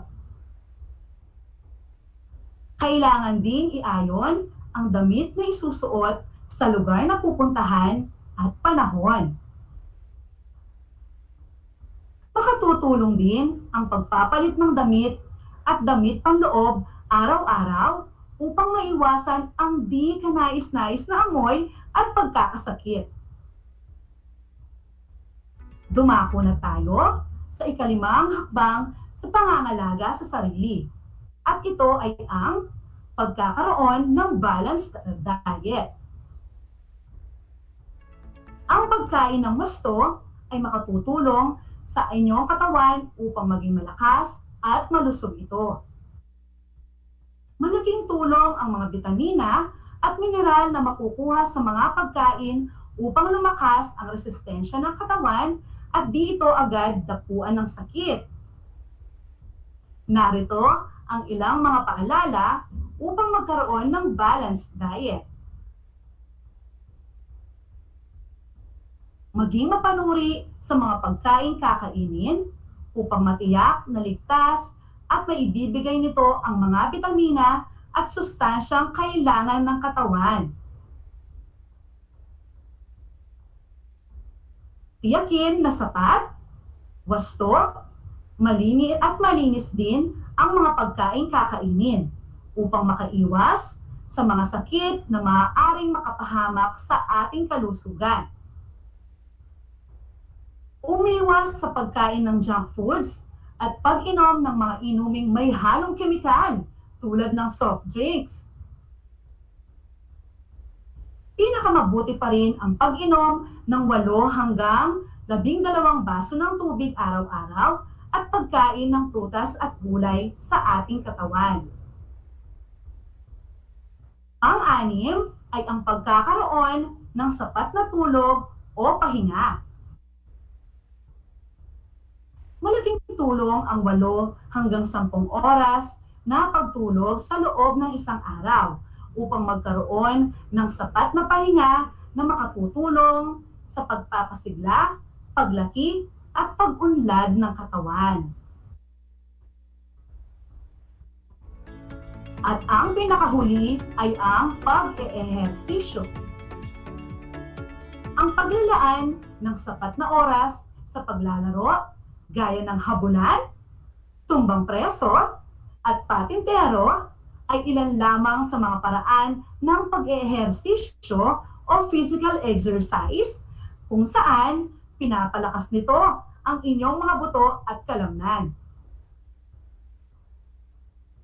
Sa pamamagitan ng pag-ehersisyo ay nailalabas ang mga toxins o dumi sa loob ng katawan na maaaring magdulot ng iba't ibang sakit.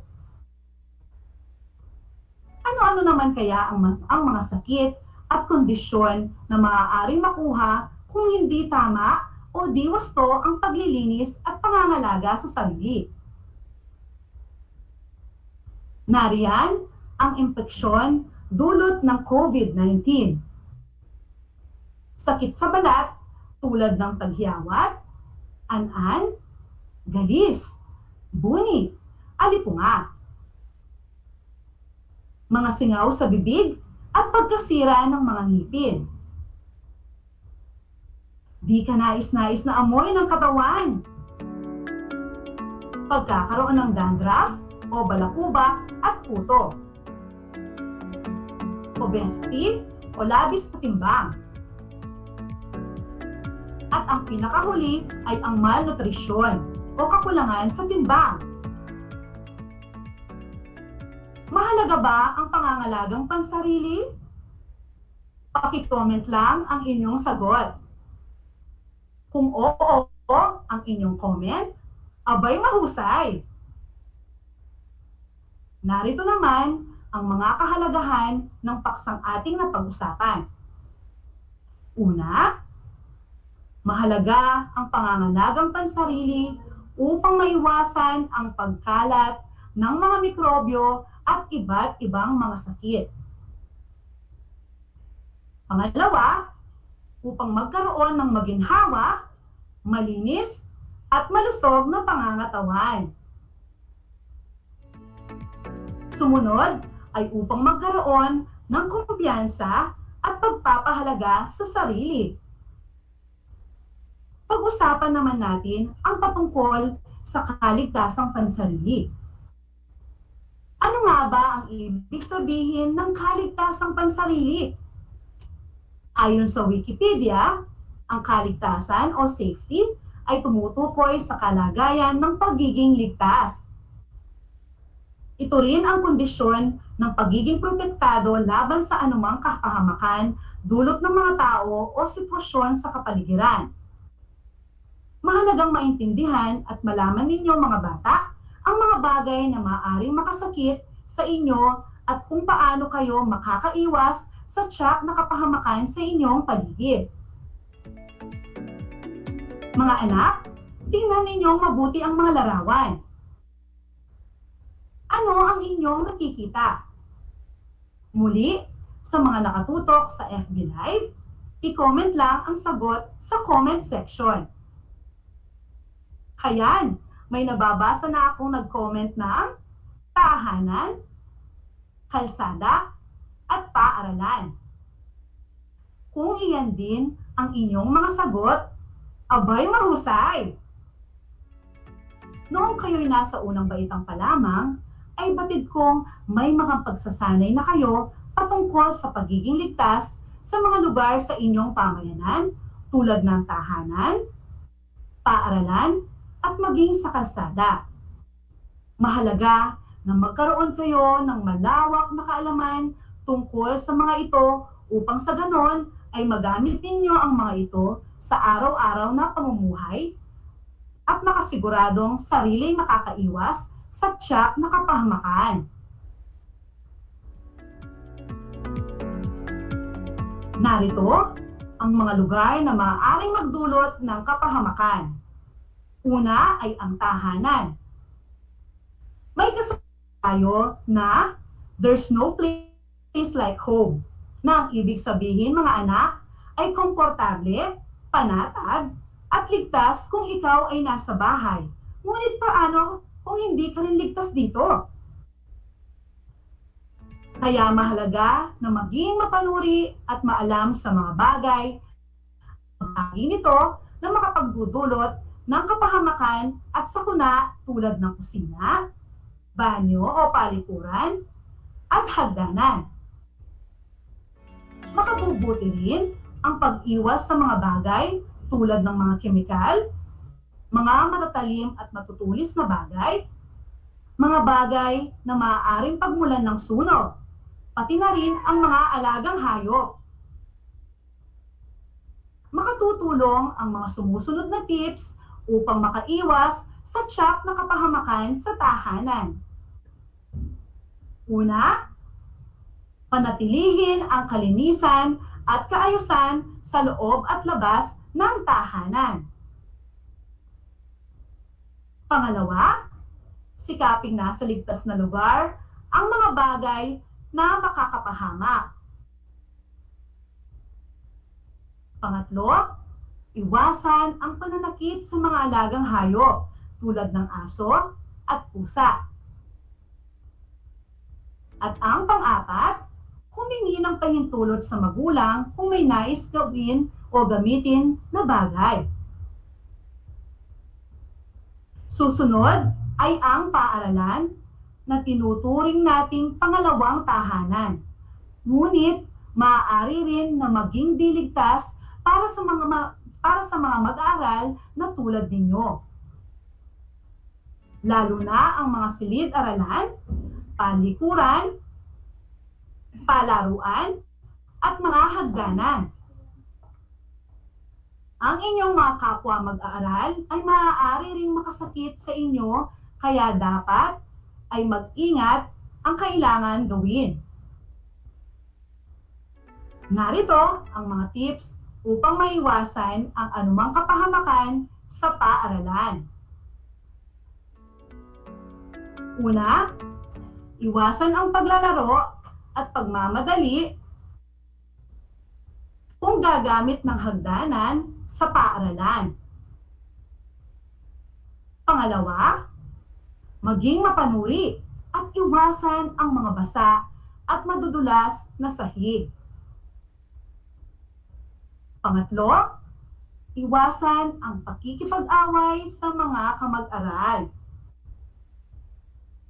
Pang-apat, magpatulong sa nurse o sa guro sa oras ng sakuna upang malapatan ng pangunang lunas. At ang pinakahuli ay ang kalsada na lubhang mapanganib kung di mag-iingat, lalo na sa pagtawid. Maging mapanuri sa mga kalsada na maaaring diligtas at makapahamak sa inyo. Narito naman ang ilang tips upang makaiwas sa kapahamakan sa kalsada. Una, stop, look, and listen. Iyan ang laging at pinakamahalagang gawin upang makaiwas sa anumang aksidente o sakuna. Pangalawa, sumunod sa mga batas pantrapiko tulad ng pagsunod sa mga traffic lights. Pangatlo, maging alerto sa pagtawid sa daan. At pang-apat, mag-ingat sa pagsakay at pagbaba sa sasakyan. O hayan mga anak, naway matandaan ninyo lahat ang mga tips na iyan. Ika nga ni Kuya Kim, mas ligtas ang may alam. Kaya mga anak, mahalagang tandaan din ninyo ang mga sumusunod na konsepto mula sa ating aralin ngayong araw. Una, pangangalagang pansarili, ang tawag sa paraan ng pagpapanatiling malusog, malinis, maayos, at ligtas sa anumang sakit ang pangangatawan.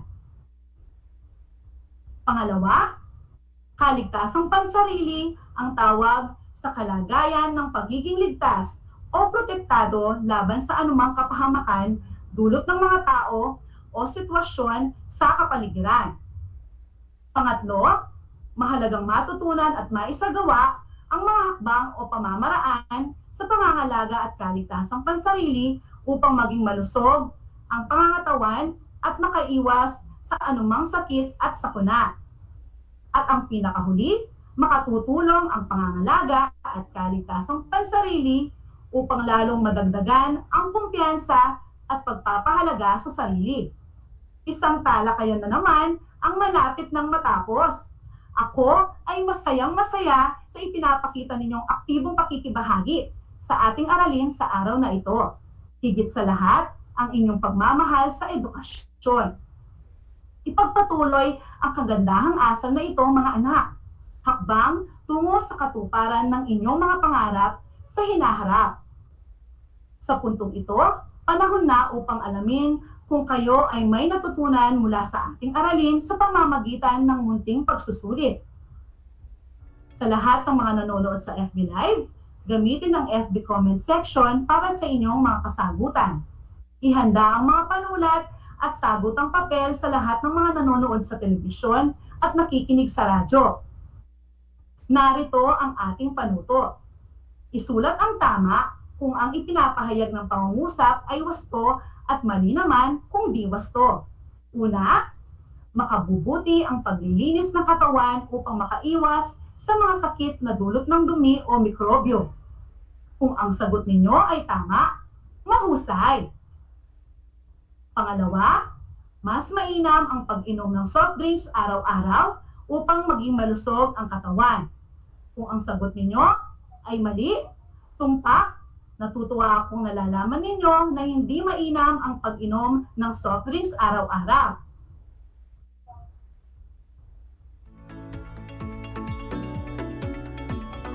Marami akong nababasa sa kanilang mga comment. Binabati ko kayong lahat, mga anak, sapagkat natitiyak kong nakuha ninyong lahat ang mga tamang sagot sa ating pagsusulit. Mula sa akin, tanggapin ninyo ang mga salitang magaling at mahusay, mabuting tao. Mga bata, ako ay naghanda ng gawain at refleksyon sa inyong learning activity sheets. Inaasahan ko na ito ay sasagutan ninyo ng buong sipag. Sakali man na kailangan na ang patnubay ng inyong mga magulang at guro, huwag kayong mag-atubili na sila ay tawagan. Panalangin ko na anumang konsepto, higit lalo ang mga aral sa buhay na inyong natutunan sa araw na ito ay inyong maisasabuhay sa araw-araw. Muli, ako ang inyong guro sa Homeroom Guidance Program Baitang 4, Ginang Maria Teresa L. de la Cruz, na nagpapaalala na piliin maging mabuting tao sa lahat ng panahon at pagkakataon. Hanggang sa muli,